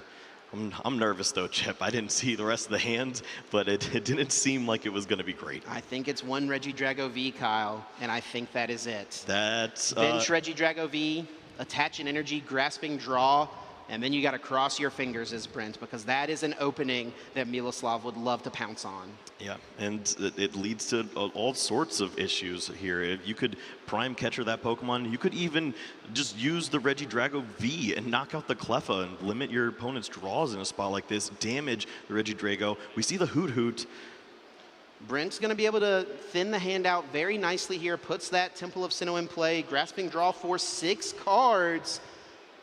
And let's see if Miloslav will go for this opening. Will he push himself to get the knockout? I do believe he had boss's orders in his hand, so that is a way you can bring up the Regidrago V. We know that Haxorus is already in the discard pile. Does he have the V-Star? Does he have a way to move his active? We'll kick it off with the Teal Dance, attaches an energy, draws a singular card. What is the find? It is the Regidrago V-Star. He has everything to go after Brent's only Regidrago V in play. Normally, Miloslav plays the slow, conservative game, but in this position, he's going to push his advantage, bringing up Brent's only established attacker, and Dragon Pulse takes the KO, discards the top 3 cards, but I don't think he minded too much, especially when the Goodra goes down. Wow, it ends up being a benefit there. You throw another great Dragon Pokemon into the discard pile. You have this huge advantage against your opponent. And what cards did you find off the Grasping Draw? Can you at least establish some basic Pokemon here? I think for Brent, to be honest, I mean, he is so incredibly far behind at this point. He doesn't have a Regidrago V in play. He's 2 turns away from establishing the V-Star. He may have to go for just a 3 Radiant Charizard attack game plan from this point. And you know what? That could be the best option here. You've given up so many prize cards, but finding a way to recycle and go through and find that Radiant Charizard over and over again could be difficult. So difficult, and especially here with this Ultra Ball, looks like it will be discarding Energy Switch and Super Rod, 2 ways that you would like to refill and reuse that Pokemon over and over again. The fact that Miloslav was able to do this play, and the fact that he still has his V-Star power available, it just puts way too much pressure here on Brent. It almost feels like an insurmountable mountain to climb. He's gonna play to his outs. He's gonna try to identify some path back into this, Kyle, but I'm struggling to find it. Right, you can't play down another Regidrago V right now unless you're presenting a threat to your opponent. You have to either slow them down in some capacity, try to lock a Pokemon in the active spot, but with Legacy Star, everything is unlocked. Miloslav will definitely have an opportunity to take 2 more prize cards next turn. Now, for the first time in this set, we are going to have an opportunity to see the Noctowl have an effect here. Its Jewel Seeker ability will allow Brent to search the deck for any 2 trainer cards and add them to the hand. He could create all sorts of different combo pieces. Of course, you can only use this ability if you have a Terra Pokemon in play, Teal Mask Ogerpon, providing that requirement. Yeah, but what pieces can you find? Yes, you have the Teal Mask Ogerpon down. You've already accelerated 1 energy to the board. You need a few more if you want to have a relevant attack, and even then, you're not knocking out this active Pokemon. Here is the Nest Ball. That is one way to get Radiant Charizard. We also could just see it get Pheasantipity EX. Maybe Brent needs just a little bit more, needs to draw some cards, needs to find something else here off the flip the script. Nestball will be one of the grabs, gets to get any other trainer card. There were already quite a few energy switch in the hand. Perhaps just finding some energy cards could be nice, with the Earthen Vessel being levied as a potential option. Even the miracle play of a Mew and coming up to a genome hacking and copy your own Giratina V-Star would have been great, but that's in the prize cards. All of the options slowly dwindling away on Brent's side, trying to come up with a plan to take down this Pokemon, or at least stay competitive here. We are going to see Nest Ball being used. This will be telling of Brent's plan the rest of this turn. It is going to be the Teal Mask Ogerpon EX. Earthen Vessel will find the energy card necessary, but at the cost of discarding an energy switch. I think an energy switch went down to the Ultra Ball as well. These are incredibly valuable resources. So tough to line this up. Of course, see what you can find off the top of the deck. You have an additional resource with the Teal Dance from Teal Mask Ogerpon, but you have to find an attack here. Gotta piece something together. There's the attachment. We will see the draw once Miloslav is done with the shuffle. One card to be found. What was it? It's an Ultra Ball attached for turn to the Teal Mask Ogerpon EX. Energy switch. Are we just gonna hit with the Myriad Leaf Shower? I mean, this is something you have to do. It's if you want to play down a Regidrago V, you have to present a threat. In combination with the Iono, there's an opportunity to catch Miloslav slacking. He doesn't have the resources, and yes, he can take the knockout on the Teal Mask Ogerpon, but if he wants the Regidrago like we think he does, it has to be the Legacy Star for Boss's Orders if it's not in this new hand. We do see 2 Regidrago V on the bench, so Brent is guaranteed to at least have the option to find a Regidrago V-Star on the next turn. Brent was also able to find the Prime Catcher. Likely not useful at this point. I have to imagine we're trying to go for that 2-hit knockout into this active Regidrago V-Star, deal with it, and maybe leave Miloslav in a compromised position.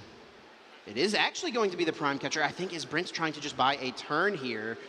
Miloslav has not used his V-Star power, so I think this is Brent saying, hey, if you want to get off and attack this turn, you're almost definitely going to have to use your V-Star power. Right, you have to force the action there. Maybe your opponent over discards too many valuable resources and it opens up a window, but that's not it yet. Prime Catcher found for Miloslav already. The easy way to switch out of this position.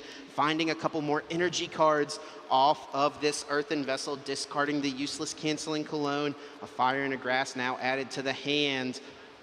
That is the perfect card to find off an Iono, Kyle. Yes, and look at this. With the Earthen Vessels, you continue to draw with the Teal Mask Ogerpon. You're getting more resources down. You have a secondary Regidrago V-Star ready to go now. Prime Catcher moving up his Pokemon. And this is going to be 2 prizes left now for Miloslav. And even has a research. We're not done. Still able to discard the hand to draw 7 fresh new cards. It's not about what you find here, it's about what resources you can discard. Sees plenty of Dragon Pokemon, could open up even more attacks to potentially close the game out. Does not see them, it's just gonna be the Haxorus going for a big knockout here with the Dragon Pulse. And I've gotta say, Kyle, this feels like checkmate. Miloslav has not used Legacy Star. He can easily grab Prime Catcher, easily grab an energy card. Brent is gonna take one last look, but I think he knows the situation. Miloslav with a grin on his face. He is so close to becoming our champion. And Brent doesn't think he can do it, extends the hand, and Miloslav Posledny becomes the Latin American International Champion. What a match between these players. It was truly a battle that they were facing off with. Even before they sat down at this table, what was the best strategy going into this mirror match that had so many differences? Miloslav took so many advantages in the deck building process, added all of these special tech inclusions. We saw the Haxorus. We know the threat of the Rolling Iron from the Hisuian Gudra. All of these things led to an immaculate victory here and his first international crowning. Double thumbs up. He's certainly pleased about this result, and Brent Tonneson should definitely feel proud of this result as well. Should hold his head high. He played extremely well throughout this entire event to find himself on this stage. To get to this point alone is a feat in and of itself, and you know, I'm sure it stings a little bit right now, but as time passes, perhaps the $15,000 will ease the pain. I think he's going to feel just fine. Maybe he can upgrade to business class on his way back to his next tournament. I don't even know if he goes home anymore at this time, Yeah, Jim. honestly, Sacramento's next weekend, and I would not be surprised to see Brent Tonneson in attendance. We will see what is up and what is in store for these players as we move forward in the rest of this year. But you have to expect that they're going to continue to give us these great results. Both these players were already in really strong contentions in their regions, some of the highest placed players, but they've just added even more to that now. Yeah, I don't think anything changed here with the final match. There's only a 20 championship point difference between first place and second place, 480 for second, 500 for first. I think they've both definitely locked up the travel award to EUIC coming up soon next year. And they're going to be very proud of this accomplishment, proud of this finish. But what do you think of this final match? It is Miloslav getting the win, and all of his interesting tech inclusions, certainly an unconventional list, though it is one that he has stuck with really since Worlds. Right, I just like that not only did he take all of that time to test with his partner, find these opportunities to take small advantages, these little percentage points here, little percentage point there. It lines up with this fantastic finish here, and he switched up the strategy. He went first, and it worked for him there in Game 3. Well, let's recap exactly how Miloslav found himself becoming the Latin American International Champion. Recap what went down in all 3 of those games. Yeah, I hesitate to say that. Maybe 2.5 games that we had here, but Game 1 was certainly a doozy. A fantastic performance here from Miloslav. Gets off to a fairly slow start, but an effective one. Plenty of energies on board, huge threats left and right from Miloslav, and he certainly pressed the aggression here in the late stages. Brent was able to find an answer to that first Regidrago V-Star, but the second one was never responded to. It led to Miloslav getting the win, and then this is what is your nightmare, especially in the final match, attach pass. Yep, you can deal 130 damage fairly easily, and Miloslav didn't even put up a fight there. Had an opportunity to bench, but knew that it would just lead to nothing. And sure enough, saving that energy worked out fairly well here for Miloslav. Had a fantastic setup here in game number 3. Had all of the right answers and took advantage of the lone Regidrago V on the other side of the board. Yeah, not only was his setup excellent, but he was able to pounce on the lack of setup from Brent Tonneson. Really punished the slow start, and he just got way too far ahead for Brent to ever find a way to come back. The Legacy Star V-Star power is just too threatening, it's too strong, and it guaranteed from this position Miloslav could never lose the game. Brent extends the hand, recognizing the situation, and Miloslav becomes our international champion. Let's hear from our champion now. Thank you so much, Chip. I'm here with Miloslav, our Latin America Masters International Champion. All right, Miloslav, so games 1 and 2 were super one-sided for each of you. What were your thoughts heading into game 3? Well, I knew I was going first because I think it's optimal to go first in this matchup. Even though we opted to go second with Daniel, it's because our build is way different than theirs. I think with their build, they're not as likely to get value out of Cleffa, and also if their build is using Cleffa, they give up their comeback option with Redzard, because if you have both Redzard and Cleffa benched, I just went on them for 2, so yeah, I knew I have an edge into the matchup going first, and I just looked for good draws, and they came, so yeah. Yeah, I mean, we saw that Regidrago V-Star off the top, right, from the Teal Dance to 1, and you were able to knock out Brent's single Regidrago. So we noticed a slight smile from you when you got that Regidrago. What were you thinking in that moment? Did you think you were going to be champion then? Yeah, I think once Brent didn't bench second Dragovi, or didn't have a backup Dragovi after I killed the first one, I was pretty sure I got it locked up, so yeah. All right, and now you've been playing Regidrago V-Star since the World Championships. Now, what brings you back to this deck over and over? I think it's the best deck, and yeah, that's basically the reason. I mean, aside from being the best deck, I think it also has best matchup spread against the best players, so it gives you the highest chance of actually making a deep run, and yeah, I like it. I think it's just the best deck to play I mean, not the upcoming formats because there's a new one coming out, but for the past formats, it's been the best deck for me for every event.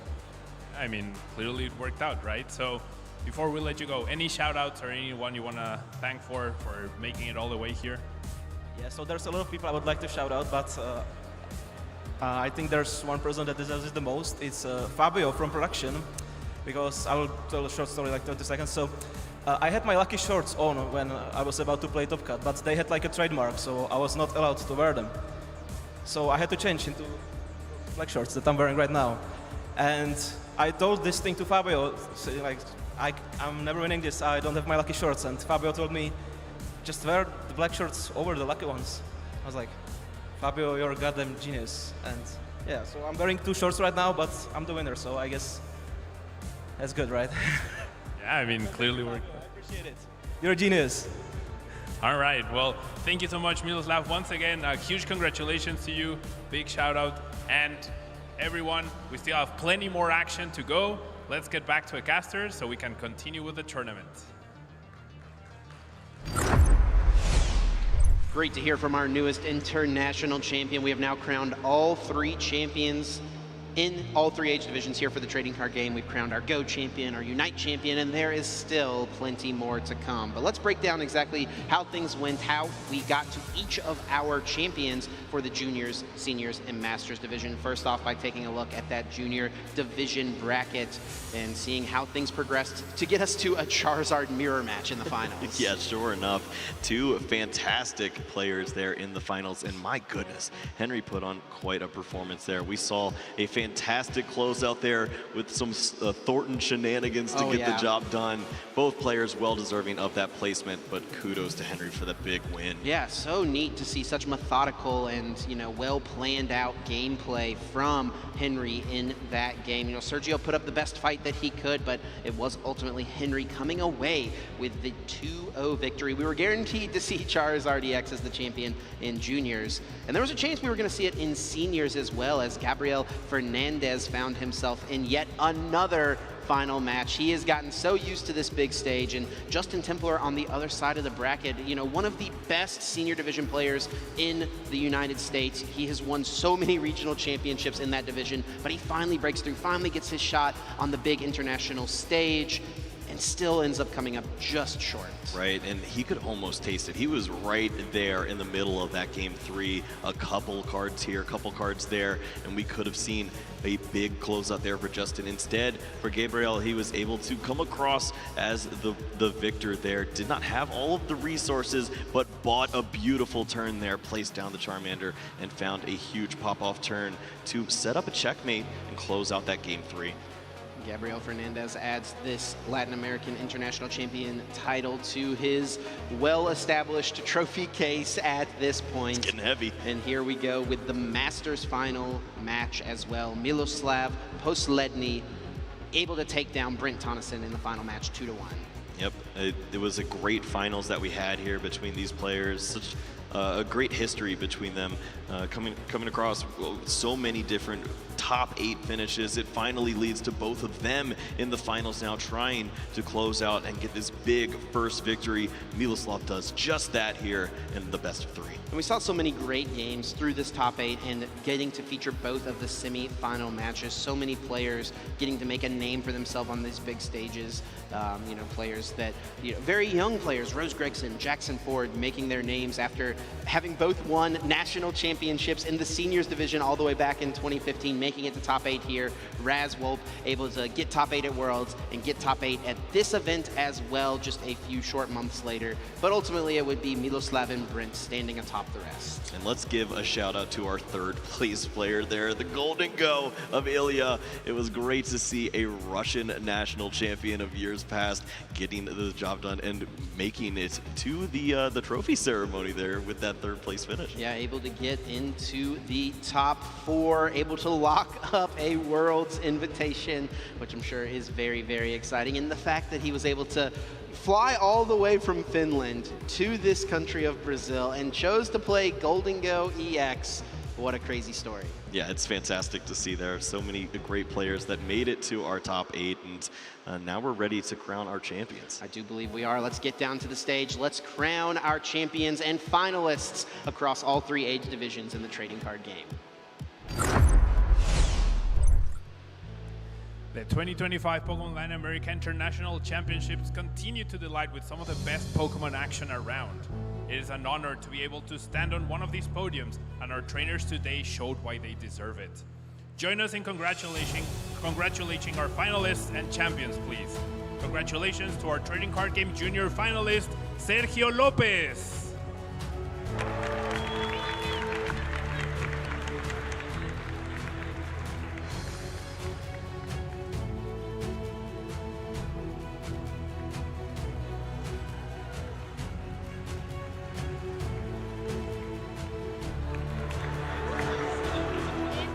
And a big round of applause and congratulations to our Trading Card Game Junior champion, Henry Kunikarim.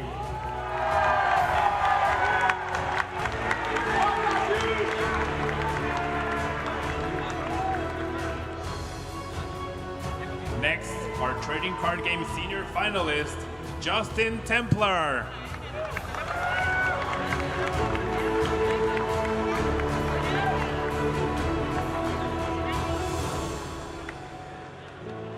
And our Senior Division champion, Gabriel Fernandez.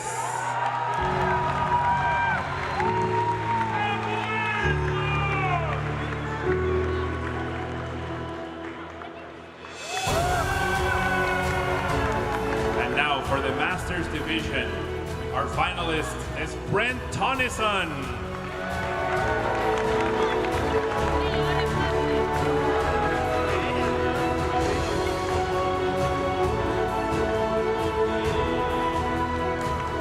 Finally, our Masters Division Trading Card Game Champion, Miloslav Posletnim.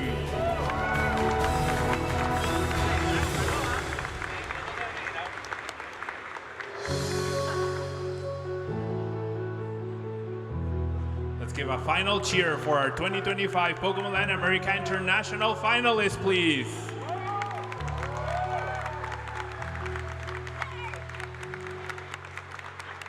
And now, only one title remains in our championship Sunday, the video game. The multi-divisional championship matches are ready to begin, so let's dive right in. Casters, it's all yours.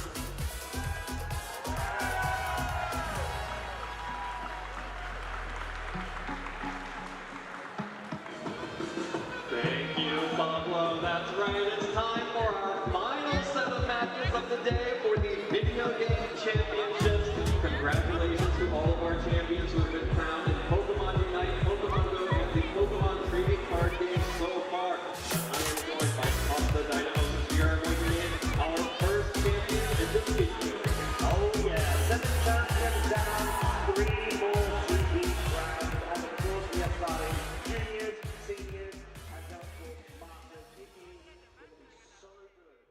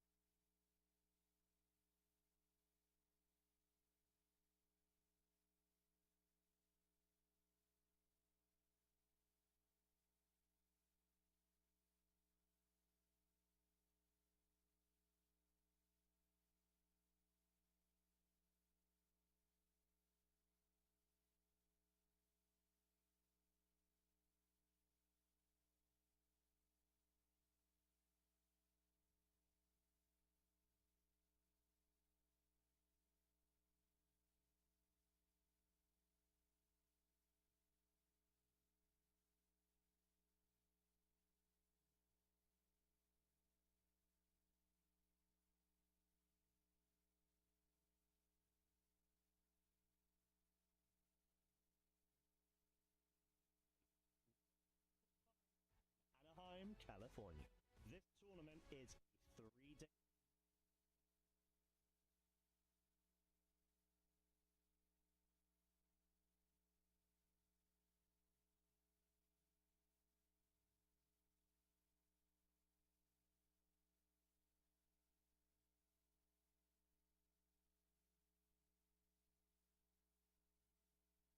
Asymmetrical top cut, battling through a single elimination bracket until only 2 trainers remain.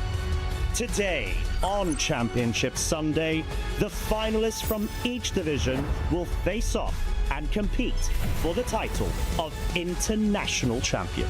A warm congratulations to those competitors who gained points towards Worlds 2025 in Anaheim, California over the duration of the weekend. Now, it's time to crown our next LAIC champion.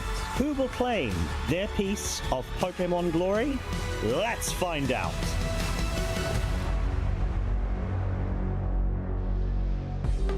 That is right. All of our players competed over 3 days of tournament competition here in Sao Paulo. You can see our schedule for Championship Sunday. The junior finals will be first, followed by our senior finals, and then we will be closing out our entire tournament with the Masters Division finals. And all 3 of these matchups are going to be so incredible, Costa. They very well will be, because not only are these great trainers like we've highlighted, it's the fact that these teams are so on point in the meta. You could definitely see the effects of the Masters Division's influence over through to the seniors and juniors divisions. And not only would I say meta-wise, we also actually want to have to do the call out of Pietro in the seniors finals and his older brother Marco in the Masters. Absolutely, an incredible tournament for both of those competitors and their entire family. But of course, we have so many great competitors here in Championship Sunday, and they will be competing for a lot in prizing. They have already guaranteed Worlds invites. They have already locked up their travel awards based on the number of championship points they already had, and now they are competing for the glory of being an international champion and these cash prizes. And they're definitely not small amounts to boot at that. Juniors and seniors will be able to run away for whoever's going to be determined as the champion today, $5,000 US. Of course, the finalist, the runner-up, will have 3,000, so it's essentially going to be a $2,000 US match. Yeah, that's a pretty important match to win. A bit. And of course, in our Masters division, that will go up to a $5,000 match, as the champion will be walking away with $15,000 and the runner-up only 10. Only? I mean, I would love to be in that position, but of course, that's why we are here in the Caster's Desk and the trainers are out there. But we're going to go ahead and progress through to the junior bracket. Of course, seeing a bit of the timeline of how our trainers have been able to come to the stage that they're at. We've already mentioned Ismail versus Takumi, and going up against some very well-placed trainers that have actually gotten a very high placing in terms of the championship leaderboard, both globally as well with their respective regions. Yeah, and I think the most important thing to note from here is that every single match was a 2-0. That means both Takumi and Ismail have been dominating their opponents, as well as the other players that they have been beating had been dominating their opponents. So I would expect both of these players to be feeling extremely confident after their top cut runs. Like, that is no easy feat to just run through a top cut, winning your games in 2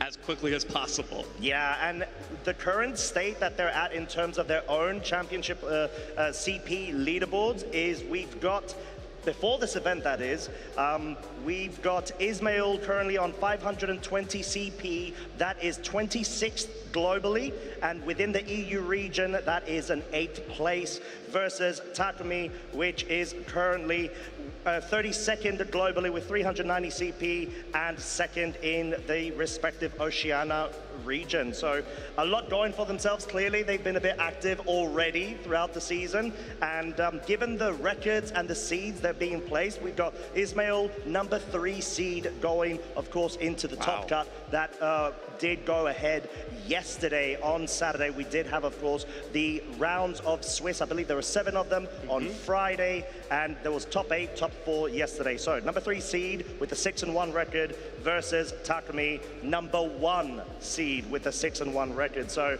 we already know that these trainers are absolutely on fire, and I think that's what we're going to actually be seeing very shortly. Yeah, you know, it's really funny that you mentioned that Takumi was the #1 seed going into this tournament. That does not surprise me one bit. Yeah. Of course, Takumi had such an incredible run in 2023, where their worst placement at an international championships was a top 4.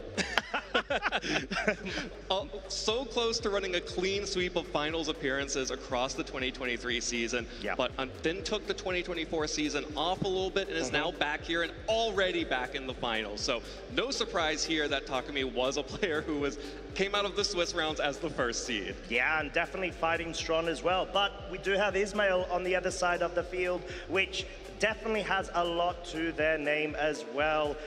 Being very recently a EUIC London finalist last season, so the very last EUIC, and of course did go up against Kevin Han, I believe, in the finals, where actually brought a very similar archetype with that semi-trick room or more dedicated trick room mode. So clearly something that's translated across the different regulations, as I believe that was set F back then, and now of course we're in set H. Yeah, it's always extremely exciting to watch how juniors players decide to master an archetype or not.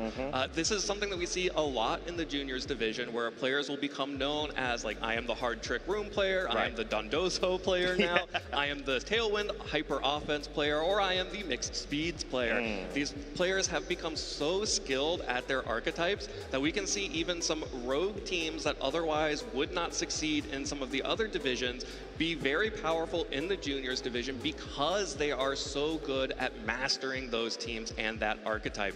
And we don't have crazy rogue teams going on for this time around because these are players who have decided to master a team that, you know, honestly, it would not shock me to see these juniors players defeating many of our Masters Division players. Yeah, no, 100%. I mean, when I go to locals, I actually, I shouldn't be admitting this, but I have actually been felled by, let's say, senior division level players because they're just that good. You know, you definitely see the generational growth really being enhanced season upon season in a very compounding element, to the point where once they rock up for Masters Divisions, you already know they are prepped and ready, and they're just going to be aiming straight for the prize. Well, speaking of prepped and ready, our competitors are prepped and ready down on stage. Pablo, introduce the world to our competitors. Thank you so much. We're here ready to get our final started for the Pokemon video game. Let's get our junior finalist players ready. We have Ismail Hogi and Takumi Matsuo. Please join me on the stage.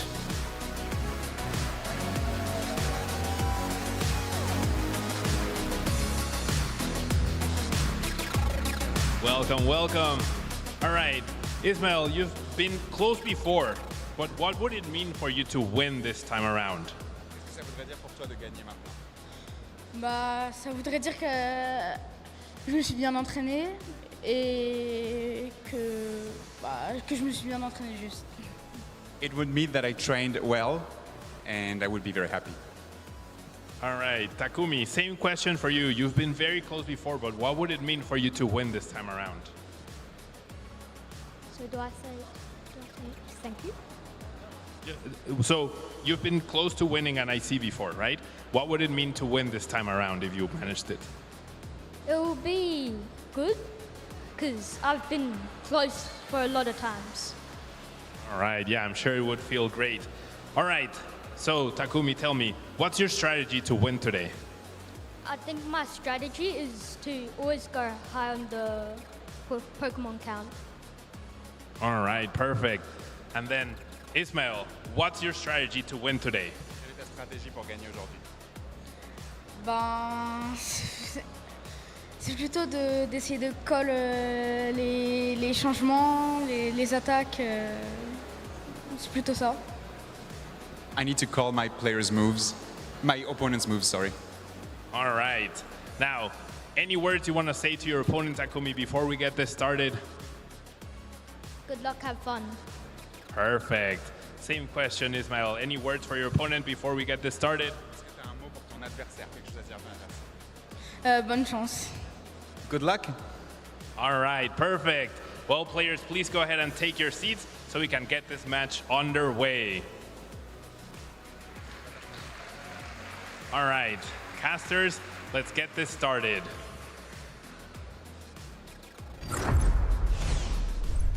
Hello, everybody. I am joined by the dads of our junior division finalists. We're going to get some quick words from them and hear about how they're feeling. So, first of all, congratulations to your sons for making it to the finals. How are you feeling? Very nervous. I'm just hoping that he gives it a good challenge and has fun, does his best. I'm feeling very well. I'm happy. That's incredible to see my son on the screen. And whoever wins, I'm happy. We were talking a little bit before starting this interview, but you guys traveled a long way to come here. So what does it mean to be a part of this journey and fly and support your children as they compete in this tournament? Yeah, we give it everything we've got to get to these events. So success is a great indicator of the hard work that they put in. As long as he does his best, everything is a bonus. I just follow my sons. They want to win cup, and they just want to win every time. They just want to participate at tournaments and travel. That's a very good experience, and I follow them. Incredible. Do you have any involvement in your sons as they practice for the finals today, or do you kind of just let them do their own thing? Honestly, I'm terrible at VGC. I'm so bad at it. So I don't do anything with that. He does it all himself. I try to help them, but I did play 2 years ago. I went very bad, so I think that they don't trust me. They don't follow my advice. Or Sounds like you are going to let the kids do their own thing. They're the experts. Let them handle it. So they're about to start, but would you like to say any words to them as they're on stage? Just both of them to have fun and give it their best. Yeah, so whoever wins, we are happy. So. Incredible. Well, so great to hear from both of you. Thank you for joining me here. I can't wait to watch this finals. I know it's going to be incredible, so can't wait to get started. Let's throw it back. Good luck and have fun indeed. And I love hearing from our family. And I think Ismail's father needs to give himself a little bit more credit. He actually did qualify for the World Championships previously. So that's the kind of level that Ismail's on to not need that kind of advice moving forward into this finals matchup. Yeah, but I think being able to just go ahead and create your own path as a VG trainer at such a young age is such a joy to be able to actually witness. But of course, we do have a couple of the accomplishments from our great young trainers that we've already covered a bit before, but we're actually finally getting a bit of a visual comparison between the sort of teams that will be seen from either side. So we did mention Ismail does tend to be a bit more on the trick room oriented team archetype versus Takumi's take on balance with additional Dragonite and Sneasler support, which we've definitely seen really run amok in the current meta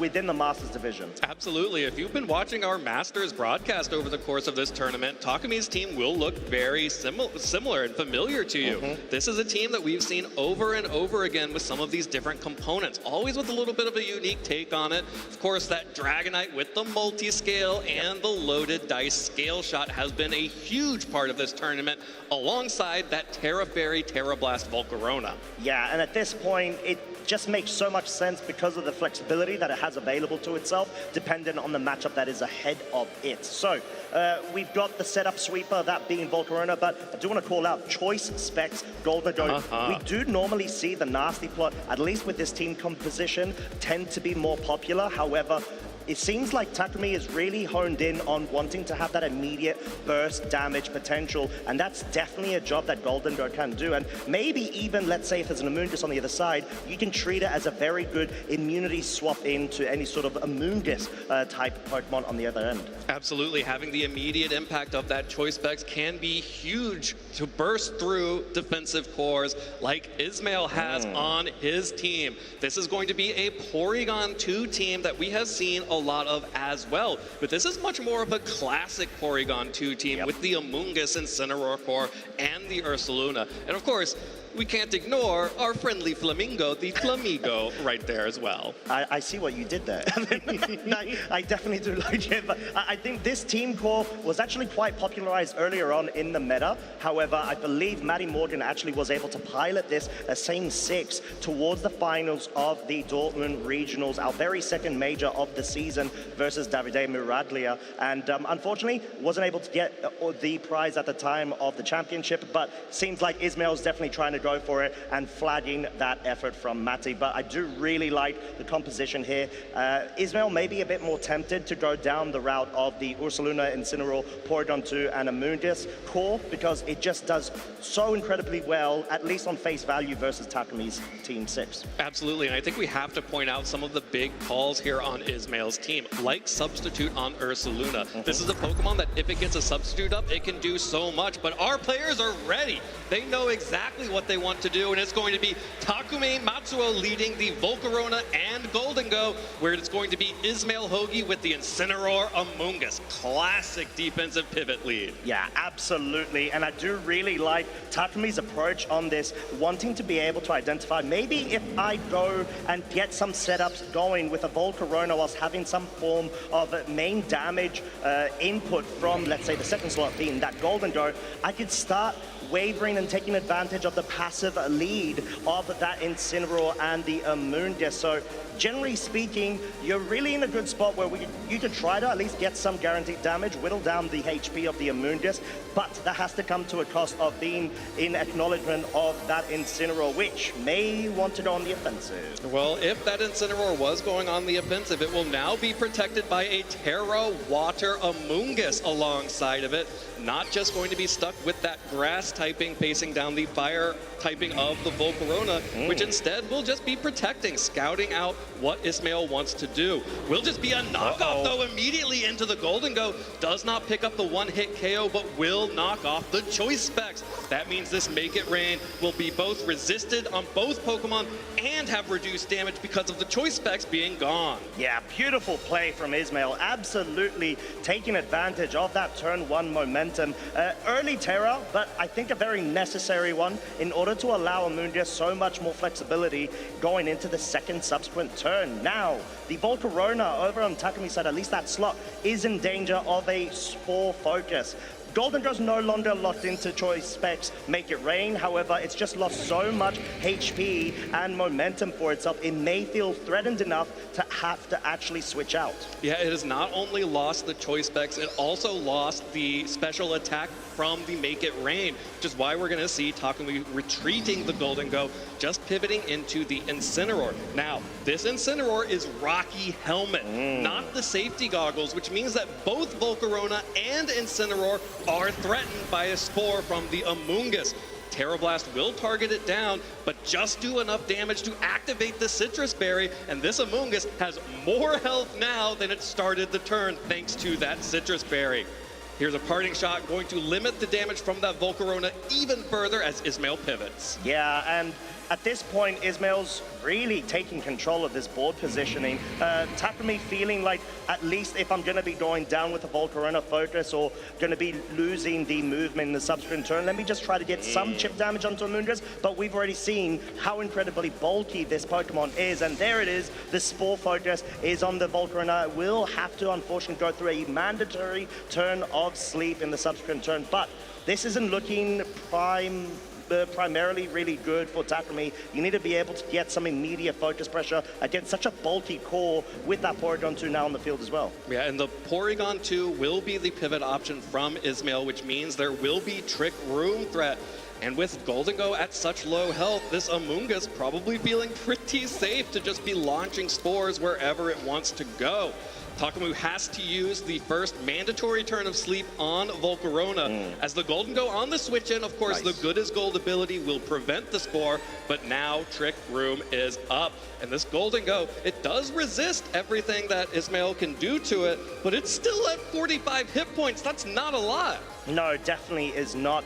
And this is sort of the interaction we were talking about. You can utilize the Golden Go as a spore switch in as long as you're able to position yourself quite nicely. However, Takumi really needs to be able to get that offensive pressure increased and up against Ismail's Pokemon, because I don't see a through line in order to be able to start picking up KOs. Take a note, the Regenerator ability is still available. If the Amogus wants to switch out, it just instantly regains a bit more of HP and becomes even tougher to be able to deal with moving forwards. But notice that Ismail hasn't revealed the fourth Pokemon yet, most likely on Ursaluna, and it could be coming in right now to proc Guts.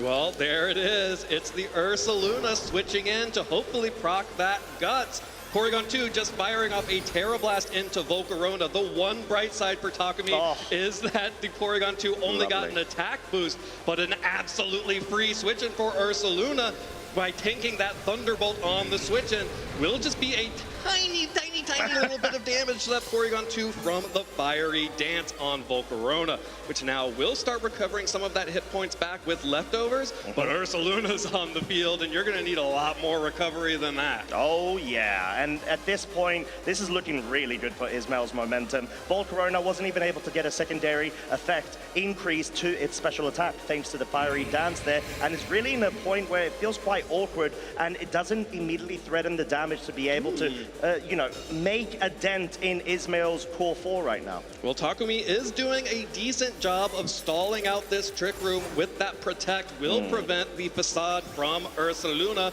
and allow the Golden Go to fire off a Make It Rain.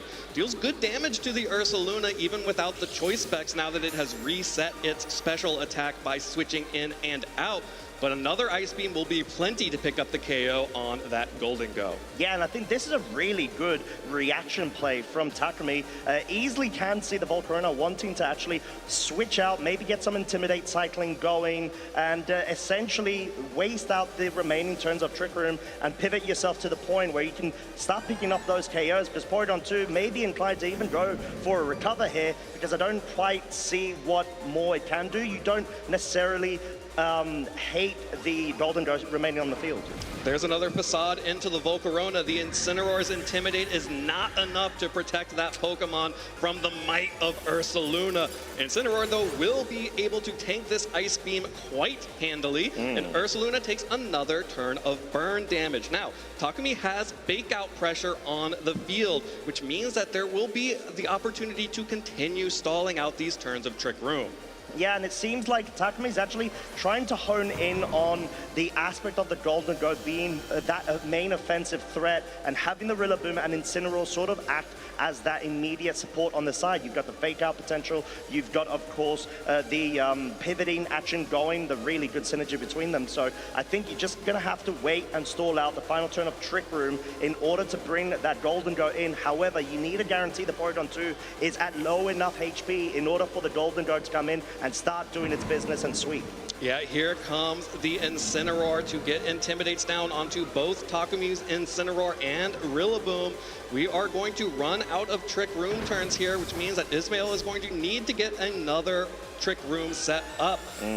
Planning for that, Porygon 2 will recover to heal up all of the chip damage that it has taken so far, as Incineroar just gets a knockoff on the Incineroar on the switch in, which will just knock off the safety goggles, which does not matter in this set whatsoever. Just trying to get damage down on that Ursaluna. And to be completely honest, as much damage as you can deal on the Incineroar is super key, because there's no direct way to be able to damage it. As importantly, except of having that power gem on the Golden Go, because Rillaboom doesn't even have a ground type access to itself to be able to. It's got the U-turn instead on this Assault Vest set, so it's more so around, is there a direct way that you can break the Porygon 2? Because after that recovered grassy terrain, it really feels like Ismail's just going to set up another Trick Room and pivot, get that Ursaluna back in order to sweep, but ouch! That's the big offensive threat now off the field. Golden Go switches in and gets knocked out by the knock off. Takumi, though, will go for the parting shot, which means that the Rillaboom will get to come back in here, threaten Fake Out once again, and the Incineroar will also come back in. That means that the pivots are done for, though. These are the final two Pokemon for Takumi. Yeah, and at this point, I do feel like this is pretty much over for a game one because you've still got all 4 of your Pokemon on Ismail's side. You've just set up Trick Room. You've got the Ursaluna in the back. You just need to make sure that you bring it safely onto the field and maybe even waste away the grass terrain turns in order to avoid any grassy glide priority coming out and threatening it, especially because I believe it was at less than half of its HP. So you just got to be a bit more patient from Ismail's side in order to be able to just waste away, fake out initial pressures, and just get that pivot action going. Absolutely. Making sure to waste this grassy terrain is going to be key for Ismail to protect that Ursaluna. The Ursaluna and the Amoonguss are the only reasons that Takumi has not terrestrialized that Rillaboom into the water typing so far. So if those Pokemon can be dealt with, the water Rillaboom could be pretty strong here, but Ismail's just going to switch out the Porygon 2, going to bring back in the Amoonguss. This, of course, Amoonguss under Trick Room. The Incineroar can still be spored and put to sleep. The Rillaboom cannot, but it's another knockoff into the Incineroar on Ismail's side. That is this Incineroar for Takumi's only attack. Has Will-O-Wisp, Fake Out, Parting Shot, and Knockoff, so that's all the damage it can do. Yeah, and that's really not enough in order to be able to most likely bring this back, especially since you allowed the Amoonguss to freely switch in there, and now all of a sudden you're in a point where you can easily put the Incineroar over on Takumi's side to sleep, as it doesn't have safety goggles, it does have Rookie Helmet, but you need to also just be able to start dealing some really good damage on the Rillaboom too, because like we've said, it can directly impact the Amoonguss and that Ursaluna with its grass typing. Well, the water terrestrialization has been forced out onto the Rillaboom now. We'll be able to resist Ismail's Flare Blitz coming out from Incineroar, but the Spore from the Amoonguss will connect onto Takumi's Incineroar. So Takumi does successfully get the Rillaboom in position where it is not spored on the terrestrialization turn and fires back a big wood hammer into Amoonguss. One hit KO. Terrain is still up, able to pick the mushroom off the field, gobble it all up, and now Takumi has some momentum.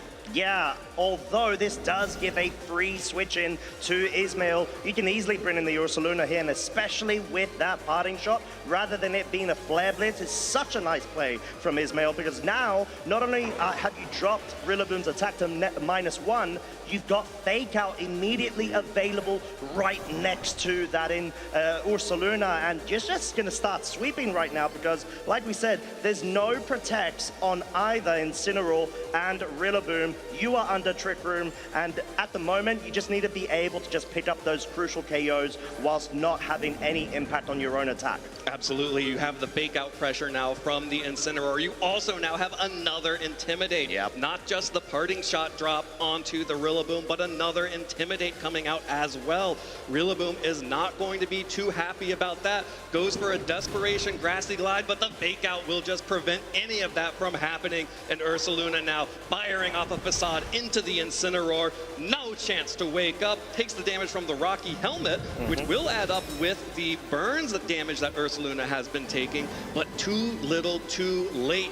Still too much time in Trick Room, still too much momentum and power on Ismail's time, and not enough on Takumi's. Yeah, and I mean, even if, let's say there's a scenario the Ursaluna went down there, you still have the Porygon 2 to contend with, whilst having the Incineroar Parting Shot support by your side, and being able to sustain yourself with that recover further on just means that this is essentially a game that's already been over, but it will just be bringing it down to the next level as Facade goes ahead, wraps things up, and Ismail is 1-0. Ismail cleans up the board with that Facade, knocks out Rillaboom, and is only one game away from becoming an international champion. Takumi is on tournament life here, needs to win 2 in a row, and I think that first game showed just how difficult a matchup this can be for Takumi. Props to him for making it interesting there, but so many options, even just from the Amoonguss there. Yeah, and I think something we really do have to call out, both of these young trainers have faced each other already before this set in, of course, this tournament, where Ismail was able to win in Swiss round number 6. It was their first time ever that they went up against each other, and you can see that Ismail has a really good grasp on what needs to be done, what sort of lines they need to follow in terms of being able to dismantle Takumi's team, and we just saw that executed to a very high level in that game 1. Absolutely, and you can see from the Swiss ranked records that are on your screen, that means that Ismail was the only loss that Takumi suffered so far in this tournament, and is 1 game away from doing it again. I think this was such an interesting start, leading with the Volcarona and the Golden Go, and I think that makes a lot of sense from Takumi, just trying to get as much offensive pressure on the board as possible. And even being able to survive that knockoff is pretty huge for the Golden Go. Could come in and switch around before. Maintaining a Spore immunity on the team is critical against this Porygon 2 Amoonguss core. I would very much like to see a quiver dance though. If we do see a same lead from Takumi, you want to be able to at least start reaching a point where you can have both of your Pokemon become a main threat that Ismail has to immediately respect, because we see that initial turn of getting the Trick Room set up guarantee with the Incineroar and the Porygon 2 by its side is in order to enable that Ursaluna, but no Porygon 2, a switch up already, but none so ever from Takumi. Yeah, well, let's run it back. Let's get the Amoonguss and the Incineroar. Let's get the Volcarona and the Golden Go on the field. Let's see what we can make happen this time around. And I think you're so right. The Volcarona just did not end up being that offensive threat that you really needed out of it. But here we go. We are right into it on turn 1. Once again, Terra Water on the Amoonguss. This Amoonguss now will be very difficult for the Golden Go and the Volcarona to break. Yeah, and that's sort of the purpose of the Amoonguss in this situation, a matchup based off of course, that game 1 scenario. Knockoff does come out once again onto the Golden Go, now leaving it on 53 hit points. But we see a change up, the read, Thunderbolt straight into the Amoonguss, but not quite enough. There's some good damage onto the Amoonguss. Another Thunderbolt will be plenty to pick up the KO, but without the choice specs, not enough for the 1 hit there after the fiery dance. Volcarona, though, will be put to sleep on turn 1 this time as Amoonguss sees the Spore of the Pokemon that can be Spored and says, I will click Spore. I do really like that read from Takumi's side, but if you're going to make a read, you might as well commit. And I feel like a Terra Fairy, Terra Blast there may have just been enough, perhaps, but you have to obviously be aware of the Citrus Berry recovery. That's why Citrus Berry Amoonguss is such a big threat. It just throws any sort of damage calculations askew. Yeah, and some critical information about speed tiers for those players as well, with the Incineroar getting the knockoff first, making sure that there would be no choice specs boost on there. Here comes the Porygon 2 once again, this time getting the attack boost on the download once more, as Takumi has to waste that turn of sleep. The knockoff onto Rillaboom will knock off the Assault Vest, which means that this Porygon 2 is a pretty big threat to the Rillaboom now. Yeah, being able to have Ice Beam coverage there is quite nice, and it may even force the Rillaboom to consider the Terrestrialization. So at this point, Ismail just is in a position where it could either go for the Trick Room or straight for the damage. However, you want to be able to, now with the adaptations Takumi's made, try to get that mode enabled, maybe bring in safely that Ursaluna. I wouldn't put it past them to actually go for the parting shot. Yeah, well, the Terrestrialization from Rillaboom means it is now vulnerable to Spore, so needs to stop Trick Room from getting set up however possible. And right now, that was just fake out and hope that Volcarona wakes up. And unfortunately, it did not. However, the Water Terra typing will protect itself from that Flare Blitz, which means there will be one more turn where Takumi is able to target down that Porygon 2 with both the Rillaboom and maybe, just maybe, that Volcarona. Yeah, and I think Takumi just needs to try to go ahead and get that weight right now. You want to be able to at least exercise some threat and immediate pressure with that fiery dance, actually.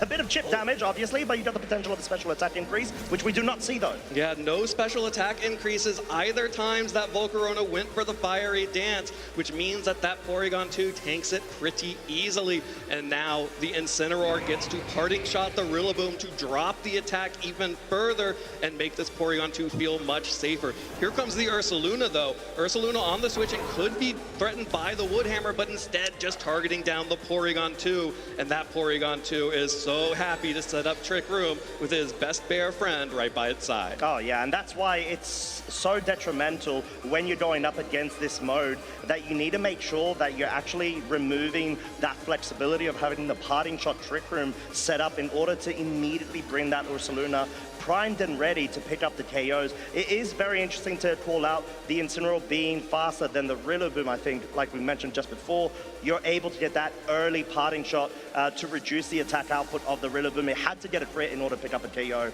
and that's why we're actually seeing the switch out for that pivot action. Yeah, more pivoting, more intimidates, doing whatever possible to keep this Ursaluna in check by whatever means necessary. Takumi will go ahead and protect the Volcarona. Just again, has to stall out these turns of Trick Room, but Ismail is not falling for it. Just catches Incineroar on the switch-in with a Facade. Deals huge damage to Incineroar, and Porygon 2 is back to full. Yeah, sustaining all of that HP, being able to essentially have a full 100% HP recovered. Porygon 2 is not a point that you want to be able to be at if that is on the opposing side of the field, because right now, all you need to do is just try to commit to playing defensively. If you're Takumi, maybe try to get that Golden Go switched in, anticipating a Facade in that slot. I think that's the only reaction you could try to go for, because you need to try to outlast these remaining turns of Trick Room. Yeah, anything to outlast the Trick Room with Ursaluna, with Guts activated already. And Ursaluna does go for the Facade, will be negated by the Ghost typing of the Golden Go, and actually the Terra Blast coming out, dealing a little bit of damage to the Ursaluna, not one of Takumi's Pokemon, as the Fiery Dance finally gets a special attack increase on this turn of Trick Room. So one more turn of Trick Room has been wasted here, as Takumi gets a lucky break there and is able to survive. Yeah, that may have potentially been a misclick there, but the state of the matter remains, like we mentioned, one final turn of Trick Room remains. You need to be able to now, if you're Takumi, bring in that fake out pivot. Probably going to be an Incineroar in order to reduce the damage output yet again of the Ursaluna, but that's taking into consideration you're probably going to lose it. So that immediately means subsequently you're going to have the Rillaboom fake out pressure, but there's no defensive play on the Volcarona. It's out for the count. Yeah, Volcarona is just down to another Facade, and Porygon 2 is stuck Terra Blasting into the Golden Go. Wow. Which will be able to fire back finally with a Make It Rain, and Ursaluna has been removed from the board for the first time this set. Yeah, and of course this will invite the fake out users to come in. Probably going to be the Incineroar, although you got the option of going for that straight damage onto the Porygon 2, and that's why Rillaboom is such a great key piece here, but you're going to have to contend with that opposing Incineroar. Obviously, we've got Golden Go immune to the fake outs, but it's at -1 special attack. It doesn't have its choice specs. I don't think it has the necessary firepower in order to dispatch of this Porygon 2, which can easily close out this game as long as it's got that core of Incineroar and Amoonguss right by its side to support it.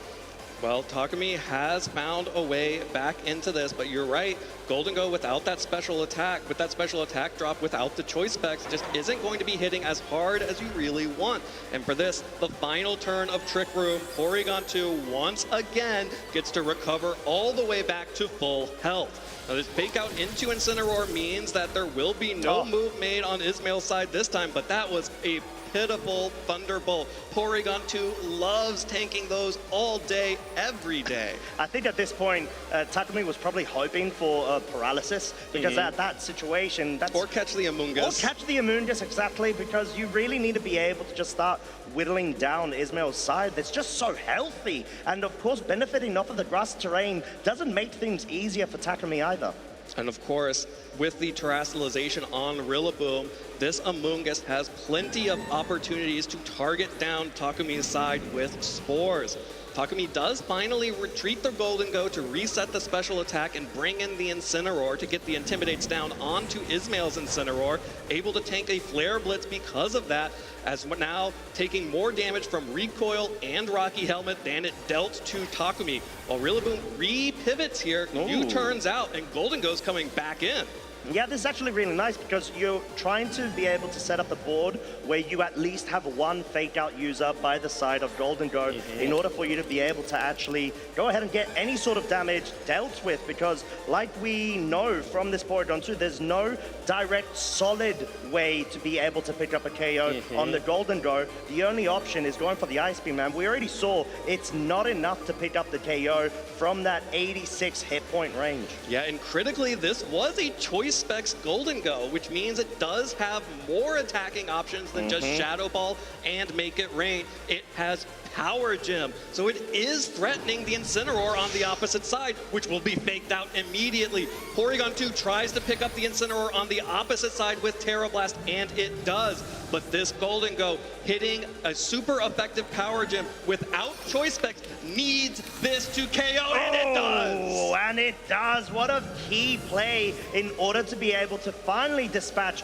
of that fake out user pivot cycle that we've been seeing. And now you're going to be able to bring in your Rillaboom. Whilst we have already known you've got the fake out pressure, you've got that Water Terra Amoonguss on the other side of the field. You can finally start threatening it. However, something to also call out, I believe Rillaboom did lose its Assault Vest earlier, so it's going to be taking a bit more damage than it typically would.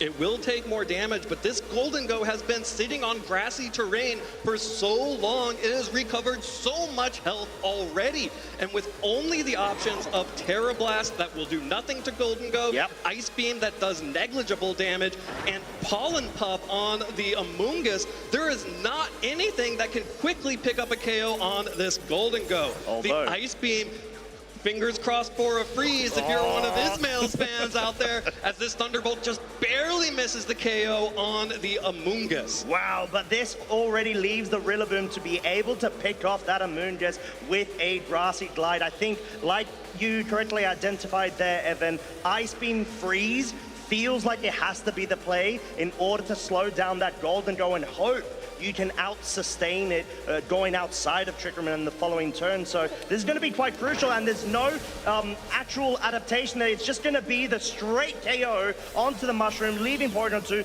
on its lonesome self. Yeah, Rillaboom making the most of the grassy terrain while it's got it. Picks out the KO onto Amoonguss with that Grassy Glide. Another Ice Beam onto Golden Go, gets the freeze! Oh, wow! It is a warm summer day here in Brazil, but not for Golden Go, which is going to be spending the turn frozen. That is not a good place to be in if you're Takumi, because you need to be able to out damage this Porygon 2. Obviously, we saw the Ice Beam isn't as effective, but it's the fact that if it accumulates over time, you give it an opportunity, 3 or 4 Ice Beams, it may well actually be able to finish it off, but the Rillaboom is still available, does have grass may not have grass terrain, but the important thing is you want to be able to start picking up the damage as fast as you can.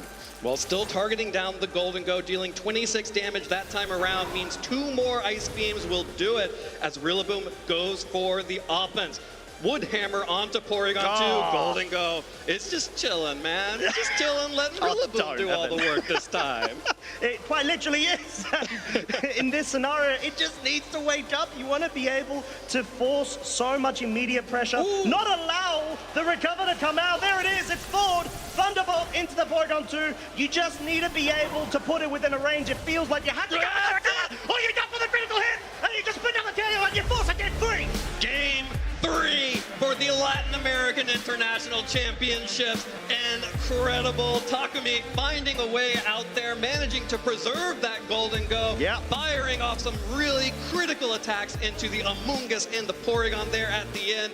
Incredible play. We are going to a game 3.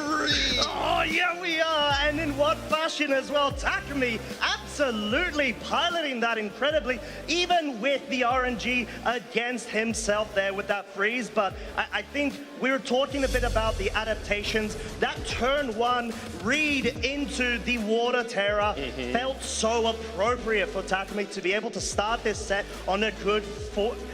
Although we did see Ursaluna at some point, it just took too much damage to the point where it wasn't able to essentially get its sweep set up. Takumi dealt with that threat so incredibly well. You got the Intimidate cycles going, you made sure the Fake Out was always available, if not on every second turn, on every third, and you're able to get that pivot cycle going with the Rillaboom and Incineroar, and that's such a key way to be able to slow down the momentum over from Ismail's core 4. Yeah, and a couple of really key things that Takumi did there. I think he identified that Ismail, with that Ursaluna, was leaning towards the facade, never clicking headlong rush, which meant that Golden Go could switch in there and waste one of those turns to the normal immunity. And here we go.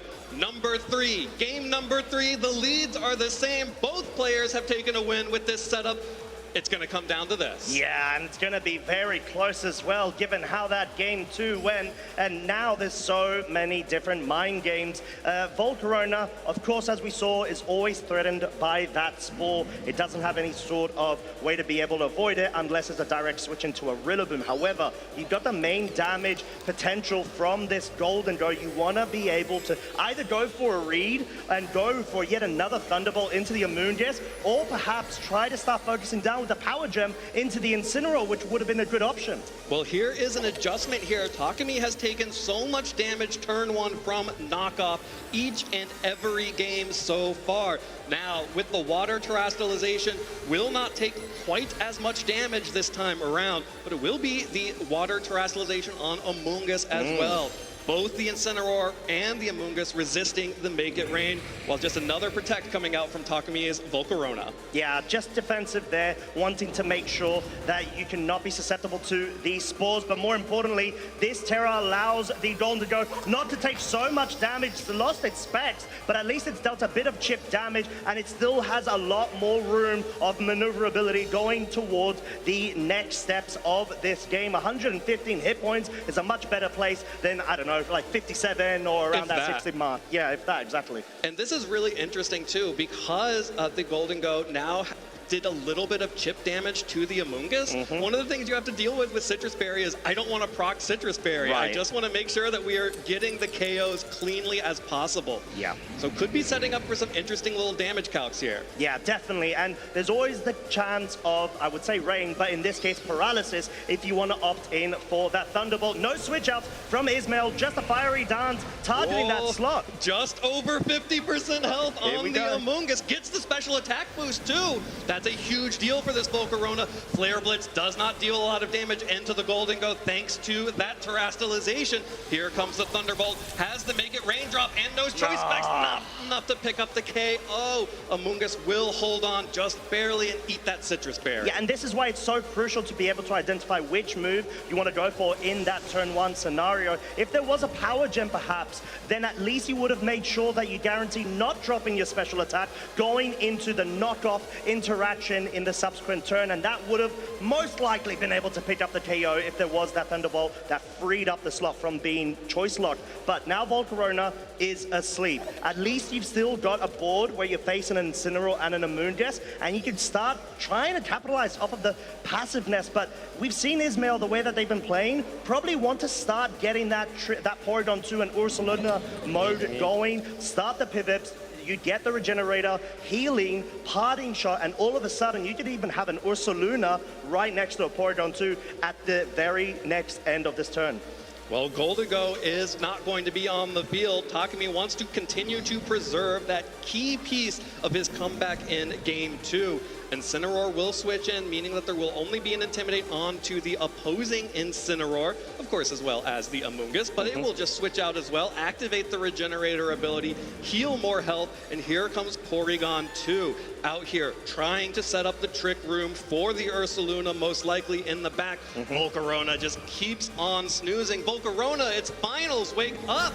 As Incineroar goes for a parting shot to immediately remove that boost that it received from the Fiery Dance. Yeah. And at this point, you're just setting up your board quite nicely, being able to take advantage of that additional turn of sleep. You can easily start rotating. Let's say just make sure that you've got the Ursaluna proc of the Flame Orb into Guts, and even start pivoting around. You could go for a Protect, you could either even bring in the Incineroar once again. As long as you're able to just reduce the damage output of Takumi's side, you're in a good spot. You've got that sustained strategy in order to be able to capitalize off of it. And something to note as well, all of the download boosts so far have been attack. They have not been special attack, which is so crucial as we see the Volcarona wake up. Volcarona heard me. It woke up and went for a fiery dance, dealing a little bit of damage to that Ursaluna. Of course, every piece of chip damage on that Pokemon matters. This is the biggest offensive threat on Ismail's team, and it has just taken a hit for the first time this game as Rillaboom comes in to replace Incin. And the fact that Ismail wanted to go for the offensive play with the Ursaluna, not want to go for that safe Protect Trick Room, really means that Ismail wants to start wrapping things up because of the -1. Not enough to pick up the KO onto the Volcarona, but the Trick Room is now on the field, and Ursaluna is still within a slot where it's quite nicely placed in order to start sweeping. However, -1 attack, you need to potentially consider switching out. It's a -1 attack, but also this Rillaboom just set up grassy terrain, can start launching grassy glides into the Ursaluna and basically into everything on Ismail's team except for Incineroar. Yeah, and I think in this scenario, Ismail can easily want to try to bring that Incineroar back in. However, you really need to focus on the nature of this Volcarona. It hasn't been going as much for the setup move of Quiver Dance. It's been hoping for the boost via the Fiery Dance, whilst at the same time in parallel, dealing the chip damage required. And there it is. Ursaluna switches out, saying, no, I want a bit of a break right now. I want to be able to get that Incineroar cycle going, as there we have it. Second Incineroar says, yeah, I want a bit of that as well. Let me join in. We've already had first Incineroar, but what about second Incineroar? As the Intimidate actually landing most critically for Takumi's side. Getting the Intimidate down onto Ismail's Incineroar, which means that those Flare Blitzes and knockoffs will not be quite as effective. And another turn where Volcarona is just protecting, just stalling out these Trick Room turns, and Ismail is trying to focus it down. Yeah, and being able to have the compounding effect of the grassy terrain recovery with those leftovers mean in a couple of turns, it's just going to be so healthy to the point where it can actually start setting up as long as you're outside of Trick Room and there's no direct threat on the other side, obviously looking at you, Ursaluna. We're all looking at Ursaluna in this game. When Ursaluna isn't on the field, we're all asking, where's Ursaluna? Bring Ursaluna back. But here, we have the setup here. Incineroar has Fake Out, prevents Porygon 2 from going on the offensive with a Terra Blast. Instead, just a Flare Blitz from Incin. Not enough! 8 hit points! The Intimidate and the Grassy Terrain and Leftovers Recovery have kept the Volcarona up on the field, and a Terra Blast into the Incin, a critical hit. Deals good damage right back. Yeah, and that's so important to be able to start whittling down the HP of these super bulky Pokemon. Sure, there's grass terrain on the field. The fact that the Volcarona survived is so crucial for Takumi because you can best try to utilize that even towards the mid to end game scenario that we're very quickly approaching, and just try to capitalize off of coming outside of Trick Room, making that the bait in order for the Goldengo to come back in and start trying to sweep. Well, and here is a big turn. Volcarona protecting again. Ismail is continuing to target down that Pokemon as Takumi is continuing to protect it from any attacks. And the knockoff, knocking off Porygon 2's Eviolite is so huge. That is where Porygon 2 gets its strength, gets its defensive stats from that Eviolite, and without it, it is now much more vulnerable to big attacks like Wood Hammer and Grassy Terrain. Yeah, and that's huge for Takumi because now you know that the previous damage calculations are slightly off, to say the least, obviously. 50% to your physical defense and special defense is so big for such a bulky Pokemon at that. Ursaluna is now, however, back on the field, but being able to have Volcarona quickly recover its HP and just try to last the remaining turns left of Trick Room in order to better place your Goldengo is such a really cool strategy and take on being able to try to utilize such a setup sweep potential set. Yeah, a couple important differences here though. The Goldengo has Terrastalize, which means there is no immunity to Facade. Facade is now extremely safe for this Ursaluna to go for on basically any Pokemon, and it has not been intimidated. No, and that's so crucial because obviously you pretty much see a KO with a facade as long as you don't see a protect.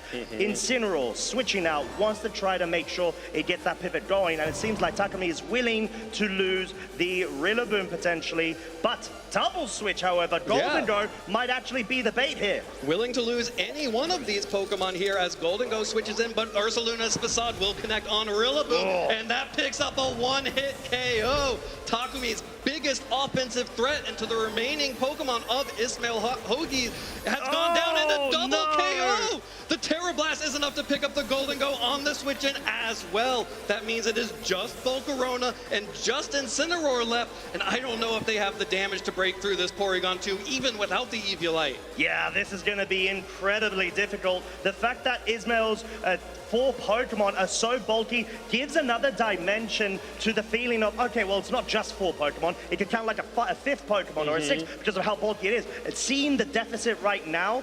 4 versus 2 is not where you want to be with Takumi. You don't even have a setup already available on your side. Sure, you do have Fake Out. You are going to be able to slow things down a tiny bit over Ismail's side. You've got an Intimidate, most crucially, on the Ursaluna. Probably going to be able to survive with an Incineroar, but you only have 1 Fake Out. And at this point, Ismail probably sees a KO on the Volcarona with both Porygon 2 as well as that Ursaluna. Yeah, these are all tasty KOs on the board, but Ursaluna will just retreat, trying to make sure that things are safe for Ursaluna the next time it shows up. Intimidate will connect onto the Incineroar, while Porygon 2 most likely trying to be protected from an all-out assault. Instead, just the Fake Out here, as Porygon 2 will be unable to set up Trick Room, and Volcarona goes for a Fiery Dance. It's just a little bit of damage into that Incineroar, but not get another special attack boost critically as well. Yeah, I love this play because this was the super safe play in order to have that Fake Out available in the subsequent turn, get the Trick Room set up without being directly threatened of a KO onto your Porygon 2 outside of, let's say, a critical hit from a knockoff. But even at that case, you're not going to be able to get rid of the Porygon 2, even with the Eviolite loss. You just need to be able to set up Trick Room yet again. Ursaluna comes in and Sweep City begins. Yeah, and because that Incineroar on Ismail's side has proven to be extremely fast, the Fake Out pressure is largely just on Ismail's side now. And actually, because the Incineroar already used Fake Out, it totally is. So Volcarona is left protecting, being passive and unable to get any damage off. Would not have dealt anything anyway because of the Fake Out, but it all comes down to what damage this Incineroar can do. In fact, it will do none. The damage it's doing is stat-based, hoping to make sure that Takumi can stall out as many turns of this Trick Room without giving Ismail a free switch into that Ursaluna. Yeah, this is looking incredibly dire to much of the point where I don't see a clear win condition from Takumi's side. You needed to be able to have a lot more HP available for Volcarona whilst having additional special attack boosts to really make it a threat in order to pick up those KOs, because the fact that Porygon 2 without an Eviolite can't get KO'd right now is incredibly bad, as it's not even able to pick up the Volt. Yeah, can't pick up the Volcarona, the knockoff, not enough to pick up the Incineroar either, even with the boost from holding the safety goggles, and the Flare Blitz will just clean it up for Ismail, and Ismail is 1 Pokemon away from becoming your Latin American International Champion. All it needs right now is for Ismail to pick up the Incineroar without support. It is on its own. Takumi, at this point, has so many of their resources wasted, and we've got Ursaluna in Trick Room, fully ready to pick up the KO, and we have it. Ismail Hogi is your Latin America International Champion of the Junior Division. Yeah, the Ursa King gets its crown, finally. Ismail, having been a finalist last year at the European International Championships, will finally add a championship title to his resume. And wow, what a way to kick it off for our Video Game Championships Sunday. What a match from both players, going the distance, 3 games. Congratulations, Ismail. You truly deserve that victory. Yeah, that was an incredible showcase of pure strategy as well as understanding of what sort of flowchart approach you need to be able to take with that. Identifying you've got to be able to utilize that core 4 of the Amoonguss Incineroar Porygon 2 as well as that Ursaluna, you've got really cool elements within that essentially most of the time could just guarantee a really favorable situation for you to be able to pick up a very clean game against Takumi's archetype of team. But Takumi did a really good job in being able to bring that game 2 back and really push all of the stops in that game 3. Yeah, some really clutch decisions from Takumi to keep Ismail guessing in that game 3. Yep. Switching up to the terrestrialization to terrestrialize the Golden Goat immediately to preserve its hit points, and so many clutch survivals, surprising even Takumi to think that his Pokemon were trained with such love and care to survive those big attacks. But once Ursaluna got rolling, it was Oko City. Oh, that's sort of what we're talking about. That's why it's such a very big threat in the meta, being able to position yourself to the point where it just sweeps can really take games. So a very impressive play from Ismail, of course, but we're going to hear very shortly as well from himself with Pablo over on the stage. Yeah, incredible stuff coming out there from Ismail to win this championship. I loved watching how he piloted that team. I am a Porygon 2 Among Us Incineroar lover myself, and it is not an easy team to pilot. No. There are so many decisions you have to make. You have to be able to position your Pokemon precisely, otherwise you get stuck with a lot of lack of offensive pressure. But Ismail Hogi is your new international champion in Latin America, and let's hear from him about what this means to him. Pablo, take it away. Thank you so much. I'm here with Ismail. Congratulations.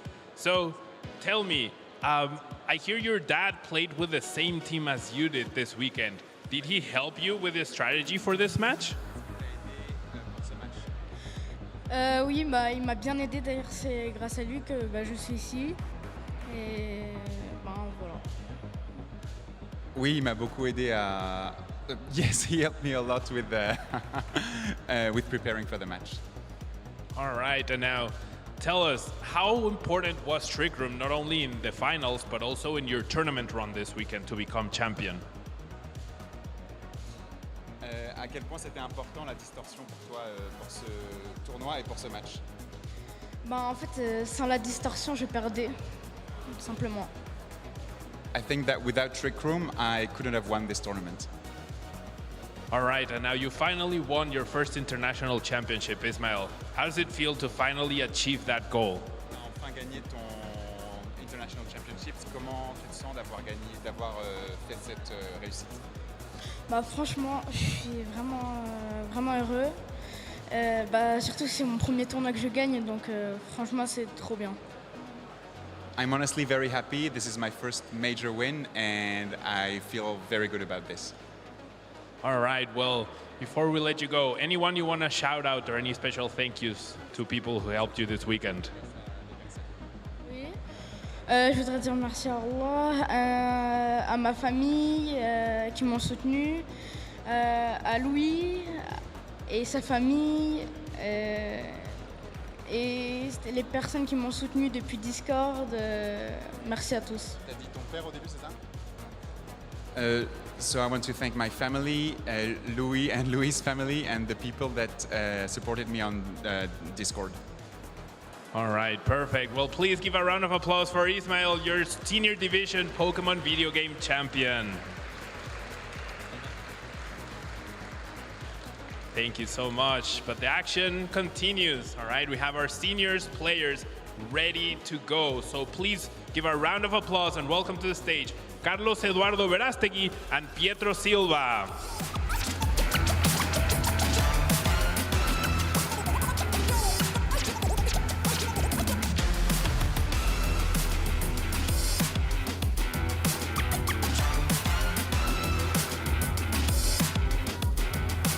Welcome. All right, Carlos, you're the LATAM representative here. What would it mean to win it for Latin America right now? Carlos, tú eres el representante latino en la final senior del Internacional de Latinoamérica. ¿Qué significaría para ti ganar? Significaría mucho para mí porque yo soy el único latinoamericano acá y yo quiero que esto sea por mi país, por todos los peruanos que me han apoyado por aquí. Y sin ellos y sin ellos no hubiera llegado hasta aquí. Así que también gracias a Commander y a mi Capi que está ahí por apoyarme, y a Dodian y a todos ellos. Y a mis padres también, los aprecio tanto. It will mean a lot as the only Latin representative here on finals. I would like to thank my family and friends over there because I'm representing the Latin community here in my country, so it would mean a lot. All right, perfect. And now, Marco, you've already won an international championship. Are you still feeling nervous, or is it just another day in the office for you? I think it's pretty average for me to reach this far, especially because I believe I'm a decent player, so I think I can pull this off. All right, love the confidence. So, any words to your opponent before the finals match? I'll just hope for a good game. All right, perfect. And same for you, Carlos. Any words to your opponent before we begin the match? ¿Algunas palabras para tu rival antes de empezar la partida? Mucha suerte a Pietro y que sea una batalla justa y mucha suerte. Good luck to Pietro, and I hope for a fair game. All right, perfect. Well, please give a round of applause to our senior finalists, and let's get this match started. Players, please go to the table, and casters, let's get this match started. While we see our seniors division trainers take their seats, I'm here with their family. I've got Carlos Eduardo's dad here, as well as Pietro's brother. First off, I want to ask you both, how proud are you of your son making it to the finals? Yeah, I'm very proud. I didn't see this coming, you know. It was very tough for him, and we are very thankful for everybody who supports us. Marco, how proud of you are Pietro for making it to the finals? I'm really, really proud of him. I feel like he puts in a lot of work, and his plays has been really, really good lately. Can you talk to us about that just a little bit? What was the prep like for Pietro for this event? So for this tournament, we haven't practiced a lot together, but he told me exactly what he wanted to play, and I tried to build a core based on what he wanted. And since I know that he's one of the best players in that archetype, I tried to put together a team that suited him well. And yeah, he was able to reach the final, and we'll see how it goes. Very exciting. How about Carlos Eduardo? What was the prep like for him entering into this event? Yeah, we did some practice with his coach, Commander, with Capi, with everybody from team building from Peru. So we are very grateful for this. All right, final words of encouragement before your loved one takes the finals. Yeah, no, I just hope that it will be like a fair match without too many maybe dark close sleep or something like that. But yeah, I hope to see a good match. How about you? Final words of encouragement? I hope that he can win, and I know he's gonna do it. It's gonna be a great match. Casters, over to you. I love hearing from the family members. I also really appreciate Marco being introduced as Pietro's brother. I know. For this game, Marco, you are just Pietro's brother. A bit of a prelude. It is going to be so exciting to see both of these players take the stage and start competing in this event, because these are two incredibly strong trainers. Of course, Carlos Eduardo Verastegui has had a finals appearance already this season at the Lima special event and has had great placements in international championships in the past, but has finally made it to the finals with an opportunity to be the champion. Yeah, and versus Pietro, of course, Nihal Caludura Silva, Gdansk regional finalist only this season. At the same time, in parallel with his brother as well in the Masters division, but of course, we know that he is the London EUIC champion in the juniors division of 2023. So looking to try to nab up a new title, a new IC in a new division. Absolutely had a dominant season in 2023 as a junior, having now aged up into the seniors division, has already established himself as a key threat for all of the other seniors out there to take into consideration. And this is the team that Marco said he and Pietro worked on. This is that male Ndidi with the Psychic Seed Sneasler plus Talonflame Tailwind Hyper offense. Yeah, and this is definitely Nielsen Brothers brother inspired over in the EU region. We've got the multitudes of having the Blood Moon Ursaluna, Talonflame Core, accompanied by Male Indeedee, Sneasler. You could easily bring those four nearly at every game, but then Amoonguss and Dragonite act as certain pieces in order to be able to check certain, of course, matchups. But at least in this scenario, we see Male Indeedee does have that Psychic Terror. If it is allowed more breathing room, it actually picks up some really important damage couch and starts whittling everything down for the Sneasler to Oko. Absolutely, and a couple of interesting techs on there, like the Terra Dark on Sneasler, as well as the Terra Steel for Dragonite instead of the Terra Fairy that has been most popular. But here is Carlos Eduardo Veristegi's team. This is a classic team that we have seen in the Regulation H meta with the Magmar, King Gambit, Dragapult, Sneasler balance. Yeah, I think this is definitely Michael Kelch inspired as well. One of the best EU region players, but of course a bit of a own take from Carlos Eduardo's side. We've got the Sneasler, Grassy Seed, accompanied by that Rillaboom, which those two versus a Male Indeedee and Psychic Seed Sneasler definitely spices things up in this matchup, and we were talking a bit about it as well, Evan. We definitely feel like there's great potential to actually see both duos come into the fore. Yeah, it could be a terrain battle over activating your seed to also activate that Unburden boost to double your speed as you consume your item. Of course, we also have just incredible offensive power coming out from the Terra Dragon Dragapult that has made an appearance here in the finals. This has been a team that Carlos Eduardo is running that has been extremely popular in the Masters division because of the offensive threat of the Terra Dragon Dragapult alongside the Sneasler. Yeah, and something also to consider, this isn't the first time these trainers are going up against each other, not only for this event, but in general. This is the fourth time they're going up against each other. Overall, in the three earlier matches, Carlos Eduardo has the advantage 2-1, but let's see what's going to happen. Make some noise for the seniors finals. Carlos Eduardo leading with the Primarina and Magmar versus Pietro's Ursaluna Blood Moon and the Amoonguss. It is double redirectors on the field paired with double spread attackers. Primarina and Ursaluna will be happy to ignore the Rage Powders or Follow Me's coming out from either side, but very interesting to see the Magmar out there in front of the Amoonguss. You hate that if you are the Amoonguss player. Yeah, and no bringing the Talonflame just yet, which is fascinating. Normally you'd think you want to be able to get that immediate offensive pressure on the field, but having the utilization of the Terra Normal accompanied by redirection, it really does prove that it's a really good place to start picking up those immediate KOs if possible. Yeah, well, speaking of immediate offensive pressure, Terra Normal on Ursaluna Blood Moon is scary. And actually, it's so scary, all three Pokemon on the field have protected itself from that Ursaluna. Very good observation there, of course, but I think one of the most crucial things of Carlos actually going on the protect front is to be able to waste that Blood Moon. You want to be able to avoid those immediate KOs as best as you can because you're not able to use that move a consecutive time. So Carlos actually identified Primarina could be well placed here in order to start whittling down that Blood Moon offensive lead and sort of trying to force the hand of Pietro to have to bring a potential Male Indeedee and Sneasler in the back. As we were talking about just now, Evan, the terrains may potentially be quite crucial if both of our trainers have that mode in the back. Well, Pietro at least has not brought that mode, instead opting to switch in the Dragonite here.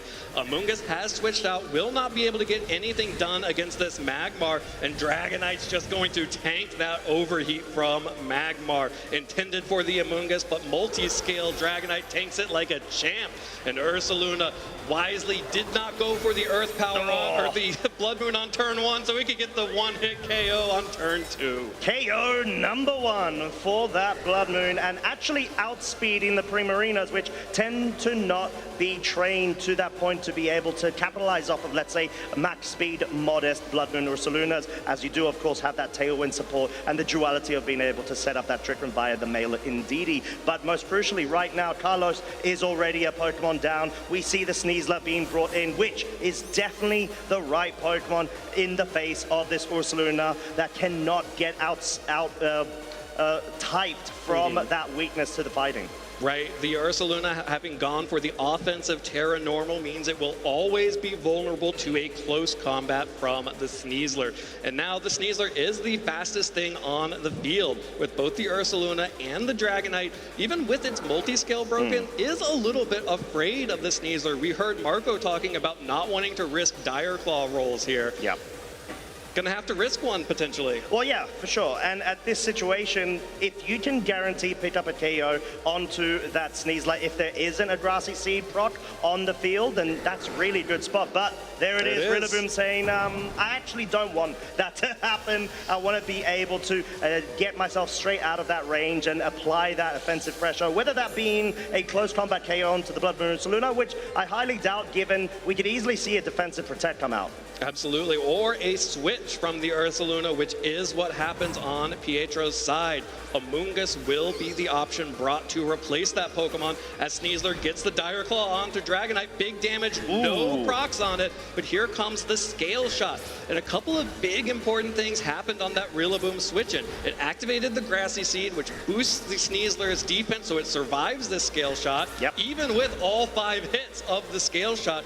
And it will still outspeed the Dragonite even after the boost here. Yeah, exactly, due to its unburden ability. And in this situation, you're really primed to be able to have all of the offensive and disruption sort of pressure from Carlos's side. You get the Fake Out, you can easily go in to the Amoonguss Ball, or even the Dragonite at this point. You need to be able to pick and choose. Both of these Pokemon are capable of going for the Protect, so it's just going to really come down to which Pokemon to prioritize on. Pietro feels relatively comfortable in order to try to get perhaps a redirection option on the field. We know that Rage Powder is still available, so probably just going to go for the very safe double Protect in order to stall that out.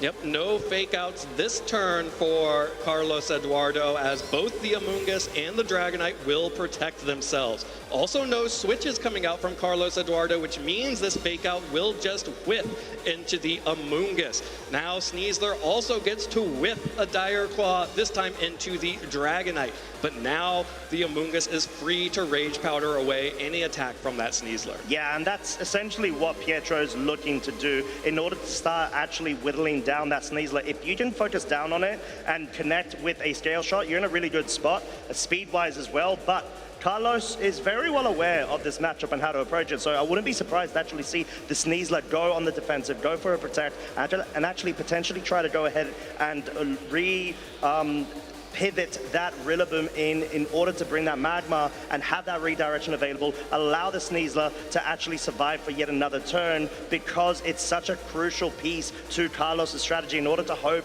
to try to come back versus Pietro's 4. And we do have to note that Dragonite is not running extreme speed. It is the Stomping Tantrum version, which means it can't outspeed the Sneasler and just goes down to this Dire Claw. No redirection coming out from Pietro's side, as it is just going for a Spore into the Sneasler instead, and will happily tank this Wood Hammer from the Rillaboom as well, dealing again more damage back with Recoil and Rocky Helmet than it took in the first place. Yeah, and the Spore is unobstructed, able to target down that Sneasler, of course. No sort of defensive switch-ins there to try to catch out that Spore with that Magma that, of course, does have the Vital Spirit, so it'd essentially be immune to it. However, we actually get a bit of a sneak preview here. Male Indeedee is so well placed versus Carlos's team right now. You're able to, even without Terra Psychic, just deal so much damage, especially given the fact that the Amoonguss actually does have Sludge Bomb. It's going to be able to super effectively threaten the Rillaboom, maybe even to the point that even if it is an Assault Vest Rilla, it might even go down. Yeah, the double up of Expanding Force plus Sludge Bomb is still extremely scary to that Rillaboom, which has lost terrain. So its Wood Hammers are are not as powerful, and Grassy Glide is off the table, does not have the priority anymore to attack into either of these Pokemon. That being said, It is Assault Vest, so it may just be able to defend against this onslaught, but instead, Carlos Eduardo is going to protect that key piece of the team. Yeah, and I think Carlos is really hoping for a wake-up, if possible, but of course that's just not going to happen. That's not the case. Sneasler had the mandatory sleep, and it will fall down to this expanding force. Question is, does the Magmar survive? It should. From that range, Sludge Bomb should not be enough to be able to do so, even if you do pick up a cheeky little secondary effect, Poison. But most crucially, Rillaboom is going to come back onto the field. It's going to have Fake Out available. It's going to have the grass terrain via its Grassy Surge. But Pietro always has that additional third Pokemon in the back. If you want to try to go ahead and get your own terrain to beat this terrain wall, you could easily go for that switch up, but that is at the cost of a potential focus with the Rillaboom into the Ursaluna slot. Yeah, and I think Indeedee, could just pretty easily switch out here to conserve terrain and win on the Expanding Force in the future. Definitely would be enough to pick up the KO on the Magmar and would deal good damage to the Rillaboom if Amoonguss has the opportunity to just focus it down with the Sludge Bomb. Yeah. But Magmar does still threaten big damage with Overheat. Yeah, and I think in this situation, you have to try to scout out whether there's going to be a Protect from the Magmar or not, where I could easily see being the case in order to allow itself to be able to redirect the following turn. But we do have the Terrestrialization. It will be the Terrifier on the Rillaboom in order to be able to go ahead and better protect itself. Yeah, not going to do anything to the Expanding Force, but will help against a Sludge Bomb from the Amoonguss. Single target Expanding Force, not enough to pick up the KO on Magmar without the support of terrain, which means Overheat lands, but 4 hit points remaining on Amoonguss.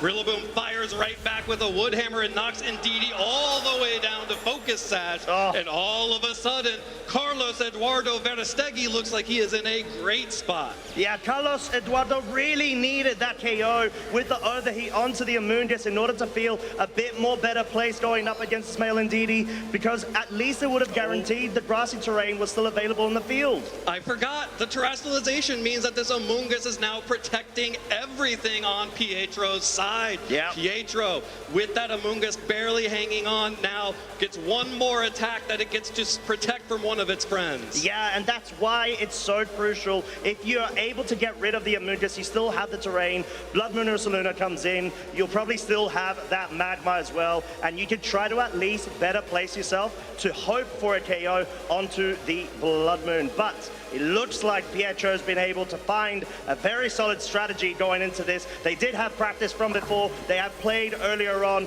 in round number 6, I believe, yesterday, where unfortunately Carlos was able to go ahead and get that win. It seems like Pietro's really learned from that. Pietro definitely has learned from that, and you can see critical damage coming out from the Rocky Helmet. Another Expanding Force will be enough to pick up the KO onto Rillaboom, and any attack from Ursaluna will absolutely pick up the KO, and that's going to give Pietro an advantage into this set. Game 1 lead, Game 1 win heading into Game 2. Yeah, and that's essentially what you need. You need to be able to capitalize off of all of this momentum and really force your opponent to rethink their strategy and board position. Actually feel all of the pressure from their side, because they really need that win. They can't afford to lose any sort of piece momentum going into it. And at this point, it's not necessarily that Carlos chose wrongly. It's more so that he lost the Primarina so early on in this set. Instantly to the Blood Moon.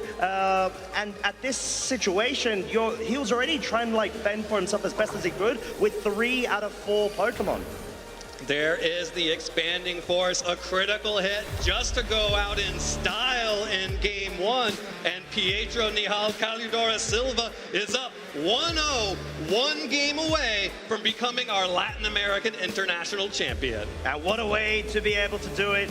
Like we mentioned, Pietro and Carlos Eduardo did run into each other earlier on in this tournament, in the Swiss rounds. But the fact that you're able to come from the back, you know that Carlos Eduardo has got a really good record against yourself as well. Really just goes to show that Pietro's really put in so much work in being able to better figure out a way to to approach this. You don't typically see a Blood Moon Ursaluna and a Moongus lead. However, it just seems like these trainers are already a couple of levels down the mind game battles. Pretty deep in understanding, you know, the flow charts that you would normally encounter in, let's say, a game one, you haven't played against each other, versus a game one from a second set. Yeah, and I think a couple of really important choices were made in team preview. In particular, that Primarina meant leaving King Gambit at home. Yeah. King Gambit, of course, with that dark typing is a huge counter to the male Indeedee, which can do literally nothing against it.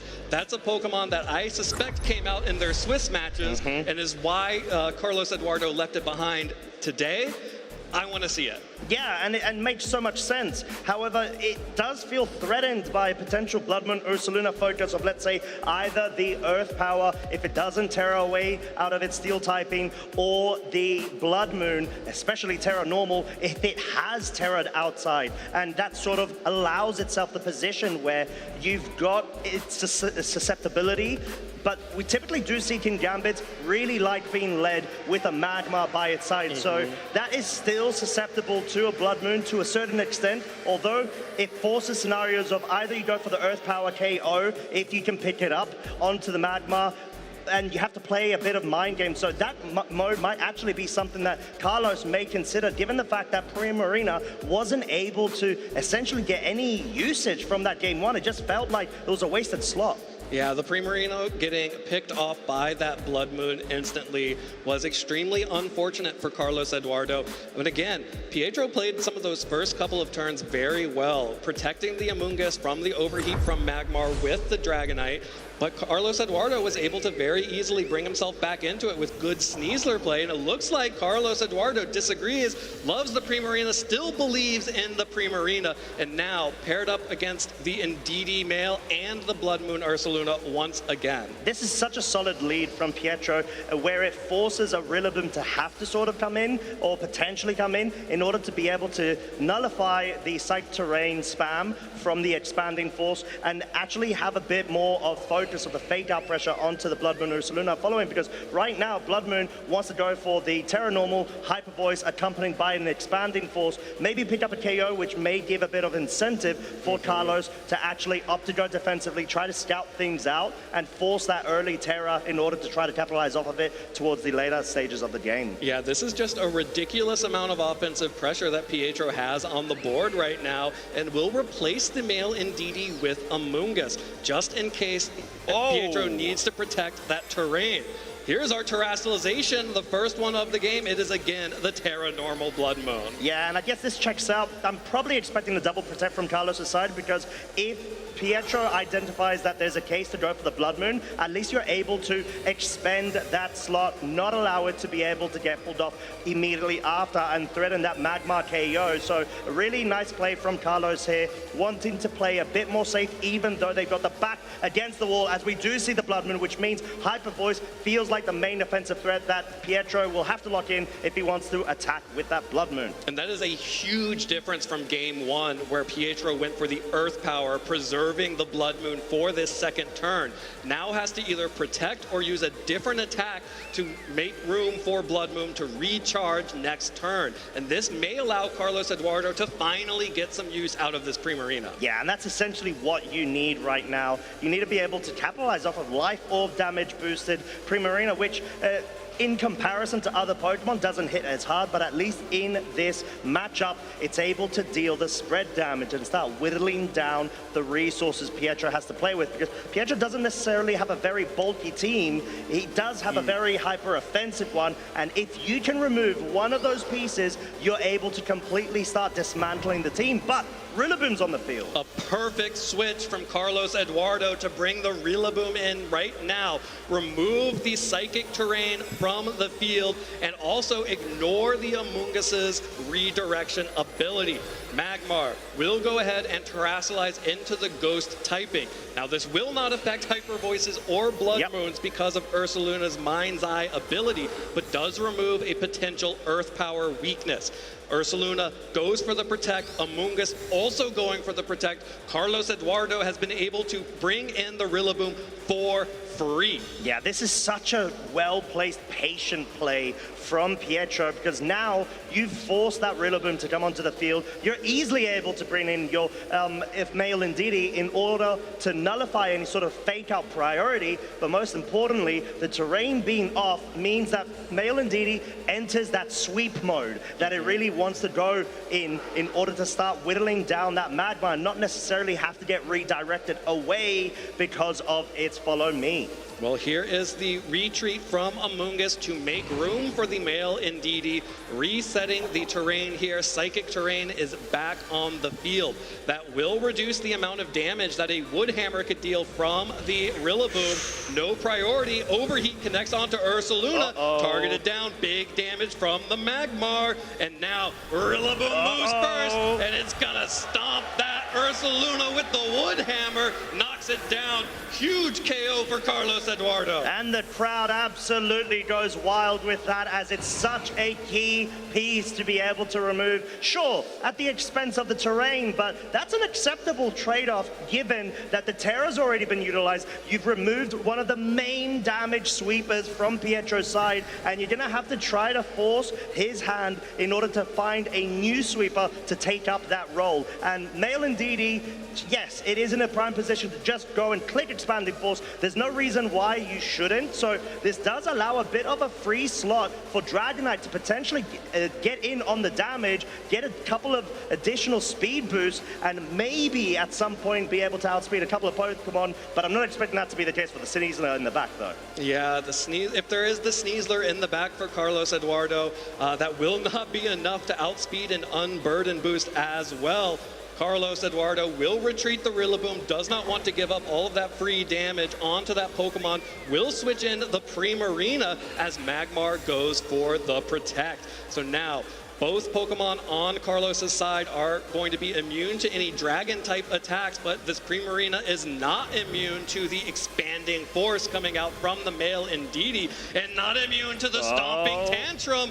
Pietro making the call there, putting Primarina all the way down to red health. Lovely play there, being able to cover for that Primarina switch in. And at this situation, yeah, okay, you're potentially going to lose your Psych Terrain, but you are really removing the available resource Carlos has to play with. If you pick up a KO on this Primarina, you really start opening the door to be able to further dismantle and make things a bit more fair in terms of the board positions, as we know that Pietro has the Amoonguss in the back. It will still be able to have access to redirection, and if the Sneasler is indeed in the back for Carlos Eduardo, he's going to be able to redirect it. Well, here is the withdrawal of Primarina. Carlos Eduardo is still protecting Primarina, protecting the pieces that he has available to win this game.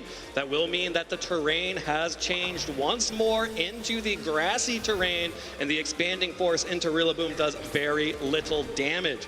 Pietro now does get a scale shot off into the Magmar, which did not go for Follow Me this time around, and that could be big for Carlos to either break multi-scale or break Focus Sash on either of these Pokemon. Yeah, at this point you want to be able to at least, I would probably hedge my bet on that Male Indeedee, because you need to make sure you get rid of that terrain nuisance in order to open up your Rillaboom further in the back. And Magma does survive obviously from that scale shot, but it's at such a low HP range. Another scale shot focus into it will probably be able to pick up the KO at the current range.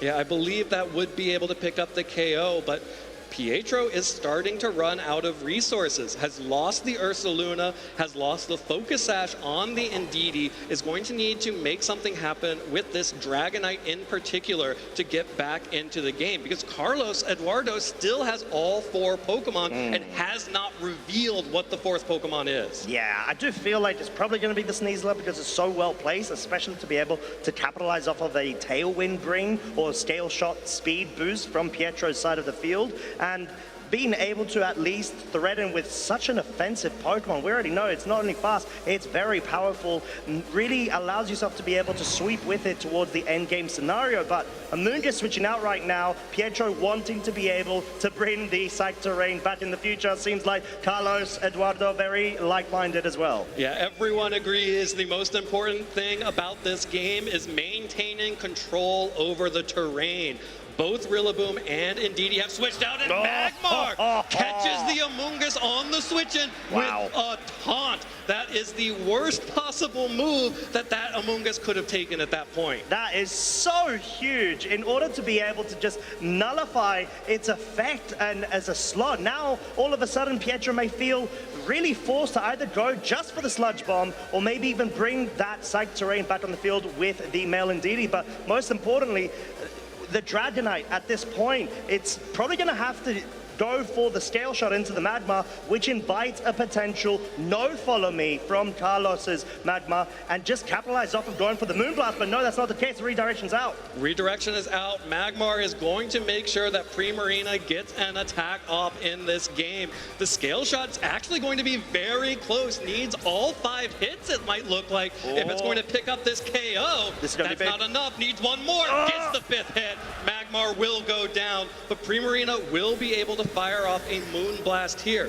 Critically, Pietro still has multi-scale up, so Dragonite will still be able to survive one Moonblast here, but that will then break the multi-scale and make it so much more vulnerable to some of these other Pokemon in the back. Yeah, and it took so much damage, and that's the power of Life Orb Primarina, ladies and gents, but it is out for this game too. Sludge Bomb able to pick it off. Now all of a sudden we've got Pietro's 3 versus Carlos Eduardo's 2. Yeah, these are the final 2 Pokemon for Carlos Eduardo. He has been able to deal good damage to the Dragonite and to the Indeedee in the back, and this Amoonguss is stuck only using offensive attacks, so does not have the redirection available just yet.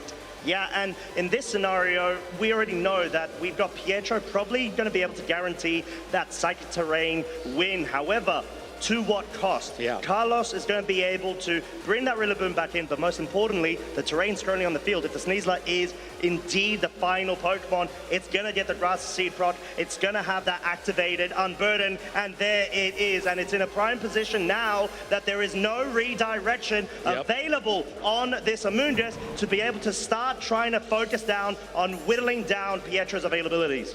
That is absolutely true. The Grassy Seed boosts the defense of Sneasler and activates Unburden. So Sneasler's speed has been doubled, just like Dragonite's has, but that means that Sneasler will still be faster.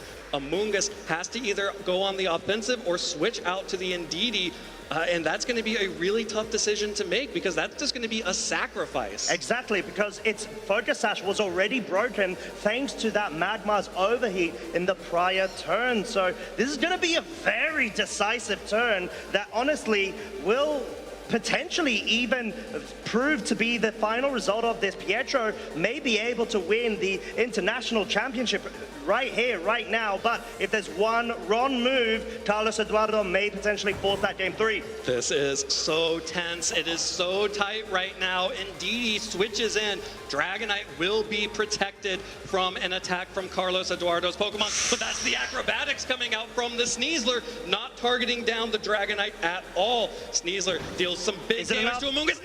Not enough. Amoonguss, 12 hit points. In game 1, it survived with 4. Now with 12, fires back a huge Sludge Bomb into the Rillaboom and poisons. No Dire Claw effects, only Sludge Bomb poison onto the Rillaboom. Oh my lordy, this invites a potential Amoonguss. I was going to say switch out, but it might not necessarily need to do so. Now that Taunt has expired, you want to be able to outspeed, pick up the KO right now. You can with this male Indeedee. You can actually make sure you win this game if you are Pietro right now, but there's the switch it. Pietro is switching out the Indeedee, brings back in the Dragonite instead.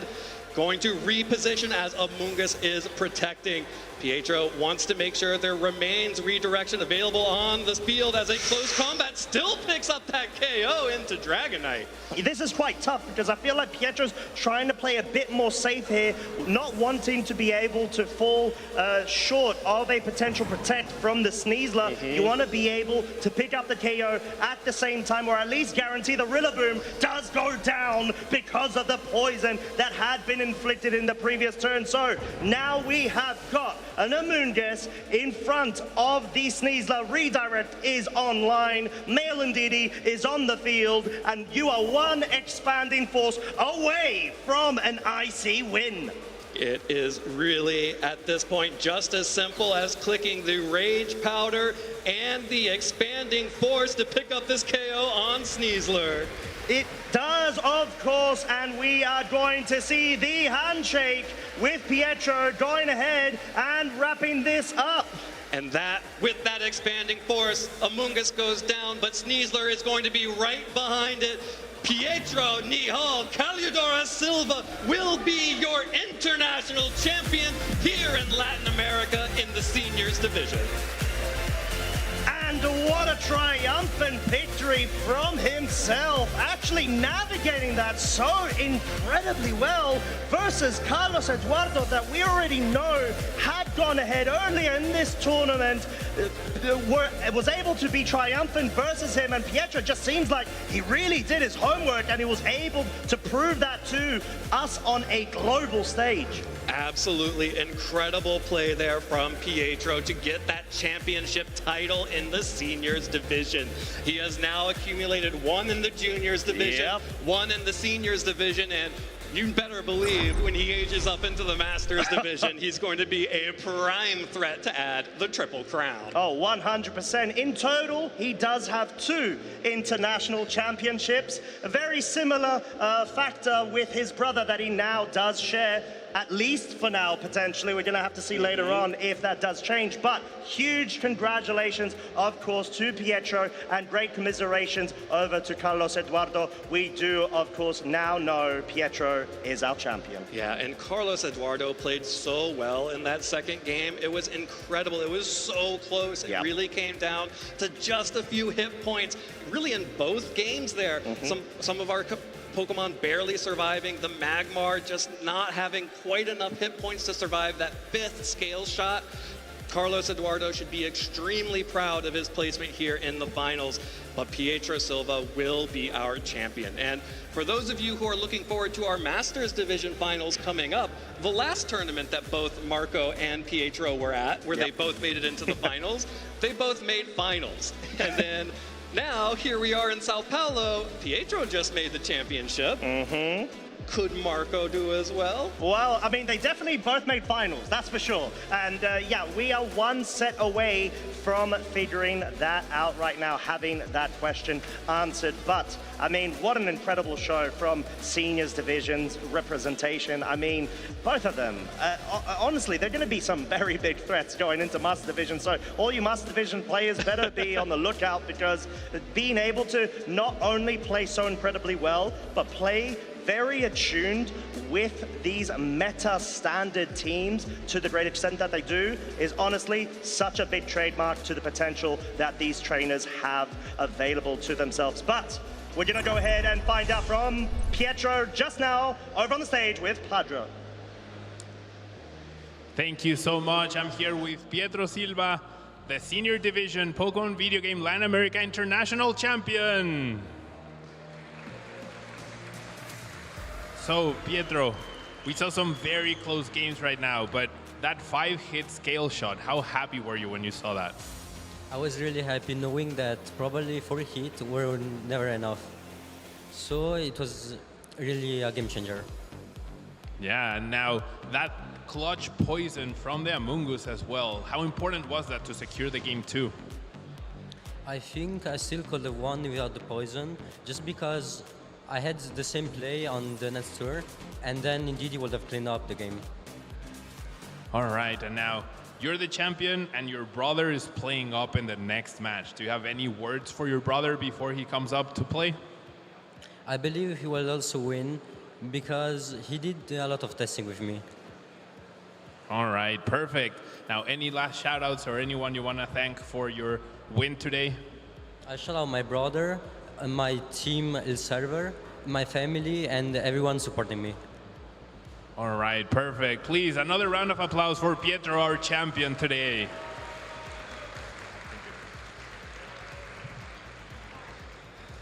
All right, we have one final match left. The Masters Division Pokémon video game Latin America International Championship match. Please welcome our two competitors, Marco Silva and Victor Medina.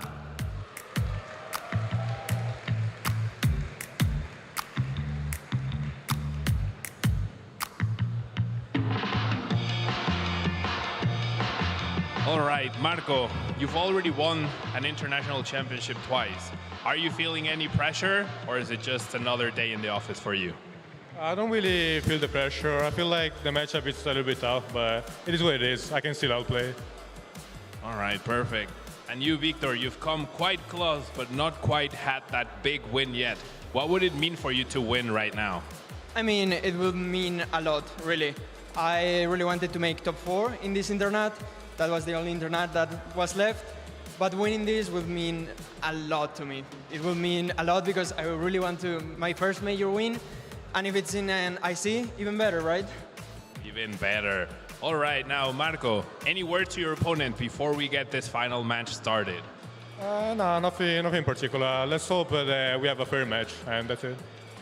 All right, perfect. And you, Victor, same. Any words for your opponent before we get this started? Let's hope we have a great match. Good luck, have fun. I really look forward playing against you. All right, perfect. Good luck, have fun to both of you. Please go ahead and take your seats so we can get this match started. All right, casters, we're ready to get this going. Let's get back to you and get ready for the action.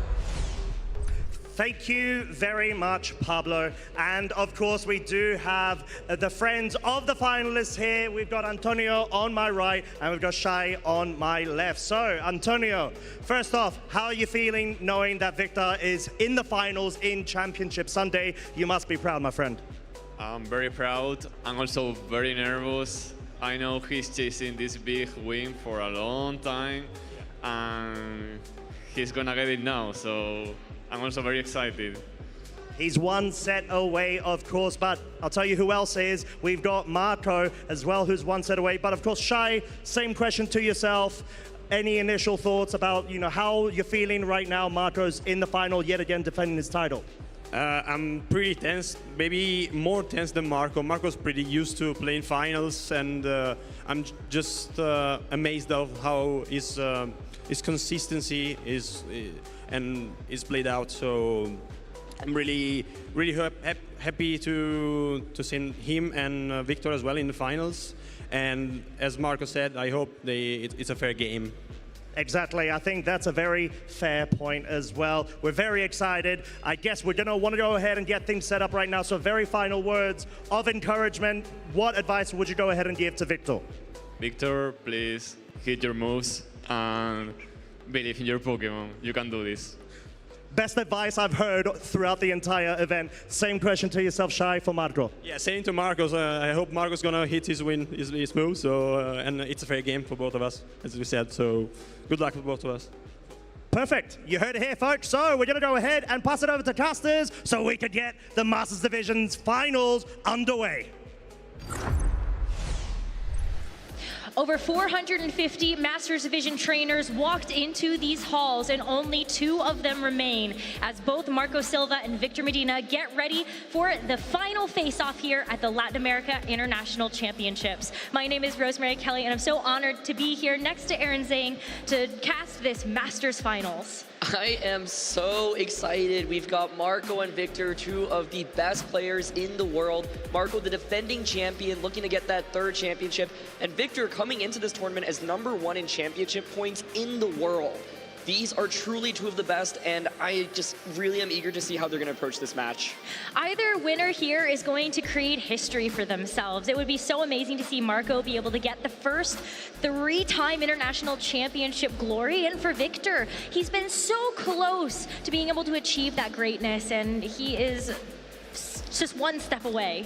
One step away, but there's a lot of tough Pokemon that he's got to face in order to claim that title. We've got that Jumpluff and, of course, that Charizard on the opposing side. We've got a Weather War here in the finals. Sun on one side, Rain on the other. Both trainers having Ursaluna on their compositions as well. And these players have had a lot of time to think about how they want to go about this match.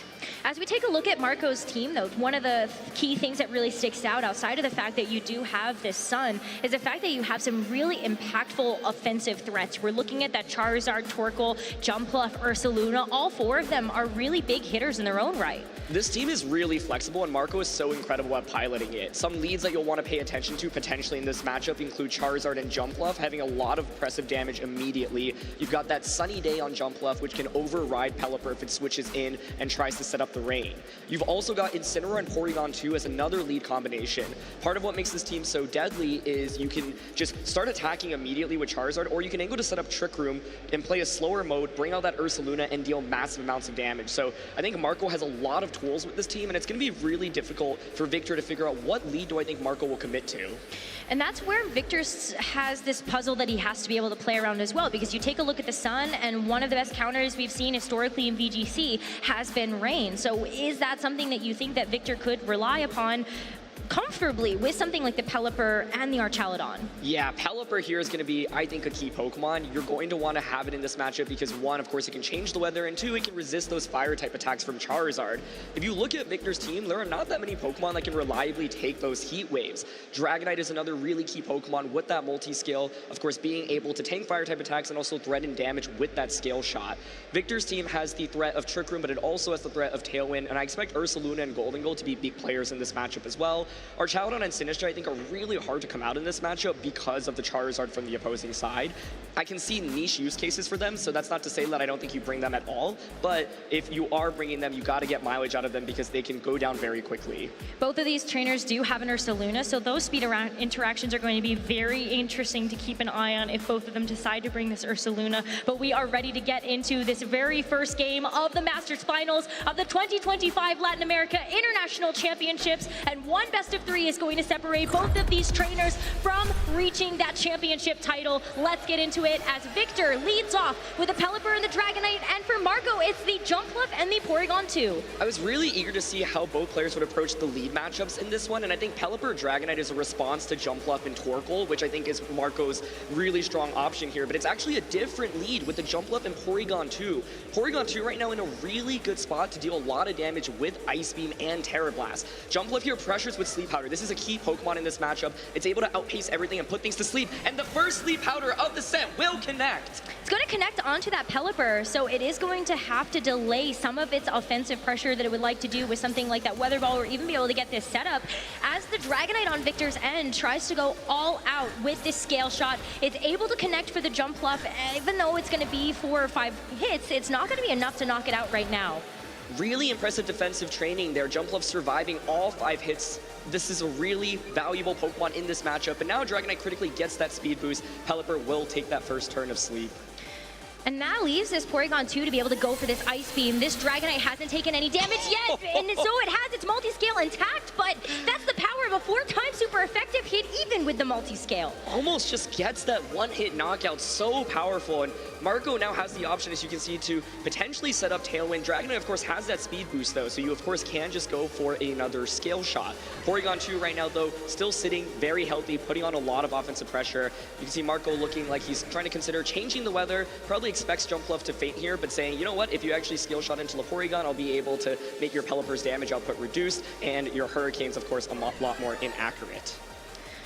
So what happens next with this Jumpluff, though? I think you've gotten a lot of mileage out of it already, being able to have that defensive capability to deal with the Scale Shot, but you also have to figure out what's going to be in the back here for Victor. As we see this Pelipper not even try to wake up this turn, it's going to be the Archaludon that comes out on the field in its stead. Jumpluff doesn't get to do anything else this game as the Scale Shot connects onto it, and it does get knocked out on this turn.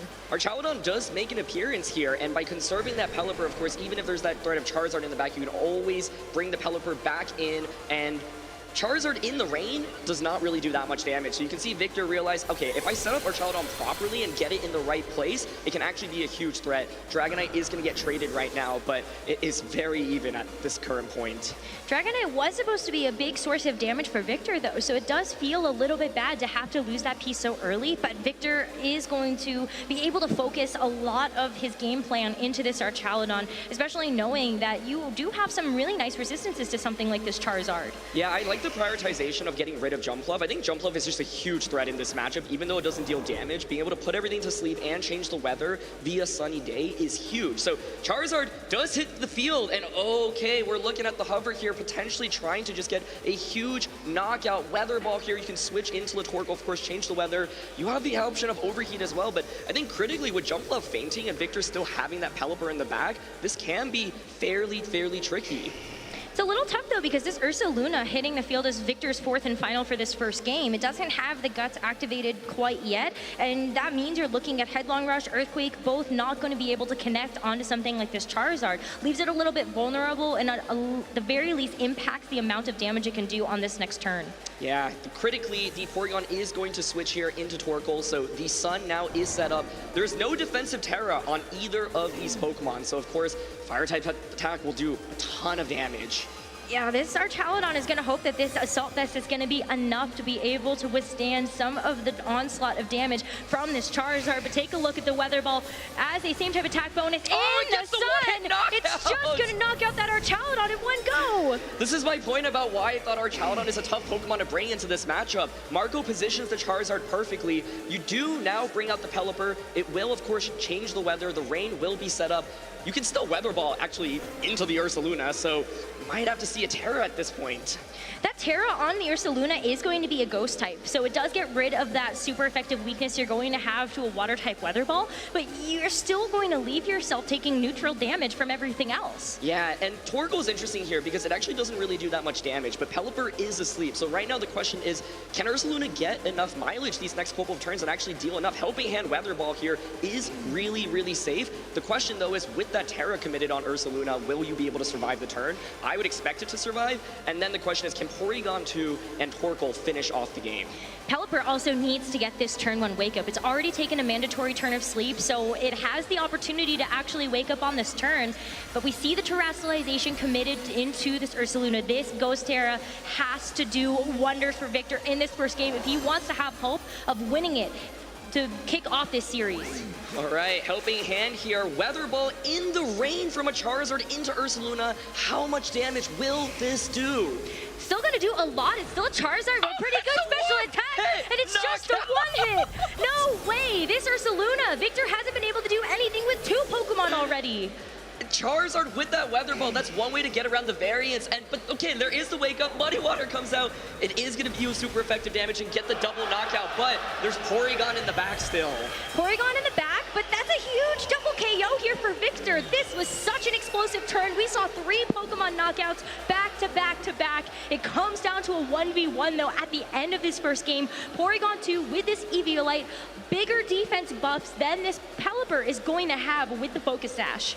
Porygon is in a phenomenal spot. Right now, you really want to avoid, however, getting hit by the Hurricane and then having Hurricane confuse you and then hit by Confusion. Marco actually lost the last regional championship finals he played in to Hurricane hitting and then confusing him into a hit. So will we see Hurricane confuse right now is the question. This Porygon 2 also just got a special attack boost, so that's going to feel really nice with that download paying off dividends. This Porygon 2 can set up the Trick Room though, get the speed in its favor, and then play around the Hurricane. Hurricane's going to connect onto the Porygon 2, but does it get the confusion? Ooh. It does not, so Porygon 2 gets to set up that Trick Room. And now it's in such a comfortable position, able to attack first, threatens with Terra Blast, which I think 2 probably just knock out the Pelipper. You can heal back from recover as well, so the odds are overwhelmingly in Marco's favor right now. That's going to be almost a one-hit knockout again here if it were not for that Focus Sash. Regardless, with the Hurricane, we are not going to see this confusion either. So in Trick Room, Marco is just one more Pokemon move away from getting the knockout onto the Pelipper and winning this first game. Pelipper opting to protect here, trying to stall out, of course, those Trick Room turns. Also gives Victor some time to think about how he wants to approach the next game. I think Porygon Jumpluff, maybe a lead that Victor wasn't fully expecting. I think Charizard plus the Jumpluff is one of the go-to leads, and And so I really, really like the decision there. No double protect from the Pelipper, and Marco's going to take this first game. The final Terra Blast into the Pelipper.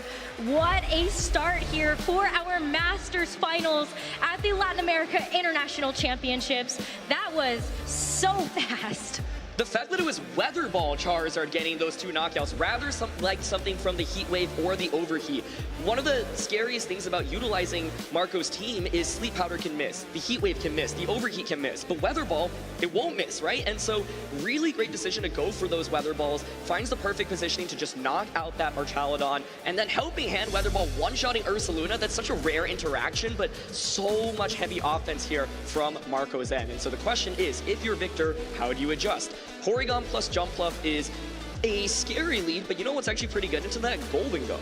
Golden Go did not get a chance to actually make an appearance, and you know that with something like the Choice Scarf, you are going to be one of the fastest things on the field, unless we see this Tailwind get set up, or the Trick Room that Marco has liked to rely upon in so many of these tournament matches. I would love to see if Golden Go might be the option there, especially because you've got Good as Gold. It's going to make sure you can't get Spored either. Exactly, yeah. I think that's so critical in this matchup because Jumpluff is a huge nuisance Pokemon. You don't have very many ways to protect yourself from being put to sleep, and so Golden Go here I think could be an interesting adjustment. Archaludon came out in that last matchup, but it just got absolutely destroyed, right? And so if you want to bring the Archaludon out, you need to make sure you time things properly and that the rain is up when you're facing off against Charizard. But Marco finds that snipe and just is able to get the knockout onto the Archaludon without Pelipper being able to change the weather.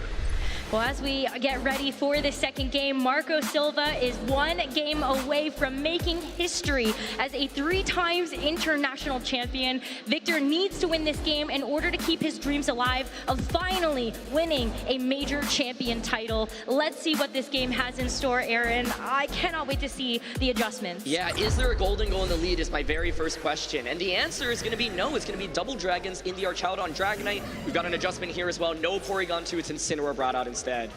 Okay, so the Incineroar is going to be able to get an Intimidate drop onto this Dragonite because it's multi-scale. Kind of nice to be able to know that you can keep this Dragonite's damage in check, but this Jumpluff still has a lot of wiggle room here. You can see the hover for the Ghost Terra. The reason for this is we know there is the Fighting Terra Archaludon on the opposing side, so you don't want to get sniped off by something like Fighting Terra plus the Body Press. Incineroar is a really good defensive piece in this matchup, and once you go for that Terra, Archaludon really struggles to deal significant damage to the Incineroar.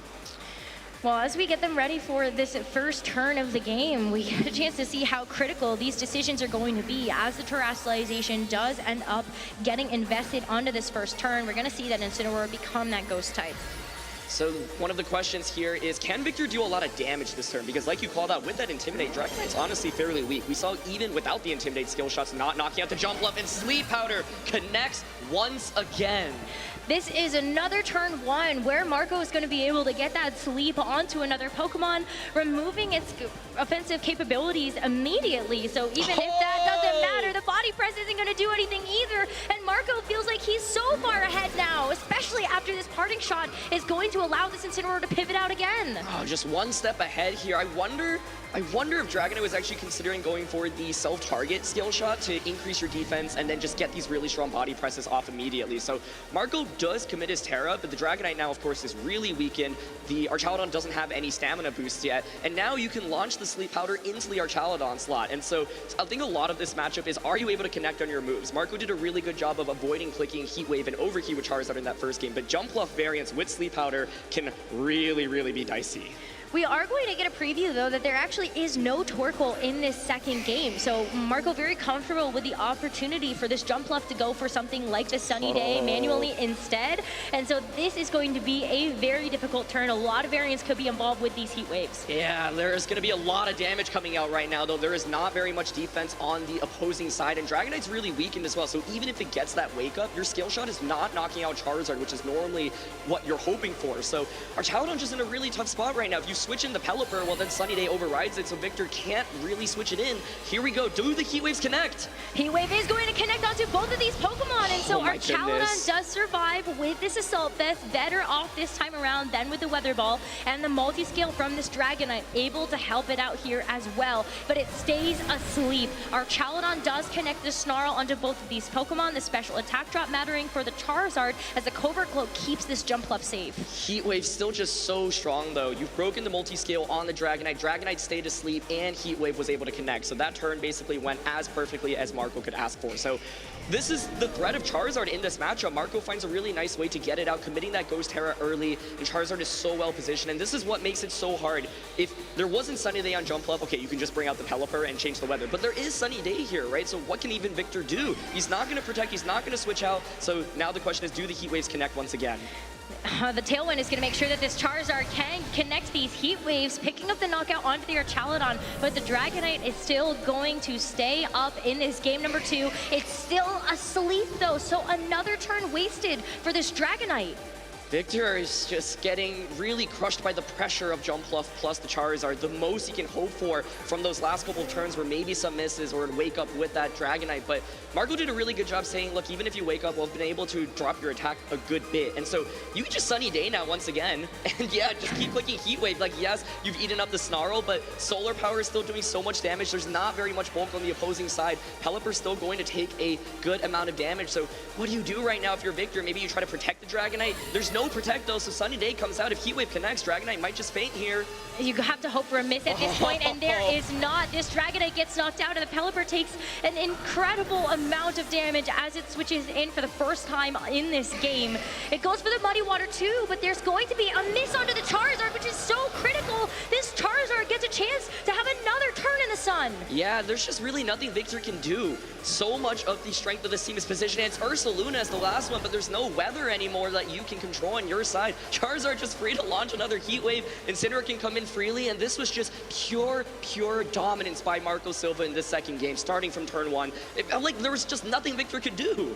Victor has been absolutely squashed and squandered at every opportunity. Marco has thought about this matchup so much. Maybe there's an opportunity for something like a Heat Wave miss. You can see Victor really thinking about whether or not there's actually a way to get back into this game. Yeah, and it'll start with the Intimidate here, but it's just so tough. The Charizard's still doing so much damage, and Marco's still got that 4 Pokemon in the back, so I don't want to call it too early, but I just don't really see a path to a comeback here at this point. Maybe a couple of crits is the way. You still have an opportunity to stall out these turns of Tailwind, and there still could be Heat Wave misses. You've got the Ursaluna going for the Protect, so that is going to be a Heat Wave that does not connect its mark, but it does pick up the KO onto the Pelipper, and Victor is down to just this Ursaluna left in the second game, and Marco is so close to being able to clinch this victory. No Mega Evolutions, no Dynamax, no Gigantamax, but it's no problem for this Charizard, as it is the absolute key in winning this matchup. Jumpluff supporting it so incredibly well here, and Marco is just a turn or two away from securing this championship.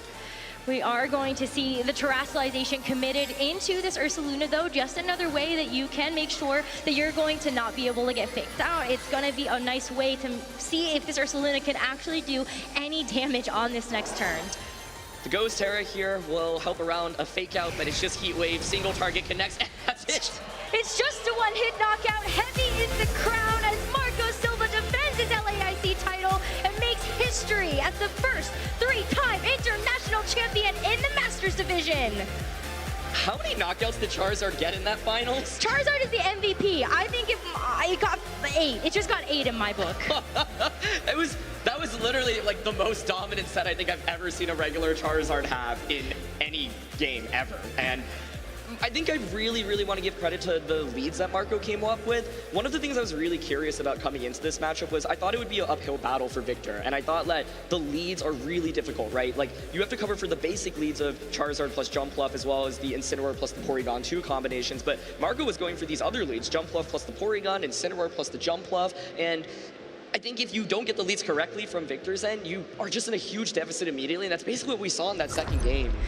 That was a lights out performance. I think Marco had such a good game plan heading into this set. Poor Victor, he's such a good player too. This set does not fully express just how good of a top player that Victor Medina is, to have been able to make it this far and be able to just be so close again to that precipice of greatness. Yeah, I think coming into this matchup, I thought that Victor's team just didn't have the most number of options for Charizard, and you still have to position the Charizard correctly, and you have to critically hit your moves. We had the pre-game interview where, you know, the friends of the players were saying, let's have a fair game, like let's just hope the moves hit, and you can see why. That game can look really different if Sleep Powders miss, if Heat Waves miss, but Marco critically lands every single move. There wasn't a single miss, and honestly, he was in such a good spot for a lot of that game 2, for example, where even if a miss happened, I think he could maybe afford it. There was just no threat of damage from the opposing side. Wow, I mean, taking a look back on these replays, it's just heat wave after heat wave after heat wave. Our Chaladon just constantly under this pressure, even with the Assault Vest. That is the power of solar power, same type attack bonus, choice specs, Charizard. There's just not a whole lot that's going to be able to stop any Pokemon from that. I just, once again, like, if you ever wanted a case for why you should use Charizard, you gotta just point someone to this, because who would have thought, too, right? Charizard, a Pokemon that was not really used very much in this format at all. There were very few players who brought it to this tournament, but Marco discovered this team when it was doing really well in the Japanese online circuit, has been just using it online and getting second at regionals, and now winning his 3rd international championship with it. History not just because it's his 3rd international championship title, but it's because he is the first player ever to defend his international championship title in the world. Congratulations, Marco. Let's head down to the stage and hear from your LAIC champion. Thank you so much. I'm here with Marco Silva, our Masters Division video game champion in Latin America. How are you feeling, Marco? It feels like really like a dream, because I tested a lot with my friends, and yeah, I was getting like dragged around, like thrown around by everybody. I was not winning one single game, but then yeah, like it went perfectly. Everything went well. I got every turn, and I got all the Sleep Powder. Like I cannot believe it. Yeah, so what was the key moment in this final throughout your tournament run? What would you attribute your win today?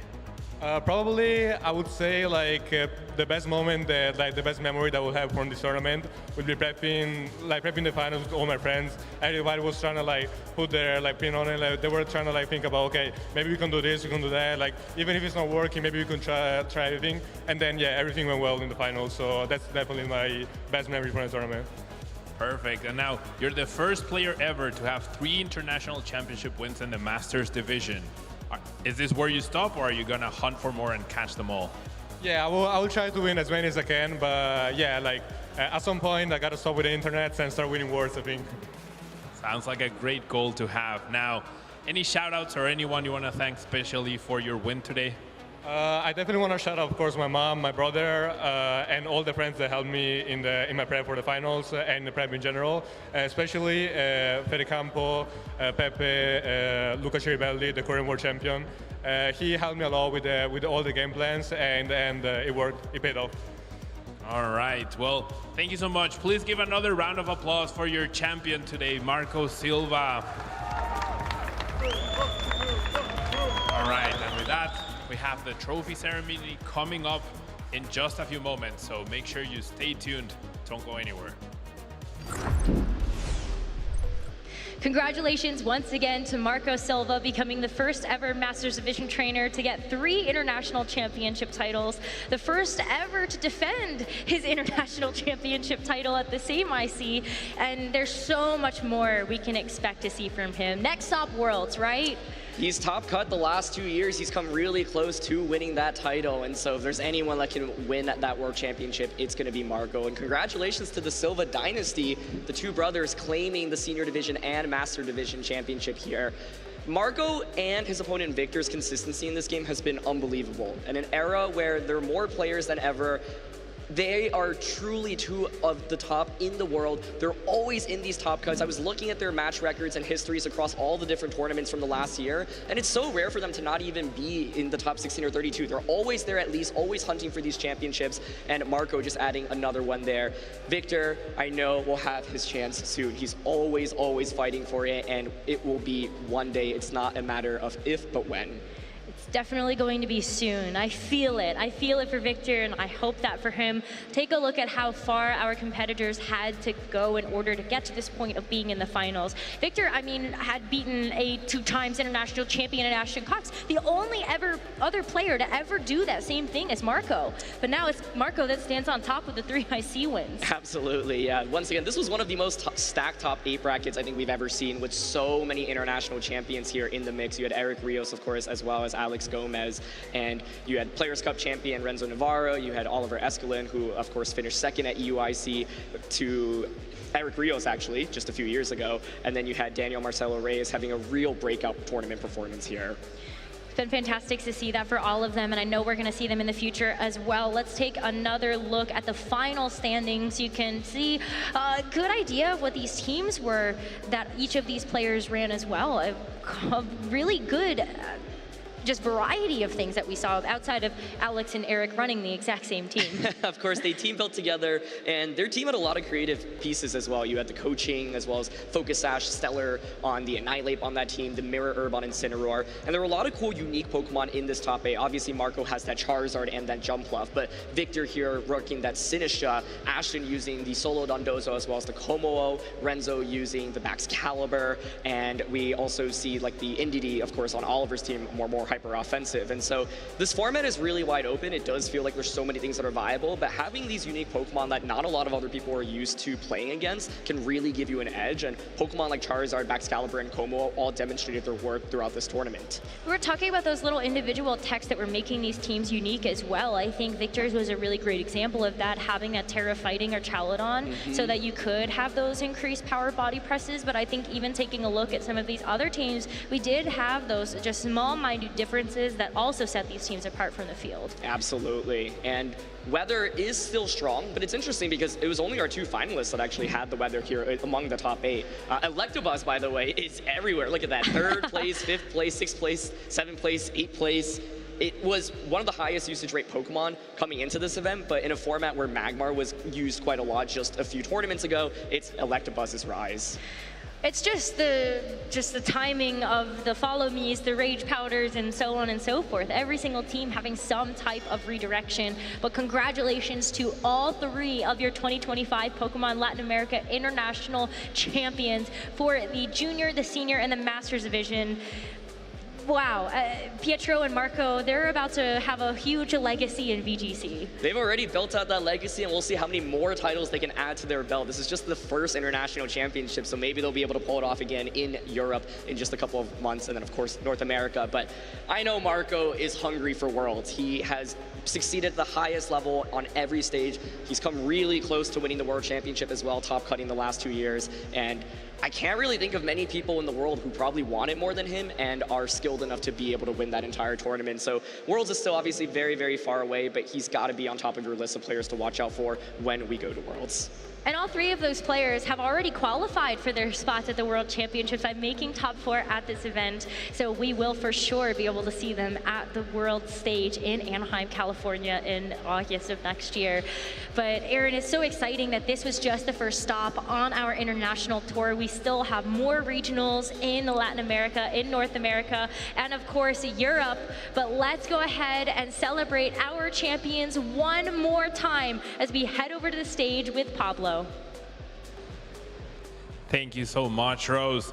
With the first International Championship Sunday of the season, we've witnessed some truly sensational matches, and we're already fired up for what's to come later this season.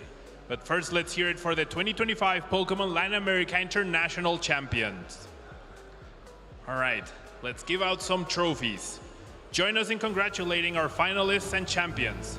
Congratulations to our video game junior finalist, Takumi Matsuo.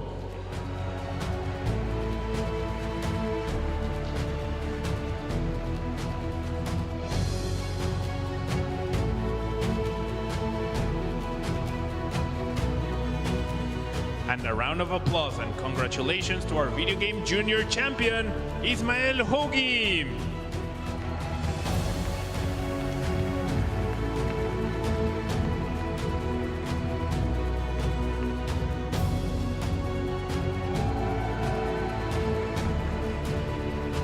Next up, our video game senior finalist, Carlos Eduardo Verástegui.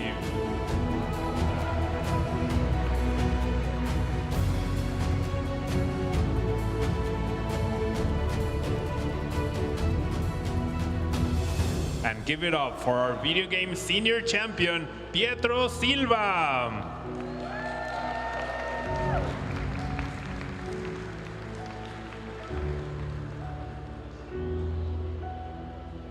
And now in our Masters division, our Video Game Masters finalist is Victor Medina.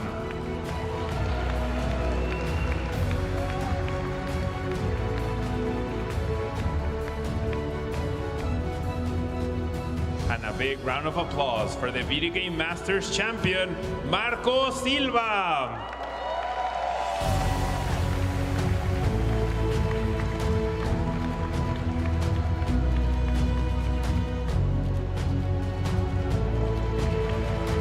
Players, please raise your trophies and let's give one final round of applause for the 2025 Pokémon Latin America International finalists.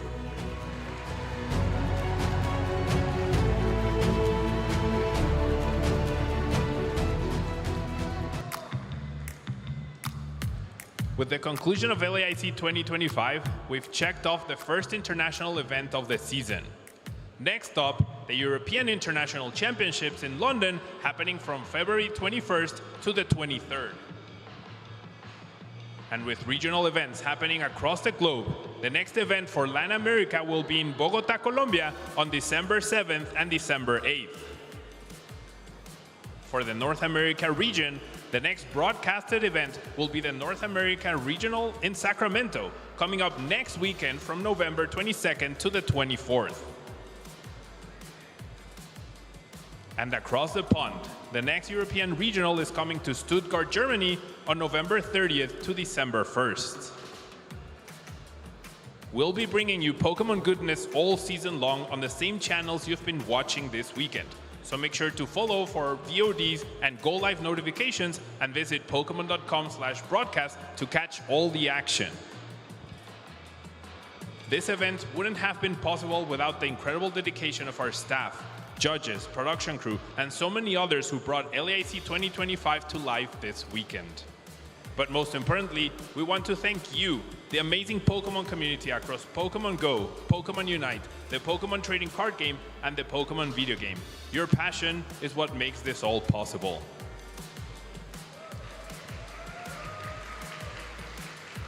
This is only our first stop on the road to Worlds in Anaheim, California next year. So stay tuned to Pokemon all season long and watch your heroes compete on stream. See you again soon, and take care.